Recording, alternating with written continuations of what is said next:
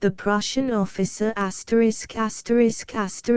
Prussian officer and other stories by D. H. Lawrence, London, Duckworth & Co.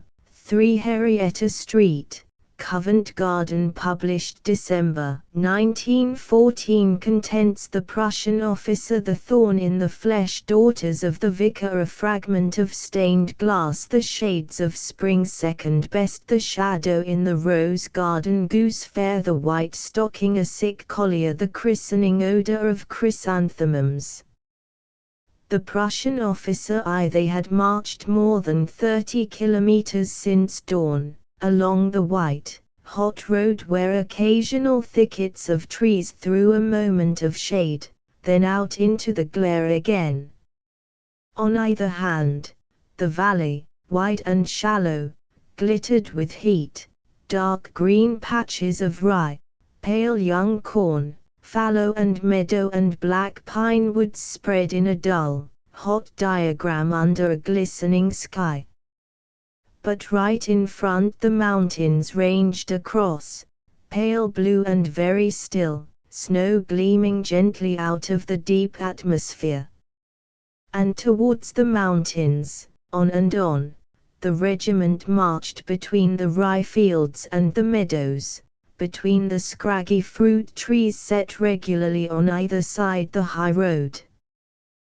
The burnished, dark green rye threw on a suffocating heat, the mountains drew gradually nearer and more distinct.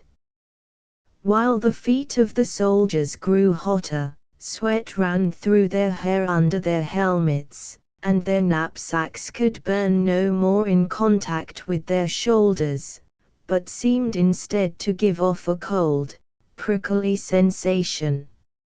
He walked on and on in silence, staring at the mountains ahead, that rose sheer out of the land, and stood fold behind fold, half earth, half heaven, the banner with slits of soft snow, in the pale, bluish peaks. He could now walk almost without pain. At the start, he had determined not to limp. It had made him sick to take the first steps, and during the first mile or so, he had compressed his breath, and the cold drops of sweat had stood on his forehead. But he had walked it off. What were they after all but bruises? He had looked at them, as he was getting up, deep bruises on the backs of his thighs. And since he had made his first step in the morning, he had been conscious of them, till now he had a tight, hot place in his chest, with suppressing the pain, and holding himself in. There seemed no air when he breathed. But he walked almost lightly. The captain's hand had trembled at taking his coffee at dawn. His orderly saw it again. And he saw the fine figure of the captain wheeling on horseback at the farmhouse ahead, a handsome figure in pale blue uniform with facings of scarlet, and the metal gleaming on the black helmet and the sword scabbard, and dark streaks of sweat coming on the silky bay horse. The orderly felt he was connected with that figure moving so suddenly on horseback. He followed it like a shadow, mute and inevitable and damned by it. And the officer was always aware of the tramp of the company behind, the march of his orderly among the men. The captain was a tall man of about 40, grey at the temples. He had a handsome, finely knit figure, and was one of the best horsemen in the West. His orderly, having to rub him down, admired the amazing riding muscles of his loins. For the rest, the orderly scarcely noticed the officer any more than he noticed himself. It was rarely he saw his master's face, he did not look at it. The captain had reddish-brown, stilt hair, that he wore short upon his skull. His moustache was also cut short and bristly over a full, brutal mouth. His face was rather rugged, the cheeks thin. Perhaps the man was the more handsome for the deep lines in his face, the irritable tension of his brow, which gave him the look of a man who fights with life.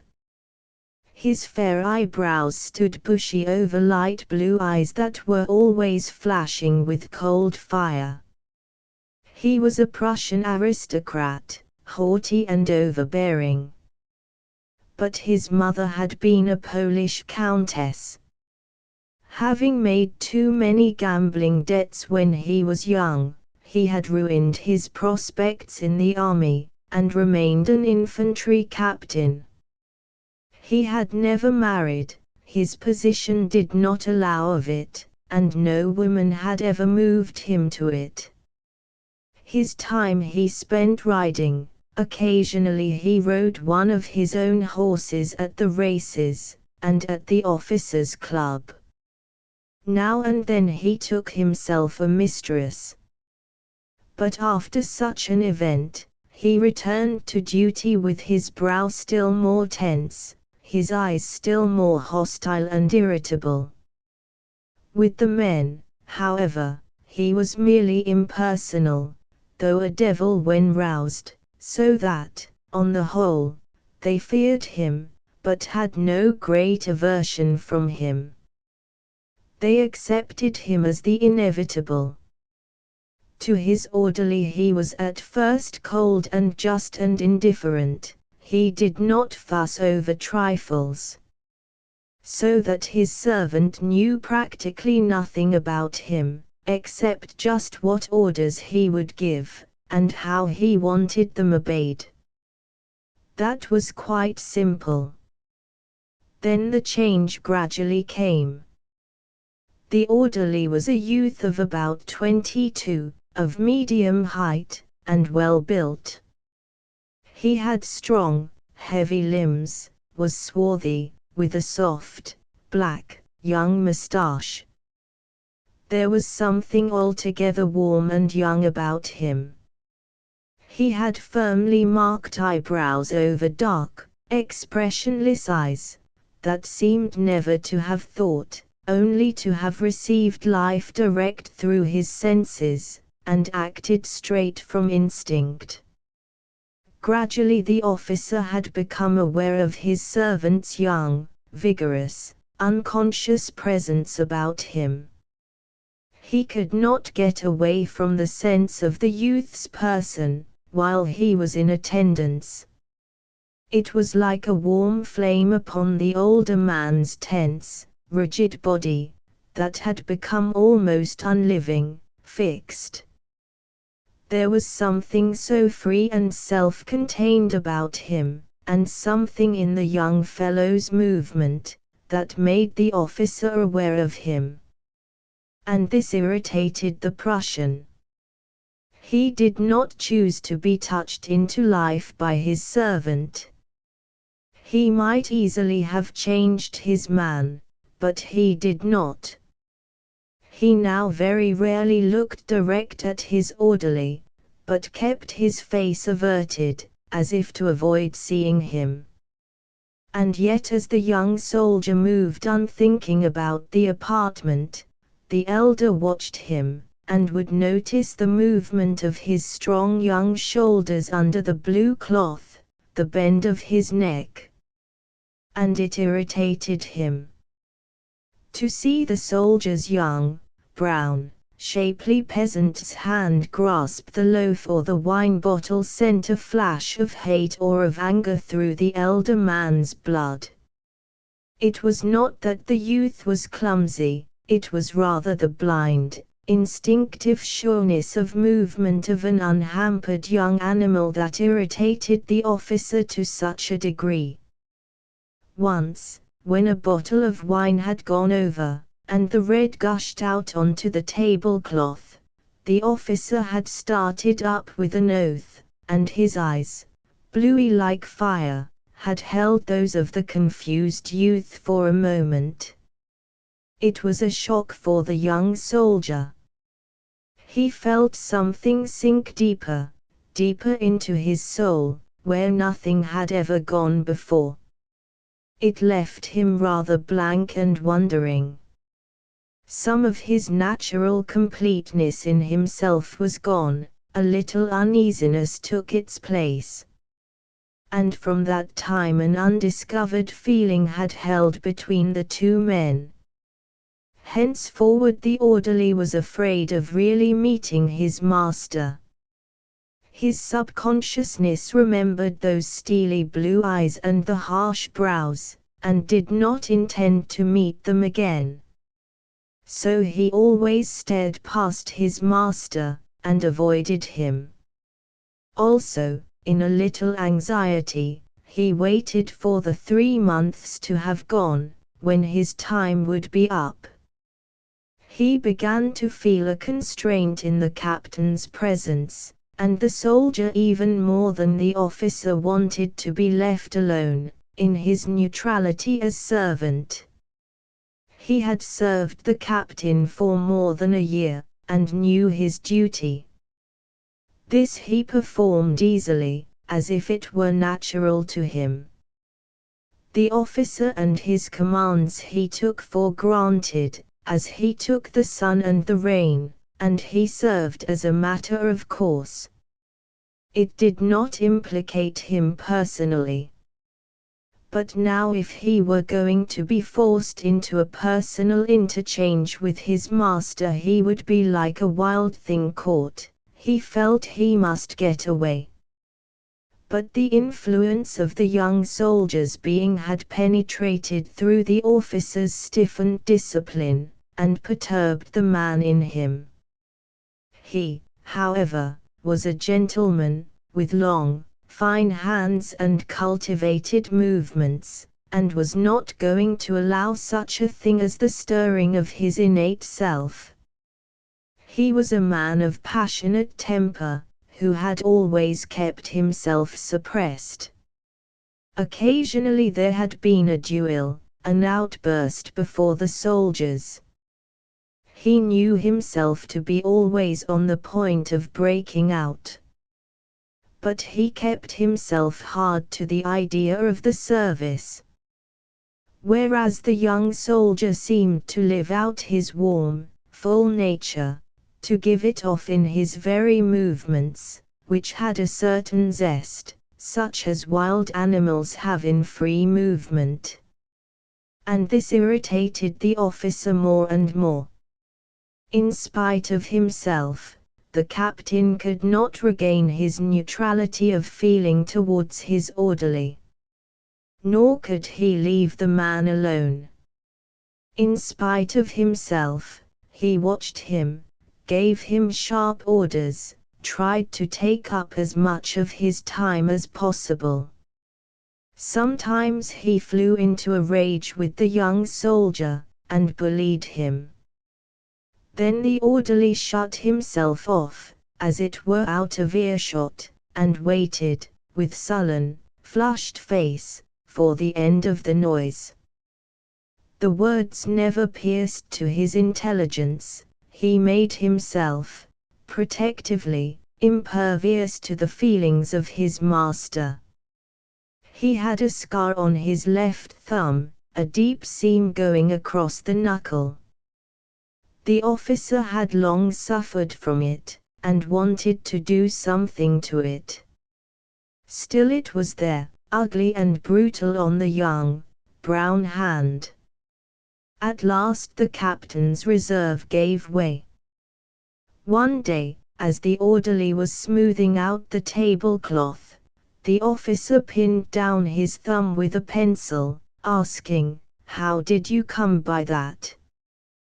The young man winced and drew back at attention. "A wood axe, Herr Hauptmann," he answered. The officer waited for further explanation. None came. The orderly went about his duties. The elder man was sullenly angry. His servant avoided him. And the next day he had to use all his willpower to avoid seeing the scarred thumb. He wanted to get hold of it, and a hot flame ran in his blood. He knew his servant would soon be free, and would be glad. As yet, the soldier had held himself off from the elder man. The captain grew madly irritable. He could not rest when the soldier was away, and when he was present, he glared at him with tormented eyes. He hated those fine, black brows over the unmeaning, dark eyes. He was infuriated by the free movement of the handsome limbs, which no military discipline could make stiff. And he became harsh and cruelly bullying, using contempt and satire. The young soldier only grew more mute and expressionless. What cattle were you bred by, that you can't keep straight eyes? Look me in the eyes when I speak to you. And the soldier turned his dark eyes to the other's face, but there was no sight in them. He stared with the slightest possible cast, holding back his sight, perceiving the blue of his master's eyes, but receiving no look from them. And the elder man went pale, and his reddish eyebrows twitched. He gave his order, barrenly. Once he flung a heavy military glove into the young soldier's face. Then he had the satisfaction of seeing the black eyes flare up into his own, like a blaze when straw is thrown on a fire. And he had laughed with a little tremor and a sneer. But there were only 2 months more. The youth instinctively tried to keep himself intact. He tried to serve the officer as if the latter were an abstract authority and not a man.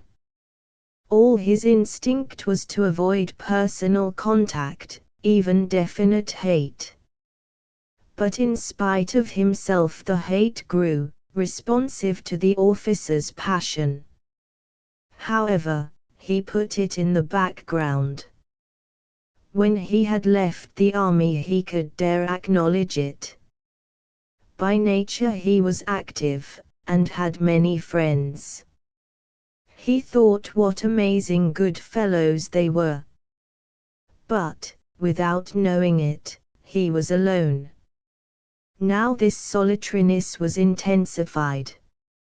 It would carry him through his term. But the officer seemed to be going irritably insane, and the youth was deeply frightened. The soldier had a sweetheart, a girl from the mountains, independent and primitive. The two walked together, rather silently. He went with her, not to talk, but to have his arm round her, and for the physical contact. This eased him, made it easier for him to ignore the captain, for he could rest with her held fast against his chest. And she, in some unspoken fashion, was there for him. They loved each other. The captain perceived it, and was mad with irritation. He kept the young man engaged all the evenings long, and took pleasure in the dark look that came on his face. Occasionally, the eyes of the two men met, those of the younger sullen and dark, doggedly unalterable, those of the elder sneering with restless contempt. The officer tried hard not to admit the passion that had got hold of him. He would not know that his feeling for his orderly was anything but that of a man incensed by his stupid, perverse servant. So, keeping quite justified and conventional in his consciousness, he let the other thing run on. His nerves, however, were suffering. At last he slung the end of a belt in his servant's face. When he saw the youth start back, the pain tears in his eyes and the blood on his mouth, he had felt at once a thrill of deep pleasure and of shame. But this, he acknowledged to himself, was a thing he had never done before. The fellow was too exasperating. His own nerves must be going to pieces. He went away for some days with a woman. It was a mockery of pleasure. He simply did not want the woman. But he stayed on for his time. At the end of it, he came back in an agony of irritation, torment, and misery. He rode all the evening, then came straight into supper. His orderly was out. The officer sat with his long, fine hands lying on the table, perfectly still, and all his blood seemed to be corroding. At last his servant entered. He watched the strong, easy young figure, the fine eyebrows, the thick black hair. In a week's time the youth had got back his old well-being. The hands of the officer twitched and seemed to be full of mad flame. The young man stood at attention, unmoving, shut on. The meal went in silence. But the orderly seemed eager. He made a clatter with the dishes. "Are you in a hurry?" asked the officer, watching the intent, warm face of his servant. The other did not reply. "Will you answer my question?" said the captain. "Yes, sir," replied the orderly, standing with his pile of deep army plates. The captain waited, looked at him, then asked again, "Are you in a hurry?" "Yes, sir," came the answer, that sent a flash through the listener. "For what?" "I was going out, sir." "I want you this evening." There was a moment's hesitation. The officer had a curious stiffness of countenance. "Yes, sir," replied the servant, in his throat. "I want you tomorrow evening also. In fact, you may consider your evenings occupied, unless I give you leave." The mouth with the young moustache set close. "Yes, sir," answered the orderly, loosening his lips for a moment. He again turned to the door. "And why have you a piece of pencil in your ear?" The orderly hesitated, then continued on his way without answering. He set the plates in a pile outside the door, took the stump of pencil from his ear, and put it in his pocket. He had been copying a verse for his sweetheart's birthday card. He returned to finish clearing the table. The officer's eyes were dancing, he had a little, eager smile. "Why have you a piece of pencil in your ear?" he asked. The orderly took his hands full of dishes. His master was standing near the great green stove, a little smile on his face, his chin thrust forward. When the young soldier saw him, his heart suddenly ran hot. He felt blind. Instead of answering, he turned dazedly to the door. As he was crouching to set down the dishes, he was pitched forward by a kick from behind. The pots went in a stream down the stairs, he clung to the pillar of the banisters.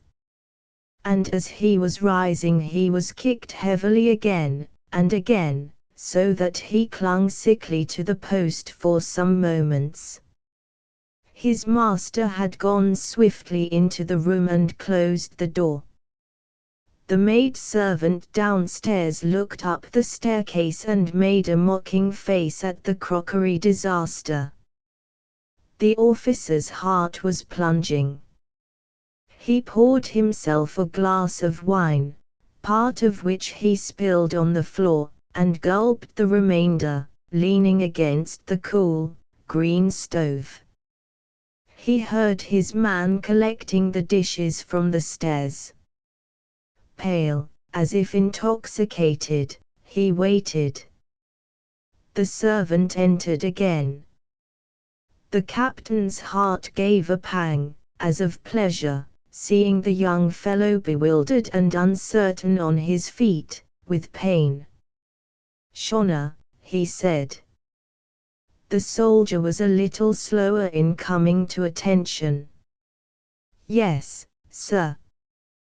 The youth stood before him, with pathetic young moustache, and fine eyebrows very distinct on his forehead of dark marble. "I asked you a question."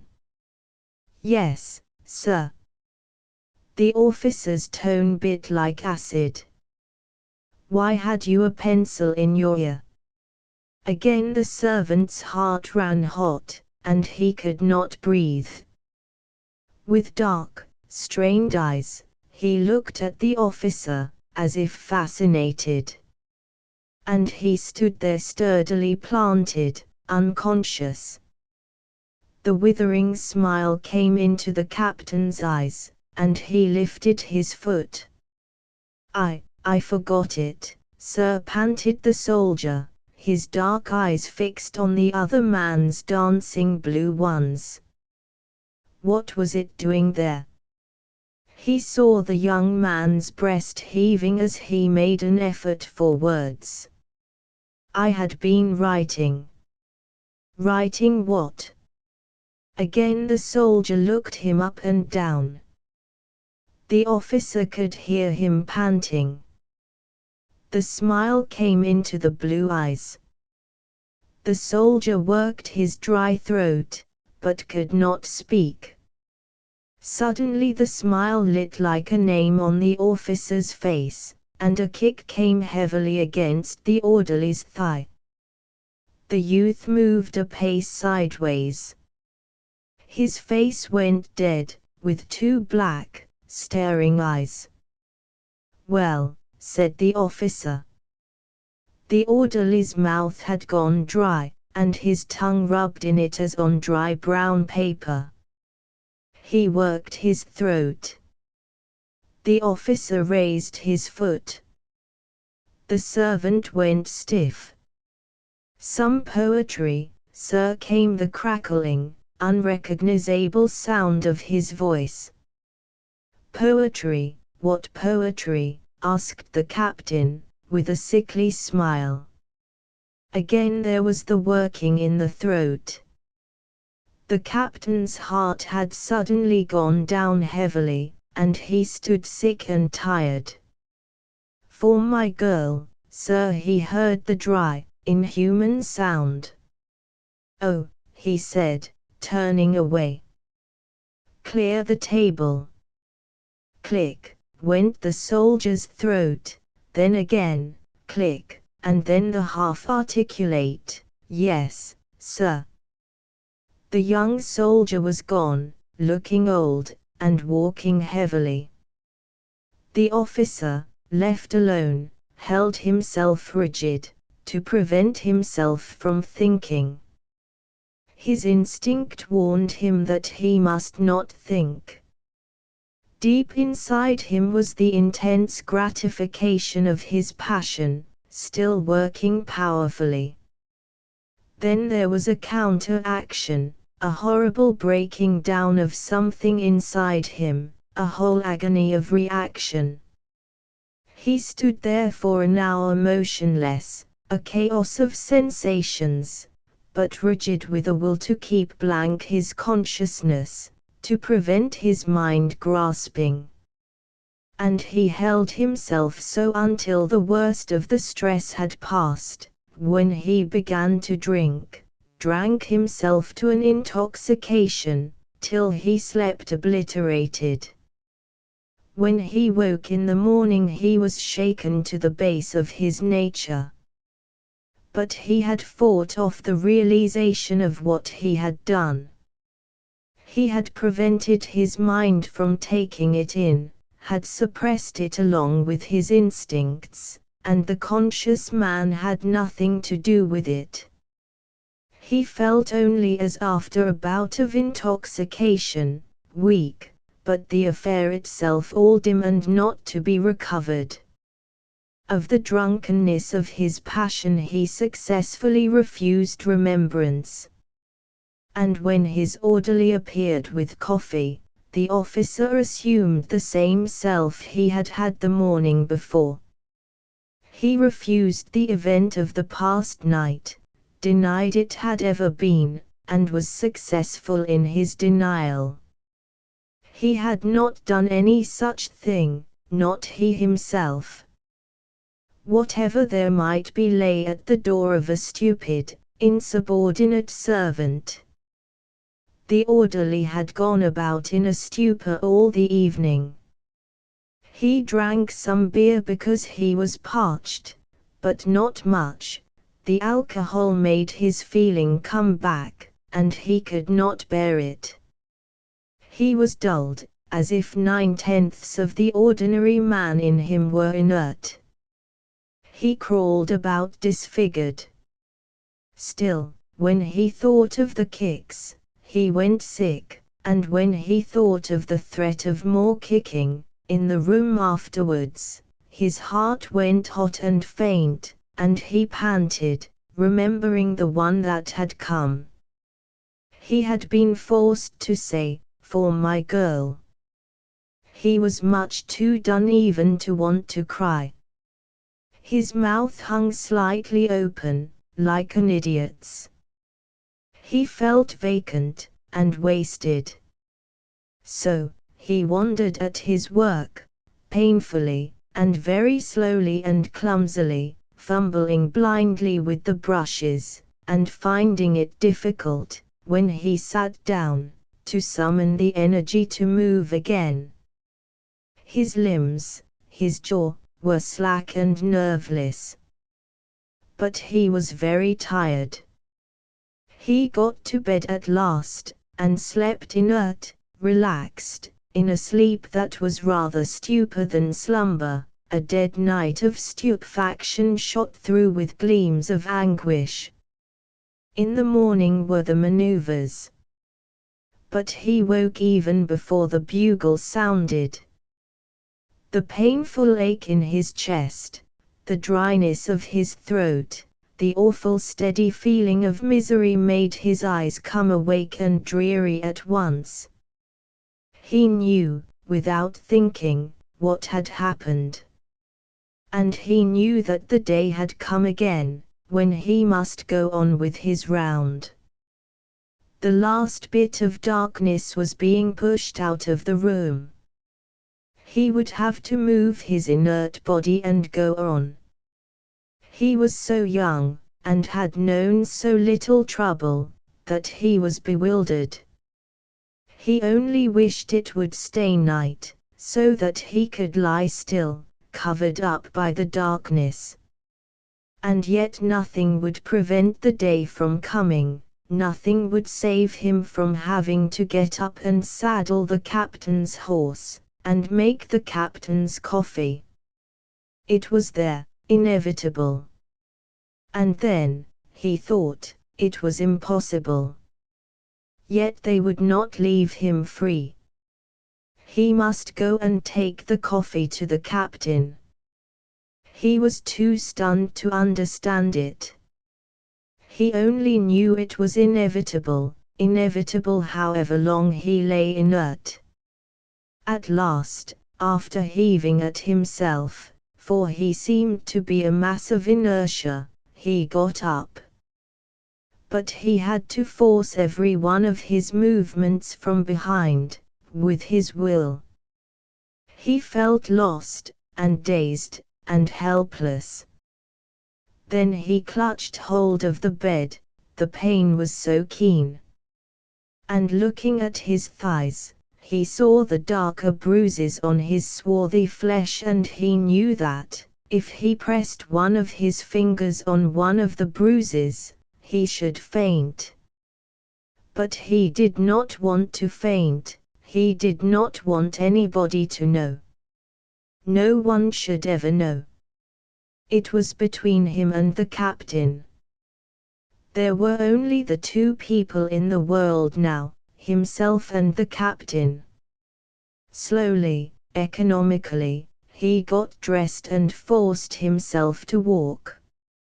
Everything was obscure, except just what he had his hands on. But he managed to get through his work. The very pain revived his dull senses. The worst remained yet. He took the tray and went up to the captain's room. The officer, pale and heavy, sat at the table. The orderly, as he saluted, felt himself put out of existence. He stood still for a moment, submitting to his own nullification. Then he gathered himself, seemed to regain himself, and then the captain began to grow vague, unreal, and the younger soldier's heart beat up. He clung to this situation, that the captain did not exist, so that he himself might live. But when he saw his officer's hand tremble as he took the coffee, he felt everything falling shattered. And he went away, feeling as if he himself were coming to pieces, disintegrated. And when the captain was there on horseback, giving orders, while he himself stood, with rifle and knapsack, sick with pain, he felt as if he must shut his eyes, as if he must shut his eyes on everything. It was only the long agony of marching with a parched throat that filled him with one single, sleep-heavy intention, to save himself. Too, he was getting used even to his parched throat. That the snowy peaks were radiant among the sky, that the white-green glacier river twisted through its pale shoals, in the valley below, seemed almost supernatural. But he was going mad with fever and thirst. He plodded on uncomplaining. He did not want to speak, not to anybody. There were two gulls, like flakes of water and snow, over the river. The scent of green rye soaked in sunshine came like a sickness. And the march continued, monotonously, almost like a bad sleep. At the next farmhouse, which stood low and broad near the high road, tubs of water had been put out. The soldiers clustered round to drink. They took off their helmets, and the steam mounted from their wet hair. The captain sat on horseback, watching. He needed to see his orderly. His helmet threw a dark shadow over his light, fierce eyes, but his moustache and mouth and chin were distinct in the sunshine. The orderly must move under the presence of the figure of the horseman. It was not that he was afraid, or cowed. It was as if he was disemboweled, made empty, like an empty shell. He felt himself as nothing, a shadow creeping under the sunshine. And, thirsty as he was, he could scarcely drink, feeling the captain near him. He would not take off his helmet to wipe his wet hair. He wanted to stay in shadow, not to be forced into consciousness. Starting, he saw the light heel of the officer prick the belly of the horse. The captain cantered away, and he himself could relapse into vacancy. Nothing, however, could give him back his living place in the hot, bright morning.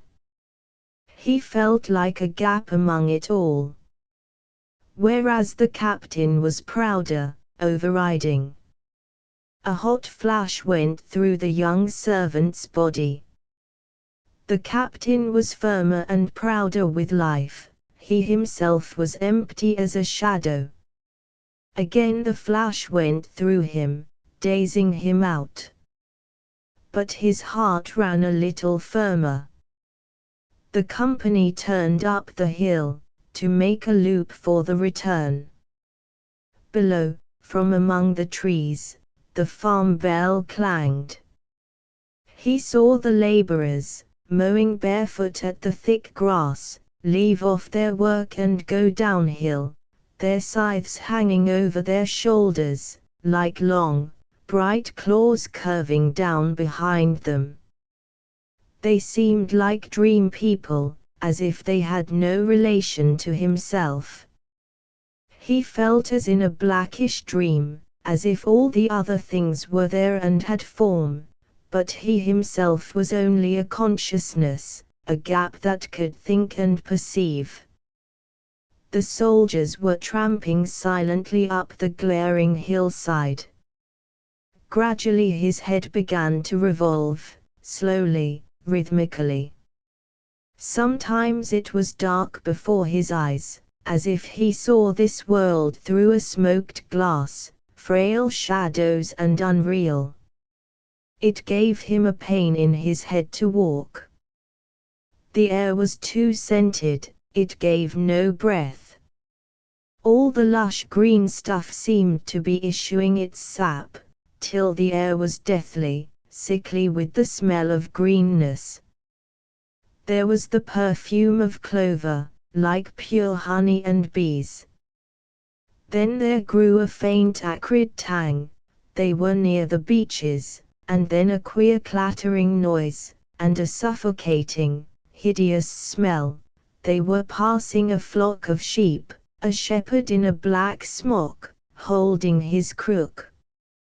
Why should the sheep huddle together under this fierce sun? He felt that the shepherd would not see him, though he could see the shepherd. At last there was the halt. They stacked rifles in a conical stack, put down their kit in a scattered circle around it, and dispersed a little, sitting on a small knoll high on the hillside. The chatter began. The soldiers were steaming with heat, but were lively. He sat still, seeing the blue mountains rising upon the land, 20 kilometers away. There was a blue fold in the ranges, then out of that, at the foot, the broad, pale bed of the river, stretches of white-green water between pinkish-grey shoals among the dark pine woods. There it was, spread out a long way off. And it seemed to come downhill, the river. There was a raft being steered, a mile away. It was a strange country. Nearer, a red-roofed, broad farm with white base and square dots of windows crouched beside the wall of beech foliage on the wood's edge. There were long strips of rye and clover and pale green corn. And just at his feet, below the knoll, was a darkish bog, where globe flowers stood breathless still on their slim stalks. And some of the pale gold bubbles were burst, and a broken fragment hung in the air. He thought he was going to sleep. Suddenly something moved into this colored mirage before his eyes. The captain, a small, light blue and scarlet figure, was trotting evenly between the strips of corn, along the level brow of the hill. And the man making flag signals was coming on. Proud and sure moved the horseman's figure, the quick, bright thing, in which was concentrated all the light of this morning, which for the rest lay a fragile, shining shadow. Submissive, apathetic, the young soldier sat and stared. But as the horse slowed to a walk, coming up the last steep path, the great flash flared over the body and soul of the orderly. He sat waiting. The back of his head felt as if it were weighted with a heavy piece of fire. He did not want to eat. His hands trembled slightly as he moved them. Meanwhile the officer on horseback was approaching slowly and proudly. The tension grew in the orderly's soul. Then again, seeing the captain ease himself on the saddle, the flash blazed through him. The captain looked at the patch of light blue and scarlet, and dark heads, scattered closely on the hillside. It pleased him. The command pleased him. And he was feeling proud. His orderly was among them in common subjection. The officer rose a little on his stirrups to look.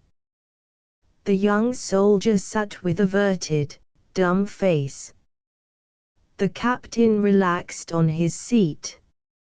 His slim-legged, beautiful horse, brown as a beech nut, walked proudly uphill.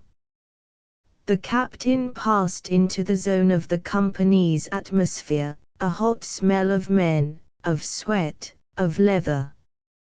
He knew it very well.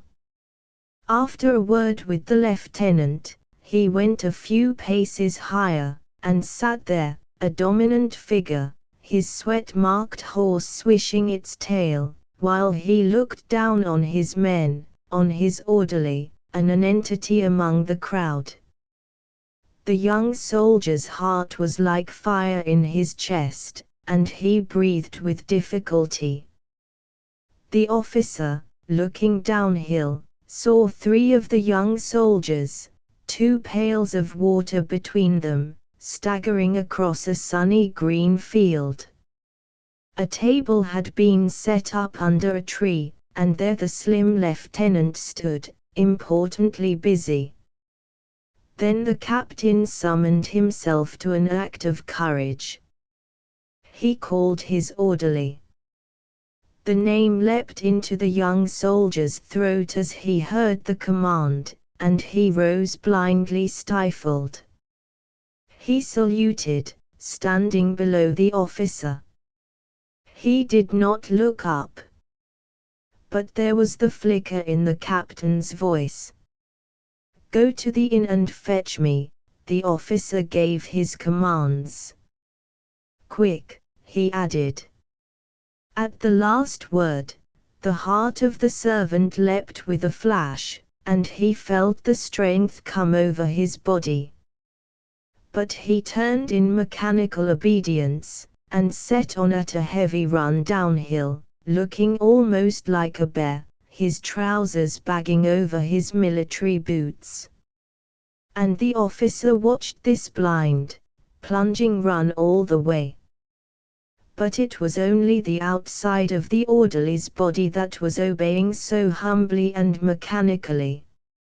Inside had gradually accumulated a core into which all the energy of that young life was compact and concentrated. He executed his commission, and plodded quickly back uphill. There was a pain in his head, as he walked, that made him twist his features unknowingly.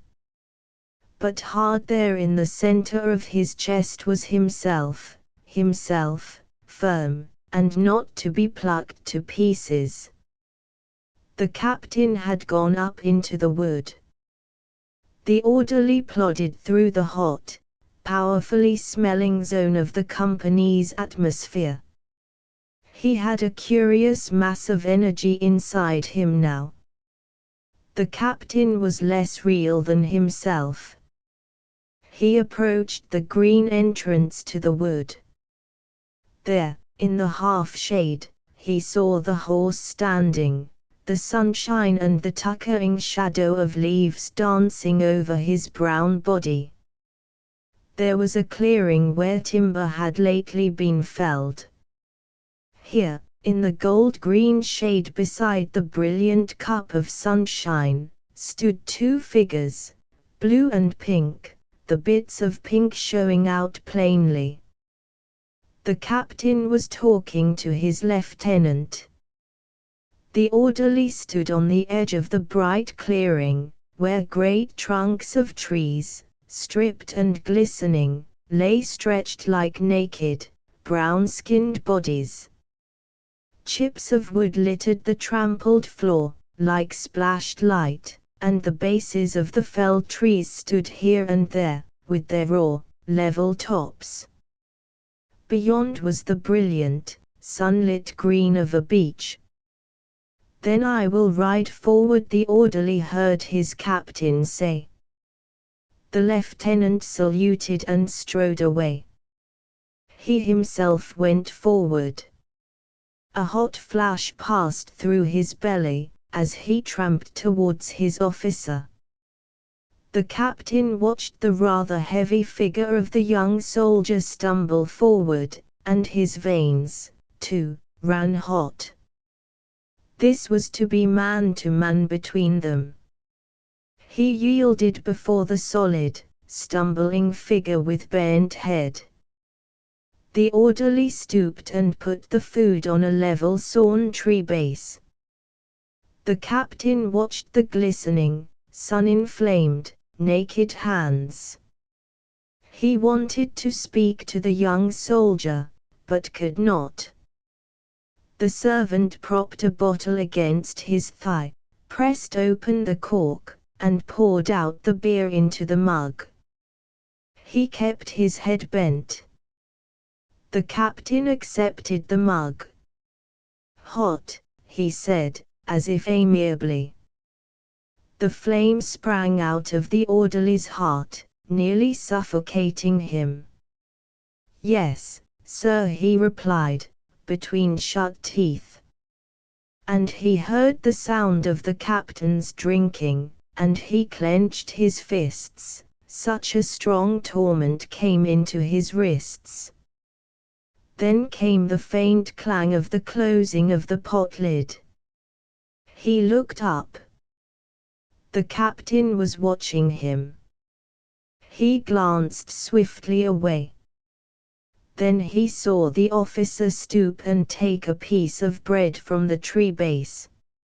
Again the flash of flame went through the young soldier, seeing the stiff body stoop beneath him, and his hands jerked. He looked away. He could feel the officer was nervous. The bread fell as it was being broken. The officer ate the other piece. The two men stood tense and still, the master laboriously chewing his bread, the servant staring with averted face, his fist clenched. Then the young soldier started. The officer had pressed open the lid of the mug again. The orderly watched the lid of the mug, and the white hand that clenched the handle, as if he were fascinated. It was raised. The youth followed it with his eyes. And then he saw the thin, strong throat of the elder man moving up and down as he drank, the strong jaw working. And the instinct which had been jerking at the young man's wrists suddenly jerked free. He jumped, feeling as if it were rent in two by a strong flame. The spur of the officer caught in a tree root. He went down backwards with a crash, the middle of his back thudding sickeningly against a sharp-edged tree base, the pot flying away. And in a second the orderly, with serious, earnest young face, and underlip between his teeth, had got his knee in the officer's chest and was pressing the chin backward over the farther edge of the tree stump, pressing, with all his heart behind in a passion of relief, the tension of his wrists exquisite with relief. And with the base of his palms he shoved at the chin, with all his might. And it was pleasant, too, to have that chin, that hard jaw already slightly rough with beard, in his hands. He did not relax one hair's breadth, but, all the force of all his blood exulting in his thrust, he shoved back the head of the other man, till there was a little cluck and a crunching sensation. Then he felt as if his head went to vapor. Heavy convulsions shook the body of the officer, frightening and horrifying the young soldier. Yet it pleased him, too, to repress them.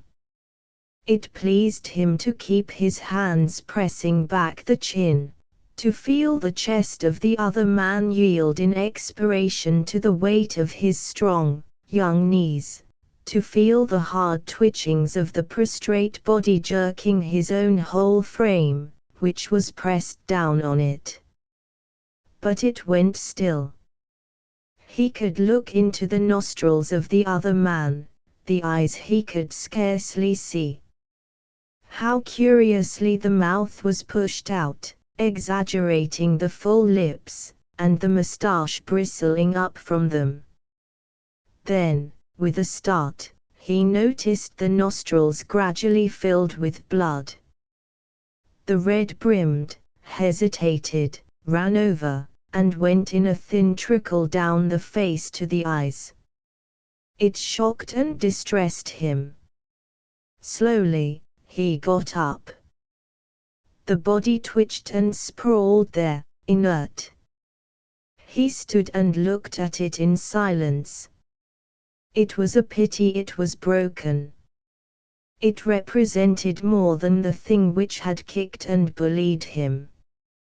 He was afraid to look at the eyes.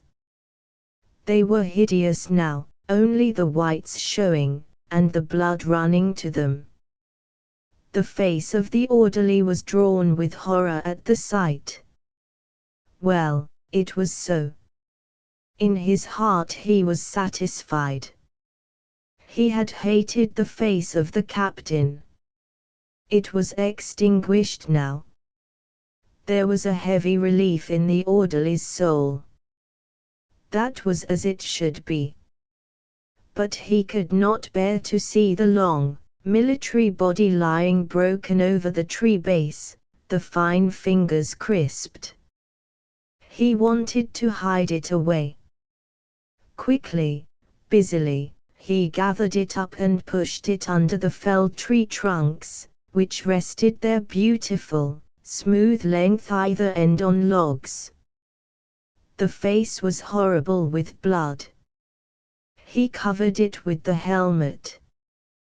Then he pushed the limbs straight and decent, and brushed the dead leaves off the fine cloth of the uniform. So, it lay quite still in the shadow under there. A little strip of sunshine ran along the breast, from a chink between the logs. The orderly sat by it for a few moments. Here his own life also ended. Then, through his daze, he heard the lieutenant, in a loud voice, explaining to the men outside the wood, that they were to suppose the bridge on the river below was held by the enemy. Now they were to march to the attack in such and such a manner. The lieutenant had no gift of expression. The orderly, listening from habit, got muddled. And when the lieutenant began it all again he ceased to hear. He knew he must go. He stood up. It surprised him that the leaves were glittering in the sun, and the chips of wood reflecting white from the ground. For him a change had come over the world. But for the rest it had not, all seemed the same. Only he had left it. And he could not go back. It was his duty to return with the beer pot and the bottle. He could not. He had left all that. The lieutenant was still hoarsely explaining. He must go, or they would overtake him. And he could not bear contact with anyone now. He drew his fingers over his eyes, trying to find out where he was. Then he turned away. He saw the horse standing in the path. He went up to it and mounted. It hurt him to sit in the saddle. The pain of keeping his seat occupied him as they cantered through the wood. He would not have minded anything, but he could not get away from the sense of being divided from the others. The path led out of the trees. On the edge of the wood he pulled up and stood watching. There in the spacious sunshine of the valley soldiers were moving in a little swarm. Every now and then, a man harrowing on a strip of fallow shouted to his oxen, at the turn. The village and the white-towered church was small in the sunshine. And he no longer belonged to it. He sat there, beyond, like a man outside in the dark. He had gone out from everyday life into the unknown, and he could not. He even did not want to go back. Turning from the sun-blazing valley, he rode deep into the wood. Tree trunks, like people standing grey and still, took no notice as he went. A doe, herself a moving bit of sunshine and shadow, went running through the flecked shade. There were bright green rents in the foliage. Then it was all pine wood, dark and cool. And he was sick with pain. He had an intolerable great pulse in his head, and he was sick. He had never been ill in his life. He felt lost, quite dazed with all this. Trying to get down from the horse, he fell, astonished at the pain and his lack of balance. The horse shifted uneasily. He jerked its bridle and sent it cantering jerkily away. It was his last connection with the rest of things. But he only wanted to lie down and not be disturbed. Stumbling through the trees, he came on a quiet place where beeches and pine trees grew on a slope. Immediately he had lain down and closed his eyes. His consciousness went racing on without him. A big pulse of sickness beat in him as if it throbbed through the whole earth. He was burning with dry heat. But he was too busy, too tearingly active in the incoherent race of delirium to observe. He came to with a start. His mouth was dry and hard, his heart beat heavily, but he had not the energy to get up. His heart beat heavily. Where was he? The barracks, at home. There was something knocking. And, making an effort, he looked round, trees, and litter of greenery, and reddish, night. Still pieces of sunshine on the floor. He did not believe he was himself. He did not believe what he saw. Something was knocking. He made a struggle towards consciousness, but relapsed. Then he struggled again. And gradually his surroundings fell into relationship with himself.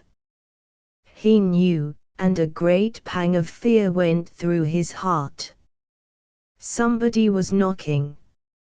He could see the heavy, black rags of a fir tree overhead.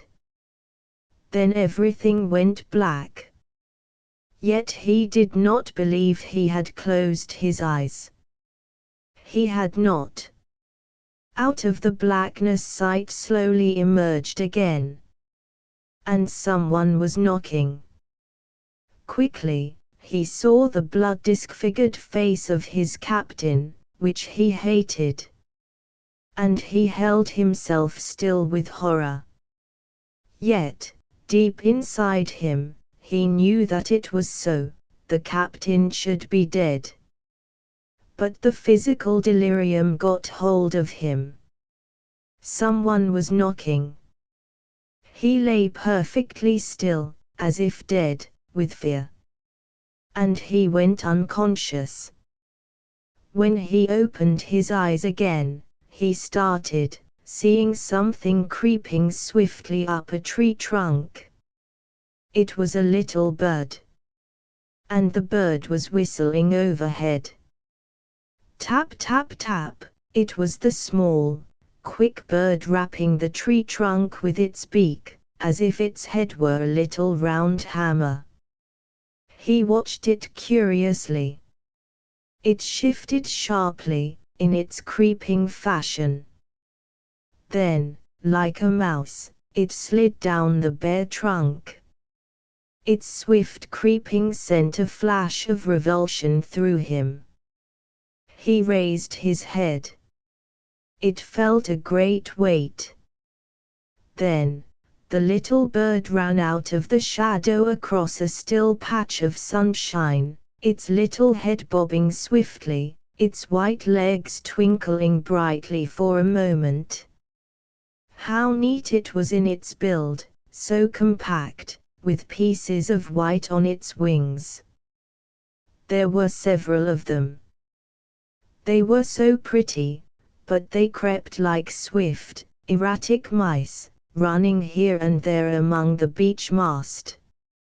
He lay down again exhausted, and his consciousness lapsed. He had a horror of the little creeping birds. All his blood seemed to be darting and creeping in his head. And yet he could not move. He came to with a further ache of exhaustion. There was the pain in his head, and the horrible sickness, and his inability to move. He had never been ill in his life.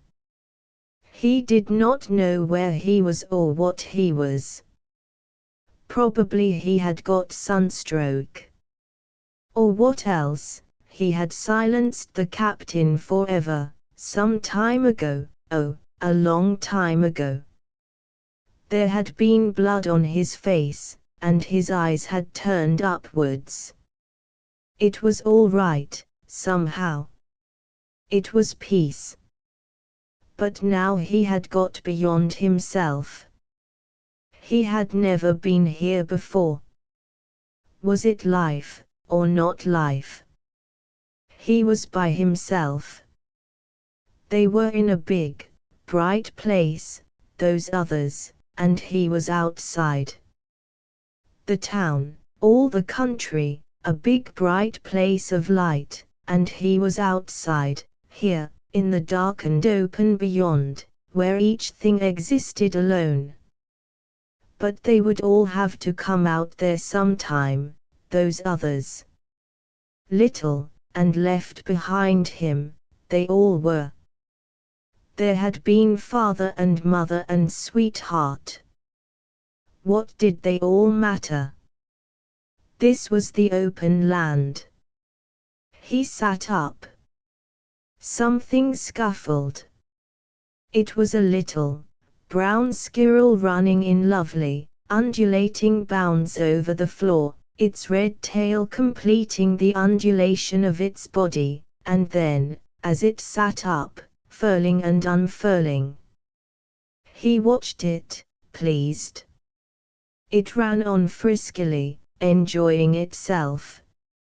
It flew wildly at another squirrel, and they were chasing each other, and making little scolding, chattering noises. The soldier wanted to speak to them. But only a hoarse sound came out of his throat. The squirrels burst away, they flew up the trees. And then he saw the one peeping round at him, halfway up a tree trunk. A start of fear went through him, though, in so far as he was conscious, he was amused. It still stayed, its little, keen face staring at him halfway up the tree trunk, its little ears pricked up, its clawy little hands clinging to the bark, its white breast reared. He started from it in panic. Struggling to his feet, he lurched away. He went on walking, looking for something for a drink. His brain felt hot and inflamed for want of water. He stumbled on. Then he did not know anything. He went unconscious as he walked. Yet he stumbled on, his mouth open. When, to his dumb wonder, he opened his eyes on the world again, he no longer tried to remember what it was. There was thick, golden light behind golden green glitterings, and tall, grey-purple shafts, and darknesses further off, surrounding him, growing deeper. He was conscious of a sense of arrival. He was amid the reality, on the real, dark bottom. But there was the thirst burning in his brain. He felt lighter, not so heavy. He supposed it was newness. The air was muttering with thunder.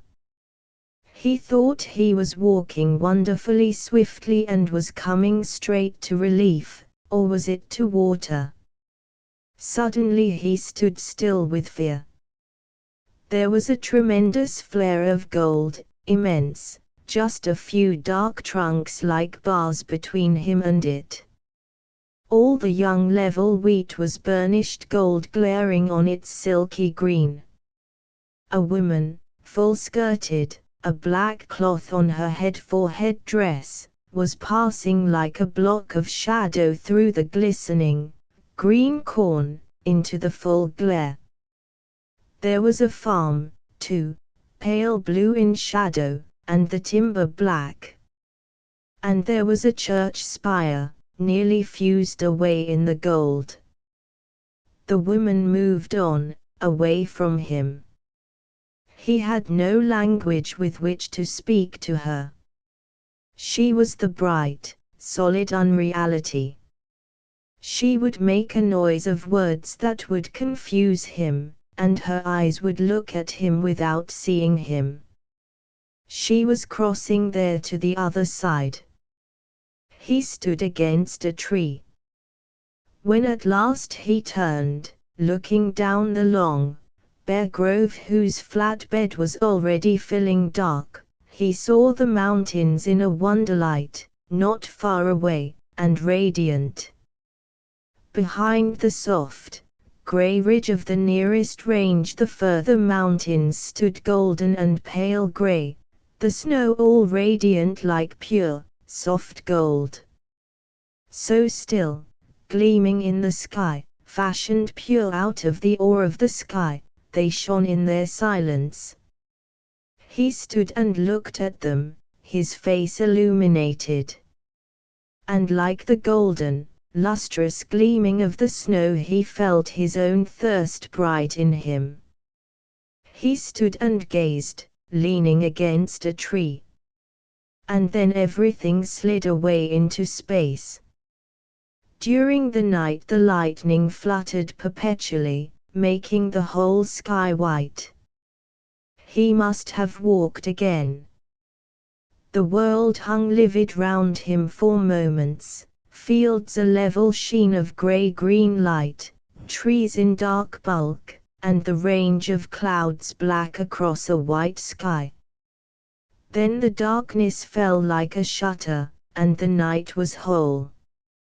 A faint mutter of a half-revealed world, that could not quite leap out of the darkness, Then there again stood a sweep of pallor for the land, dark shapes looming, a range of clouds hanging overhead. The world was a ghostly shadow, thrown for a moment upon the pure darkness, which returned ever whole and complete. And the mere delirium of sickness and fever went on inside him, his brain opening and shutting like the night, then sometimes convulsions of terror from something with great eyes that stared round a tree, then the long agony of the march, and the sun decomposing his blood, then the pang of hate for the captain, followed by a pang of tenderness and ease. But everything was distorted, born of an ache and resolving into an ache. In the morning he came definitely awake. Then his brain flamed with the sole horror of thirstiness. The sun was on his face, the dew was steaming from his wet clothes. Like one possessed, he got up. There, straight in front of him, blue and cool and tender, the mountains ranged across the pale edge of the morning sky. He wanted them alone, he wanted to leave himself and be identified with them. They did not move, they were still and soft, with white, gentle markings of snow. He stood still, mad with suffering, his hands crisping and clutching. Then he was twisting in a paroxysm on the grass. He lay still, in a kind of dream of anguish. His thirst seemed to have separated itself from him, and to stand apart, a single demand. Then the pain he felt was another single self. Then there was the clog of his body, another separate thing. He was divided among all kinds of separate beings. There was some strange, agonized connection between them, but they were drawing further apart. Then they would all split.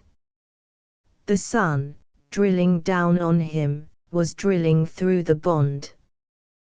Then they would all fall through the everlasting lapse of space. Then again, his consciousness reasserted itself. He roused onto his elbow and stared at the gleaming mountains. There they ranked, all still and wonderful between earth and heaven. He stared till his eyes went black, and the mountains, as they stood in their beauty, so clean and cool, seemed to have it, that which was lost in him. For when the soldiers found him, 3 hours later, he was lying with his face over his arm, his black hair giving off heat under the sun. But he was still alive. Seeing the open, black mouth the young soldiers dropped him in horror. He died in the hospital at night, without having seen again. The doctors saw the bruises on his legs, behind, and were silent. The bodies of the 2 men lay together, side by side, in the mortuary, the one white and slender, but laid rigidly at rest, the other looking as if every moment it must rouse into life again, so young and unused, from a slumber. The thorn in the flesh a wind was running, so that occasionally the poplars whitened as if a flame flew up them. The sky was broken and blue among moving clouds. Patches of sunshine lay on the level fields, and shadows on the rye and the vineyards. In the distance, very blue, the cathedral bristled against the sky, and the houses of the city of Metz clustered vaguely below, like a hill. Among the fields by the lime trees stood the barracks, upon bare, dry ground, a collection of round-roofed huts of corrugated iron, where the soldiers' nasturtiums climbed brilliantly. There was a tract of vegetable garden at the side, with the soldiers' yellowish lettuces in rows, and at the back the big, hard drilling yard surrounded by a wire fence. At this time in the afternoon, the huts were deserted, all the beds pushed up. The soldiers were lounging about under the lime trees waiting for the call to drill. Barkman sat on a bench in the shade that smelled sickly with blossom. Pale green, wrecked lime flowers were scattered on the ground. He was writing his weekly postcard to his mother. He was a fair, long, limber youth, good-looking. He sat very still indeed, trying to write his postcard. His blue uniform, sagging on him as he sat bent over the card, disfigured his youthful shape. His sunburnt hand waited motionless for the words to come. "Dear Mother," was all he had written. Then he scribbled mechanically, "Many thanks for your letter with what you sent. Everything is all right with me. We are just off to drill on the fortifications." Here he broke off and sat suspended, oblivious of everything, held in some definite suspense. He looked again at the card. But he could write no more. Out of the knot of his consciousness no word would come. He signed himself, and looked up, as a man looks to see if anyone has noticed him in his privacy. There was a self-conscious strain in his blue eyes, and a pallor about his mouth, where the young, fair moustache glistened. He was almost girlish in his good looks and his grace. But he had something of military consciousness, as if he believed in the discipline for himself, and found satisfaction in delivering himself to his duty. There was also a trace of youthful swagger and daredevilry about his mouth and his limber body, but this was in suppression now. He put the postcard in the pocket of his tunic, and went to join a group of his comrades who were lounging in the shade, laughing and talking grossly. Today he was out of it. He only stood near to them for the warmth of the association. In his own consciousness something held him down. Presently they were summoned to ranks. The sergeant came out to take command. He was a strongly built, rather heavy man of 40.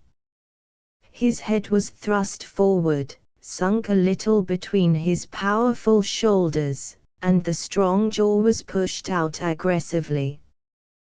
But the eyes were smoldering, the face hung slack and sodden with drink. He gave his orders in brutal, barking shouts, and the little company moved forward, out of the wire-fenced yard to the open road, marching rhythmically, raising the dust. Barkman, one of the inner file of 4 deep, marched in the airless ranks, half suffocated with heat and dust and enclosure.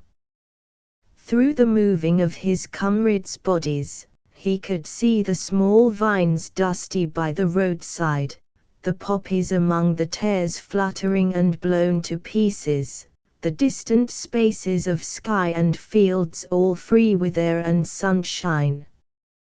But he was bound in a very dark enclosure of anxiety within himself.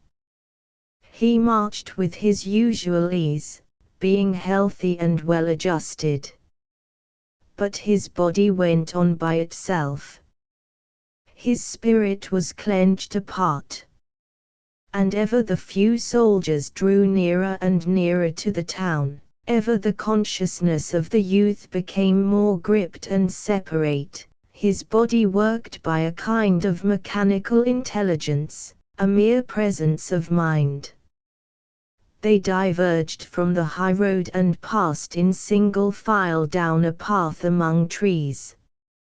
All was silent and green and mysterious, with shadow of foliage and long, green, undisturbed grass. Then they came out in the sunshine on a moat of water, which wound silently between the long, flowery grass, at the foot of the earthworks, that rose in front in terraces walled smooth on the face, but all soft with long grass at the top. Marguerite daisies and ladies' slipper glimmered white and gold in the lush grass, preserved here in the intense peace of the fortifications. Thickets of trees stood round about. Occasionally a puff of mysterious wind made the flowers and the long grass that crested the earthworks above bow and shake as with signals of oncoming alarm. The group of soldiers stood at the end of the moat, in their light blue and scarlet uniforms, very bright. The sergeant was giving them instructions, and his shout came sharp and alarming in the intense, untouched stillness of the place. They listened, finding it difficult to make the effort of understanding. Then it was over, and the men were moving to make preparations. On the other side of the moat the ramparts rose smooth and clear in the sun, sloping slightly back. Along the summit grass grew and tall daisies stood ledged high, like magic, against the dark green of the treetops behind. The noise of the town, the running of tramcars, was heard distinctly, but it seemed not to penetrate this still place. The water of the moat was motionless. In silence the practice began.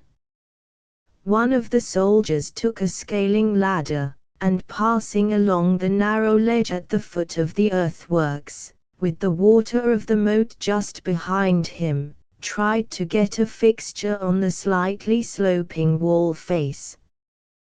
There he stood, small and isolated, at the foot of the wall, trying to get his ladder settled.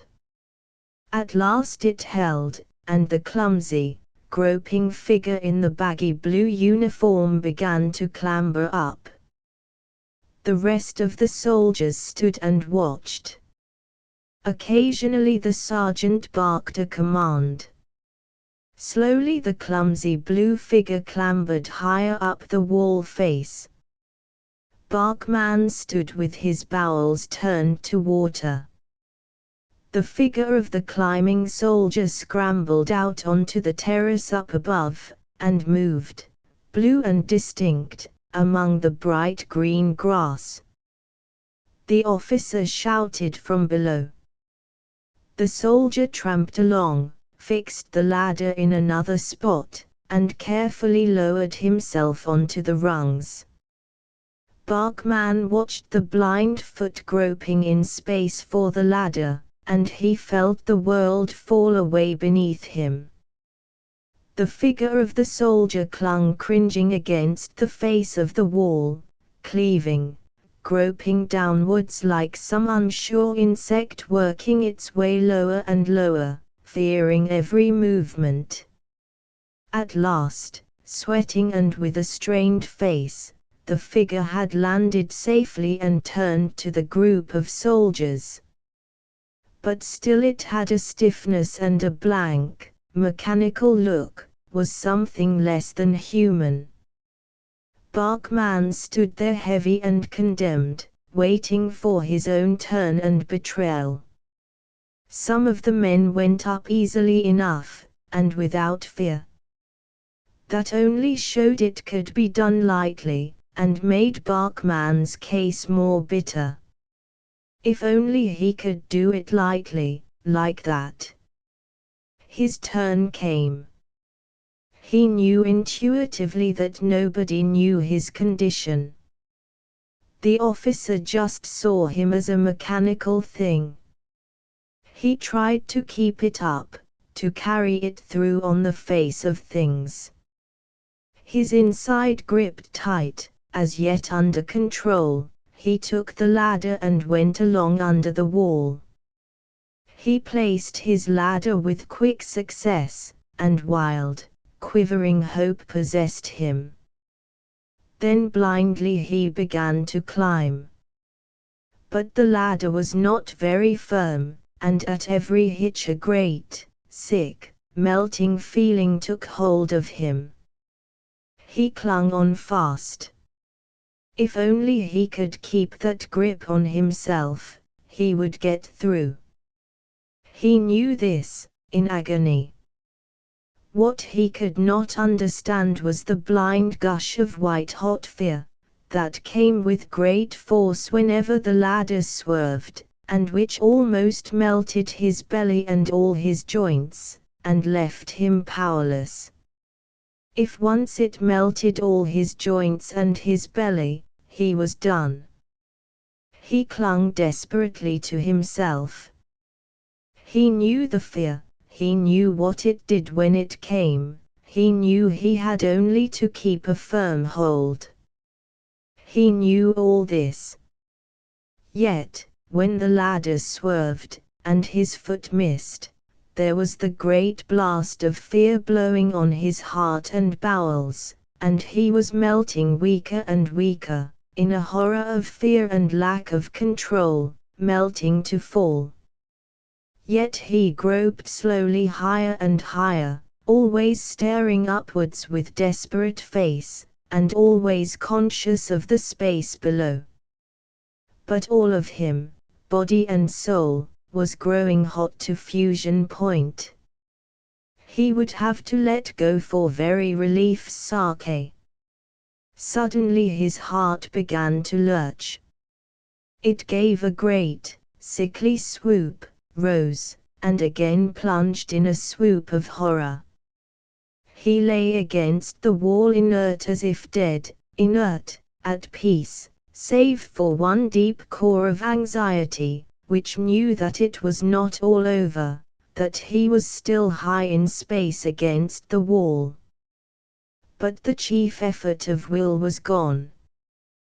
There came into his consciousness a small, foreign sensation. He woke up a little. What was it? Then slowly it penetrated him. His water had run down his leg. He lay there, clinging, still with shame, half conscious of the echo of the sergeant's voice thundering from below. He waited, in depths of shame beginning to recover himself. He had been shamed so deeply. Then he could go on, for his fear for himself was conquered. His shame was known and published. He must go on. Slowly he began to grope for the rung above, when a great shock shook through him. His wrists were grasped from above, he was being hauled out of himself up to the safe ground. Like a sack he was dragged over the edge of the earthworks by the large hands, and landed there on his knees, groveling in the grass to recover command of himself, to rise up on his feet. Shame, blind, deep shame and ignominy overthrew his spirit and left it writhing. He stood there shrunk over himself, trying to obliterate himself. Then the presence of the officer who had hauled him up made itself felt upon him. He heard the panting of the elder man, and then the voice came down on his veins like a fierce whip. He shrank in tension of shame. "Put up your head, eyes front," shouted the enraged sergeant, and mechanically the soldier obeyed the command, forced to look into the eyes of the sergeant. The brutal, hanging face of the officer violated the youth. He hardened himself with all his might from seeing it. The tearing noise of the sergeant's voice continued to lacerate his body. Suddenly he set back his head, rigid, and his heart leapt to burst. The face had suddenly thrust itself close, all distorted and showing the teeth, the eyes smouldering into him. The breath of the barking words was on his nose and mouth. He stepped aside in revulsion. With a scream the face was upon him again. He raised his arm, involuntarily, in self-defense. A shock of horror went through him, as he felt his forearm hit the face of the officer, a brutal blow. The latter staggered, swerved back, and with a curious cry, reeled backwards over the ramparts, his hands clutching the air. There was a second of silence, then a crash to water. Bachmann, rigid, looked out of his inner silence upon the scene. Soldiers were running. "You'd better clear," said one young, excited voice to him. And with immediate instinctive decision he started to walk away from the spot. He went down the tree-hidden path to the high road where the trams ran to and from the town. In his heart was a sense of vindication, of escape. He was leaving it all, the military world, the shame. He was walking away from it. Officers on horseback rode sauntering down the street, soldiers passed along the pavement.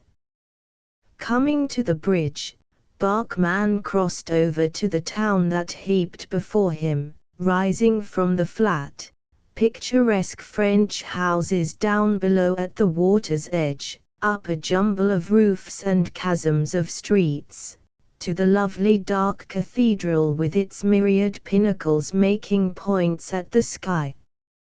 He felt for the moment quite at peace, relieved from a great strain. So he turned along by the river to the public gardens. Beautiful were the heaped, purple lilac trees upon the green grass, and wonderful the walls of the horse-chestnut trees, lighted like an altar with white flowers on every ledge. Officers went by, elegant and all-colored, women and girls sauntered in the checkered shade. Beautiful it was, he walked in a vision, free. But where was he going? He began to come out of his trance of delight and liberty. Deep within him he felt the steady burning of shame in the flesh. As yet he could not bear to think of it. But there it was, submerged beneath his attention, the raw, steady burning shame. It behoved him to be intelligent. As yet he dared not remember what he had done. He only knew the need to get away, away from everything he had been in contact with. But how? A great pang of fear went through him. He could not bear his shamed flesh to be put again between the hands of authority. Already the hands had been laid upon him, brutally upon his nakedness, ripping open his shame and making him maimed, crippled in his own control. Fear became an anguish. Almost blindly he was turning in the direction of the barracks. He could not take the responsibility of himself. He must give himself up to someone. Then his heart, obstinate in hope, became obsessed with the idea of his sweetheart. He would make himself her responsibility. Blenching as he took courage, he mounted the small, quick hurrying tram that ran out of the town in the direction of the barracks. He sat motionless and composed, static. He got out at the terminus and went down the road. A wind was still running. He could hear the faint whisper of the rye, and the stronger swish as a sudden gust was upon it. No one was about. Feeling detached and impersonal, he went down a field path between the low vines. Many little vine trees rose up in spires, holding out tender pink shoots, waving their tendrils. He saw them distinctly and wondered over them. In a field a little way off, men and women were taking up the hay. The bullock wagons stood by on the path, the men in their blue shirts, the women with white cloths over their heads carried hay in their arms to the cart, all brilliant and distinct upon the shorn, glowing green acres. He felt himself looking out of darkness onto the glamorous, brilliant beauty of the world around him, outside him. The Baron's house, where Emily was maid-servant, stood square and mellow among trees and garden and fields. It was an old French grange. The barracks was quite near. Bachmann walked, drawn by a single purpose, towards the courtyard. He entered the spacious, shadowy, sun-swept place. The dog, seeing a soldier, only jumped and whined for greeting. The pump stood peacefully in a corner, under a lime tree, in the shade. The kitchen door was open. He hesitated, then walked in, speaking shyly and smiling involuntarily. The two women started, but with pleasure. Emily was preparing the tray for afternoon coffee.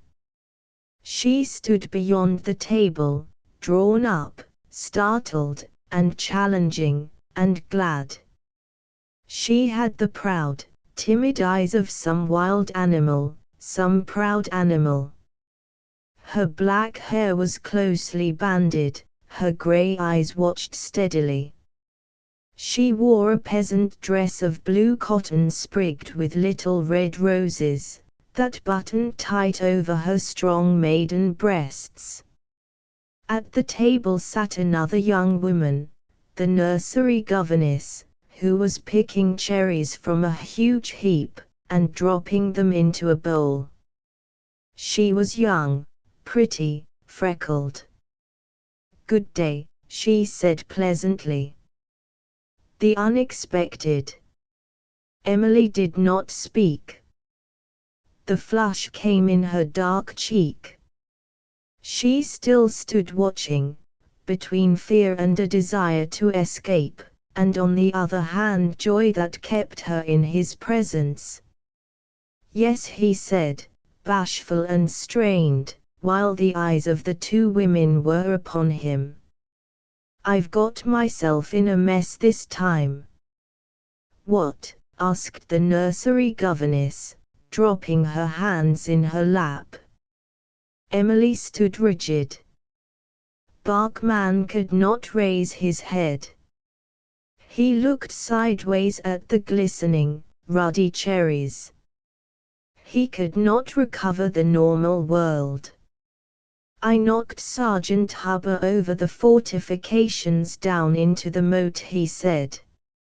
"It was an accident, but," and he grasped at the cherries, and began to eat them, unknowing, hearing only Emily's little exclamation.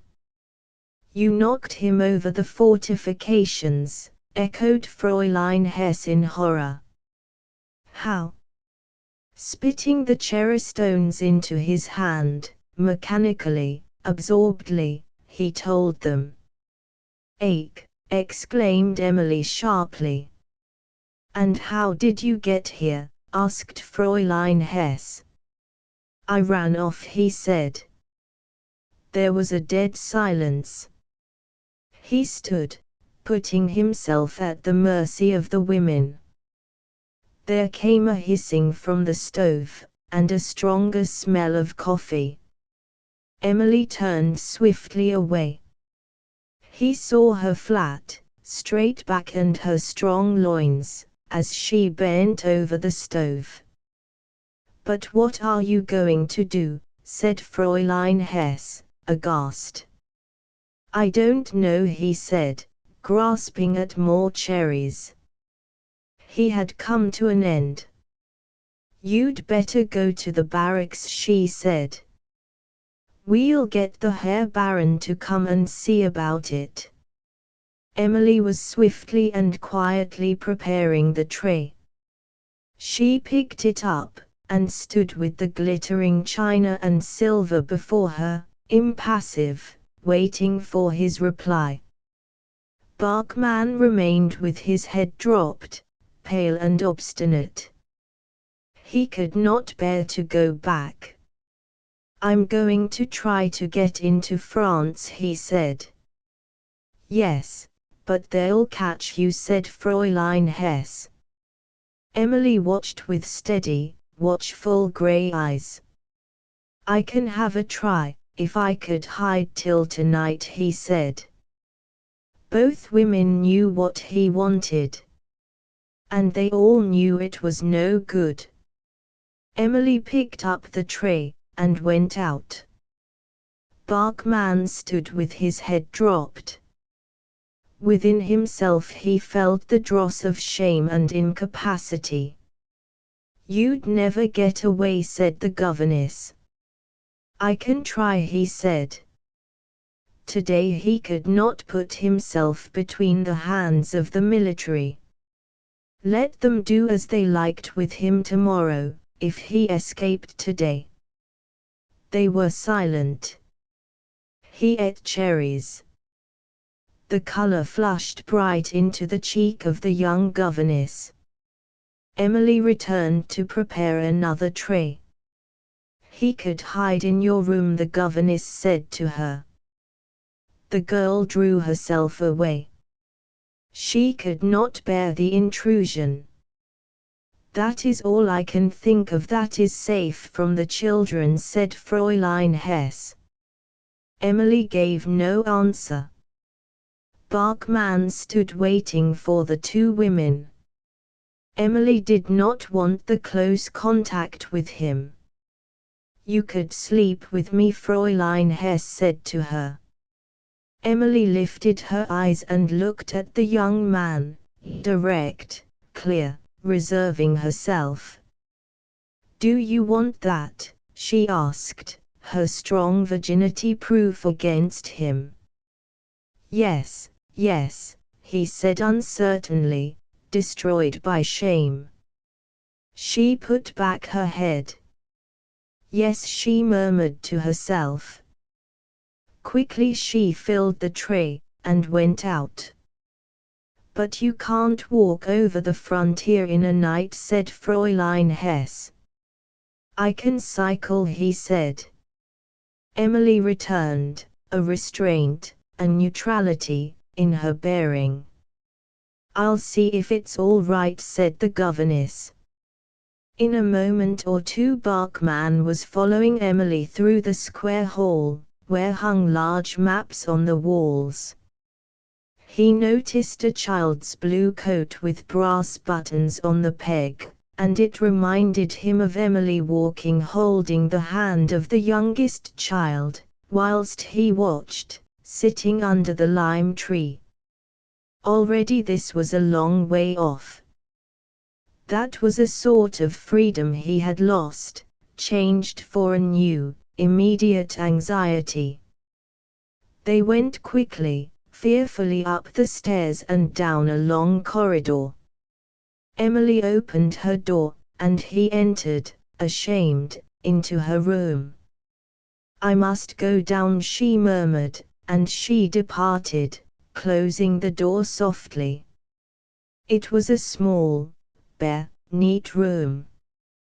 There was a little dish for holy water, a picture of the Sacred Heart, a crucifix, and a prie-dieu. The small bed lay white and untouched. The wash-hand bowl of red earth stood on a bare table. There was a little mirror and a small chest of drawers. That was all. Feeling safe, in sanctuary, he went to the window, looking over the courtyard at the shimmering, afternoon country. He was going to leave this land, this life. Already he was in the unknown. He drew away into the room. The curious simplicity and severity of the little Roman Catholic bedroom was foreign but restoring to him. He looked at the crucifix. It was a long, lean, peasant Christ carved by a peasant in the Black Forest. For the first time in his life, Bachmann saw the figure as a human thing. It represented a man hanging there in helpless torture. He stared at it, closely, as if for new knowledge. Within his own flesh burned and smoldered the restless shame. He could not gather himself together. There was a gap in his soul. The shame within him seemed to displace his strength and his manhood. He sat down on his chair. The shame, the roused feeling of exposure acted on his brain, made him heavy, unutterably heavy. Mechanically, his wits all gone, he took off his boots, his belt, his tunic, put them aside, and lay down, heavy, and fell into a kind of drugged sleep. Emily came in a little while, and looked at him. But he was sunk in sleep. She saw him lying there inert, and terribly still, and she was afraid. His shirt was unfastened at the throat. She saw his pure white flesh, very clean and beautiful. And he slept inert. His legs, in the blue uniform trousers, his feet in the coarse stockings, lay foreign on her bed. She went away. She was uneasy, perturbed to her last fibre. She wanted to remain clear, with no touch on her. A wild instinct made her shrink away from any hands which might be laid on her. She was a foundling, probably of some gypsy race, brought up in a Roman Catholic rescue home. A naive, paganly religious being, she was attached to the Baroness, with whom she had served for 7 years, since she was 14. She came into contact with no one, unless it were with Ida Hess, the governess. Ida was a calculating, good-natured, not very straightforward flirt. She was the daughter of a poor country doctor. Having gradually come into connection with Emily, more an alliance than an attachment, she put no distinction of grade between the two of them. They worked together, sang together, walked together, and went together to the rooms of Franz Brand, Ida's sweetheart. There the three talked and laughed together, or the women listened to Franz, who was a forester, playing on his violin. In all this alliance there was no personal intimacy between the young women. Emily was naturally secluded in herself, of a reserved, native race. Ida used her as a kind of weight to balance her own flighty movement. But the quick, shifty governess, occupied always in her dealings with admirers, did all she could to move the violent nature of Emily towards some connection with men. But the dark girl, primitive yet sensitive to a high degree, was fiercely virgin. Her blood flamed with rage when the common soldiers made the long, sucking, kissing noise behind her as she passed. She hated them for their almost jeering offers. She was well protected by the Baroness, and her contempt of the common men in general was ineffable. But she loved the Baroness, and she revered the Baron, and she was at her ease when she was doing something for the service of a gentleman. Her whole nature was at peace in the service of real masters or mistresses. For her, a gentleman had some mystic quality that left her free and proud in service. The common soldiers were brutes, merely nothing. Her desire was to serve. She held herself aloof. When, on Sunday afternoon, she had looked through the windows of the rickshaw in passing, and had seen the soldiers dancing with the common girls, a cold revulsion and anger had possessed her. She could not bear to see the soldiers taking off their belts and pulling open their tunics, dancing with their shirts showing through the open, sagging tunic, their movements gross, their faces transfigured and sweaty, their coarse hands holding their coarse girls under the armpits, drawing the female up to their breasts. She hated to see them clutched breast to breast, the legs of the men moving grossly in the dance. At evening, when she had been in the garden, and heard on the other side of the hedge the sexual inarticulate cries of the girls in the embraces of the soldiers, her anger had been too much for her, and she had cried, loud and cold, "What are you doing there, in the hedge?" She would have had them whipped. But Bachmann was not quite a common soldier. Fräulein Hesse had found out about him, and had drawn him and Emily together. For he was a handsome, blonde youth, erect and walking with a kind of pride, unconscious yet clear. Moreover, he came of a rich farming stock, rich for many generations.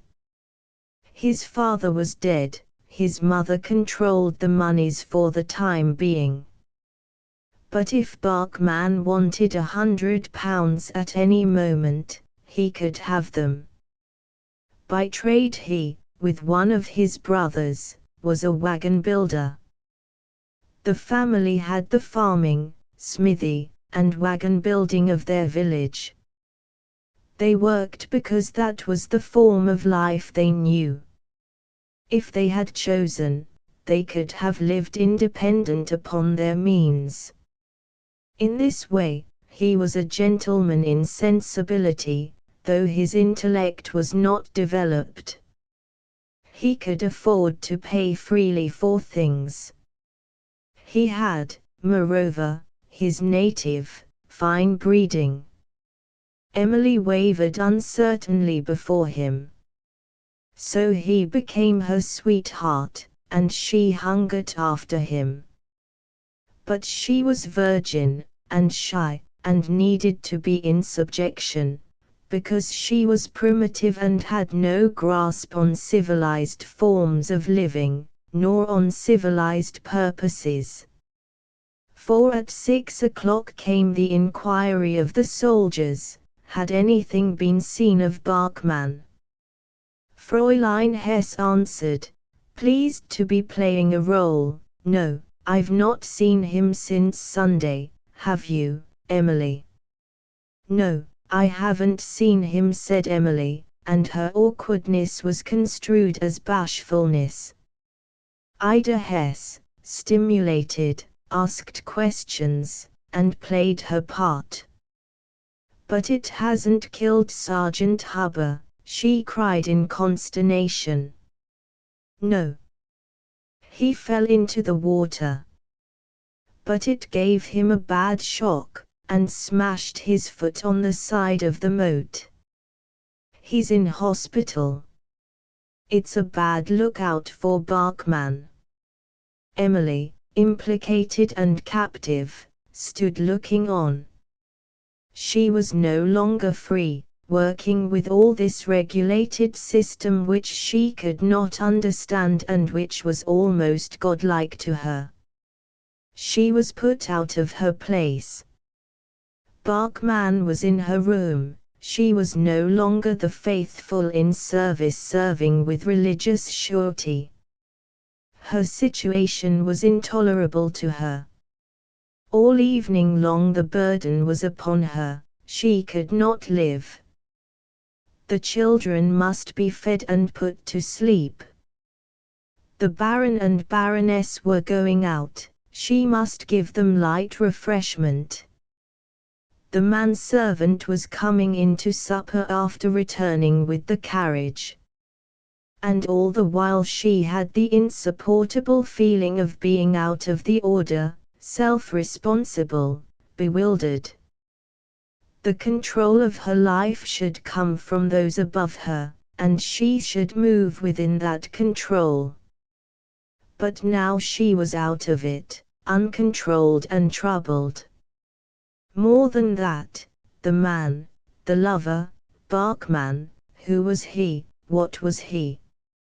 He alone of all men contained for her the unknown quantity which terrified her beyond her service. Oh, she had wanted him as a distant sweetheart, not close, like this, casting her out of her world. When the Baron and Baroness had departed, and the young manservant had gone out to enjoy himself, she went upstairs to Bachmann. He had wakened up, and sat dimly in the room. Out in the open he heard the soldiers, his comrades, singing the sentimental songs of the nightfall, the drone of the concertina rising in accompaniment. When I zumai, nem kein DJ. Insane or, G die mutter see, but he himself was removed from it now. Only the sentimental cry of young, unsatisfied desire in the soldiers' singing penetrated his blood and stirred him subtly. He let his head hang, he had become gradually roused, and he waited in concentration, in another world. The moment she entered the room where the man sat alone, waiting intensely, the thrill passed through her. She died in terror, and after the death, a great flame gushed up, obliterating her. He sat in trousers and shirt on the side of the bed. He looked up as she came in, and she shrank from his face. She could not bear it. Yet she entered near to him. "Do you want anything to eat?" she said. Yes, he answered, and as she stood in the twilight of the room with him, he could only hear his heart beat heavily. He saw her apron just level with his face. She stood silent, a little distance off, as if she would be there forever. He suffered. As if in a spell she waited, standing motionless and looming there. He sat rather crouching on the side of the bed. A second will in him was powerful and dominating. She drew gradually nearer to him, coming up slowly, as if unconscious. His heart beat up swiftly. He was going to move. As she came quite close, almost invisibly he lifted his arms and put them round her waist, drawing her with his will and desire. He buried his face into her apron, into the terrible softness of her belly. And he was a flame of passion intense about her. He had forgotten. Shame and memory were gone in a whole, furious flame of passion. She was quite helpless. Her hands leapt, fluttered, and closed over his head, pressing it deeper into her belly, vibrating as she did so. And his arms tightened on her, his hands spread over her loins, warm as flame on her loveliness. It was intense anguish of bliss for her, and she lost consciousness. When she recovered, she lay translated in the peace of satisfaction. It was what she had had no inkling of, never known could be. She was strong with eternal gratitude. And he was there with her. Instinctively, with an instinct of reverence and gratitude, her arms tightened in a little embrace upon him who held her thoroughly embraced. And he was restored and completed, close to her. That little, twitching, momentary clasp of acknowledgement that she gave him in her satisfaction, roused his pride unconquerable. They loved each other, and all was whole. She loved him, he had taken her, she was given to him. It was right. He was given to her, and they were one, complete. Warm, with a glow in their hearts and faces, they rose again, modest, but transfigured with happiness. "I will get you something to eat," she said, and in joy and security of service again, she left him, making a curious little homage of departure. He sat on the side of the bed, escaped, liberated, wondering, and happy. Soon she came again with the tray, followed by Fräulein Hesse. The two women watched him eat, watched the pride and wonder of his being, as he sat there blonde and knife again. Emily felt rich and complete. Ida was a lesser thing than herself. "And what are you going to do?" asked Fräulein Hesse, jealous. "I must get away," he said. But words had no meaning for him. What did it matter? He had the inner satisfaction and liberty. "But you'll want a bicycle," said Ida Hesse. "Yes," he said. Emily sat silent, removed and yet with him, connected with him in passion. She looked from this talk of bicycles and escape. They discussed plans. But in two of them was the one will, that Bachmann should stay with Emily. Ida Hesse was an outsider.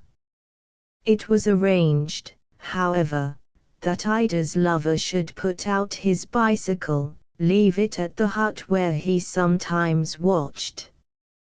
Bachmann should fetch it in the night, and ride into France. The hearts of all three beat hot in suspense, driven to thought. They sat in a fire of agitation. Then Bachmann would get away to America, and Emily would come and join him. They would be in a fine land then. The tale burned up again.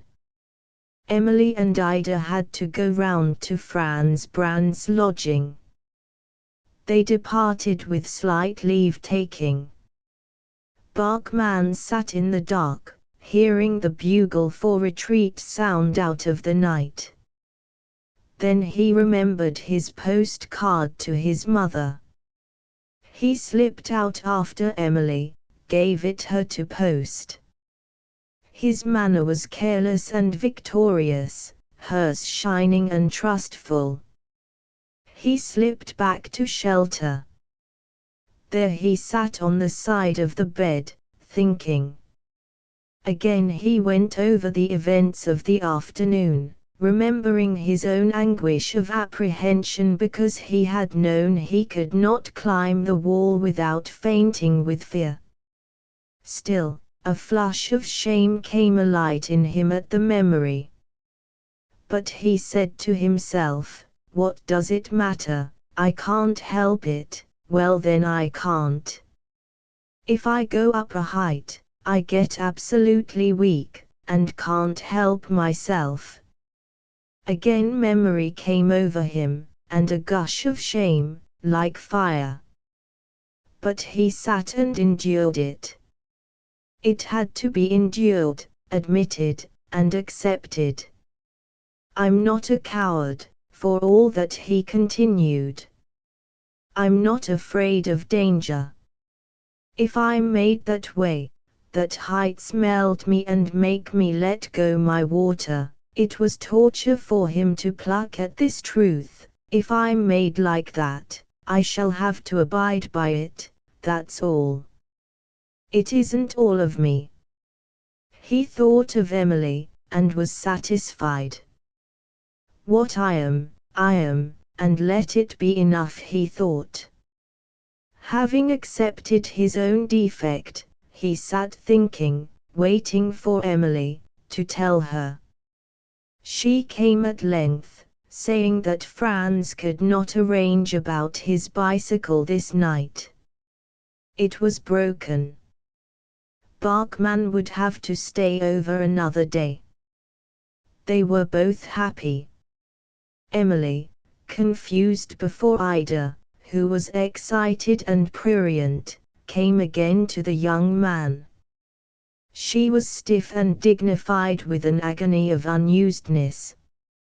But he took her between his hands, and uncovered her, and enjoyed almost like madness her helpless, virgin body that suffered so strongly, and that took its joy so deeply. While the moisture of torment and modesty was still in her eyes, she clasped him closer, and closer, to the victory and the deep satisfaction of both of them. And they slept together, he in repose still satisfied and peaceful, and she lying close in her static reality. 6 in the morning, when the bugle sounded from the barracks, they rose and looked out of the window. She loved his body that was proud and blonde and able to take command. And he loved her body that was soft and eternal. They looked at the faint grey vapor of summer steaming off from the greenness and ripeness of the fields. There was no town anywhere, their look ended in the haze of the summer morning. Their bodies rested together, their minds tranquil. Then a little anxiety stirred in both of them from the sound of the bugle. She was called back to her old position, to realize the world of authority she did not understand but had wanted to serve. But this call died away again from her. She had all. She went downstairs to her work, curiously changed. She was in a new world of her own, that she had never even imagined, and which was the land of promise for all that. In this she moved and had her being. And she extended it to her duties. She was curiously happy and absorbed. She had not to strive out of herself to do her work. The doing came from within her without call or command. It was a delicious outflow, like sunshine, the activity that flowed from her and put her tasks to rights. Bachmann sat busily thinking. He would have to get all his plans ready. He must write to his mother, and she must send him money to Paris. He would go to Paris, and from thence, quickly, to America. It had to be done. He must make all preparations. The dangerous part was the getting into France. He thrilled in anticipation. During the day he would need a timetable of the trains going to Paris, he would need to think. It gave him delicious pleasure, using all his wits. It seemed such an adventure. This one day, and he would escape then into freedom. What an agony of need he had for absolute, imperious freedom. He had won to his own being, in himself and Emily, he had drawn the stigma from his shame, he was beginning to be himself. And now he wanted madly to be free to go on. A home, his work, and absolute freedom to move and to be, in her, with her, this was his passionate desire. He thought in a kind of ecstasy, living an hour of painful intensity. Suddenly he heard voices, and a tramping of feet. His heart gave a great leap, then went still. He was taken. He had known all along. A complete silence filled his body and soul, a silence like death, a suspension of life and sound. He stood motionless in the bedroom, in perfect suspension. Emily was busy passing swiftly about the kitchen preparing the children's breakfasts when she heard the tramp of feet and the voice of the Baron. The latter had come in from the garden, and was wearing an old green linen suit. He was a man of middle stature, quick, finely made, and of whimsical charm. His right hand had been shot in the Franco-Prussian War, and now, as always when he was much agitated, he shook it down at his side, as if it hurt. He was talking rapidly to a young, stiff lieutenant. Two private soldiers stood bearishly in the doorway. Emily, shocked out of herself, stood pale and erect, recoiling. "Yes, if you think so, we can look," the Baron was hastily and irascibly saying. "Emily," he said, turning to the girl, "did you put a postcard to the mother of this barkman in the box last evening?" Emily stood erect and did not answer. "Yes," said the Baron sharply. "Yes, Herr Baron," replied Emily, neutral. The Baron's wounded hand shook rapidly in exasperation. The lieutenant drew himself up still more stiffly. He was right. "And do you know anything of the fellow?" asked the Baron, looking at her with his blazing, greyish-golden eyes. The girl looked back at him steadily, dumb, but her whole soul naked before him. For 2 seconds he looked at her in silence. Then in silence, ashamed and furious, he turned away.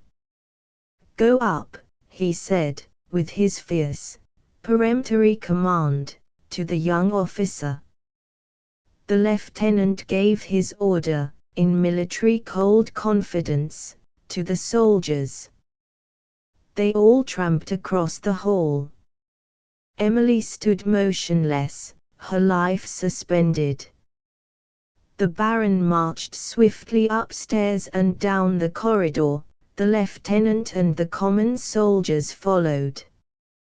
The Baron flung open the door of Emily's room and looked at Barkman, who stood watching, standing in shirt and trousers beside the bed, fronting the door. He was perfectly still. His eyes met the furious, blazing look of the Baron. The latter shook his wounded hand, and then went still. He looked into the eyes of the soldier, steadily. He saw the same naked soul exposed, as if he looked really into the man. And the man was helpless, the more helpless for his singular nakedness. "Ha!" he exclaimed impatiently, turning to the approaching lieutenant. The latter appeared in the doorway. Quickly his eyes traveled over the barefooted youth. He recognized him as his object. He gave the brief command to dress. Barkman turned round for his clothes. He was very still, silent in himself. He was in an abstract, motionless world. That the two gentlemen and the two soldiers stood watching him, he scarcely realized. They could not see him. Soon he was ready. He stood at attention. But only the shell of his body was at attention. A curious silence, a blankness, like something eternal, possessed him. He remained true to himself. The lieutenant gave the order to march. The little procession went down the stairs with careful, respectful tread, and passed through the hall to the kitchen. There Emily stood with her face uplifted, motionless and expressionless. Barkman did not look at her.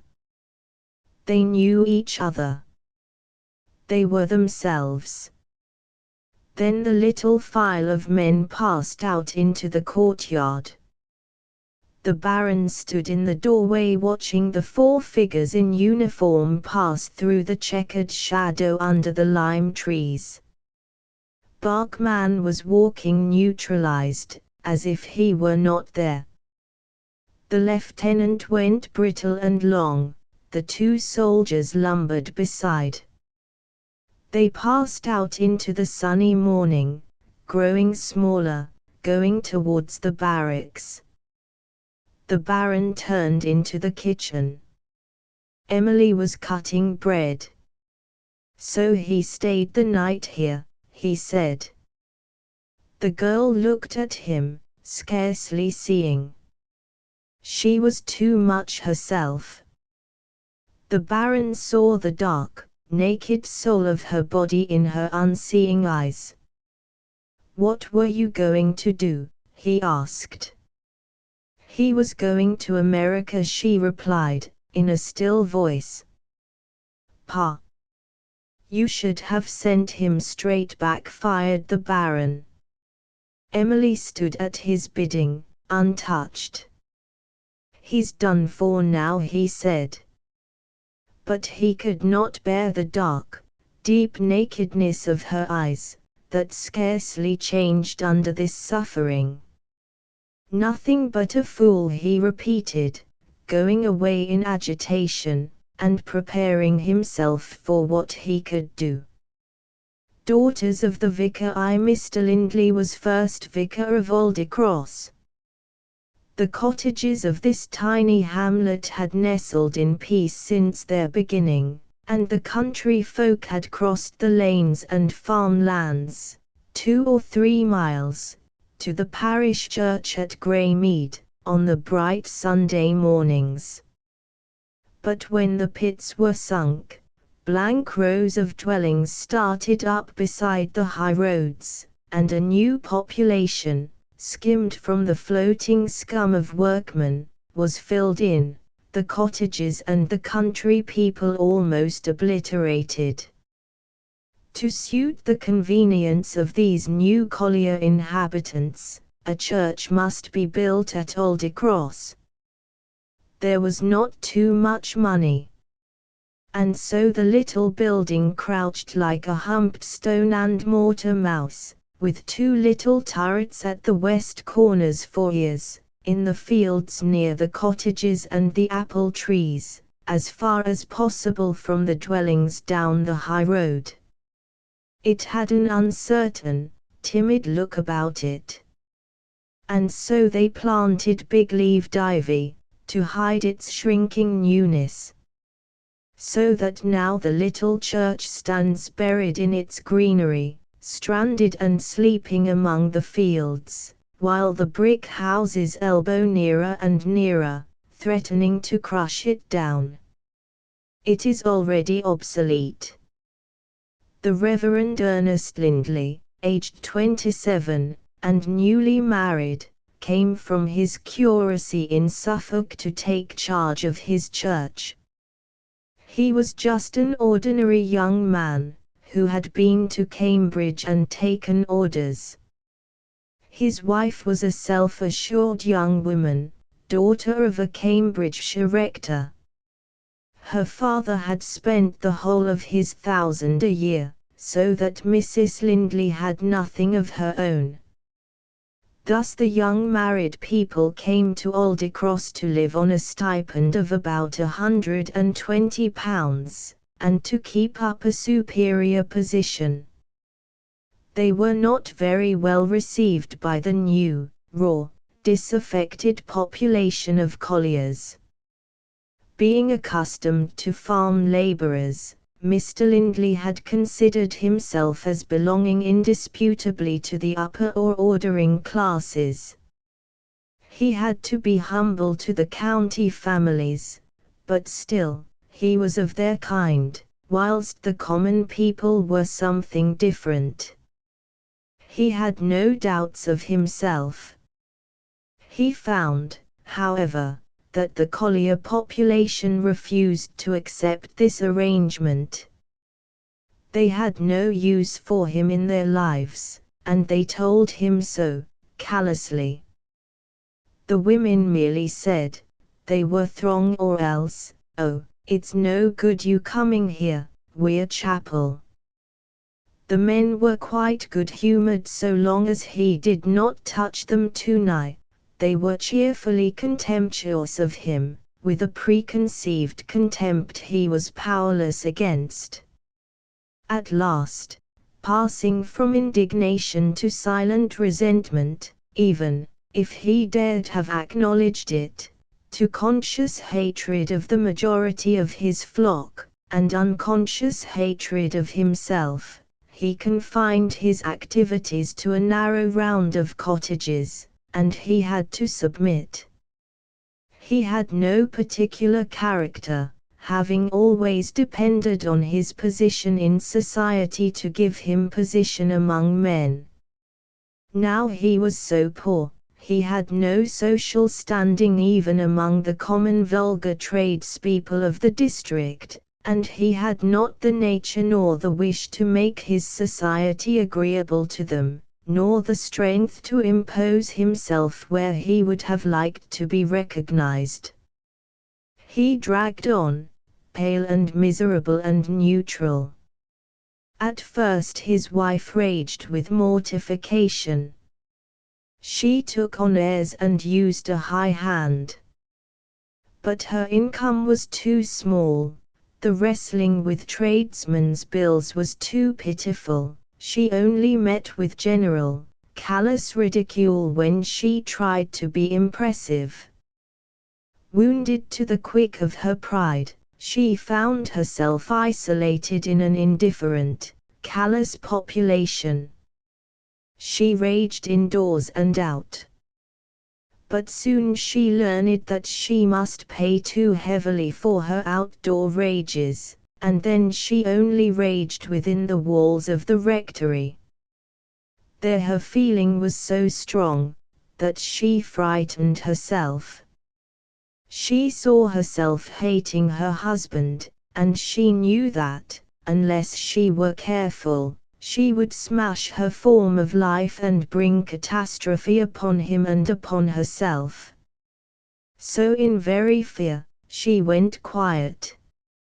She hid, bitter and beaten by fear, behind the only shelter she had in the world, her gloomy, poor parsonage. Children were born one every year, almost mechanically. She continued to perform her maternal duty, which was forced upon her. Gradually, broken by the suppressing of her violent anger and misery and disgust, she became an invalid and took to her couch. The children grew up healthy, but unwarmed and rather rigid. Their father and mother educated them at home, made them very proud and very genteel, put them definitely and cruelly in the upper classes, apart from the vulgar around them. So they lived quite isolated. They were good-looking, and had that curiously clean, semi-transparent look of the genteel, isolated poor. Gradually Mr. and Mrs. Lindley lost all hold on life, and spent their hours, weeks and years merely haggling to make ends meet, and bitterly repressing and pruning their children into gentility, urging them to ambition, weighting them with duty. On Sunday morning the whole family, except the mother, went down the lane to church, the long-legged girls in skimpy frocks, the boys in black coats and long, grey, unfitting trousers. They passed by their father's parishioners with mute, clear faces, childish mouths closed in pride that was like a doom to them, and childish eyes already unseeing. Miss Mary, the eldest, was the leader. She was a long, slim thing with a fine profile and a proud, pure look of submission to a high fate. Miss Louisa, the second, was short and plump and obstinate-looking. She had more enemies than ideals. She looked after the lesser children, Miss Mary after the elder. The Collier children watched this pale, distinguished procession of the vicar's family pass mutely by, and they were impressed by the air of gentility and distance. They made mock of the trousers of the small sons. They felt inferior in themselves, and hate stirred their hearts. In her time, Miss Mary received as governess a few little daughters of tradesmen. Miss Louisa managed the house and went among her father's churchgoers, giving lessons on the piano to the Collier's daughters at 13 shillings for 26 lessons. One winter morning, when his daughter Mary was about 20 years old, Mr. Lindley, a thin, unobtrusive figure in his black overcoat and his wide awake, went down into Aldecross with a packet of white papers under his arm. He was delivering the parish almanacs. A rather pale, neutral man of middle age, he waited while the train thumped over the level crossing, going up to the pit which rattled busily just along the line. A wooden-legged man hobbled to open the gate. Mr. Lindley passed on. Just at his left hand, below the road and the railway, was the red roof of a cottage, showing through the bare twigs of apple trees.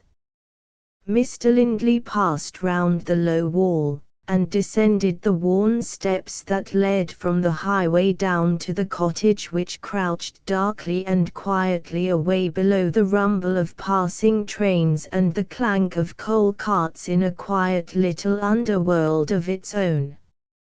Snowdrops with tight-shut buds were hanging very still under the bare currant bushes. The clergyman was just going to knock when he heard a clinking noise, and turning saw through the open door of a black shed just behind him an elderly woman in a black lace cap stooping among reddish big cans, pouring a very bright liquid into a tin dish. There was a smell of paraffin. The woman put down her can, took the tin dish and laid it on a shelf, then rose with a tin bottle. Her eyes met those of the clergyman. "Oh, is it you, Mr. Linley?" she said, in a complaining tone. "Go in." The minister entered the house. In the hot kitchen sat a big, elderly man with a great grey beard, taking snuff. He grunted in a deep, muttering voice, telling the minister to sit down, and then took no more notice of him, but stared vacantly into the fire. Mr. Lindley waited. The woman came in, the ribbons of her black lace cap, or bonnet, hanging on her shawl.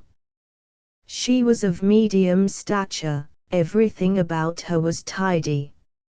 She went up a step out of the kitchen, carrying the paraffin tin. Feet were heard entering the room up the step. It was a little haberdashery shop, with parcels on the shelves of the walls, a big, old-fashioned sewing machine with tailor's work lying round it, in the open space. The woman went behind the counter, gave the child who had entered the paraffin bottle, and took from her a jug. "My mother says shall you put it down," said the child, and she was gone. The woman wrote in a book, then came into the kitchen with her jug. The husband, a very large man, rose and brought more coal to the already hot fire. He moved slowly and sluggishly. Already he was going dead. Being a tailor, his large form had become an encumbrance to him. In his youth he had been a great dancer and boxer. Now he was taciturn and inert. The minister had nothing to say, so he sought for his phrases. But John Durand took no notice, existing silent and dull. Mrs. Durand spread the cloth. Her husband poured himself beer into a mug, and began to smoke and drink. "Shall you have some?" he growled through his beard at the clergyman, looking slowly from the man to the jug, capable of this one idea. "No, thank you," replied Mr. Lindley, though he would have liked some beer. He must set the example in a drinking parish. "We need a drop to keep us going," said Mrs. Durand. She had rather a complaining manner. The clergyman sat on uncomfortably while she laid the table for the 10:30 lunch. Her husband drew up to eat. She remained in her little round armchair by the fire. She was a woman who would have liked to be easy in her life, but to whose lot had fallen a rough and turbulent family, and a slothful husband who did not care what became of himself or anybody. So, her rather good-looking square face was peevish. She had that air of having been compelled all her life to serve unwillingly, and to control where she did not want to control. There was about her, too, that masterful aplomb of a woman who has brought up and ruled her sons, but even them she had ruled unwillingly. She had enjoyed managing her little haberdashery shop, riding in the carrier's cart to Nottingham, going through the big warehouses to buy her goods. But the fret of managing her sons she did not like. Only she loved her youngest boy, because he was her last, and she saw herself free. This was one of the houses the clergyman visited occasionally. Mrs. Durand, as part of her regulation, had brought up all her sons in the church. Not that she had any religion. Only, it was what she was used to. Mr. Durand was without religion. He read the fervently evangelical life of John Wesley with a curious pleasure, getting from it a satisfaction as from the warmth of the fire, or a glass of brandy. But he cared no more about John Wesley, in fact, than about John Milton, of whom he had never heard. Mrs. Durand took her chair to the table. "I don't feel like eating," she sighed. "Why, aren't you well?" asked the clergyman, patronizing. It isn't that, she sighed. She sat with shut, straight mouth. I don't know what's going to become of us. But the clergyman had ground himself down so long, that he could not easily sympathize. Have you any trouble? He asked. Have I any trouble? Cried the elderly woman. I shall end my days in the workhouse. The minister waited unmoved. What could she know of poverty, in her little house of plenty? I hope not, he said. And the one lad as I wanted to keep by me, she lamented. The minister listened without sympathy, quite neutral. And the lad as would have been a support to my old age. What is going to become of us? She said. The clergyman, justly, did not believe in the cry of poverty, but wondered what had become of the son. Has anything happened to Alfred? He asked. We've got word he's gone for a Queen's sailor, she said sharply. He has joined the Navy, exclaimed Mr. Lindley. I think he could scarcely have done better, to serve his Queen and country on the sea. He is wanted to serve me, she cried. And I wanted my lad at home. Alfred was her baby, her last, whom she had allowed herself the luxury of spoiling. You will miss him, said Mr. Lindley, that is certain. But this is no regrettable step for him to have taken, on the contrary. That's easy for you to say, Mr. Lindley, she replied tartly. Do you think I want my lad climbing ropes at another man's bidding, like a monkey? There is no dishonor, surely, in serving in the Navy. Dishonor this, dishonor that, cried the angry old woman. He goes and makes a slave of himself, and he'll rue it. Her angry, scornful impatience nettled the clergyman and silenced him for some moments. I do not see, he retorted at last, white at the gills and inadequate, that the Queen's service is any more to be called slavery than working in a mine. At home he was at home, and his own master. I know he'll find a difference. It may be the making of him, said the clergyman. It will take him away from bad companionship and drink. Some of the Durants' sons were notorious drinkers, and Alfred was not quite steady. And why indeed shouldn't he have his glass? Cried the mother. He picks no man's pocket to pay for it.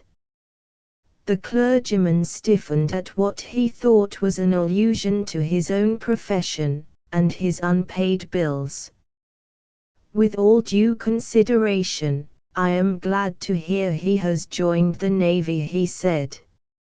Me with my old age coming on, and his father working very little. I'd thank you to be glad about something else besides that, Mr. Lindley. The woman began to cry. Her husband, quite impassive, finished his lunch of meat pie, and drank some beer. Then he turned to the fire, as if there were no one in the room but himself. I shall respect all men who serve God and their country on the sea, Mrs. Durant, said the clergyman stubbornly. That is very well, when they are not your sons who are doing the dirty work. It makes a difference, she replied tartly. I should be proud if one of my sons were to enter the Navy. Well, we're not all of us made alike. The minister rose. He put down a large folded paper. I've brought the almanac, he said. Mrs. Durant unfolded it. I do like a bit of color in things, she said, petulantly. The clergyman did not reply. There's that envelope for the organist's fund, said the old woman, and rising, she took the thing from the mantelpiece, went into the shop, and returned sealing it up. Which is all I can afford, she said. Mr. Lindley took his departure, in his pocket the envelope containing Mrs. Durant's offering for Miss Louisa's services. He went from door to door delivering the almanacs, in dull routine. Jaded with the monotony of the business, and with the repeated effort of greeting half-known people, he felt barren and rather irritable. At last he returned home. In the dining room was a small fire. Mrs. Lindley, growing very stout, lay on her couch. The vicar carved the cold mutton. Miss Louisa, short and plump and rather flushed, came in from the kitchen. Miss Mary, dark, with a beautiful white brow and grey eyes, served the vegetables. The children chattered a little, but not exuberantly. The very air seemed starved. I went to the Durants, said the vicar, as he served out small portions of mutton. It appears Alfred has run away to join the navy. Do him good, came the rough voice of the invalid. Miss Louisa, attending to the youngest child, looked up in protest. Why has he done that? Asked Mary's low, musical voice. He wanted some excitement, I suppose, said the vicar. Shall we say grace? The children were arranged, all bent their heads. Grace was pronounced. At the last word every face was being raised to go on with the interesting subject. He's just done the right thing, for once came the rather deep voice of the mother. Save him from becoming a drunken sot, like the rest of them. They're not all drunken, Mama, said Miss Louisa, stubbornly. It's no fault of their upbringing if they're not. Walter Durant is a standing disgrace. As I told Mrs. Durant, said the vicar, eating hungrily, it is the best thing he could have done. It will take him away from temptation during the most dangerous years of his life. How old is he? 19. 20, said Miss Louisa. 20, repeated the vicar. It will give him wholesome discipline and set before him some sort of standard of duty and honor. Nothing could have been better for him. But we shall miss him from the choir, said Miss Louisa, as if taking opposite sides to her parents. That is as it may be, said the vicar. I prefer to know he is safe in the navy, than running the risk of getting into bad ways here. Was he getting into bad ways? Asked the stubborn Miss Louisa. You know, Louisa, he wasn't quite what he used to be, said Miss Mary gently and steadily. Miss Louisa shut her rather heavy jaw sulkily. She wanted to deny it, but she knew it was true. For her he had been a laughing, warm lad, with something kindly and something rich about him. He had made her feel warm. It seemed the days would be colder since he had gone. Quite the best thing he could do, said the mother with emphasis. I think so, said the vicar. But his mother was almost abusive because I suggested it. He spoke in an injured tone. "What does she care for her children's welfare?" said the invalid. "Their wages is all her concern." "I suppose she wanted him at home with her," said Miss Louisa. "Yes, she did, at the expense of his learning to be a drunkard like the rest of them," retorted her mother. "George Durand doesn't drink," defended her daughter. "Because he got burned so badly when he was 19, in the pit, and that frightened him. The Navy is a better remedy than that, at least." "Certainly," said the vicar. "Certainly." And to this Miss Louisa agreed. Yet she could not but feel angry that he had gone away for so many years. She herself was only 19. It happened when Miss Mary was 23 years old, that Mr. Lindley was very ill. The family was exceedingly poor at the time, such a lot of money was needed, so little was forthcoming. Neither Miss Mary nor Miss Louisa had suitors. What chance had they? They met no eligible young men in Aldecross. And what they earned was a mere drop in a void. The girls' hearts were chilled and hardened with fear of this perpetual, cold penury, this narrow struggle, this horrible nothingness of their lives. A clergyman had to be found for the church work. It so happened the son of an old friend of Mr. Lindley's was waiting 3 months before taking up his duties. He would come and officiate, for nothing. The young clergyman was keenly expected. He was not more than 27, a Master of Arts of Oxford, had written his thesis on Roman law. He came of an old Cambridgeshire family, had some private means, was going to take a church in Northamptonshire with a good stipend, and was not married. Mrs. Lindley incurred new debts, and scarcely regretted her husband's illness. But when Mr. Massey came, there was a shock of disappointment in the house. They had expected a young man with a pipe and a deep voice, but with better manners than Sidney, the eldest of the Lindleys. There arrived instead a small, chétif man, scarcely larger than a boy of 12, spectacled, timid in the extreme, without a word to utter at first, yet with a certain inhuman self-sureness. "What a little abortion," was Mrs. Lindley's exclamation to herself on first seeing him, in his buttoned-up clerical coat. And for the first time for many days, she was profoundly thankful to God that all her children were decent specimens. He had not normal powers of perception.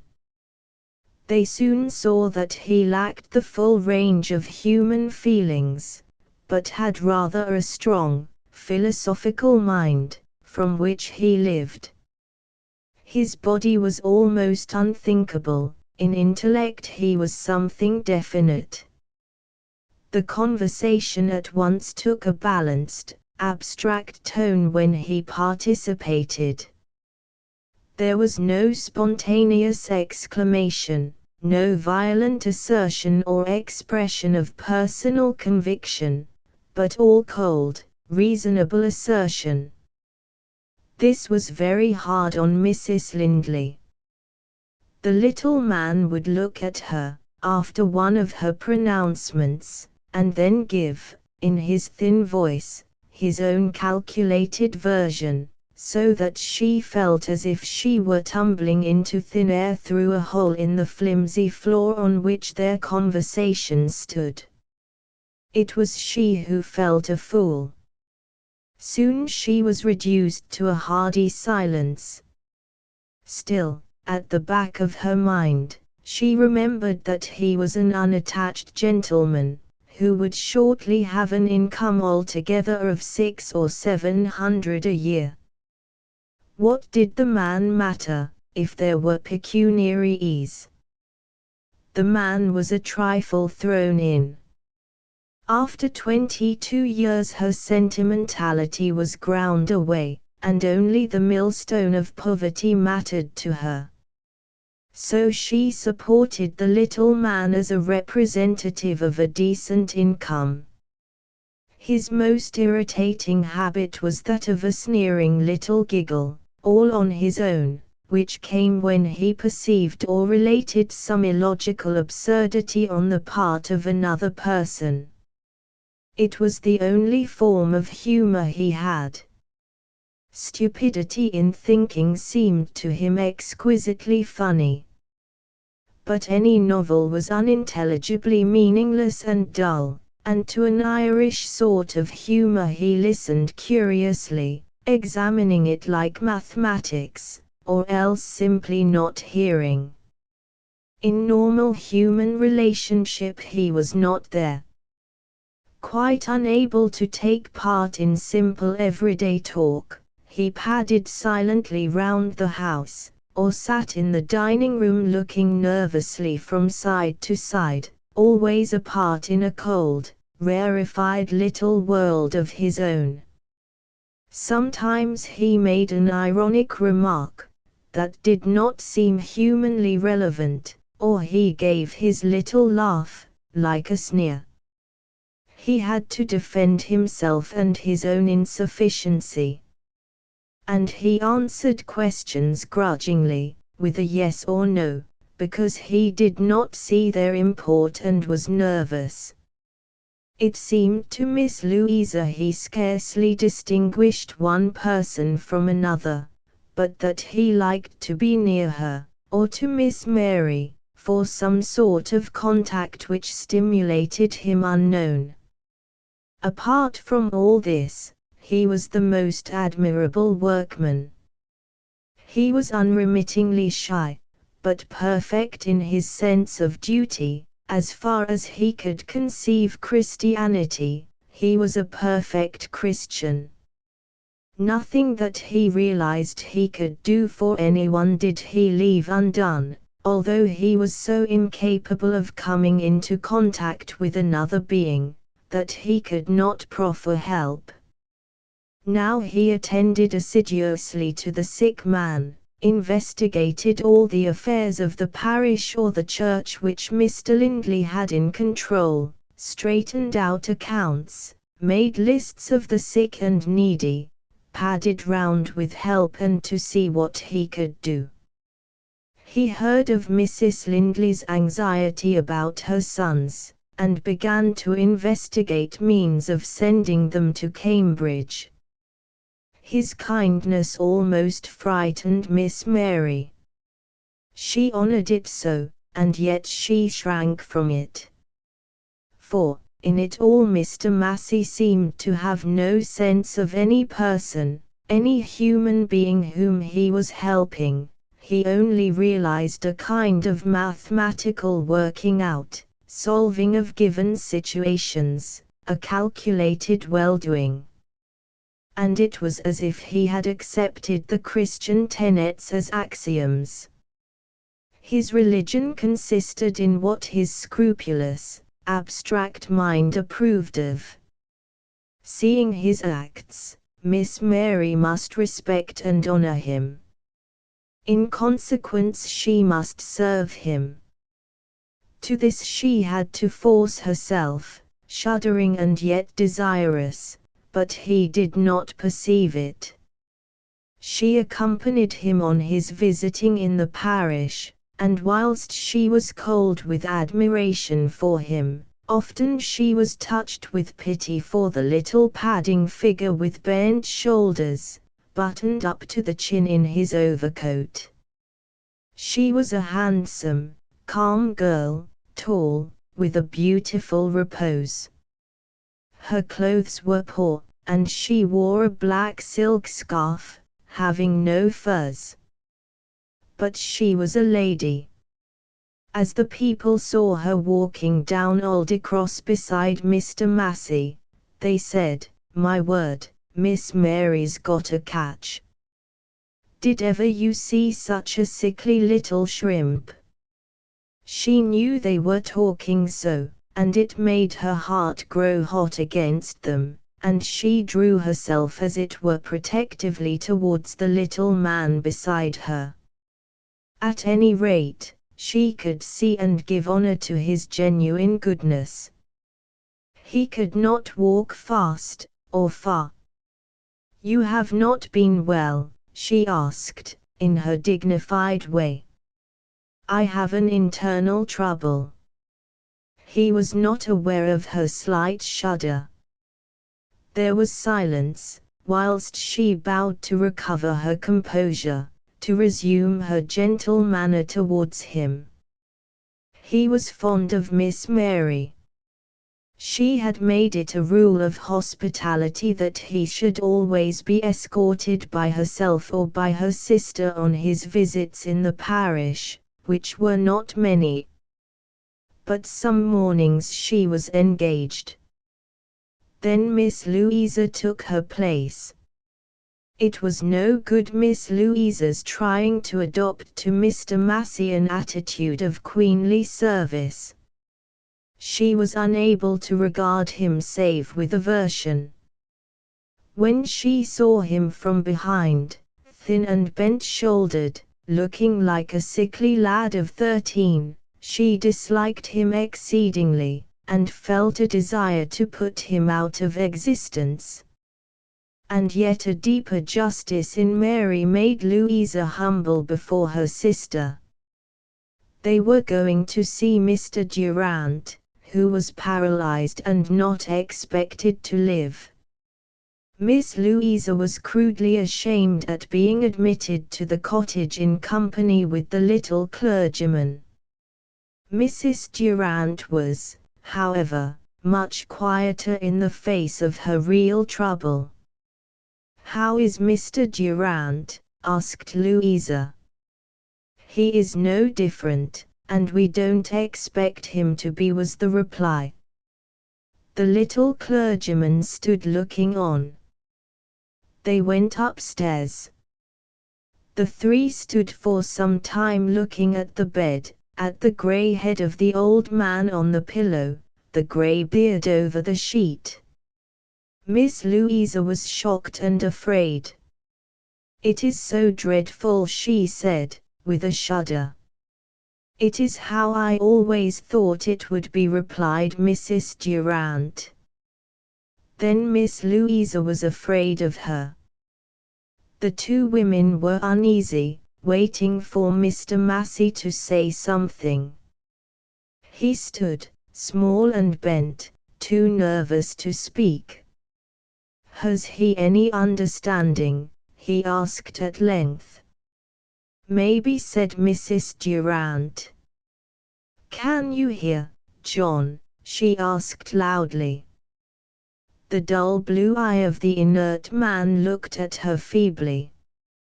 "Yes, he understands," said Mrs. Durant to Mr. Massey. Except for the dull look in his eyes, the sick man lay as if dead. The three stood in silence. Miss Louisa was obstinate but heavy-hearted under the load of unlivingness. It was Mr. Massey who kept her there in discipline. His non-human will dominated them all. Then they heard a sound below, a man's footsteps, and a man's voice called subduedly, "Are you upstairs, Mother?" Mrs. Durant started and moved to the door. But already a quick, firm step was running up the stairs.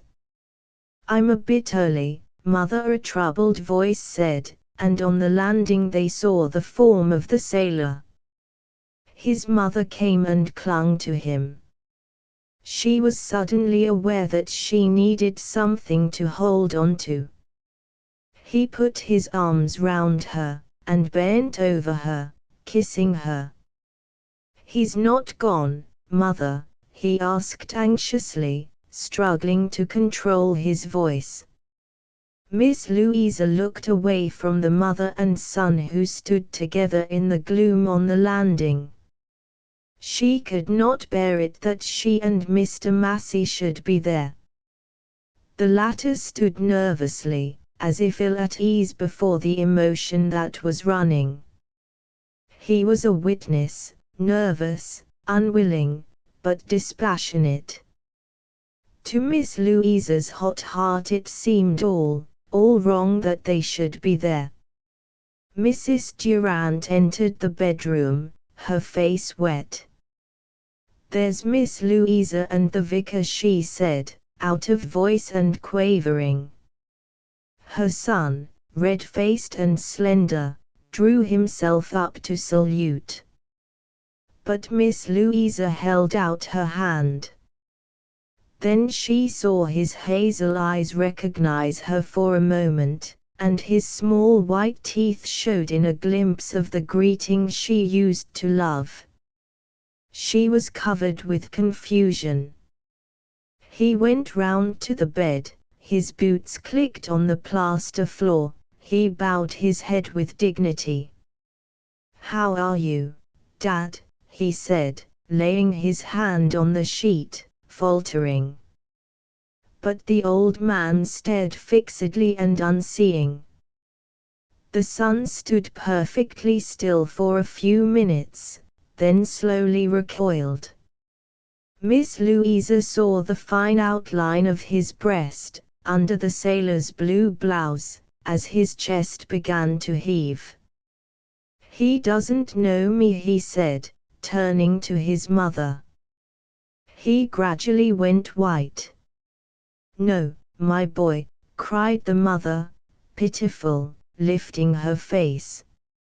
And suddenly she put her face against his shoulder. He was stooping down to her, holding her against him, and she cried aloud for a moment or two. Miss Louisa saw his sides heaving, and heard the sharp hiss of his breath. She turned away, tears streaming down her face. The father lay inert upon the white bed. Mr. Massey looked queer and obliterated, so little now that the sailor with his sunburned skin was in the room. He stood waiting. Miss Louisa wanted to die, she wanted to have done. She dared not turn round again to look. "Shall I offer a prayer?" came the frail voice of the clergyman, and all kneeled down. Miss Louisa was frightened of the inert man upon the bed. Then she felt a flash of fear of Mr. Massey, hearing his thin, detached voice. And then, calmed, she looked up. On the far side of the bed were the heads of the mother and son, the one in the black lace cap, with the small white nape of the neck beneath, the other, with brown, sun-scorched hair too close and wiry to allow of a parting, and neck tanned firm, bowed as if unwillingly. The great grey beard of the old man did not move. The prayer continued. Mr. Massey prayed with a pure lucidity, that they all might conform to the higher will. He was like something that dominated the bowed heads, something dispassionate that governed them inexorably. Miss Louisa was afraid of him. And she was bound, during the course of the prayer, to have a little reverence for him. It was like a foretaste of inexorable, cold death, a taste of pure justice. That evening she talked to Mary of the visit. Her heart, her veins were possessed by the thought of Alfred Durant as he held his mother in his arms. Then the break in his voice, as she remembered it again and again, was like a flame through her, and she wanted to see his face more distinctly in her mind, ruddy with the sun, and his golden brown eyes, kind and careless, strained now with a natural fear, the fine nose tanned hard by the sun, the mouth that could not help smiling at her. And it went through her with pride, to think of his figure, a straight, fine jet of life. "He is a handsome lad," said she to Miss Mary, as if he had not been a year older than herself. Underneath was the deeper dread, almost hatred, of the inhuman being of Mr. Massey. She felt she must protect herself and Alfred from him. "When I felt Mr. Massey there," she said, "I almost hated him. What right had he to be there?" "Surely he had all right," said Miss Mary after a pause. "He is really a Christian." "He seems to me nearly an imbecile," said Miss Louisa. Miss Mary, quiet and beautiful, was silent for a moment. "Oh, no," she said. "Not imbecile. Well then, he reminds me of a 6 months child, or a 5 months child, as if he didn't have time to get developed enough before he was born."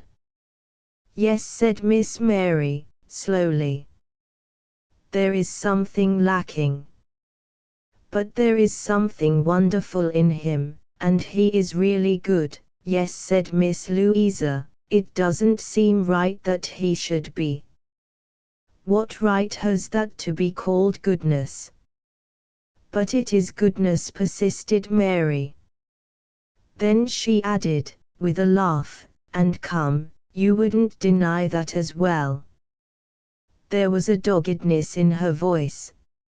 She went about very quietly. In her soul, she knew what was going to happen. She knew that Mr. Massey was stronger than she, and that she must submit to what he was. Her physical self was prouder, stronger than he. Her physical self disliked and despised him. But she was in the grip of his moral, mental being. And she felt the days allotted out to her. And her family watched. For a few days after, old Mr. Durand died. Miss Louisa saw Alfred once more, but he was stiff before her now, treating her not like a person, but as if she were some sort of will in command and he a separate, distinct will waiting in front of her. She had never felt such utter steel plate separation from anyone. It puzzled her and frightened her. What had become of him? And she hated the military discipline, she was antagonistic to it. Now he was not himself. He was the will which obeys set over against the will which commands. She hesitated over accepting this. He had put himself out of her range. He had ranked himself inferior, subordinate to her. And that was how he would get away from her, that was how he would avoid all connection with her, by fronting her impersonally from the opposite camp, by taking up the abstract position of an inferior. She went brooding steadily and sullenly over this, brooding and brooding. Her fierce, obstinate heart could not give way. It clung to its own rights. Sometimes she dismissed him. Why should he, inferior, trouble her? Then she relapsed to him, and almost hated him. It was his way of getting out of it. She felt the cowardice of it, his calmly placing her in a superior class, and placing himself inaccessibly apart, in an inferior, as if she, the sentient woman who was fond of him, did not count. But she was not going to submit. Dogged in her heart she held on to him. In 6 months' time Miss Mary had married Mr. Massey. There had been no love-making, nobody had made any remark. But everybody was tense and callous with expectation. When one day Mr. Massey asked for Mary's hand, Mr. Lindley started and trembled from the thin, abstract voice of the little man. Mr. Massey was very nervous, but so curiously absolute. "I shall be very glad," said the vicar, "but of course the decision lies with Mary herself." And his still feeble hand shook as he moved a Bible on his desk. The small man, keeping fixedly to his idea, padded out of the room to find Miss Mary. He sat a long time by her, while she made some conversation, before he had readiness to speak. She was afraid of what was coming, and sat stiff in apprehension. She felt as if her body would rise and fling him aside. But her spirit quivered and waited. Almost in expectation she waited, almost wanting him. And then she knew he would speak. "I have already asked Mr. Lindley," said the clergyman, while suddenly she looked with aversion at his little knees, "if he would consent to my proposal." He was aware of his own disadvantage, but his will was set.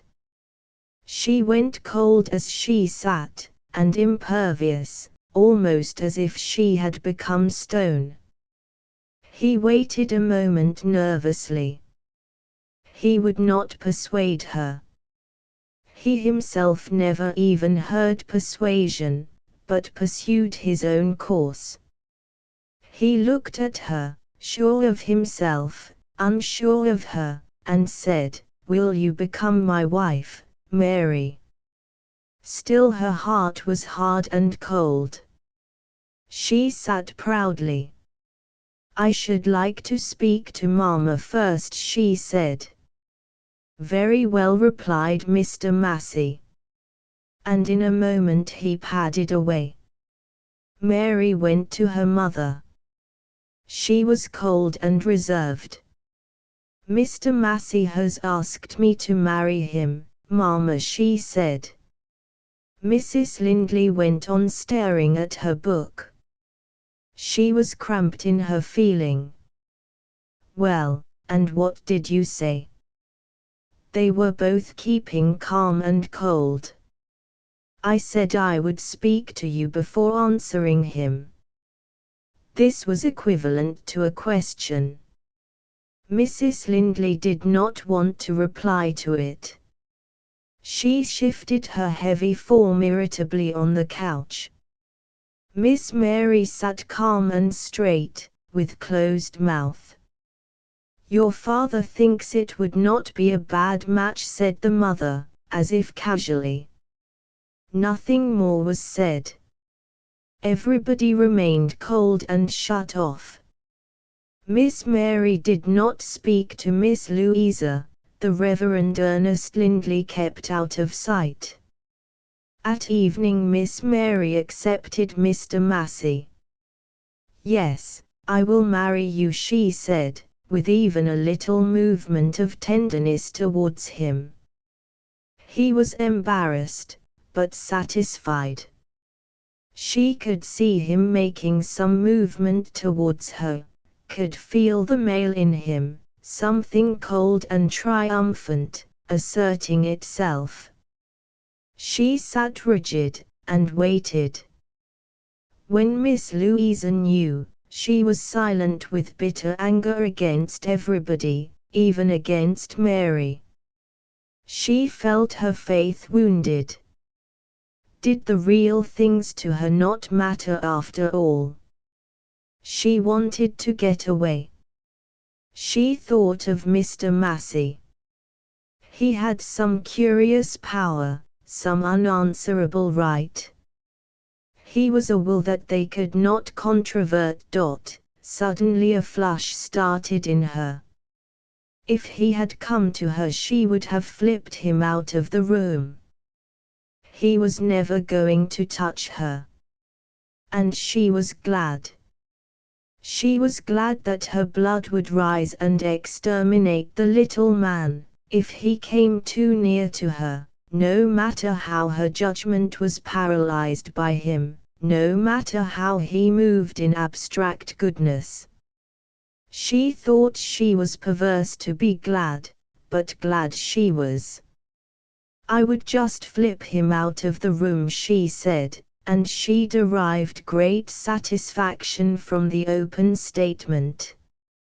Nevertheless, perhaps she ought still to feel that Mary, on her plane, was a higher being than herself. But then Mary was Mary, and she was Louisa, and that also was inalterable.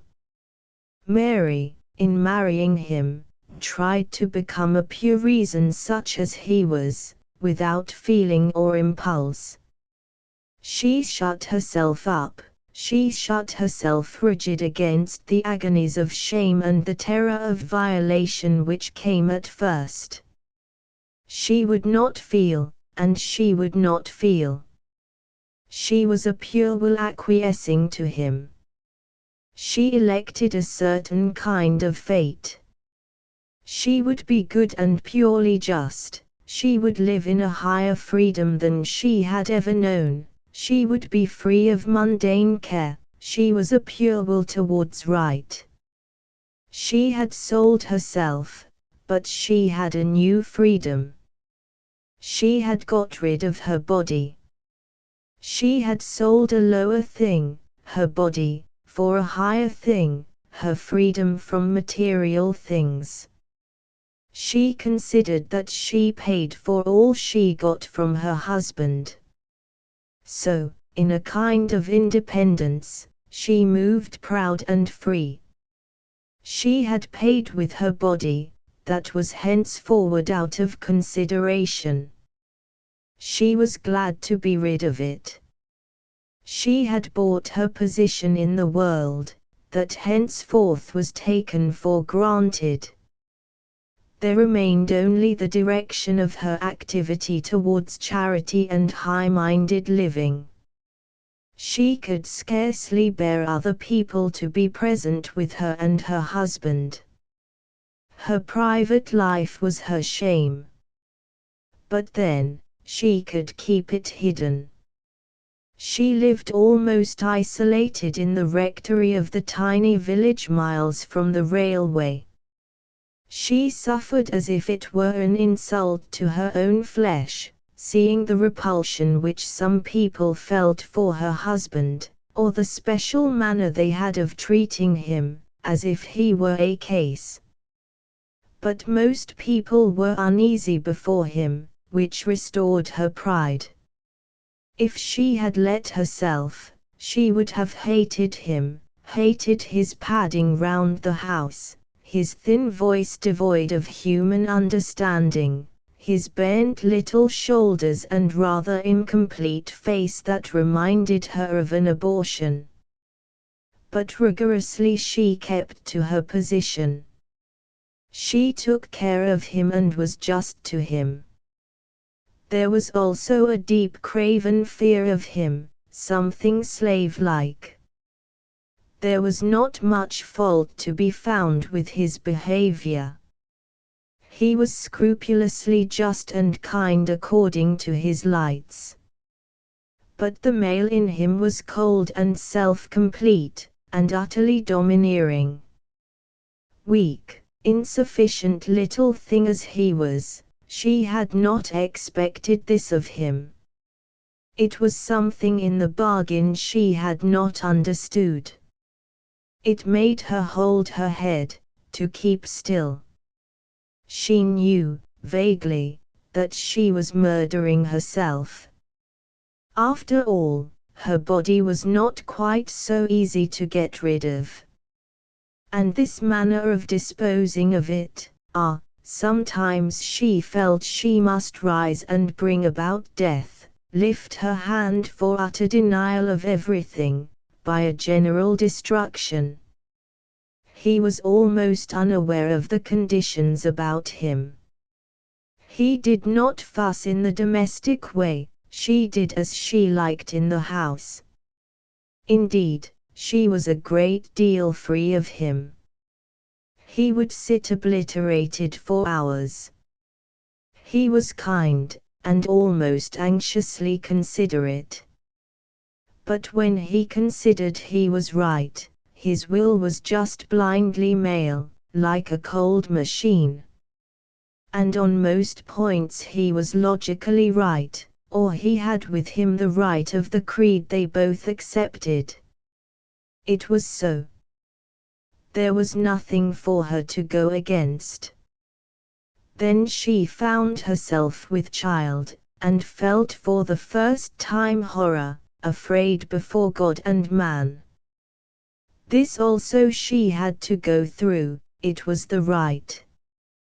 When the child arrived, it was a bonny, healthy lad. Her heart hurt in her body, as she took the baby between her hands. The flesh that was trampled and silent in her must speak again in the boy. After all, she had to live, it was not so simple after all. Nothing was finished completely. She looked and looked at the baby, and almost hated it, and suffered an anguish of love for it. She hated it because it made her live again in the flesh. When she could not live in the flesh, she could not. She wanted to trample her flesh down, extinct, to live in the mind. And now there was this child. It was too cruel, too racking. For she must love the child. Her purpose was broken in two again. She had to become amorphous, purposeless, without real being. As a mother, she was a fragmentary, ignoble thing.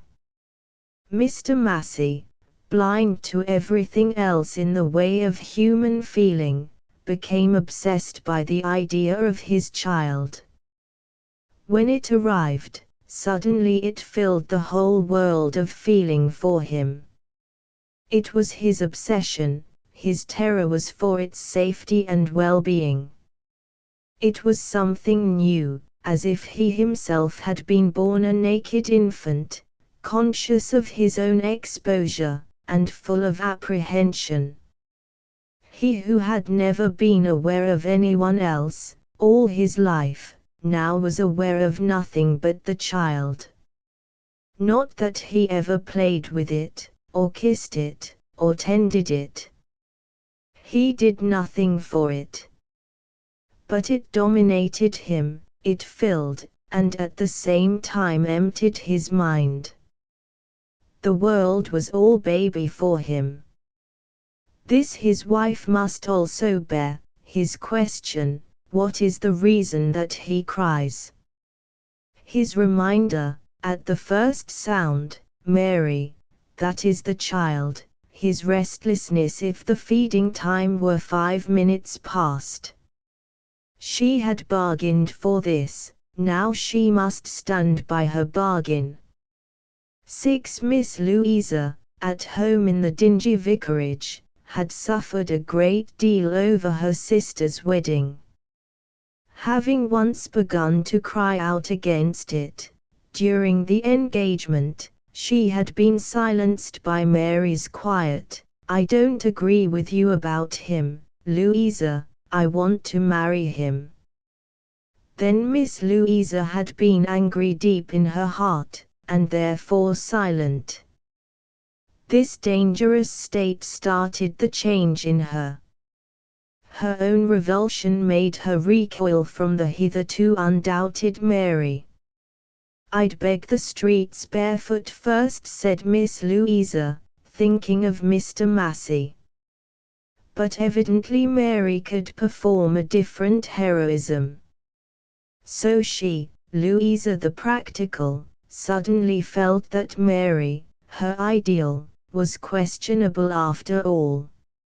How could she be pure? One cannot be dirty in act and spiritual in being. Louisa distrusted Mary's high spirituality. It was no longer genuine for her. And if Mary were spiritual and misguided, why did not her father protect her? Because of the money. He disliked the whole affair, but he backed away, because of the money. And the mother frankly did not care, her daughters could do as they liked. Her mother's pronouncement, whatever happens to him, Mary is safe for life, so evidently and shallowly a calculation, incensed Louisa. I'd rather be safe in the workhouse, she cried. Your father will see to that, replied her mother brutally. This speech, in its indirectness, so injured Miss Louisa that she hated her mother deep, deep in her heart, and almost hated herself. It was a long time resolving itself out, this hate. But it worked, and at last the young woman said, they are wrong, they are all wrong. They have ground out their souls for what isn't worth anything, and there isn't a grain of love in them anywhere. And I will have love. They want us to deny it. They've never found it, so they want to say it doesn't exist. But I will have it. I will love, it is my birthright. I will love the man I marry, that is all I care about. So Miss Louisa stood isolated from everybody. She and Mary had parted over Mr. Massey. In Louisa's eyes, Mary was degraded, married to Mr. Massey. She could not bear to think of her lofty, spiritual sister degraded in the body like this. Mary was wrong, wrong, wrong. She was not superior, she was flawed, incomplete. The two sisters stood apart. They still loved each other, they would love each other as long as they lived. But they had parted ways. A new solitariness came over the obstinate Louisa, and her heavy jaw set stubbornly. She was going on her own way. But which way? She was quite alone, with a blank world before her. How could she be said to have any way? Yet she had her fixed will to love, to have the man she loved. 7 When her boy was 3 years old, Mary had another baby, a girl. The 3 years had gone by monotonously. They might have been an eternity, they might have been brief as a sleep. She did not know. Only, there was always a weight on top of her, something that pressed down her life.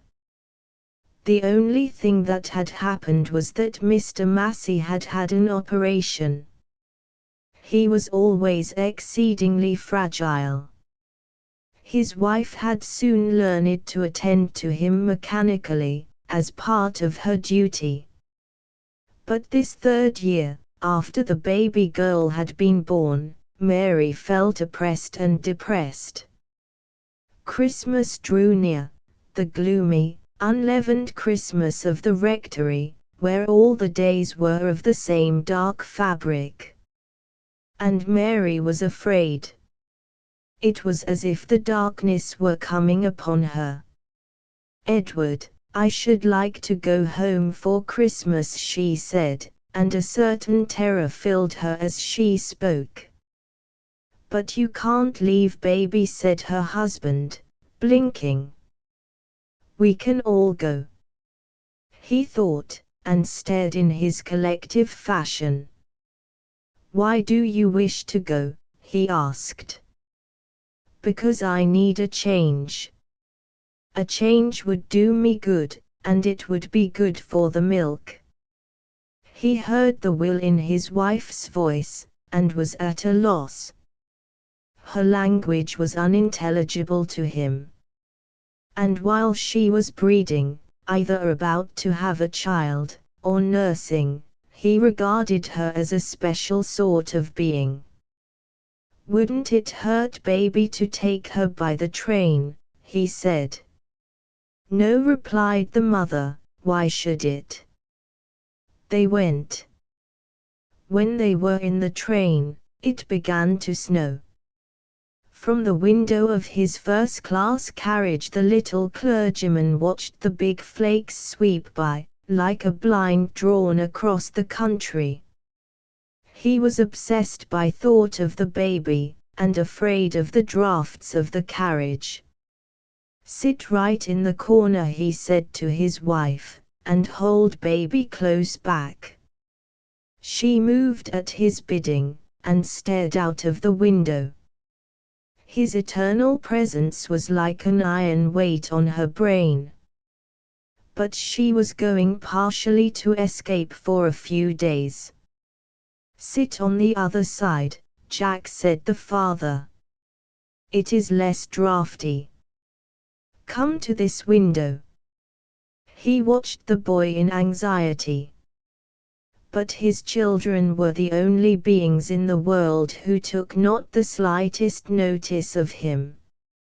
"Look, mother, look," cried the boy. "They fly right in my face." He meant the snowflakes. "Come into this corner," repeated his father, out of another world.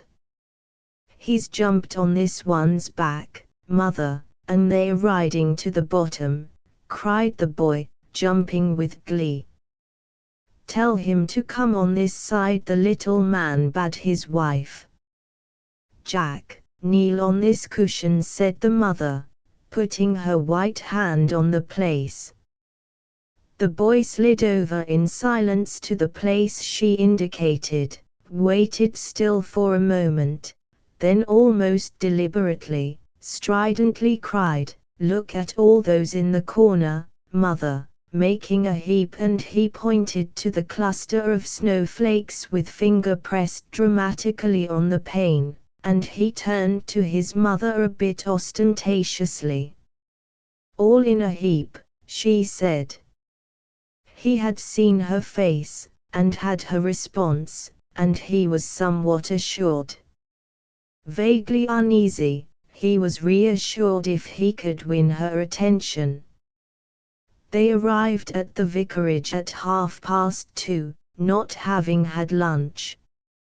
"How are you, Edward?" said Mr. Lindley, trying on his side to be fatherly.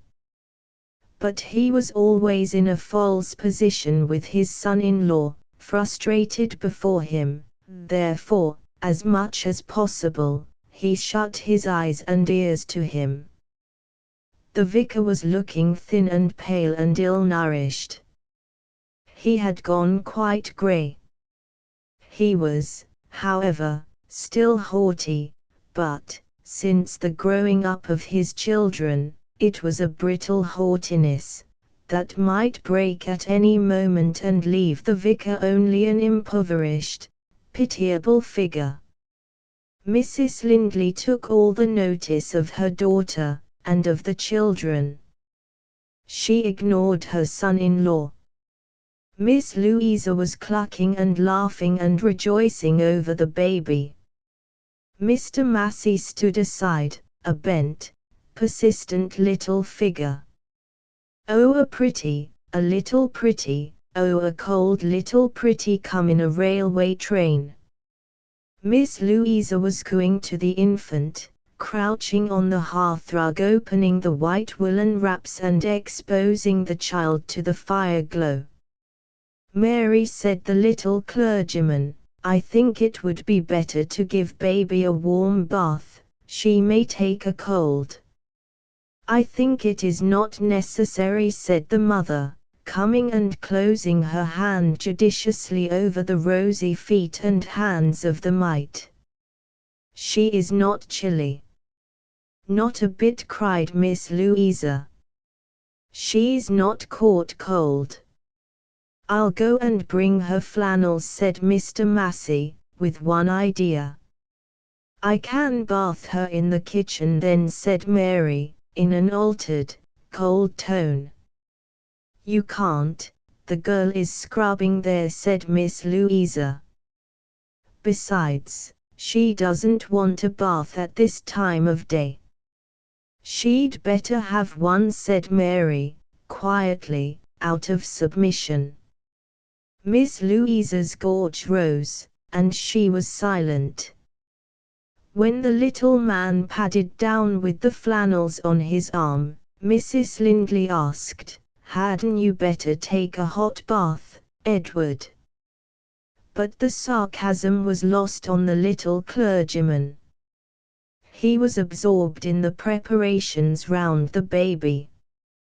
The room was dull and threadbare, and the snow outside seemed fairy-like by comparison, so white on the lawn and tufted on the bushes. Indoors the heavy pictures hung obscurely on the walls, everything was dingy with gloom. Except in the fire glow, where they had laid the bath on the hearth. Mrs. Massey, her black hair always smoothly coiled and queenly, kneeled by the bath, wearing a rubber apron, and holding the kicking child. Her husband stood holding the towels and the flannels to warm. Louisa, too cross to share in the joy of the baby's bath, was laying the table. The boy was hanging on the doorknob, wrestling with it to get out. His father looked round. "Come away from the door, Jack," he said, ineffectually. Jack tugged harder at the knob as if he did not hear. Mr. Massey blinked at him. "He must come away from the door, Mary," he said. "There will be a draught if it is opened." "Jack, come away from the door, dear," said the mother, dexterously turning the shiny wet baby onto her toweled knee, then glancing round, "Go and tell Auntie Louisa about the train." Louisa, also afraid to open the door, was watching the scene on the hearth. Mr. Massey stood holding the baby's flannel, as if assisting at some ceremonial. If everybody had not been subduedly angry, it would have been ridiculous. "I want to see out of the window," Jack said. His father turned hastily. "Do you mind lifting him onto a chair, Louisa?" said Mary hastily. The father was too delicate. When the baby was flannelled, Mr. Massey went upstairs and returned with 4 pillows, which he set in the fender to warm. Then he stood watching the mother feed her child, obsessed by the idea of his infant. Louisa went on with her preparations for the meal. She could not have told why she was so sullenly angry. Mrs. Lindley, as usual, lay silently watching. Mary carried her child upstairs, followed by her husband with the pillows. After a while he came down again. "What is Mary doing? Why doesn't she come down to eat?" asked Mrs. Lindley. "She is staying with baby. The room is rather cold. I will ask the girl to put in a fire." He was going absorbedly to the door. "But Mary has had nothing to eat."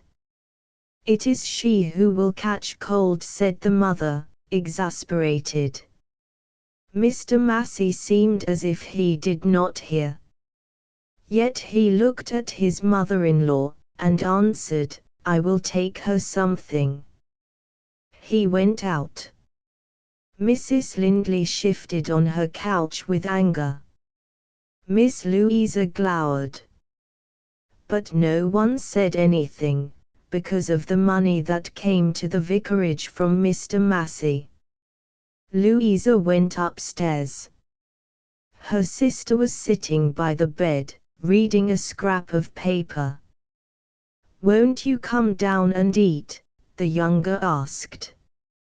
In a moment or two Mary replied, in a quiet, reserved voice, that forbade anyone to approach her.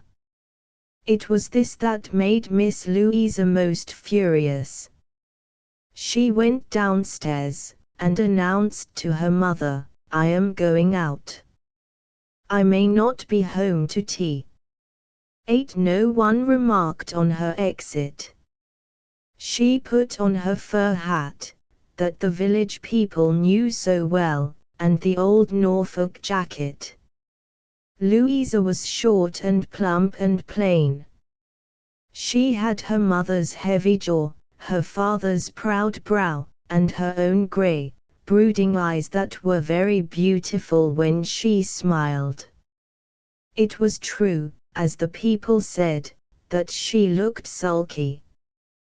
Her chief attraction was her glistening, heavy, deep blonde hair, which shone and gleamed with a richness that was not entirely foreign to her. "Where am I going?" she said to herself, when she got outside in the snow.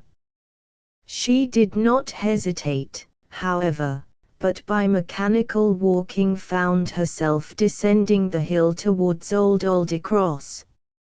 In the valley that was black with trees, the colliery breathed in stertorous pants, sending out high conical columns of steam that remained upright, whiter than the snow on the hills, yet shadowy, in the dead air.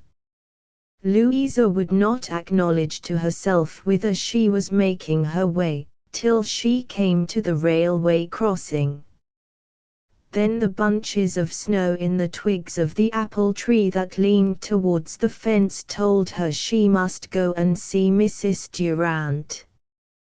The tree was in Mrs. Durant's garden. Alfred was now at home again, living with his mother in the cottage below the road. From the highway hedge, by the railway crossing, the snowy garden sheered down steeply, like the side of a hole, then dropped straight in a wall. In this depth the house was snug, its chimney just level with the road. Miss Louisa descended the stone stairs, and stood below in the little backyard, in the dimness and the semi-secrecy. A big tree leaned overhead, above the paraffin hut. Louisa felt secure from all the world down there. She knocked at the open door, then looked round. The tongue of garden narrowing in from the quarry bed was white with snow. She thought of the thick fringes of snowdrops it would show beneath the currant bushes in a month's time. The ragged fringe of pinks hanging over the garden brim behind her was whitened now with snowflakes, that in summer held white blossom to Louisa's face. It was pleasant, she thought, to gather flowers that stooped to one's face from above. She knocked again. Peeping in, she saw the scarlet glow of the kitchen, red firelight falling on the brick floor and on the bright chintz cushions. It was alive and bright as a peep show. She crossed the scullery, where still an almanac hung. There was no one about. Mrs. Durant called Louisa softly, "Mrs. Durant." She went up the brick step into the front room, that still had its little shop counter and its bundles of goods, and she called from the stair foot. Then she knew Mrs. Durant was out. She went into the yard to follow the old woman's footsteps up the garden path. She emerged from the bushes and raspberry canes.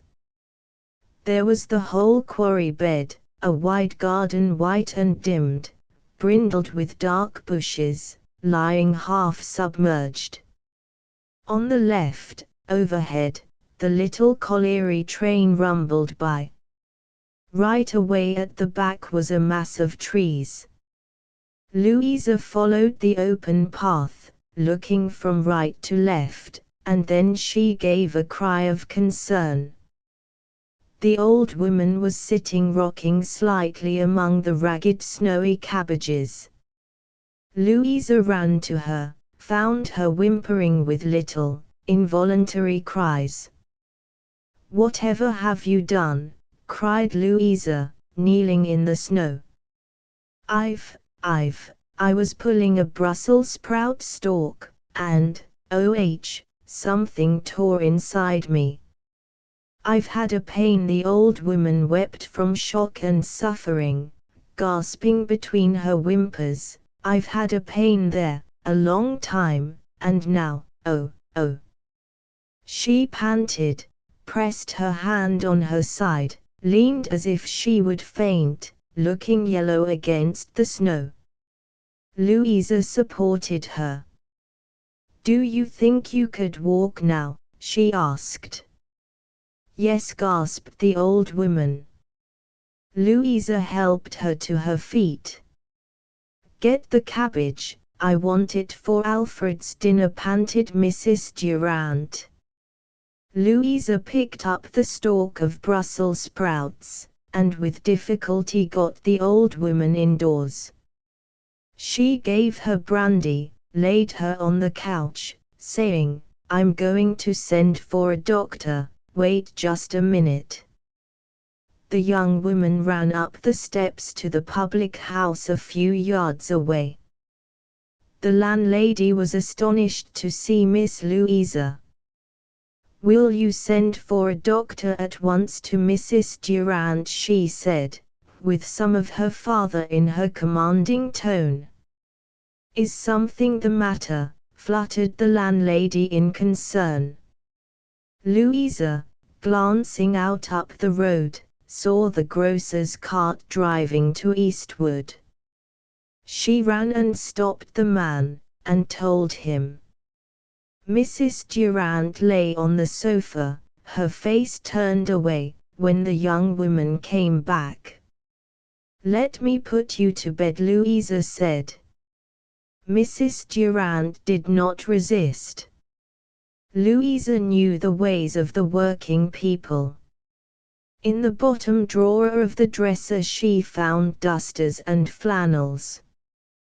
With the old pit flannel she snatched out the oven shelves, wrapped them up, and put them in the bed. From the son's bed she took a blanket, and, running down, set it before the fire. Having undressed the little old woman, Louisa carried her upstairs. "You'll drop me, cried Mrs. Durant. Louisa did not answer, but bore her burden quickly. She could not light a fire, because there was no fireplace in the bedroom. And the floor was plaster. So she fetched the lamp, and stood it lighted in one corner. "It will air the room," she said. "Yes," moaned the old woman. Louisa ran with more hot flannels, replacing those from the oven shelves. Then she made a bran bag and laid it on the woman's side. There was a big lump on the side of the abdomen. "I've felt it coming a long time," moaned the old lady, when the pain was easier, "but I've not said anything. I didn't want to upset our Alfred." Louisa did not see why our Alfred should be spared. "What time is it?" came the plaintive voice. 4:15. "Oh," wailed the old lady, "he'll be here in half an hour, and no dinner ready for him." "Let me do it," said Louisa, gently. "There's that cabbage, and you'll find the meat in the pantry, and there's an apple pie you can hot up. But don't you do it." "Who will, then?" asked Louisa. "I don't know," moaned the sick woman, unable to consider. Louisa did it. The doctor came and gave serious examination. He looked very grave. "What is it, doctor?" asked the old lady, looking up at him with old, pathetic eyes in which already hope was dead. "I think you've torn the skin in which a tumor hangs," he replied. She murmured, and she turned away. "You see, she may die any minute, and it may be swaled away," said the old doctor to Louisa. The young woman went upstairs again. "He says the lump may be swaled away, and you may get quite well again," she said. Murmured the old lady. It did not deceive her. Presently she asked, "Is there a good fire?" "I think so," answered Louisa. "He'll want a good fire," the mother said. Louisa attended to it. Since the death of Durand, the widow had come to church occasionally, and Louisa had been friendly to her. In the girl's heart the purpose was fixed. No man had affected her as Alfred Durand had done, and to that she kept. In her heart, she adhered to him. A natural sympathy existed between her and his rather hard, materialistic mother. Alfred was the most lovable of the old woman's sons. He had grown up like the rest, however, headstrong and blind to everything but his own will. Like the other boys, he had insisted on going into the pit as soon as he left school, because that was the only way speedily to become a man, level with all the other men. This was a great chagrin to his mother, who would have liked to have this last of her sons a gentleman. But still he remained constant to her. His feeling for her was deep and unexpressed. He noticed when she was tired, or when she had a new cap. And he bought little things for her occasionally. She was not wise enough to see how much he lived by her. At the bottom he did not satisfy her, he did not seem manly enough. He liked to read books occasionally, and better still he liked to play the piccolo. It amused her to see his head nod over the instrument as he made an effort to get the right note. It made her fond of him, with tenderness, almost pity, but not with respect. She wanted a man to be fixed, going his own way without knowledge of women. Whereas she knew Alfred depended on her. He sang in the choir because he liked singing. In the summer he worked in the garden, attended to the fowls and pigs. He kept pigeons. He played on Saturday in the cricket or football team. But to her he did not seem the man, the independent man her other boys had been. He was her baby, and whilst she loved him for it, she was a little bit contemptuous of him. There grew up a little hostility between them. Then he began to drink, as the others had done, but not in their blind, oblivious way. He was a little self-conscious over it. She saw this, and she pitied it in him. She loved him most, but she was not satisfied with him because he was not free of her. He could not quite go his own way. Then at 20 he ran away and served his time in the Navy. This made a man of him. He had hated it bitterly, the service, the subordination. For years he fought with himself under the military discipline, for his own self-respect, struggling through blind anger and shame and a cramping sense of inferiority. Out of humiliation and self-hatred, he rose into a sort of inner freedom. And his love for his mother, whom he idealized, remained the fact of hope and of belief. He came home again, nearly 30 years old, but naive and inexperienced as a boy, only with a silence about him that was new, a sort of dumb humility before life, a fear of living. He was almost quite chaste. A strong sensitiveness had kept him from women. Sexual talk was all very well among men, but somehow it had no application to living women. There were two things for him: the idea of women, with which he sometimes debauched himself, and real women, before whom he felt a deep uneasiness, and a need to draw away. He shrank and defended himself from the approach of any woman. And then he felt ashamed. In his innermost soul he felt he was not a man, he was less than the normal man. In Genoa he went with an under-officer to a drinking house where the cheaper sort of girl came in to look for lovers. He sat there with his glass, the girls looked at him, but they never came to him. He knew that if they did come he could only pay for food and drink for them, because he felt a pity for them, and was anxious lest they lacked good necessities. He could not have gone with one of them, he knew it, and was ashamed, looking with curious envy at the swaggering, easy passionate Italian whose body went to a woman by instinctive impersonal attraction. They were men, he was not a man. He sat feeling short, feeling like a leper.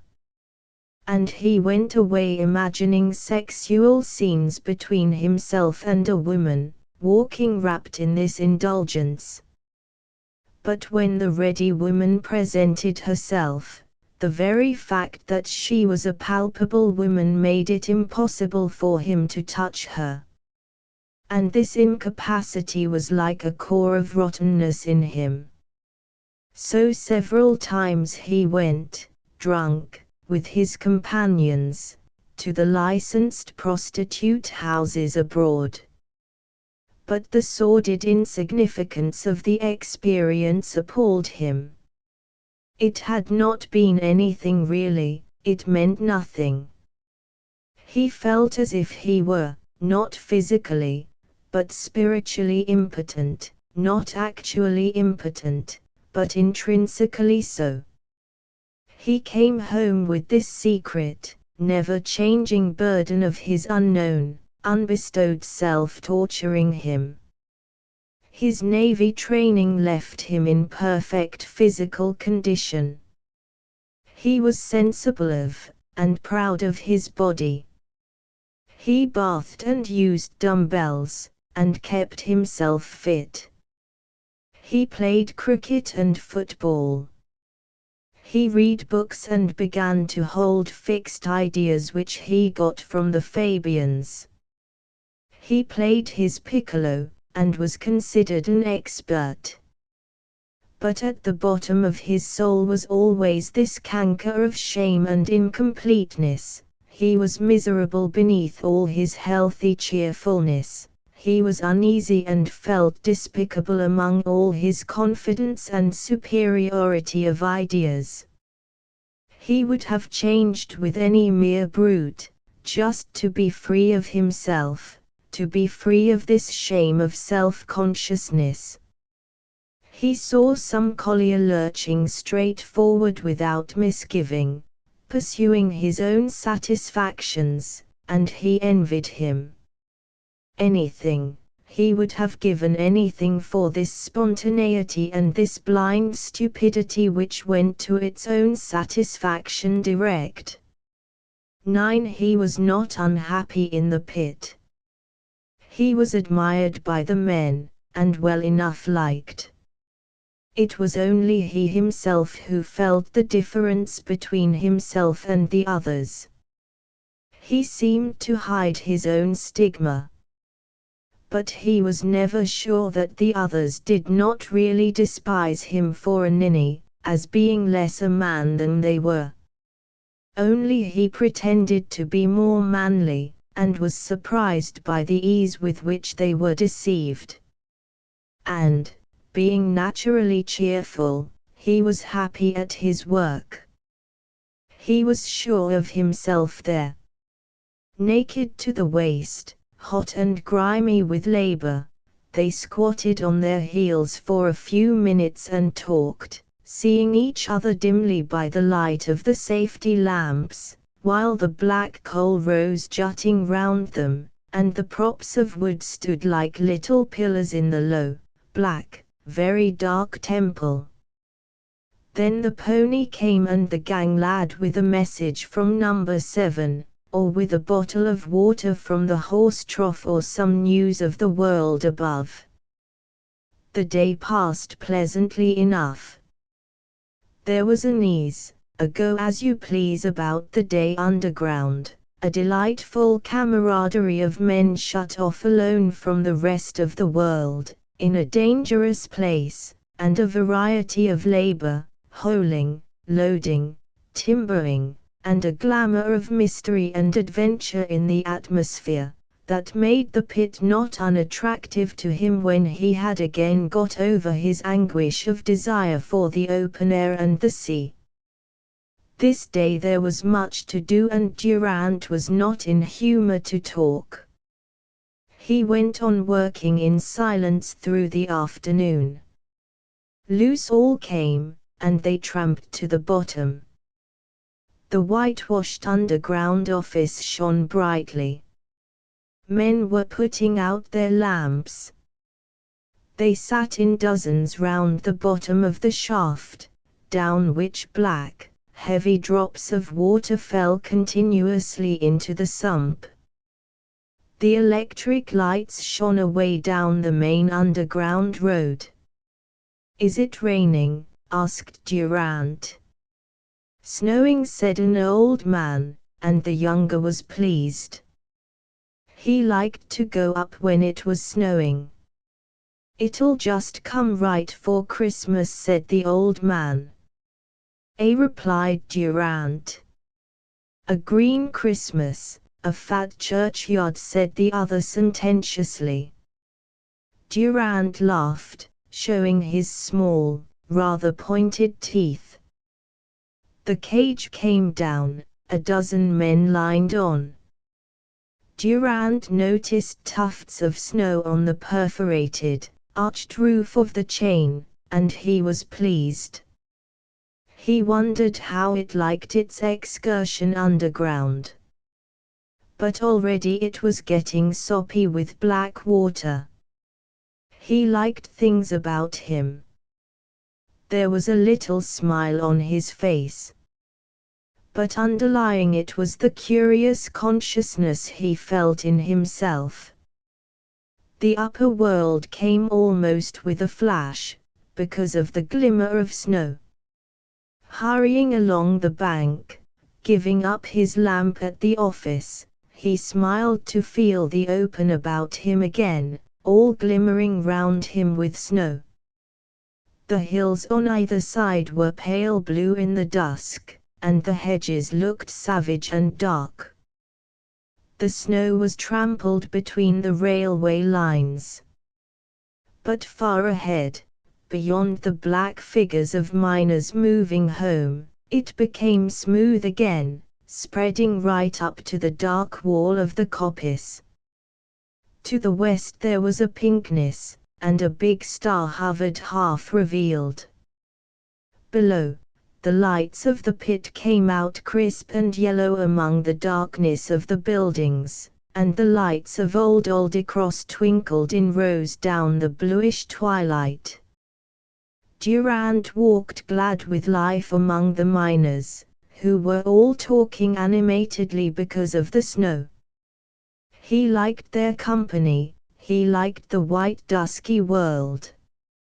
It gave him a little thrill to stop at the garden gate and see the light of home down below, shining on the silent blue snow. By the big gate of the railway, in the fence, was a little gate that he kept locked. As he unfastened it, he watched the kitchen light that shone onto the bushes and the snow outside. It was a candle burning till night set in, he thought to himself. He slid down the steep path to the level below. He liked making the first marks in the smooth snow. Then he came through the bushes to the house.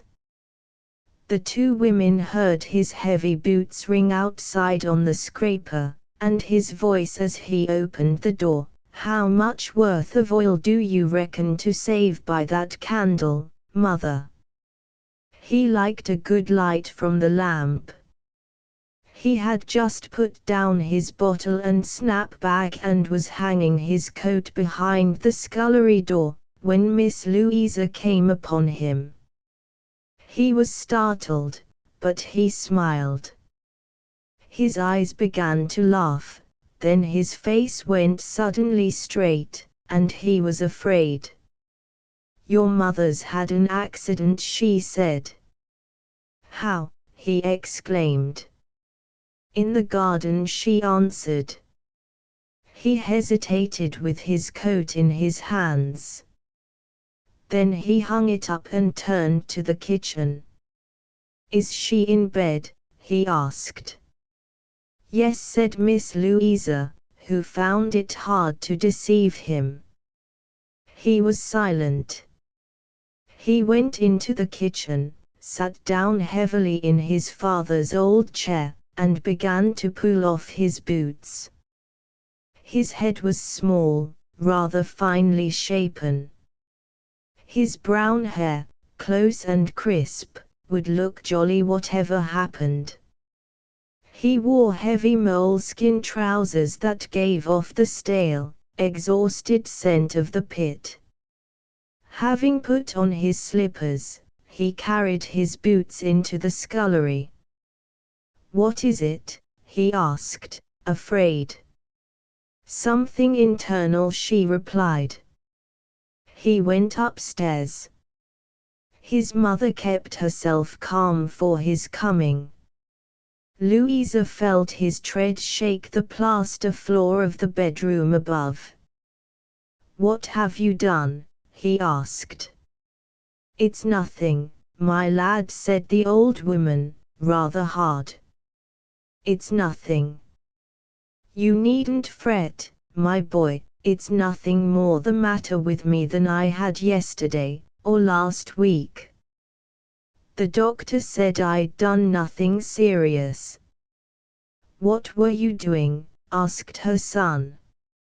"I was pulling up a cabbage, and I suppose I pulled too hard, for, oh, there was such a pain." Her son looked at her quickly. She hardened herself. "But who doesn't have a sudden pain sometimes, my boy?" "We all do." "And what's it done?" "I don't know," she said, "but I don't suppose it's anything." The big lamp in the corner was screened with a dark green, so that he could scarcely see her face. He was strung tight with apprehension and many emotions. Then his brow knitted. "What did you go pulling your inside out at cabbages for?" he asked, "and the ground frozen. You'd go on dragging and dragging, if you killed yourself." Somebody's got to get them, she said. You needn't do yourself harm. But they had reached futility. Miss Louisa could hear plainly downstairs. Her heart sank. It seemed so hopeless between them. Are you sure it's nothing much, Mother? He asked, appealing, after a little silence. It's nothing, said the old woman, rather bitter.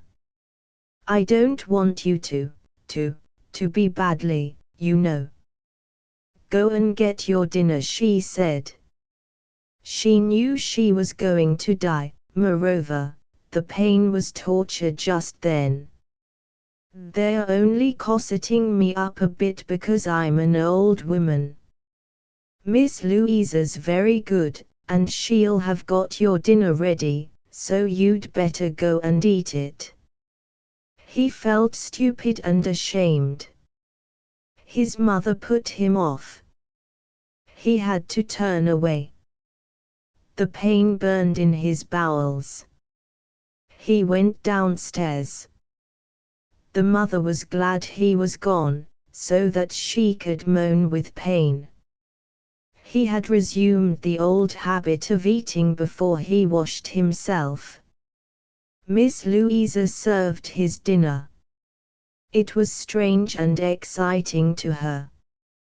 She was strung up tense, trying to understand him and his mother. She watched him as he sat. He was turned away from his food, looking in the fire. Her soul watched him, trying to see what he was. His black face and arms were uncouth, he was foreign. His face was masked black with coal dust. She could not see him, she could not even know him.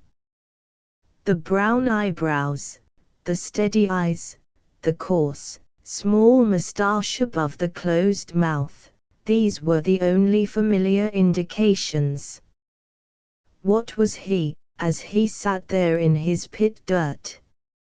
She could not see him, and it hurt her. She ran upstairs, presently coming down with the flannels and the bran bag, to heat them, because the pain was on again. He was halfway through his dinner. He put down the fork, suddenly nauseated. They will soothe the wrench, she said. He watched, useless and left out. Is she bad? He asked. I think she is, she answered. It was useless for him to stir or comment. Louisa was busy. She went upstairs. The poor old woman was in a white, cold sweat of pain.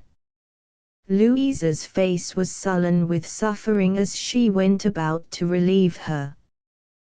Then she sat and waited. The pain passed gradually, the old woman sank into a state of coma. Louisa still sat silent by the bed. She heard the sound of water downstairs. Then came the voice of the old mother, faint but unrelaxing. Alfred's washing himself, he'll want his back washing. Louisa listened anxiously, wondering what the sick woman wanted. He can't bear if his back isn't washed, the old woman persisted, in a cruel attention to his needs. Louisa rose and wiped the sweat from the yellowish brow. I will go down, she said soothingly. If you would, murmured the sick woman. Louisa waited a moment. Mrs. Durand closed her eyes, having discharged her duty. The young woman went downstairs. Herself, or the man, what did they matter? Only the suffering woman must be considered. Alfred was kneeling on the hearthrug, stripped to the waist, washing himself in a large panchion of earthenware. He did so every evening. When he had eaten his dinner, his brothers had done so before him. But Miss Louisa was strange in the house. He was mechanically rubbing the white lather on his head, with a repeated, unconscious movement, his hand every now and then passing over his neck. Louisa watched. She had to brace herself to this also. He bent his head into the water, washed it free of soap, and pressed the water out of his eyes. "Your mother said you would want your back washing," she said. Curious how it hurt her to take part in their fixed routine of life.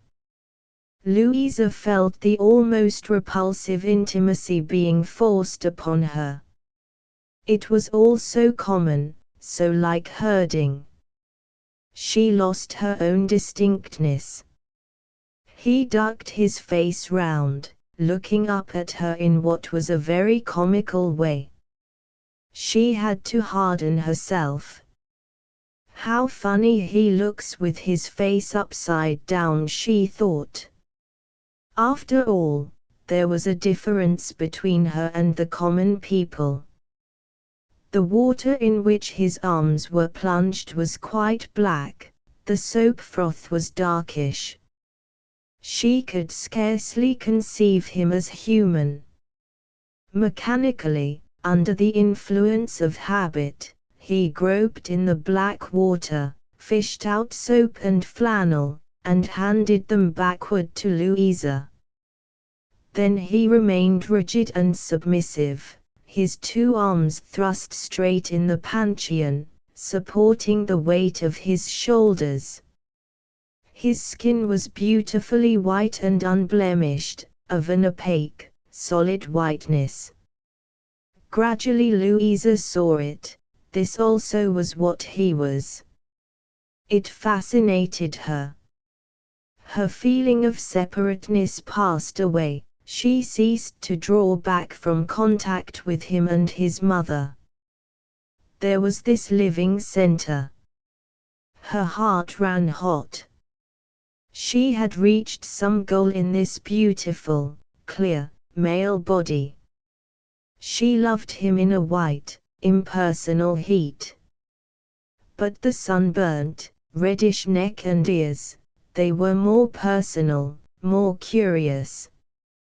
A tenderness rose in her, she loved even his queer ears. A person, an intimate being he was to her. She put down the towel and went upstairs again, troubled in her heart. She had only seen one human being in her life, and that was Mary. All the rest were strangers. Now her soul was going to open, she was going to see another. She felt strange and pregnant. "He'll be more comfortable," murmured the sick woman abstractedly, as Louisa entered the room. The latter did not answer. Her own heart was heavy with its own responsibility. Mrs. Durant lay silent a while, then she murmured plaintively, "You mustn't mind, Miss Louisa." "Why should I?" replied Louisa, deeply moved. "It's what we're used to," said the old woman. And Louisa felt herself excluded again from their life. She sat in pain, with the tears of disappointment distilling her heart. Was that all? Alfred came upstairs. He was clean, and in his shirt sleeves. He looked a workman now. Louisa felt that she and he were foreigners, moving in different lives. It dulled her again. Oh, if she could only find some fixed relations, something sure and abiding. "How do you feel?" he said to his mother. "It's a bit better," she replied wearily, impersonally. This strange putting herself aside, this abstracting herself and answering him only what she thought good for him to hear, made the relations between mother and son poignant and cramping to Miss Louisa. It made the man so ineffectual, so nothing. Louisa groped as if she had lost him. The mother was real and positive, he was not very actual. It puzzled and chilled the young woman. "I'd better fetch Mrs. Harrison," he said, waiting for his mother to decide. "I suppose we shall have to have somebody," she replied. Miss Louisa stood by, afraid to interfere in their business. They did not include her in their lives. They felt she had nothing to do with them, except as a help from outside. She was quite external to them. She felt hurt and powerless against this unconscious difference. But something patient and unyielding in her made her say, "I will stay and do the nursing, you can't be left." The other two were shy, and at a loss for an answer. "We'll manage to get somebody," said the old woman wearily. She did not care very much what happened, now. "I will stay until tomorrow, in any case," said Louisa. "Then we can see." "I'm sure you've no right to trouble yourself," moaned the old woman. But she must leave herself in any hands. Miss Louisa felt glad that she was admitted, even in an official capacity. She wanted to share their lives. At home they would need her, now Mary had come. But they must manage without her. "I must write a note to the vicarage," she said. Alfred Durand looked at her inquiringly, for her service. He had always that intelligent readiness to serve, since he had been in the Navy. But there was a simple independence in his willingness, which she loved. She felt nevertheless it was hard to get at him. He was so deferential, quick to take the slightest suggestion of an order from her, implicitly, that she could not get at the man in him. He looked at her very keenly. She noticed his eyes were golden brown, with a very small pupil, the kind of eyes that can see a long way off. He stood alert, at military attention. His face was still rather weather-reddened. "Do you want pen and paper?" he asked, with deferential suggestion to a superior, which was more difficult for her than reserve. "Yes, please," she said. He turned and went downstairs. He seemed to her so self-contained, so utterly sure in his movement. How was she to approach him? For he would take not one step towards her. He would only put himself entirely and impersonally at her service, glad to serve her, but keeping himself quite removed from her. She could see he felt real joy in doing anything for her, but any recognition would confuse him and hurt him. Strange it was to her, to have a man going about the house in his shirt sleeves, his waistcoat unbuttoned, his throat bare, waiting on her. He moved well, as if he had plenty of life to spare. She was attracted by his completeness. And yet, when all was ready, and there was nothing more for him to do, she quivered, meeting his questioning look. As she sat writing, he placed another candle near her. The rather dense light fell in 2 places on the overfoldings of her hair till it glistened heavy and bright, like a dense golden plumage folded up. Then the nape of her neck was very white, with fine down and pointed wisps of gold. He watched it as it were a vision, losing himself. She was all that was beyond him, of revelation and exquisiteness.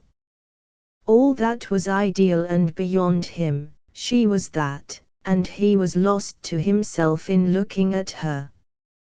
She had no connection with him. He did not approach her. She was there like a wonderful distance. But it was a treat, having her in the house.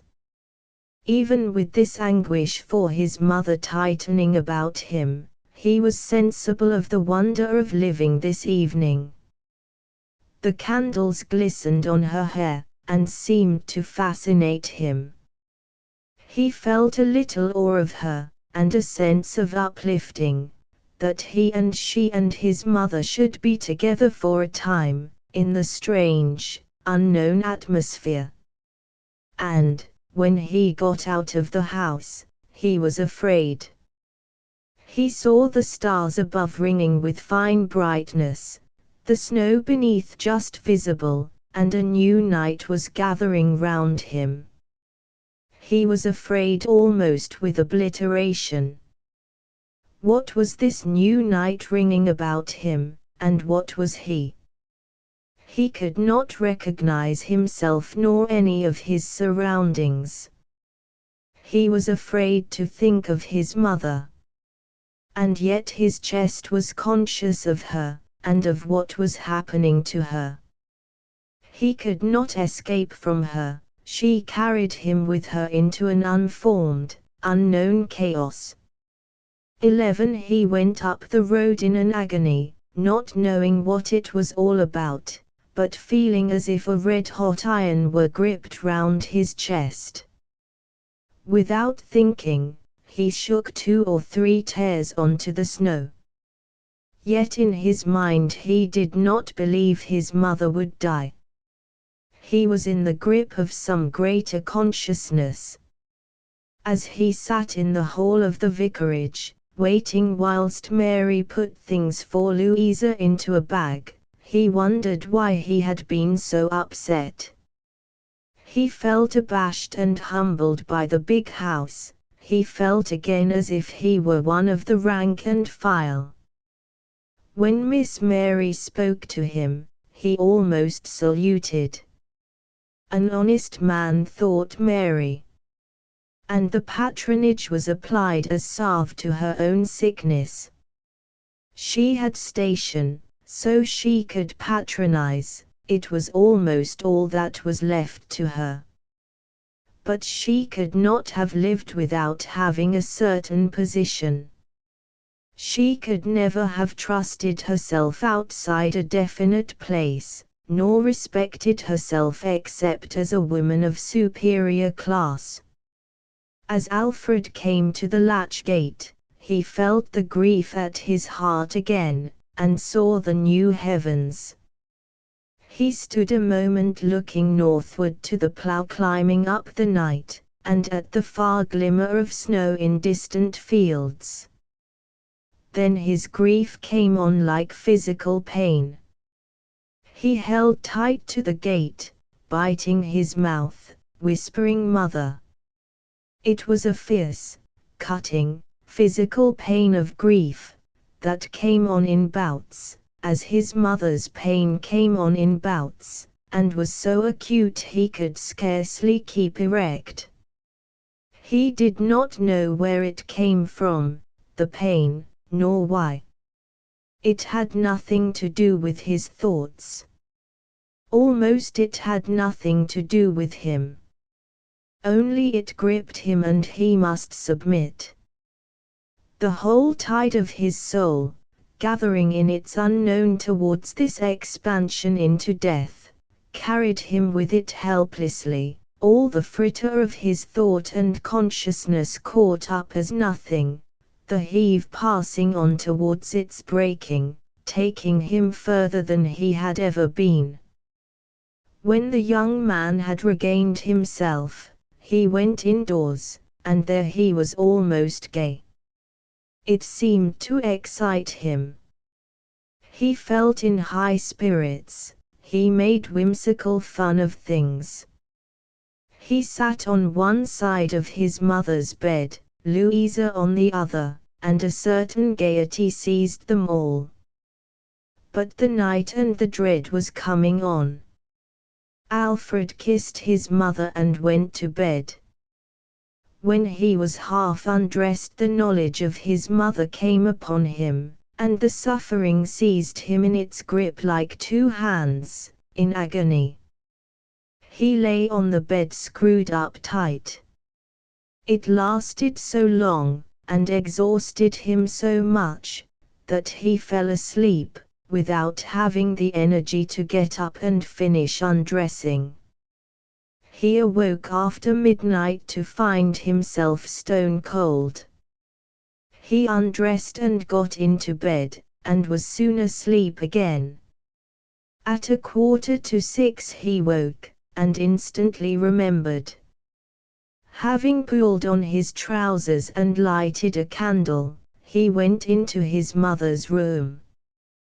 He put his hand before the candle flame so that no light fell on the bed. "Mother," he whispered. "Yes," was the reply. There was a hesitation. "Should I go to work?" He waited, his heart was beating heavily. "I think I'd go, my lad." His heart went down in a kind of despair. "You want me to?" He let his hand down from the candle flame. The light fell on the bed. There he saw Louisa lying looking up at him. Her eyes were upon him. She quickly shut her eyes and half buried her face in the pillow, her back turned to him. He saw the rough hair like bright vapor about her round head, and the two plaids flung coiled among the bedclothes. It gave him a shock. He stood almost himself, determined. Louisa cowered down. He looked, and met his mother's eyes. Then he gave way again, and ceased to be sure, ceased to be himself. "Yes, go to work, my boy," said the mother. "All right," replied he, kissing her. His heart was down at despair, and bitter. He went away. "Alfred," cried his mother faintly. He came back with beating heart. "What, mother? You'll always do what's right, Alfred?" the mother asked, beside herself in terror now he was leaving her. He was too terrified and bewildered to know what she meant. "Yes," he said. She turned her cheek to him. He kissed her, then went away, in bitter despair. He went to work. 12 by midday his mother was dead. The word met him at the pit mouth.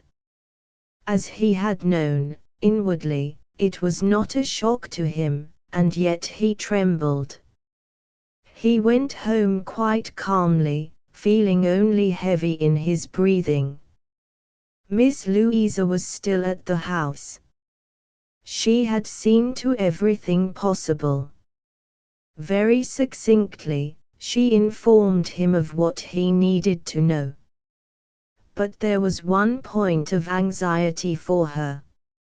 "You did half expect it, it's not come as a blow to you?" she asked, looking up at him. Her eyes were dark and calm and searching. She too felt lost. He was so dark and inchoate. "I suppose, yes," he said stupidly. He looked aside. unable to endure her eyes on him. "I could not bear to think you might not have guessed," she said. He did not answer. He felt it a great strain to have her near him at this time. He wanted to be alone.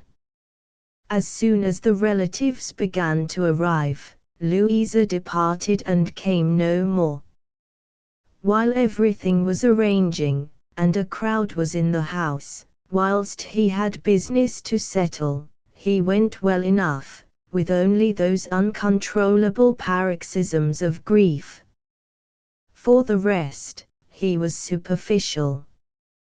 By himself, he endured the fierce, almost insane bursts of grief which passed again and left him calm, almost clear, just wondering. He had not known before that everything could break down, that he himself could break down, and all be a great chaos, very vast and wonderful. It seemed as if life in him had burst its bounds, and he was lost in a great, bewildering flood, immense and unpeopled. He himself was broken and spilled out amid it all. He could only breathe panting in silence. Then the anguish came on again. When all the people had gone from the quarry cottage, leaving the young man alone with an elderly housekeeper, then the long trial began. The snow had thawed and frozen, a fresh fall had whitened the grey, this then began to thaw. The world was a place of loose grey slosh. Alfred had nothing to do in the evenings. He was a man whose life had been filled up with small activities. Without knowing it, he had been centralized, polarized in his mother. It was she who had kept him. Even now, when the old housekeeper had left him, he might still have gone on in his old way. But the force and balance of his life was lacking. He sat pretending to read, all the time holding his fists clenched, and holding himself in, enduring he did not know what. He walked the black and sodden miles of field paths, till he was tired out, but all this was only running away from whence he must return. At work he was all right. If it had been summer he might have escaped by working in the garden till bedtime. But now, there was no escape, no relief, no help. He, perhaps, was made for action rather than for understanding, for doing than for being. He was shocked out of his activities, like a swimmer who forgets to swim. For a week, he had the force to endure this suffocation and struggle, then he began to get exhausted, and knew it must come out. The instinct of self-preservation became strongest. But there was the question, where was he to go? The public house really meant nothing to him, it was no good going there. He began to think of emigration. In another country he would be all right. He wrote to the emigration offices. On the Sunday after the funeral, when all the Durand people had attended church, Alfred had seen Miss Louisa, impassive and reserved, sitting with Miss Mary, who was proud and very distant, and with the other Lindleys, who were people removed. Alfred saw them as people remote. He did not think about it. They had nothing to do with his life. After service Louisa had come to him and shaken hands. "My sister would like you to come to supper one evening, if you would be so good." He looked at Miss Mary, who bowed. Out of kindness, Mary had proposed this to Louisa, disapproving of herself even as she did so. But she did not examine herself closely. "Yes," said Durand awkwardly, "I'll come if you want me." But he vaguely felt that it was misplaced. "You'll come tomorrow evening, then, about 6:30. He went. Miss Louisa was very kind to him. There could be no music, because of the babies. He sat with his fists clenched on his thighs, very quiet and unmoved, lapsing, among all those people, into a kind of muse or daze. There was nothing between him and them. They knew it as well as he. But he remained very steady in himself, and the evening passed slowly. Mrs. Lindley called him young man. "Will you sit here, young man?" He sat there.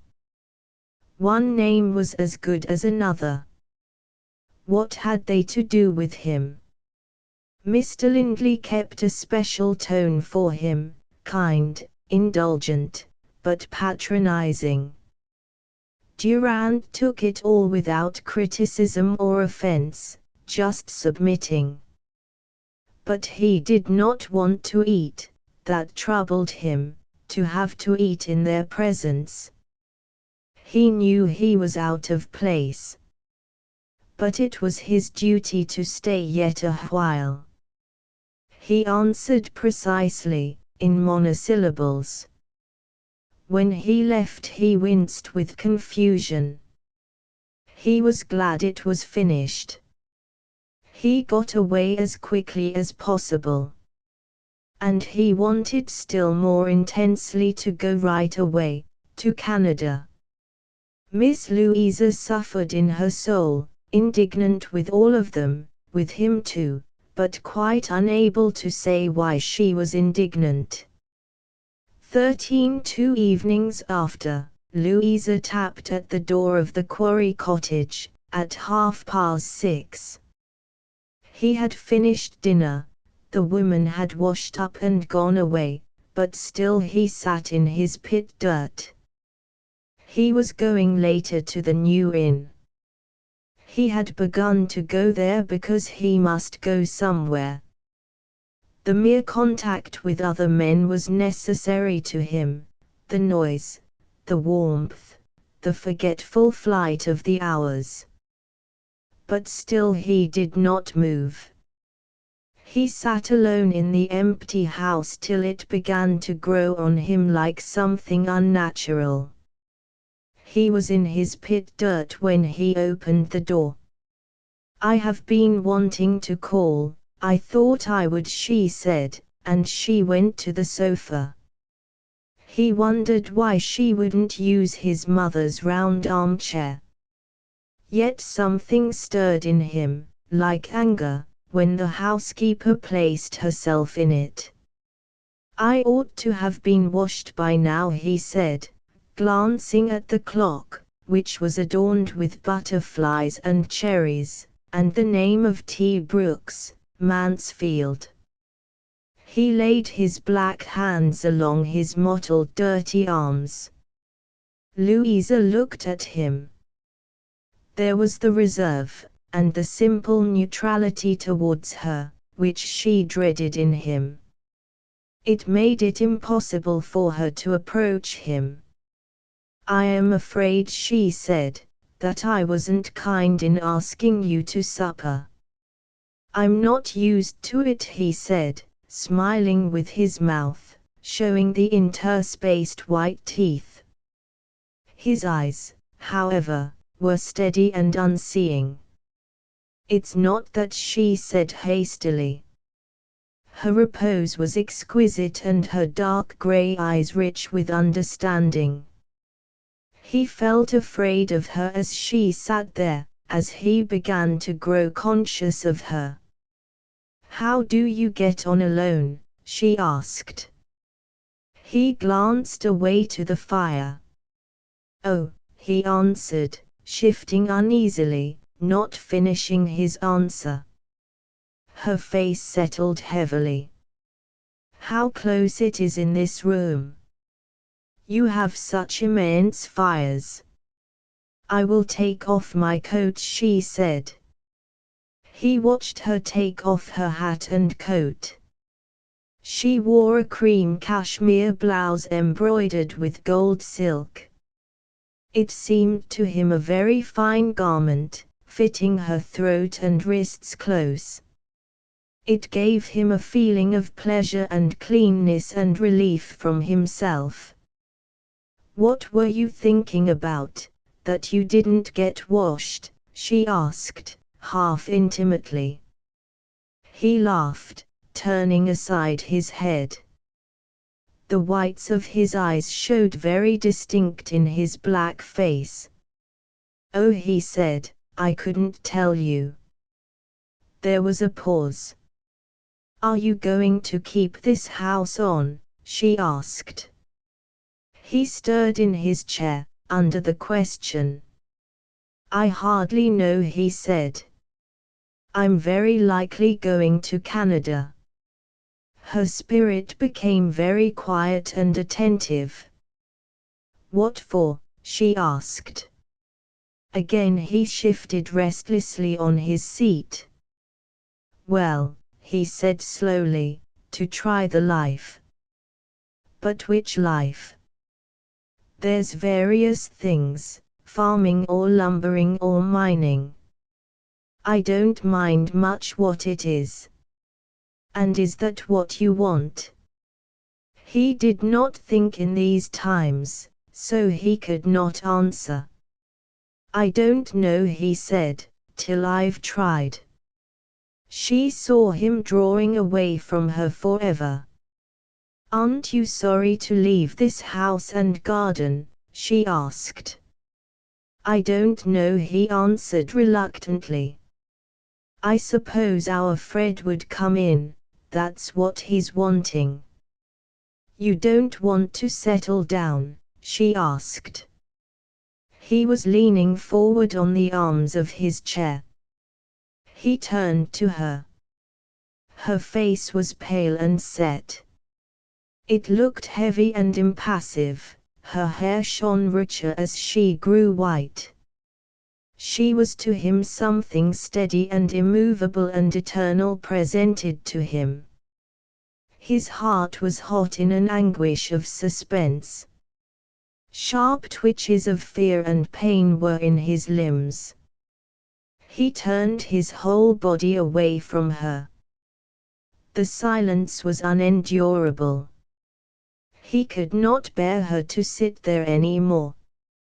It made his heart go hot and stifled in his breast. Were you going out tonight? She asked. Only to the New Inn, he said. Again there was silence. She reached for her hat. Nothing else was suggested to her. She had to go. He sat waiting for her to be gone, for relief. And she knew that if she went out of that house as she was, she went out a failure. Yet she continued to pin on her hat. In a moment she would have to go. Something was carrying her. Then suddenly a sharp pang, like lightning, seared her from head to foot, and she was beyond herself. Do you want me to go? She asked, controlled, yet speaking out of a fiery anguish, as if the words were spoken from her without her intervention. He went white under his dirt. Why? He asked, turning to her in fear, compelled. Do you want me to go? She repeated. Why? He asked again. Because I wanted to stay with you, she said, suffocated, with her lungs full of fire. His face worked, he hung forward a little, suspended, staring straight into her eyes, in torment, in an agony of chaos, unable to collect himself. And as if turned to stone, she looked back into his eyes. Their souls were exposed bare for a few moments. It was agony. They could not bear it. He dropped his head, whilst his body jerked with little sharp twitchings. She turned away for her coat. Her soul had gone dead in her. Her hands trembled, but she could not feel any more. She drew on her coat. There was a cruel suspense in the room. The moment had come for her to go. He lifted his head. His eyes were like agate, expressionless, save for the black points of torture. They held her. She had no will, no life anymore. She felt broken. "Don't you want me?" she said helplessly. A spasm of torture crossed his eyes, which held her fixed. He began, but he could not speak. Something drew him from his chair to her. She stood motionless, spellbound, like a creature given up as prey. He put his hand tentatively, uncertainly, on her arm. The expression of his face was strange and inhuman. She stood utterly motionless. Then clumsily he put his arms round her, and took her, cruelly, blindly, straining her till she nearly lost consciousness, till he himself had almost fallen.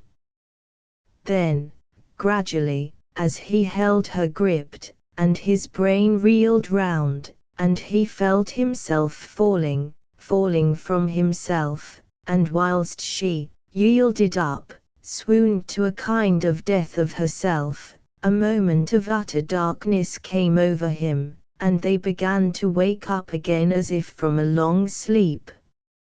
He was himself.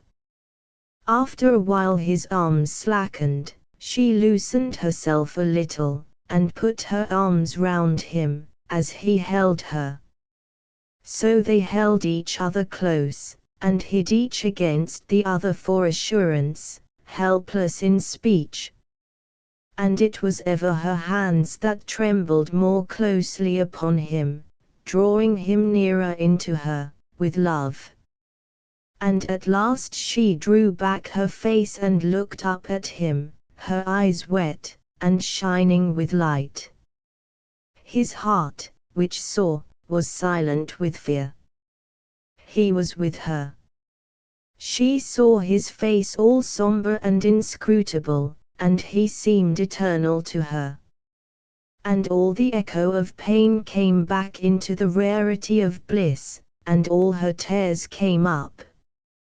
"I love you," she said, her lips drawn and sobbing. He put down his head against her, unable to hear her, unable to bear the sudden coming of the peace and passion that almost broke his heart. They stood together in silence whilst the thing moved away a little. At last she wanted to see him. She looked up. His eyes were strange and glowing, with a tiny black pupil. Strange, they were, and powerful over her. And his mouth came to hers, and slowly her eyelids closed, as his mouth sought hers closer and closer, and took possession of her. They were silent for a long time, too much mixed up with passion and grief and death to do anything but hold each other in pain and kiss with long, hurting kisses wherein fear was transfused into desire. At last she disengaged herself. He felt as if his heart were hurt, but glad, and he scarcely dared look at her. "I'm glad," she said also. He held her hands in passionate gratitude and desire. He had not yet the presence of mind to say anything. He was dazed with relief. "I ought to go," she said. He looked at her. He could not grasp the thought of her going. He knew he could never be separated from her any more. Yet he dared not assert himself. He held her hands tight. "Your face is black," she said. He laughed. "Yours is a bit smudged," he said. They were afraid of each other, afraid to talk. He could only keep her near to him. After a while she wanted to wash her face. He brought her some warm water, standing by and watching her. There was something he wanted to say, that he dared not. He watched her wiping her face, and making tidy her hair. "They'll see your blouse is dirty," he said. She looked at her sleeves and laughed for joy. He was sharp with pride. "What shall you do?" he asked. "How?" she said. He was awkward at a reply. "About me," he said. "What do you want me to do?" she laughed. He put his hand out slowly to her. What did it matter? "But make yourself clean," she said. 14 As they went up the hill, the night seemed dense with the unknown. They kept close together, feeling as if the darkness were alive and full of knowledge, all around them. In silence they walked up the hill. At first the street lamps went their way. Several people passed them. He was more shy than she, and would have let her go had she loosened in the least. But she held firm. Then they came into the true darkness, between the fields. They did not want to speak, feeling closer together in silence. So they arrived at the vicarage gate. They stood under the naked horse-chestnut tree. "I wish you didn't have to go," he said. She laughed a quick little laugh. "Come tomorrow," she said, in a low tone, "and ask father." She felt his hand close on hers. She gave the same sorrowful little laugh of sympathy. Then she kissed him, sending him home. At home, the old grief came on in another paroxysm, obliterating Louisa, obliterating even his mother, for whom the stress was raging like a burst of fever in a wound. But something was sound in his heart. 15 The next evening he dressed to go to the vicarage, feeling it was to be done, not imagining what it would be like. He would not take this seriously. He was sure of Louisa, and this marriage was like fate to him. It filled him also with a blessed feeling of fatality. He was not responsible, neither had her people anything really to do with it. They ushered him into the little study, which was fireless. By and by the vicar came in.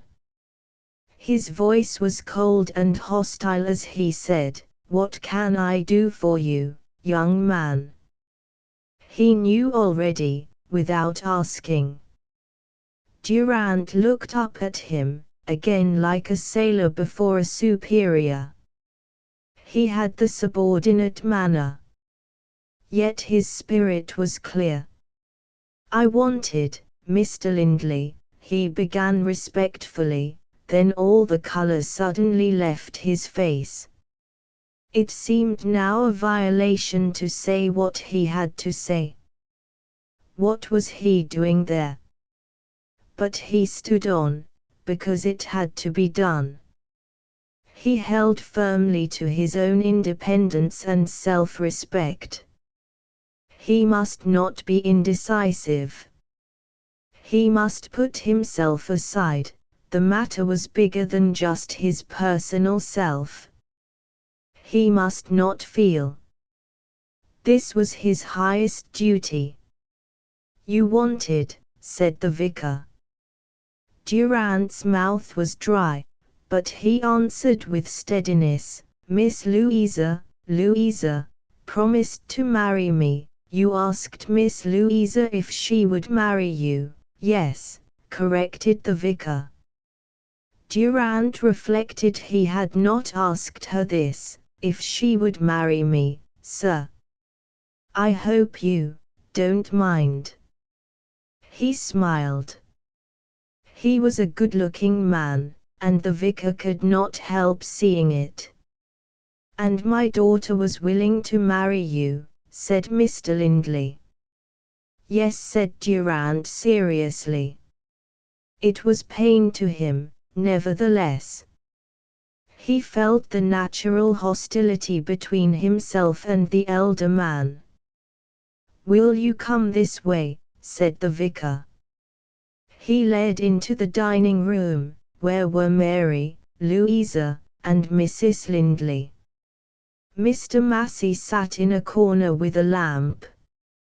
"This young man has come on your account, Louisa," said Mr. Lindley. "Yes," said Louisa, her eyes on Durand, who stood erect, in discipline. He dared not look at her, but he was aware of her.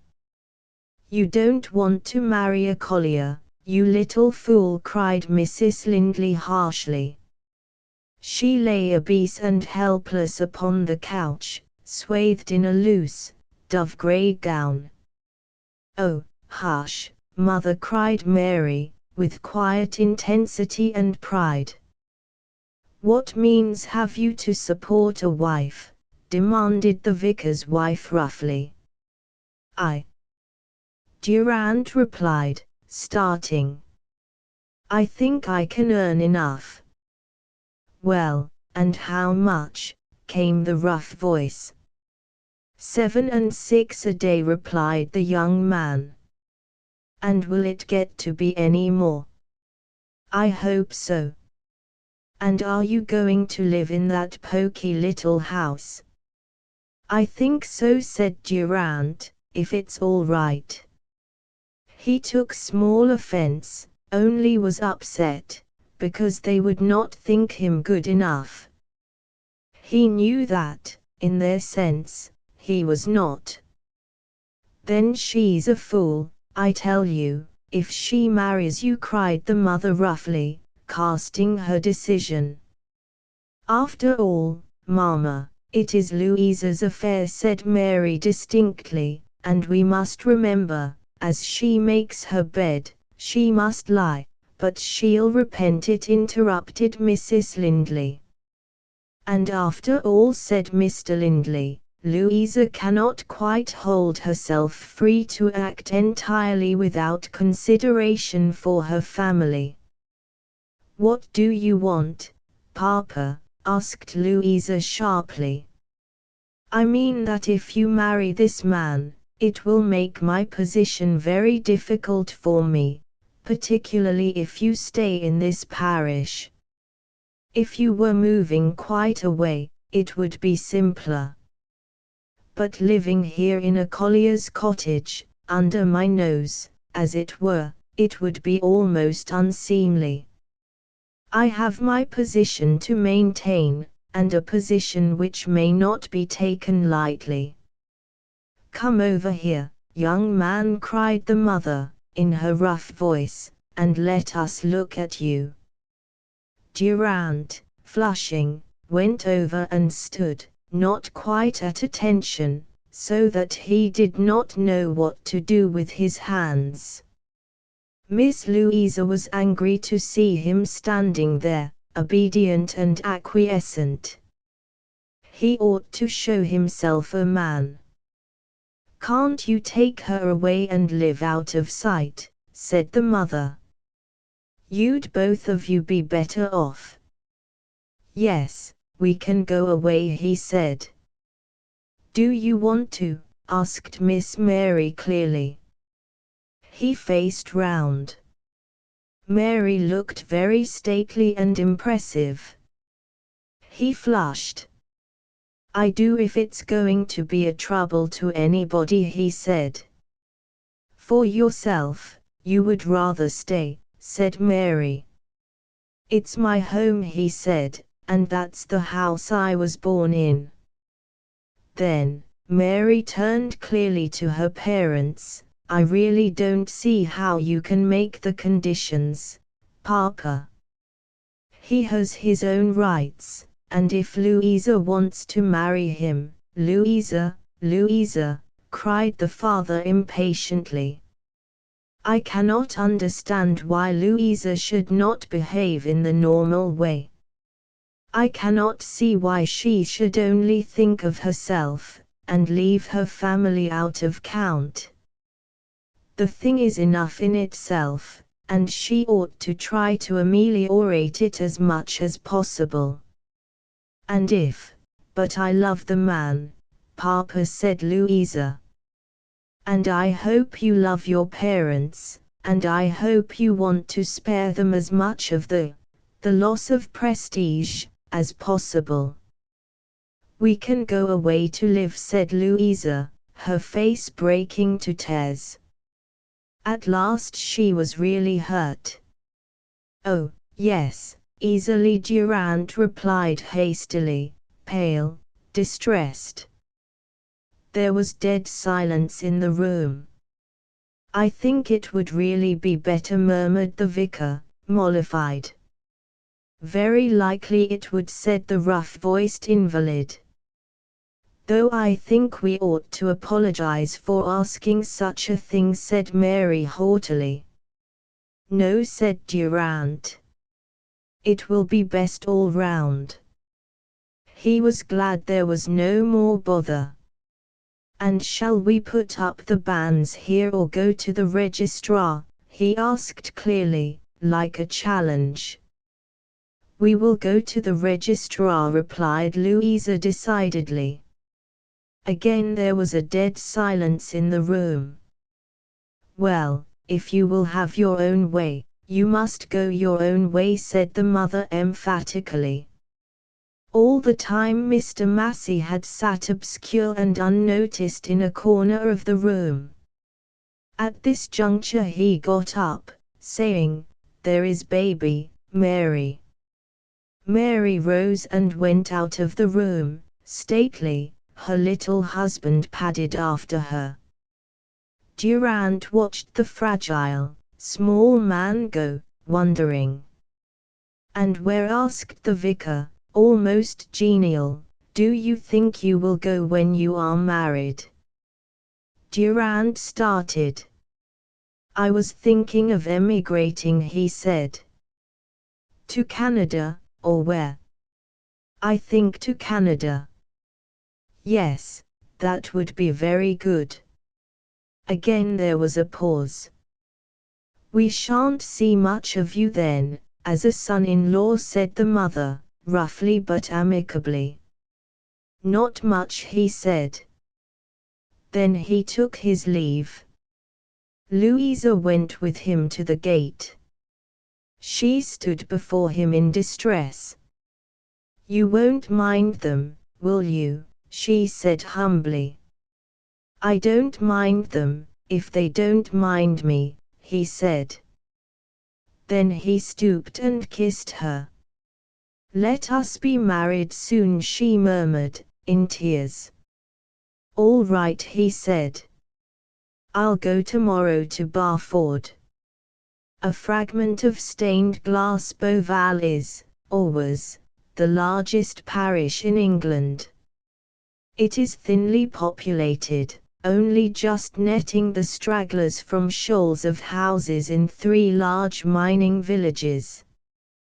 For the rest, it holds a great tract of woodland, fragment of old Sherwood, a few hills of pasture and arable land, 3 collieries, and, finally, the ruins of a Cistercian abbey. These ruins lie in a still rich meadow at the foot of the last fall of woodland, through whose oaks shines a blue of hyacinths, like water, in Maytime. Of the abbey, there remains only the east wall of the chancel standing, a wild thick mass of ivy waiting one shoulder, while pigeons perch in the tracery of the lofty window. This is the window in question. The vicar of Beauval is a bachelor of 42 years. Quite early in life some illness caused a slight paralysis of his right side, so that he drags a little, and so that the right corner of his mouth is twisted up into his cheek with a constant grimace, unhidden by a heavy moustache. There is something pathetic about this twist on the vicar's countenance, his eyes are so shrewd and sad. It would be hard to get near to Mr. Colbrand. Indeed, now, his soul had some of the twist of his face, so that, when he is not ironical, he is satiric. Yet a man of more complete tolerance and generosity scarcely exists. Let the bores mock him, he merely smiles on the other side, and there is no malice in his eyes, only a quiet expression of waiting till they have finished. His people do not like him, yet none could bring forth an accusation against him, save that you never can tell when he's having you. I dined the other evening with the vicar in his study. The room scandalizes the neighborhood because of the statuary which adorns it, a Laocoon and other classic copies, with bronze and silver Italian Renaissance work. For the rest, it is all dark and tawny. Mr. Colbrand is an archaeologist. He does not take himself seriously, however, in his hobby, so that nobody knows the worth of his opinions on the subject. "Here you are," he said to me after dinner, "I've found another paragraph for my great work." "What's that?" I asked. "Haven't I told you I was compiling a Bible of the English people, the Bible of their hearts, their exclamations in presence of the unknown? I've found a fragment at home, a jump at God from Beauval." "Where?" I asked, startled. The vicar closed his eyes whilst looking at me. "Only on parchment," he said. Then, slowly, he reached for a yellow book, and read, translating as he went. Then, while we chanted, came a crackling at the window, at the great east window, where hung our Lord on the cross. It was a malicious covetous devil wrothed by us, rended the lovely image of the glass. We saw the iron clutches of the fiend pick the window, and a face flaming red like fire in a basket did glower down on us. Our hearts melted away, our legs broke, we thought to die. The breath of the wretch filled the chapel. But our dear saint, etc., etc., came hastening down heaven to defend us. The fiend began to groan and bray, he was daunted and beat off. When the sun uprose, and it was morning, some went out in dread upon the thin snow.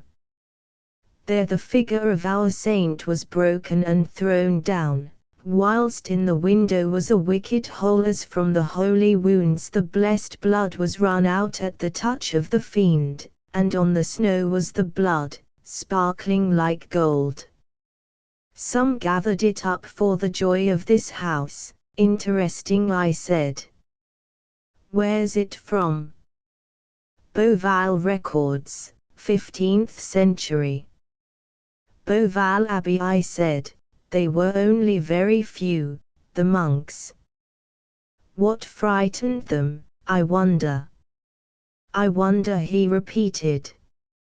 Somebody climbed up, I supposed, and attempted to get in. What? He exclaimed, smiling. Well, what do you think? Pretty much the same, he replied. I glossed it out for my book. Your great work. Tell me. He put a shade over the lamp so that the room was almost in darkness. Am I more than a voice? He asked. I can see your hand, I replied. He moved entirely from the circle of light. Then his voice began, sing-song, sardonic. I was a serf in Rollistown's Newthorpe Manor, master of the stables I was. One day a horse bit me as I was grooming him. He was an old enemy of mine. I fetched him a blow across the nose. Then, when he got a chance, he lashed out at me and caught me a gash over the mouth. I snatched at a hatchet and cut his head. He yelled, fiend as he was, and strained for me with all his teeth bare. I brought him down. For killing him they flogged me till they thought I was dead. I was sturdy, because we horse serfs got plenty to eat. I was sturdy, but they flogged me till I did not move. The next night I set fire to the stables, and the stables set fire to the house. I watched and saw the red flame rise and look out of the window. I saw the folk running, each for himself, master no more than one of a frightened party. It was freezing, but the heat made me sweat. I saw them all turn again to watch, all rimmed with red. They cried, all of them, when the roof went in, when the sparks splashed up at rebound. They cried then like dogs at the bagpipes howling. Master cursed me, till I laughed as I lay under a bush quite near. As the fire went down I got frightened. I ran for the woods, with fire blazing in my eyes and crackling in my ears. For hours I was all fire. Then I went to sleep under the bracken. When I woke it was evening. I had no mantle, was frozen stiff.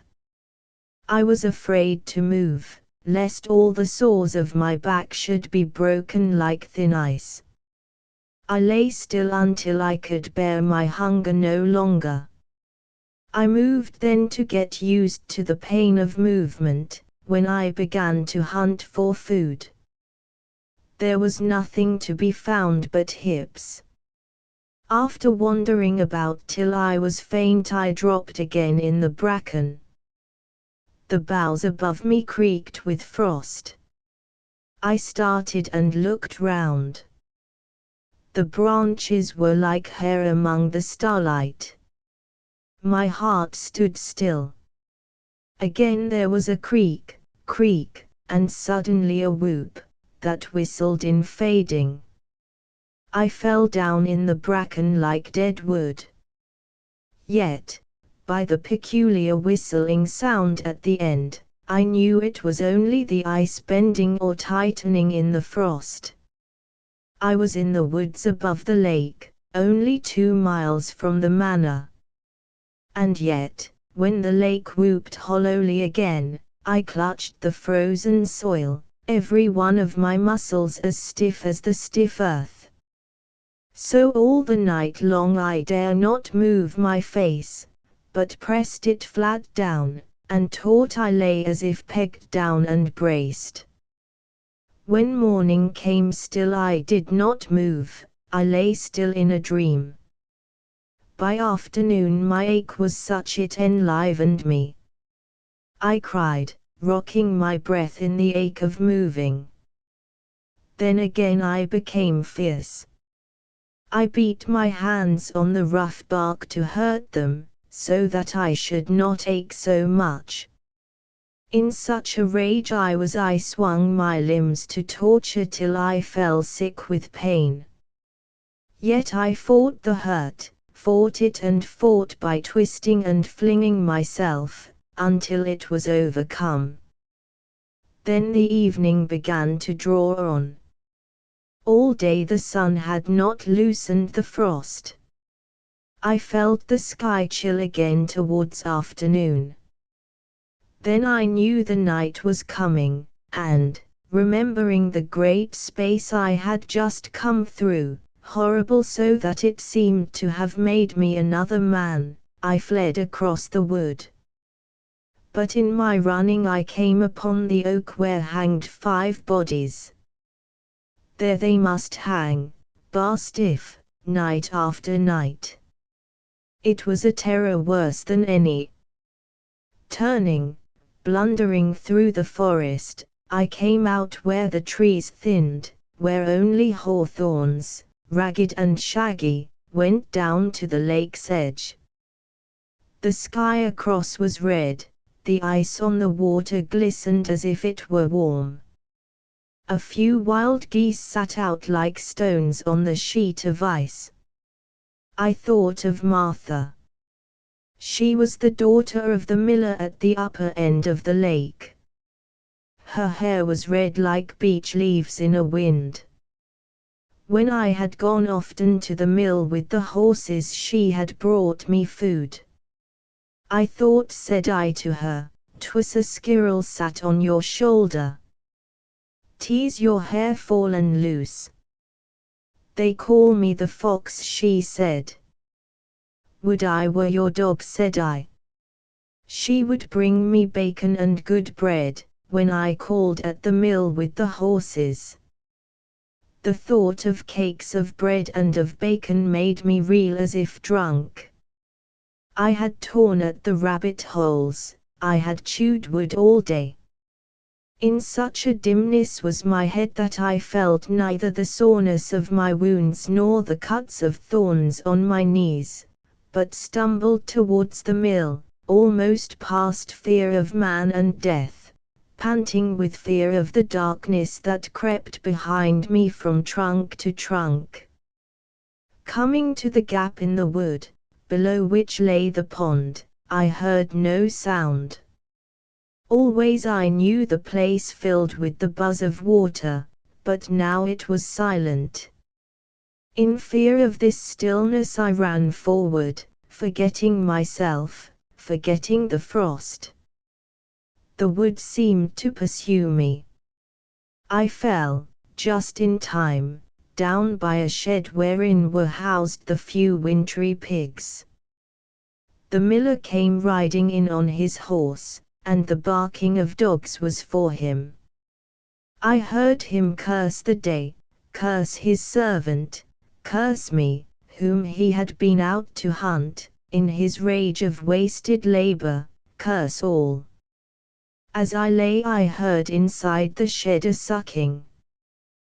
Then I knew that the sow was there, and that the most of her sucking pigs would be already killed for tomorrow's Christmas.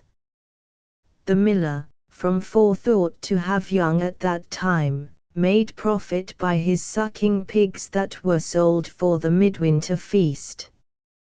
When in a moment all was silent in the dusk, I broke the bar and came into the shed. The sow grunted, but did not come forth to discover me. By and by I crept in towards her warmth. She had but 3 young left, which now angered her, she being too full of milk. Every now and again she slashed at them and they squealed. Busy as she was with them, I in the darkness advanced towards her. I trembled so that scarce dared I trust myself near her, for long dared not put my naked face towards her. Shuddering with hunger and fear, I at last fed of her, guarding my face with my arm. Her own full young tumbled squealing against me, but she, feeling her ease, lay grunting. At last I, too, lay drunk, swooning. I was roused by the shouting of the miller. He, angered by his daughter who wept, abused her, driving her from the house to feed the swine. She came, bowing under a yoke, to the door of the shed. Finding the pin broken, she stood afraid. Then, as the sow grunted, she came cautiously in. I took her with my arm, my hand over her mouth. As she struggled against my breast, my heart began to beat loudly. At last she knew it was I. I clasped her. She hung in my arms, turning away her face, so that I kissed her throat. The tears blinded my eyes, I know not why, unless it were the hurt of my mouth, wounded by the horse, was keen. "They will kill you," she whispered. "No," I answered. And she wept softly. She took my head in her arms and kissed me, wetting me with her tears, brushing me with her keen hair, warming me through. "I will not go away from here," I said. "Bring me a knife, and I will defend myself." "No," she wept. "Ah, no." When she went, I lay down, pressing my chest where she had rested on the earth, lest being alone were worse emptiness than hunger. Later she came again. I saw her bend in the doorway, a lantern hanging in front. As she peered under the redness of her falling hair, I was afraid of her. But she came with food. We sat together in the dull light. Sometimes still I shivered and my throat would not swallow. "If," said I eat all this you have brought me, I shall sleep till somebody finds me." Then she took away the rest of the meat. "Why," said I, "should I not eat?" She looked at me in tears of fear. "What?" I said, but still she had no answer. I kissed her, and the hurt of my wounded mouth angered me. "Now there is my blood," said I, "on your mouth." Wiping her smooth hand over her lips, she looked thereat, then at me. "Leave me," I said, "I am tired." She rose to leave me. "But bring a knife," I said. Then she held the lantern near my face, looking as at a picture. "You look to me," she said, "like a stirk that is roped for the axe. Your eyes are dark, but they are wide open." "Then I will sleep," said I, "but will not wake too late." "Do not stay here," she said. "I will not sleep in the wood," I answered, and it was my heart that spoke, for I am afraid. I had better be afraid of the voice of man and dogs, than the sounds in the woods. "Bring me a knife, and in the morning I will go." "Alone will I not go now. The searchers will take you," she said. "Bring me a knife," I answered. "Ah, go," she wept. "Not now, I will not." With that she lifted the lantern, lit up her own face and mine. Her blue eyes dried of tears. Then I took her to myself, knowing she was mine. "I will come again," she said. She went, and I folded my arms, lay down and slept. When I woke, she was rocking me wildly to rouse me. "I dreamed," said I, "that a great heap, as if it were a hill, lay on me and above me. She put a cloak over me, gave me a hunting knife and a wallet of food, and other things I did not note. Then under her own cloak she hid the lantern. "Let us go," she said, and blindly I followed her. When I came out into the cold, someone touched my face and my hair. "Ha!" I cried, "who now?" Then she swiftly clung to me, hushed me. "Someone has touched me," I said aloud, still dazed with sleep. "Oh hush," she wept. "'Tis snowing."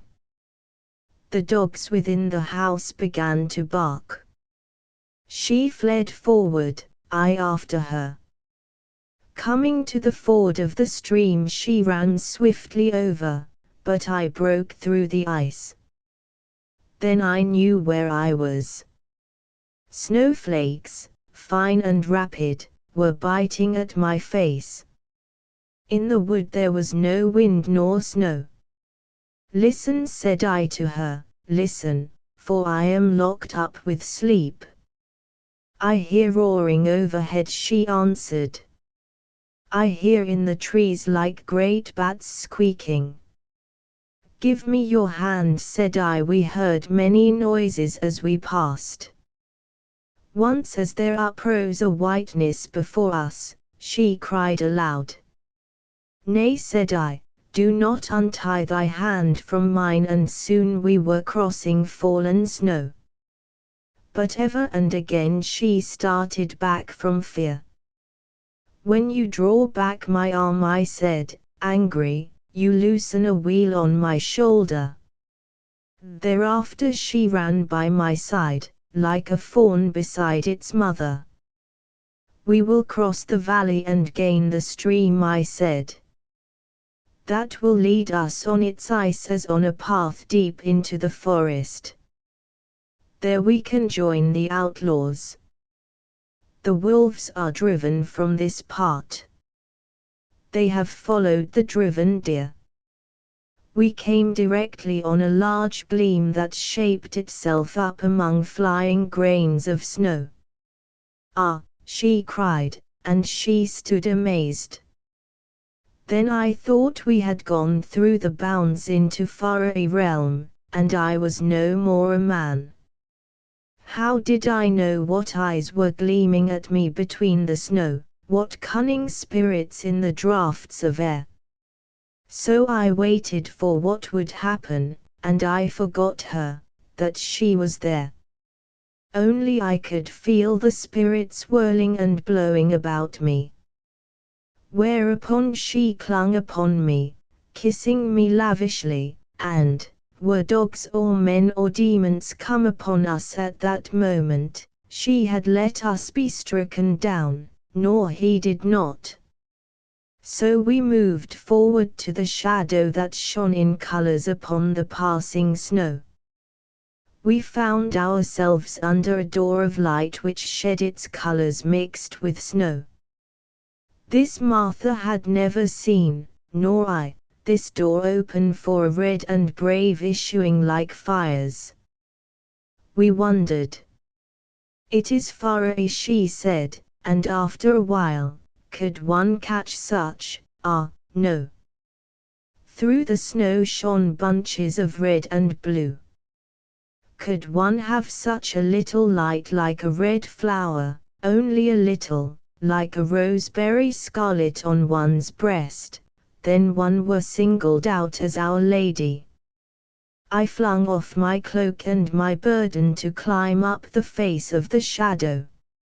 Standing on rims of stone, then in pockets of snow, I reached upward. My hand was red and blue, but I could not take the stuff. Like color of a moth's wing it was on my hand, it flew on the increasing snow. I stood higher on the head of a frozen man, reached higher my hand. Then I felt the bright stuff cold. I could not pluck it off. Down below she cried to me to come again to her. I felt a rib that yielded, I struck at it with my knife. There came a gap in the redness. Looking through I saw below as it were white stunted angels, with sad faces lifted in fear. 2 faces they had each, and round rings of hair. I was afraid. I grasped the shining red, I pulled. Then the cold man under me sank, so I fell as if broken onto the snow. Soon I was risen again, and we were running downwards towards the stream. We felt ourselves eased when the smooth road of ice was beneath us. For a while it was resting, to travel thus evenly. But the wind blew round us, the snow hung upon us, we leaned us this way and that, towards the storm. I drew her along, for she came as a bird that stems lifting and swaying against the wind. By and by the snow came smaller, there was not wind in the wood. Then I felt nor labor, nor cold. Only I knew the darkness drifted by on either side, that overhead was a lane of paleness where a moon fled us before. Still, I can feel the moon fleeing from me, can feel the trees passing round me in slow dizzy reel, can feel the hurt of my shoulder and my straight arm torn with holding her. I was following the moon and the stream, for I knew where the water peeped from its burrow in the ground there were shelters of the outlaw. But she fell, without sound or sign. I gathered her up and climbed the bank. There all round me hissed the larch wood, dry beneath, and laced with its dry fretted cords. For a little way I carried her into the trees. Then I laid her down till I cut flat hairy boughs. I put her in my bosom on this dry bed, so we swooned together through the night. I laced her round and covered her with myself, so she lay like a nut within its shell. Again, when morning came, it was pain of cold that woke me. I groaned, but my heart was warm as I saw the heap of red hair in my arms. As I looked at her, her eyes opened into mine. She smiled. From out of her smile came fear. As if in a trap she pressed back her head. "We have no flint," said I. "Yes, in the wallet, flint and steel and tinder box," she answered. "God yield you blessing," I said. In a place a little open I kindled a fire of larch boughs. She was afraid of me, hovering near, yet never crossing a space. "Come," said I, "let us eat this food." "Your face," she said, "is smeared with blood." I opened out my cloak. "But come," said I, "you are frosted with cold." I took a handful of snow in my hand, wiping my face with it, which then I dried on my cloak. "My face is no longer painted with blood, you are no longer afraid of me. Come here then, sit by me while we eat." But as I cut the cold bread for her, she clasped me suddenly, kissing me. She fell before me, clasped my knees to her breast, weeping. She laid her face down to my feet, so that her hair spread like a fire before me. I wondered at the woman. "Nay," I cried. At that she lifted her face to me from below. "Nay," I cried, feeling my tears fall.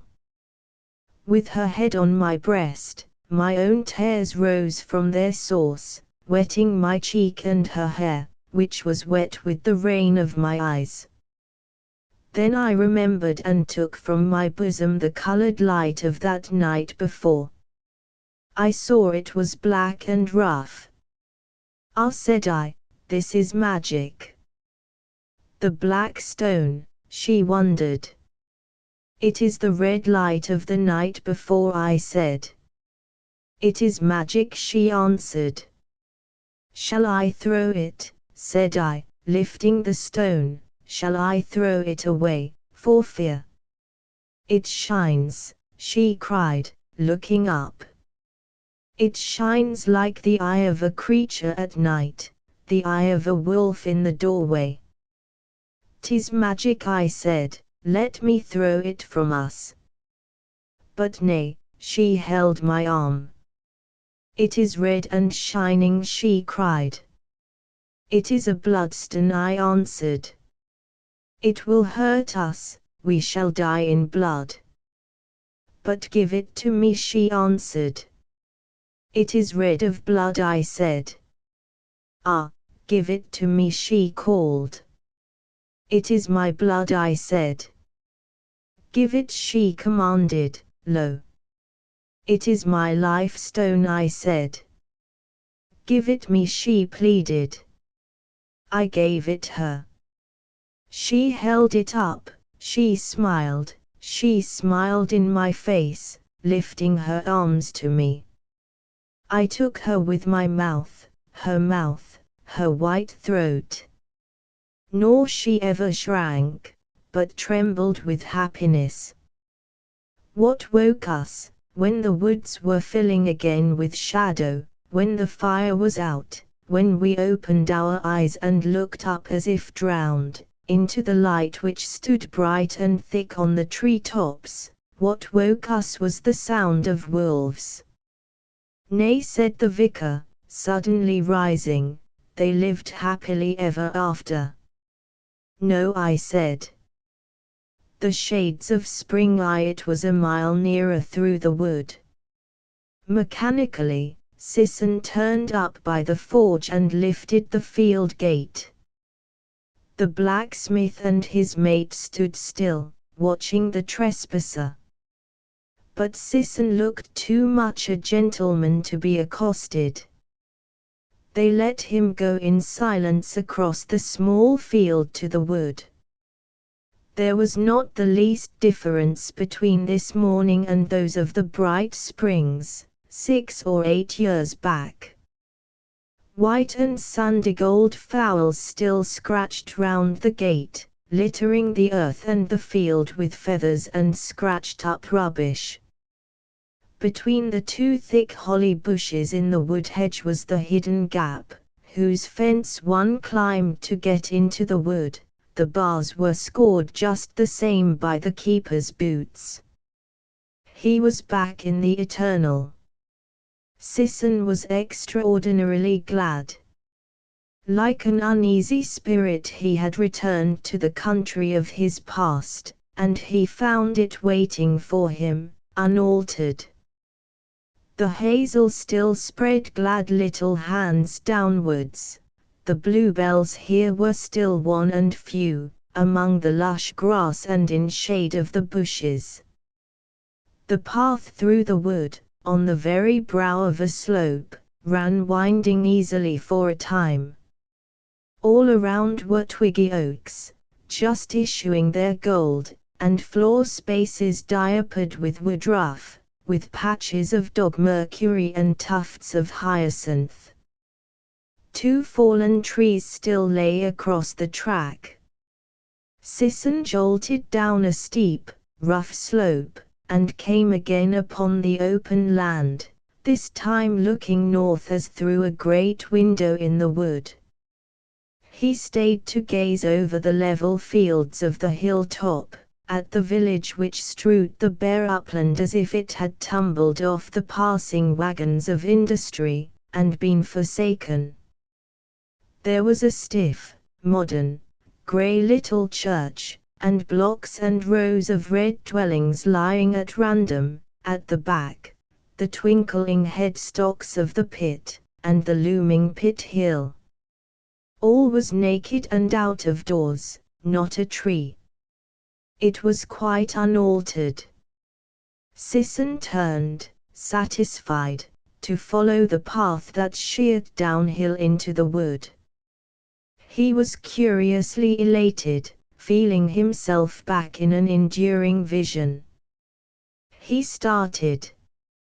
A keeper was standing a few yards in front, barring the way. "Where might you be going this road, sir?" asked the man. The tone of his question had a challenging twang. Sisson looked at the fellow with an impersonal, observant gaze. It was a young man of 24 or 25, ruddy and well-favored. His dark blue eyes now stared aggressively at the intruder. His black moustache, very thick, was cropped short over a small, rather soft mouth. In every other respect the fellow was manly and good-looking. He stood just above middle height. The strong forward thrust of his chest, and the perfect ease of his erect, self-sufficient body, gave one the feeling that he was taut with animal life, like the thick jet of a fountain balanced in itself. He stood with the butt of his gun on the ground, looking uncertainly and questioningly at Sisson. The dark, restless eyes of the trespasser, examining the man and penetrating into him without heeding his office, troubled the keeper and made him flush. "Where is Naylor? Have you got his job?" Sisson asked. "You're not from the house, are you?" inquired the keeper. It could not be, since everyone was away. "No, I'm not from the house," the other replied. It seemed to amuse him. "Then might I ask where you were making for?" said the keeper, nettled. "Where I am making for?" Sisson repeated. "I am going to Williewater Farm." "This isn't the road." "I think so. Down this path, past the well, and out by the white gate." "But that's not the public road." "I suppose not. I used to come so often, in Naylor's time, I had forgotten." "Where is he, by the way?" "Crippled with rheumatism," the keeper answered reluctantly. "Is he?" Sisson exclaimed in pain.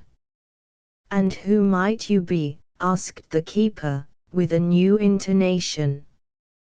"John Adderley Sisson. I used to live in Cordy Lane." "Used to court Hilda Millership?"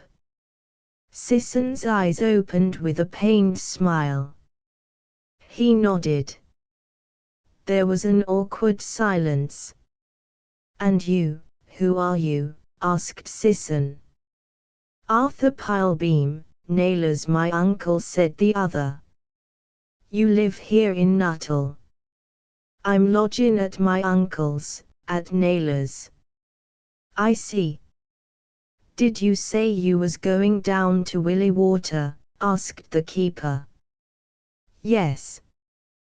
There was a pause of some moments, before the keeper blurted, "I'm courtin' Hilda Millership."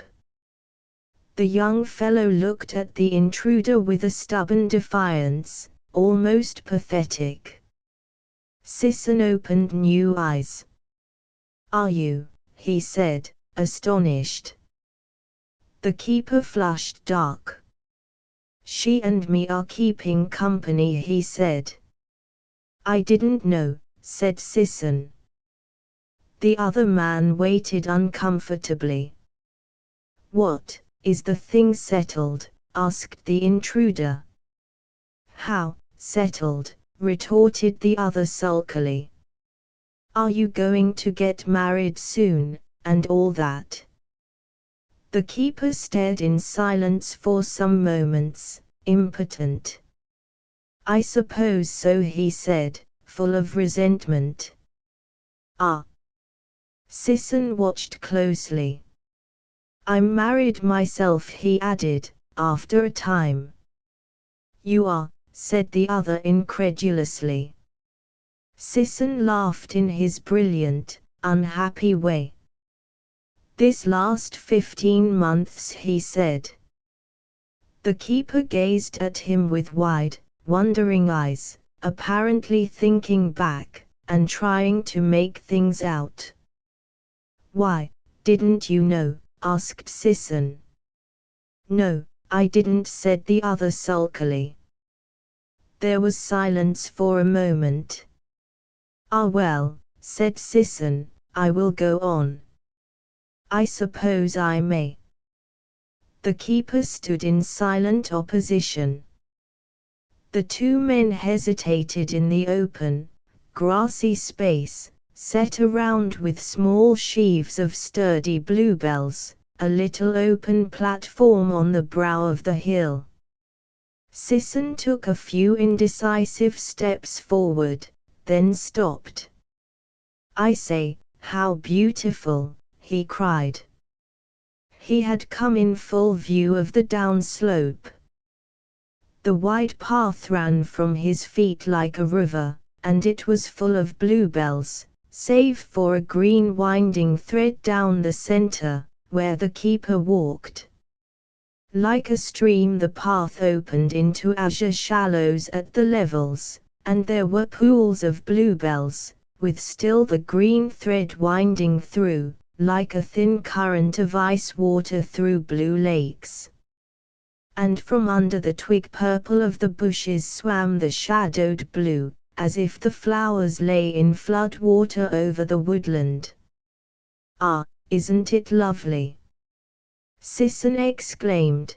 This was his past, the country he had abandoned, and it hurt him to see it so beautiful. Wood pigeons cooed overhead, and the air was full of the brightness of birds singing. If you're married, what do you keep writing to her for, and sending her poetry books and things? Asked the keeper. Sisson stared at him, taken aback and humiliated. Then he began to smile. Well, he said, I did not know about you. Again the keeper flushed darkly. But if you are married, he charged. I am, answered the other cynically. Then, looking down the blue, beautiful path, Sisson felt his own humiliation. What right have I to hang on to her, he thought, bitterly self-contemptuous. She knows I'm married and all that, he said. But you keep sending her books, challenged the keeper. Sisson, silenced, looked at the other man quizzically, half pitying. Then he turned. Good day, he said, and was gone. Now, everything irritated him. The two sallows, one all gold and perfume and murmur, one silver green and bristly, reminded him that here he had taught her about pollination. What a fool he was! What God-forsaken folly it all was! Ah well, he said to himself, the poor devil seems to have a grudge against me. I'll do my best for him. He grinned to himself, in a very bad temper. To the farm was less than 100 yards from the wood's edge. The wall of trees formed the fourth side to the open quadrangle. The house faced the wood. With tangled emotions, Sisson noted the plum blossom falling on the profuse, colored primroses, which he himself had brought here and set. How they had increased! There were thick tufts of scarlet, and pink, and pale purple primroses under the plum trees.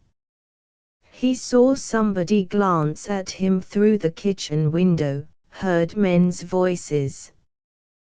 The door opened suddenly, very womanly she had grown. He felt himself going pale. "You, Addie," she exclaimed, and stood motionless. "Who?" called the farmer's voice.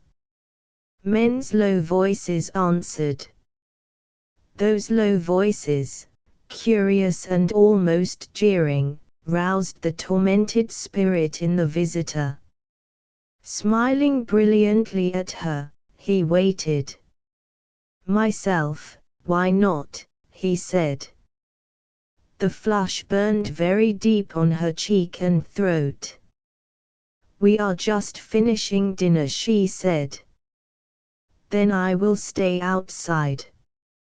He made a motion to show that he would sit on the red earthenware pipkin that stood near the door among the daffodils, and contained the drinking water. "Oh no, come in," she said hurriedly. He followed her. In the doorway, he glanced swiftly over the family, and bowed. Everyone was confused. The farmer, his wife, and the 4 sons sat at the coarsely laid dinner table, the men with arms bare to the elbows. "I am sorry I come at lunch time," said Sisson. "Hello, Addie," said the farmer, assuming the old form of address, but his tone cold.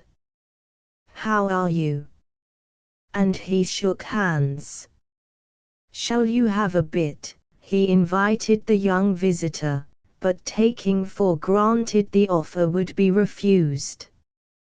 He assumed that Sisson was become too refined to eat so roughly. The young man winced at the imputation. "Have you had any dinner?" asked the daughter. "No," replied Sisson. "It is too early. I shall be back at 1:30.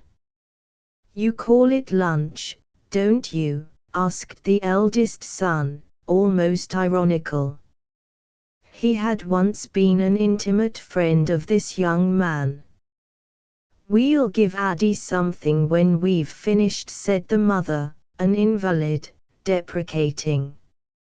"No, don't trouble." "I don't want to give you any trouble," said Sisson.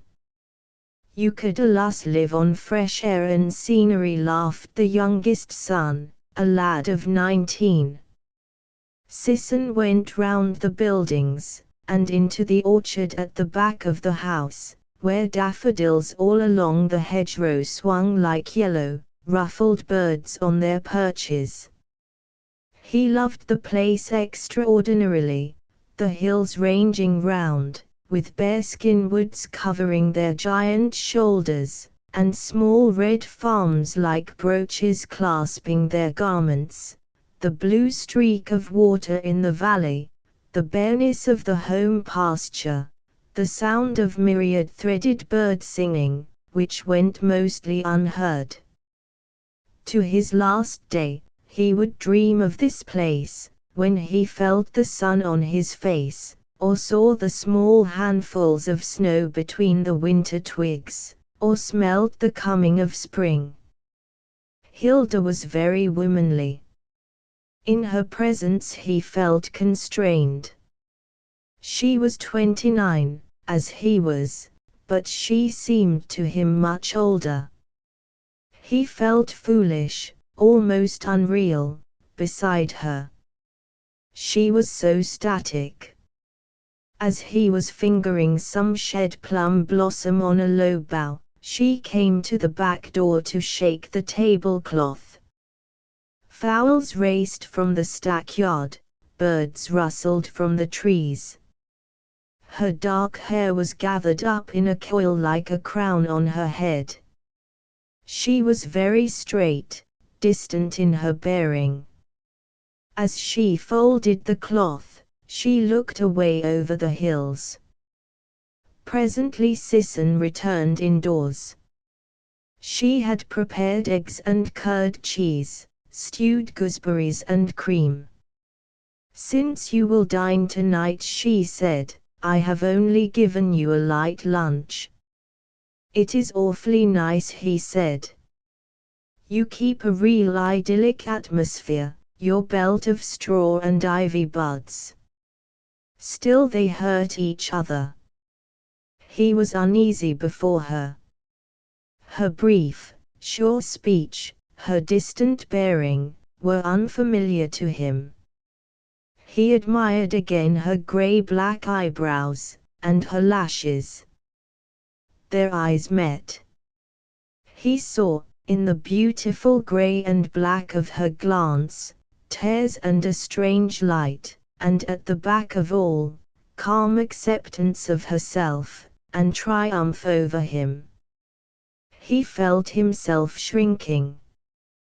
With an effort he kept up the ironic manner. She sent him into the parlor while she washed the dishes. The long low room was refurnished from the Abbey sale, with chairs upholstered in claret-colored rep, many years old, and an oval table of polished walnut, and another piano, handsome, though still antique. In spite of the strangeness, he was pleased. Opening a high cupboard let into the thickness of the wall, he found it full of his books, his old lesson books, and volumes of verse he had sent her, English and German. The daffodils in the white window bottoms shone across the room, he could almost feel their rays. The old glamour caught him again. His youthful watercolors on the wall no longer made him grin. He remembered how fervently he had tried to paint for her, 12 years before. She entered, wiping a dish, and he saw again the bright, kernel-white beauty of her arms. You are quite splendid here, he said, and their eyes met. Do you like it? She asked. It was the old, low, husky tone of intimacy. He felt a quick change beginning in his blood. It was the old, delicious sublimation, the thinning, almost the vaporizing of himself, as if his spirit were to be liberated. He nodded, smiling at her like a boy again. She bowed her head. This was the Countess's chair, she said in low tones. I found her scissors down here between the padding. Did you? Where are they? Quickly, with a lilt in her movement, she fetched her work basket, and together they examined the long-shanked old scissors. What a ballad of dead ladies, he said, laughing, as he fitted his fingers into the round loops of the Countess's scissors. I knew you could use them, she said, with certainty. He looked at his fingers, and at the scissors. She meant his fingers were fine enough for the small looped scissors. That is something to be said for me, he laughed, putting the scissors aside. She turned to the window. He noticed the fine, fair down on her cheek and her upper lip, and her soft, white neck, like the throat of a nettle flower, and her forearms, bright as newly blanched kernels. He was looking at her with new eyes, and she was a different person to him. He did not know her. But he could regard her objectively now. Shall we go out a while? She asked. Yes, he answered. But the predominant emotion, that troubled the excitement and perplexity of his heart, was fear, fear of that which he saw. There was about her the same manner, the same intonation in her voice, now as then, but she was not what he had known her to be. He knew quite well what she had been for him. And gradually he was realizing that she was something quite other, and always had been. She put no covering on her head, merely took off her apron, saying, "We will go by the larches." As they passed the old orchard, she called him in to show him a blue tit's nest in one of the apple trees, and a sycox in the hedge. He rather wondered at her surety, at a certain hardness like arrogance hidden under her humility.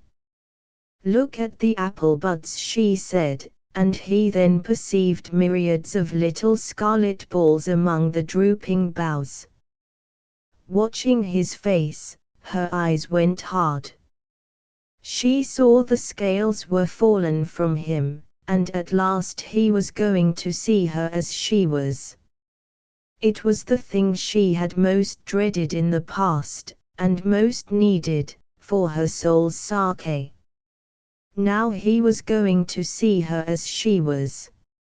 He would not love her, and he would know he never could have loved her. The old illusion gone, they were strangers, crude and entire. But he would give her her due, she would have her due from him. She was brilliant as he had not known her. She showed him nests, a jenny wrens in a low bush. "See this ginties," she exclaimed. He was surprised to hear her use the local name.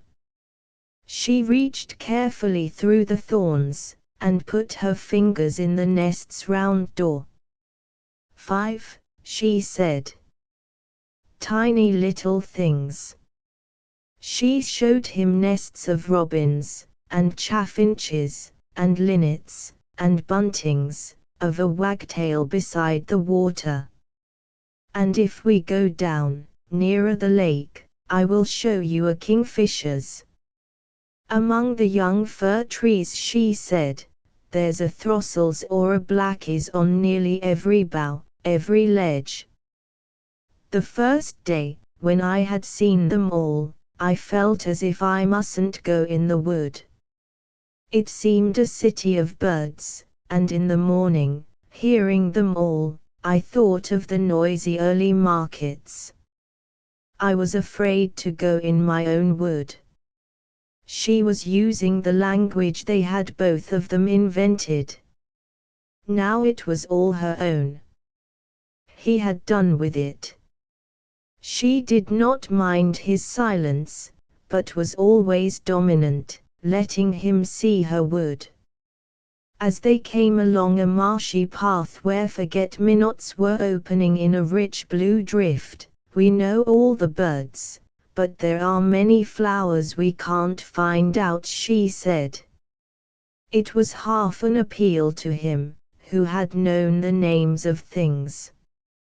She looked dreamily across to the open fields that slept in the sun. "I have a lover as well, you know," she said, with assurance, yet dropping again almost into the intimate tone. This woke in him the spirit to fight her. "I think I met him. He is good-looking, also in Arcady." Without answering, she turned into a dark path that led uphill, where the trees and undergrowth were very thick. "They did well," she said at length, "to have various altars to various gods, in old days." "Ah yes," he agreed.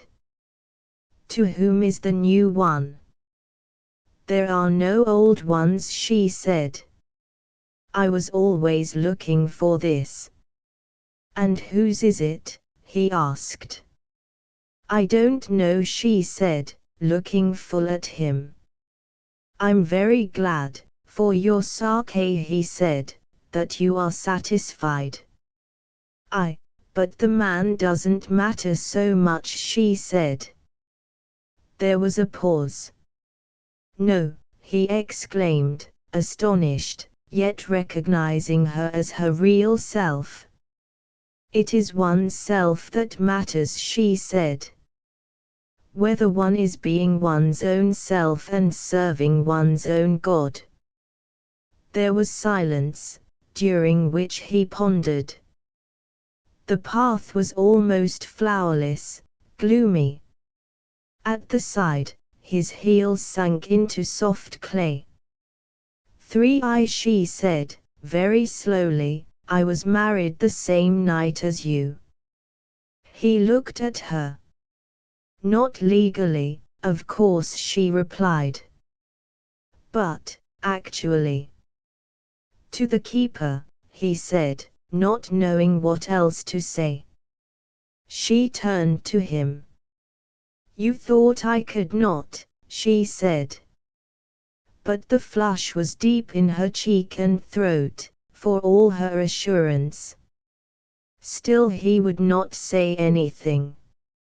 You see, she was making an effort to explain, I had to understand also. And what does it amount to, this understanding? He asked. A very great deal, does it not to you? She replied. One is free. And you are not disappointed. Far from it. Her tone was deep and sincere. You love him. Yes, I love him. Good, he said. This silenced her for a while. Here, among his things, I love him, she said. His conceit would not let him be silent. It needs this setting, he asked. It does, she cried. You were always making me to be not myself. He laughed shortly. But is it a matter of surroundings? He said. He had considered her all spirit. I am like a plant, she replied. I can only grow in my own soil. They came to a place where the undergrowth shrank away, leaving a bare, brown space, pillared with the brick-red and purplish trunks of pine trees. On the fringe, hung the somber green of elder trees, with flat flowers in bud, and below were bright, unfurling pennons of fern. In the midst of the bare space stood a keeper's log hut. Pheasant coops were lying about, some occupied by a clucking hen, some empty. Hilda walked over the brown pine needles to the hut, took a key from among the eaves, and opened the door. It was a bare wooden place with a carpenter's bench and form, carpenter's tools, an axe, snares, traps, some skins pegged down, everything in order. Hilda closed the door. Sisson examined the weird flat coats of wild animals, that were pegged down to be cured. She turned some notch in the side wall, and disclosed a second, small apartment. How romantic, said Sisson. Yes. He is very curious, he has some of a wild animal's cunning, in a nice sense, and he is inventive, and thoughtful, but not beyond a certain point. She pulled back a dark green curtain. The apartment was occupied almost entirely by a large couch of heather and bracken, on which was spread an ample rabbit skin rug. On the floor were patchwork rugs of cat skin, and a red calf skin, while hanging from the wall were other furs. Hilda took down one, which she put on. It was a cloak of rabbit skin and of white fur, with a hood, apparently of the skins of stoats. She laughed at Sisson from out of this barbaric mantle, saying, What do you think of it? Ah! I congratulate you on your man, he replied. And look, she said. In a little jar on a shelf were some sprays, frail and white, of the first honeysuckle. They will scent the place at night, she said. He looked round curiously. Where does he come short, then? He asked. She gazed at him for a few moments. Then, turning aside, the stars aren't the same with him, she said. You could make them flash and quiver, and the forget-me-nots come up at me like phosphorescence. You could make things wonderful. I have found it out, it is true. But I have them all for myself, now. He laughed, saying, after all, stars and forget-me-nots are only luxuries. You ought to make poetry. She assented. But I have them all now. Again he laughed bitterly at her. She turned swiftly. He was leaning against the small window of the tiny, obscure room, and was watching her, who stood in the doorway, still cloaked in her mantle. His cap was removed, so she saw his face and head distinctly in the dim room. His black, straight, glossy hair was brushed clean back from his brow. His black eyes were watching her, and his face, that was clear and cream, and perfectly smooth, was flickering. We are very different, she said bitterly. Again he laughed. I see you disapprove of me, he said. I disapprove of what you have become, she said. You think we might, he glanced at the hut, have been like this, you and I. She shook her head. No, never. You plucked a thing and looked at it till you had found out all you wanted to know about it, then you threw it away, she said. Did I? He asked. And could your way never have been my way? I suppose not. Why should it? She said. I am a separate being. But surely two people sometimes go the same way, he said. You took me away from myself, she said. He knew he had mistaken her, had taken her for something she was not. That was his fault, not hers. And did you always know? He asked. No, you never let me know. You bullied me. I couldn't help myself. I was glad when you left me, really. I know you were, he said. But his face went paler, almost deathly luminous. Yet he said, it was you who sent me the way I have gone. She exclaimed, in pride. You would have me take the grammar school scholarship, and you would have me foster poor little Patel's fervent attachment to me, till he couldn't live without me, and because Patel was rich and influential. You triumphed in the wine merchant's offer to send me to Cambridge, to befriend his only child. You wanted me to rise in the world. And all the time you were sending me away from you, every new success of mine put a separation between us, and more for you than for me. You never wanted to come with me, you wanted just to send me to see what it was like. I believe you even wanted me to marry a lady. You wanted to triumph over society in me. And I am responsible, she said, with sarcasm. I distinguished myself to satisfy you, he replied. She cried, you always wanted change, like a child. Very well. And I am a success, and I know it, and I do some good work. But, I thought you were different. What right have you to a man? What do you want? She said, looking at him with wide, fearful eyes. He looked back at her, his eyes pointed, like weapons. Why, nothing, he laughed shortly. There was a rattling at the outer latch, and the keeper entered. The woman glanced round, but remained standing, fur-cloaked, in the inner doorway. Sisson did not move. The other man entered, saw, and turned away without speaking. The two also were silent. Pilbeam attended to his skins. I must go, said Sisson.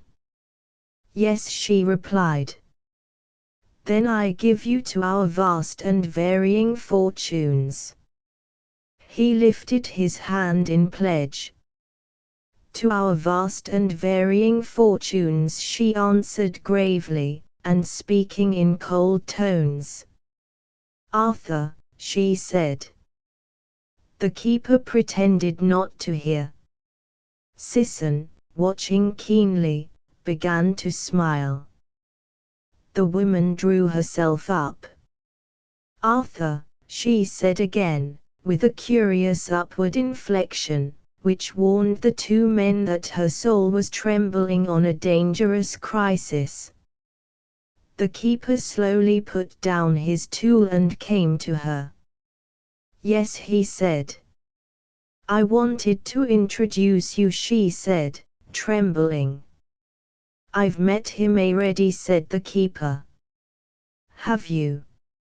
It is Addy, Mr. Sisson, whom you know about. This is Arthur, Mr. Pilbeam, she added, turning to Sisson. The latter held out his hand to the keeper, and they shook hands in silence. I'm glad to have met you, said Sisson. We drop our correspondence, Hilda. Why need we? She asked. The two men stood at a loss. Is there no need? Said Sisson. Still she was silent. It is as you will, she said. They went all three together down the gloomy path. Question illitate blue, le ciel, it grand l'esprit, quoted Sisson, not knowing what to say. What do you mean? She said. Besides, we can't walk in our wild oats, we never sowed any. Sisson looked at her. He was startled to see his young love, his nun, his Botticelli angel, so revealed. It was he who had been the fool. He and she were more separate than any two strangers could be. She only wanted to keep up a correspondence with him, and he, of course, wanted it kept up, so that he could write to her, like Dante to some Beatrice who had never existed save in the man's own brain. At the bottom of the path she left him. He went along with the keeper, towards the open, towards the gate that closed on the wood. The two men walked almost like friends. They did not broach the subject of their thoughts. Instead of going straight to the highroad gate, Sisson went along the wood's edge, where the brook spread out in a little bog, and under the alder trees, among the reeds, great yellow stools and bosses of marigolds shone. Threads of brown water trickled by, touched with gold from the flowers. Suddenly there was a blue flash in the air, as a kingfisher passed. Sisson was extraordinarily moved. He climbed the bank to the gorse bushes, whose sparks of blossom had not yet gathered into a flame. Lying on the dry brown turf, he discovered sprigs of tiny purple milkwort and pink spots of lousewort. What a wonderful world it was, marvelous, forever new. He felt as if it were underground, like the fields of monotone hell, notwithstanding. Inside his breast was a pain like a wound. He remembered the poem of William Morris, where in the chapel of Lenis a knight lay wounded, with the truncheon of a spear deep in his breast, lying always as dead, yet did not die, while day after day the coloured sunlight dipped from the painted window across the chancel, and passed away. He knew now it never had been true, that which was between him and her, not for a moment. The truth had stood apart all the time. Sisson turned over. The air was full of the sound of larks, as if the sunshine above were condensing and falling in a shower. Amid this bright sound, voices sounded small and distinct. But if he's married, and quite willing to drop it off, what has her against it, said the man's voice. I don't want to talk about it now. I want to be alone. Sisson looked through the bushes. Hilda was standing in the wood, near the gate. The man was in the field, loitering by the hedge, and playing with the bees as they settled on the white bramble flowers. There was silence for a while, in which Sisson imagined her will among the brightness of the larks.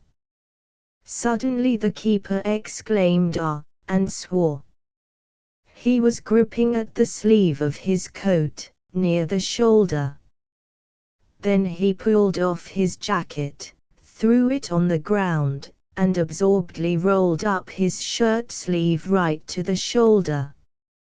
"Ah," he said vindictively, as he picked out the bee and flung it away. He twisted his fine, bright arm, peering awkwardly over his shoulder. "What is it?" asked Hilda. "A bee crawled up my sleeve," he answered. "Come here to me," she said. The keeper went to her, like a sulky boy. She took his arm in her hands. "Here it is, and the sting left in, poor bee." She picked out the sting, put her mouth to his arm, and sucked away the drop of poison. As she looked at the red mark her mouth had made, and at his arm, she said, laughing, "That is the reddest kiss you will ever have." When Sisson next looked up, at the sound of voices, he saw in the shadow the keeper with his mouth on the throat of his beloved, whose head was thrown back, and whose hair had fallen, so that one rough rope of dark brown hair hung across his bare arm. "No," the woman answered. "I am not upset because he's gone. You won't understand." Sisson could not distinguish what the man said. Hilda replied, clear and distinct, "You know I love you. He has gone quite out of my life, don't trouble about him." He kissed her, murmuring. She laughed hollowly. "Yes," she said, indulgent. "We will be married, we will be married. But not just yet." He spoke to her again. Sisson heard nothing for a time. Then she said, "You must go home, now, dear, you will get no sleep." Again was heard the murmur of the keeper's voice, troubled by fear and passion. "But why should we be married at once?" she said. "What more would you have, by being married? It is most beautiful as it is." At last he pulled on his coat and departed. She stood at the gate, not watching him, but looking over the sunny country. When at last she had gone, Sisson also departed, going back to town. Second best. Oh, I'm tired, Francis exclaimed petulantly, and in the same instant she dropped down on the turf, near the hedge bottom.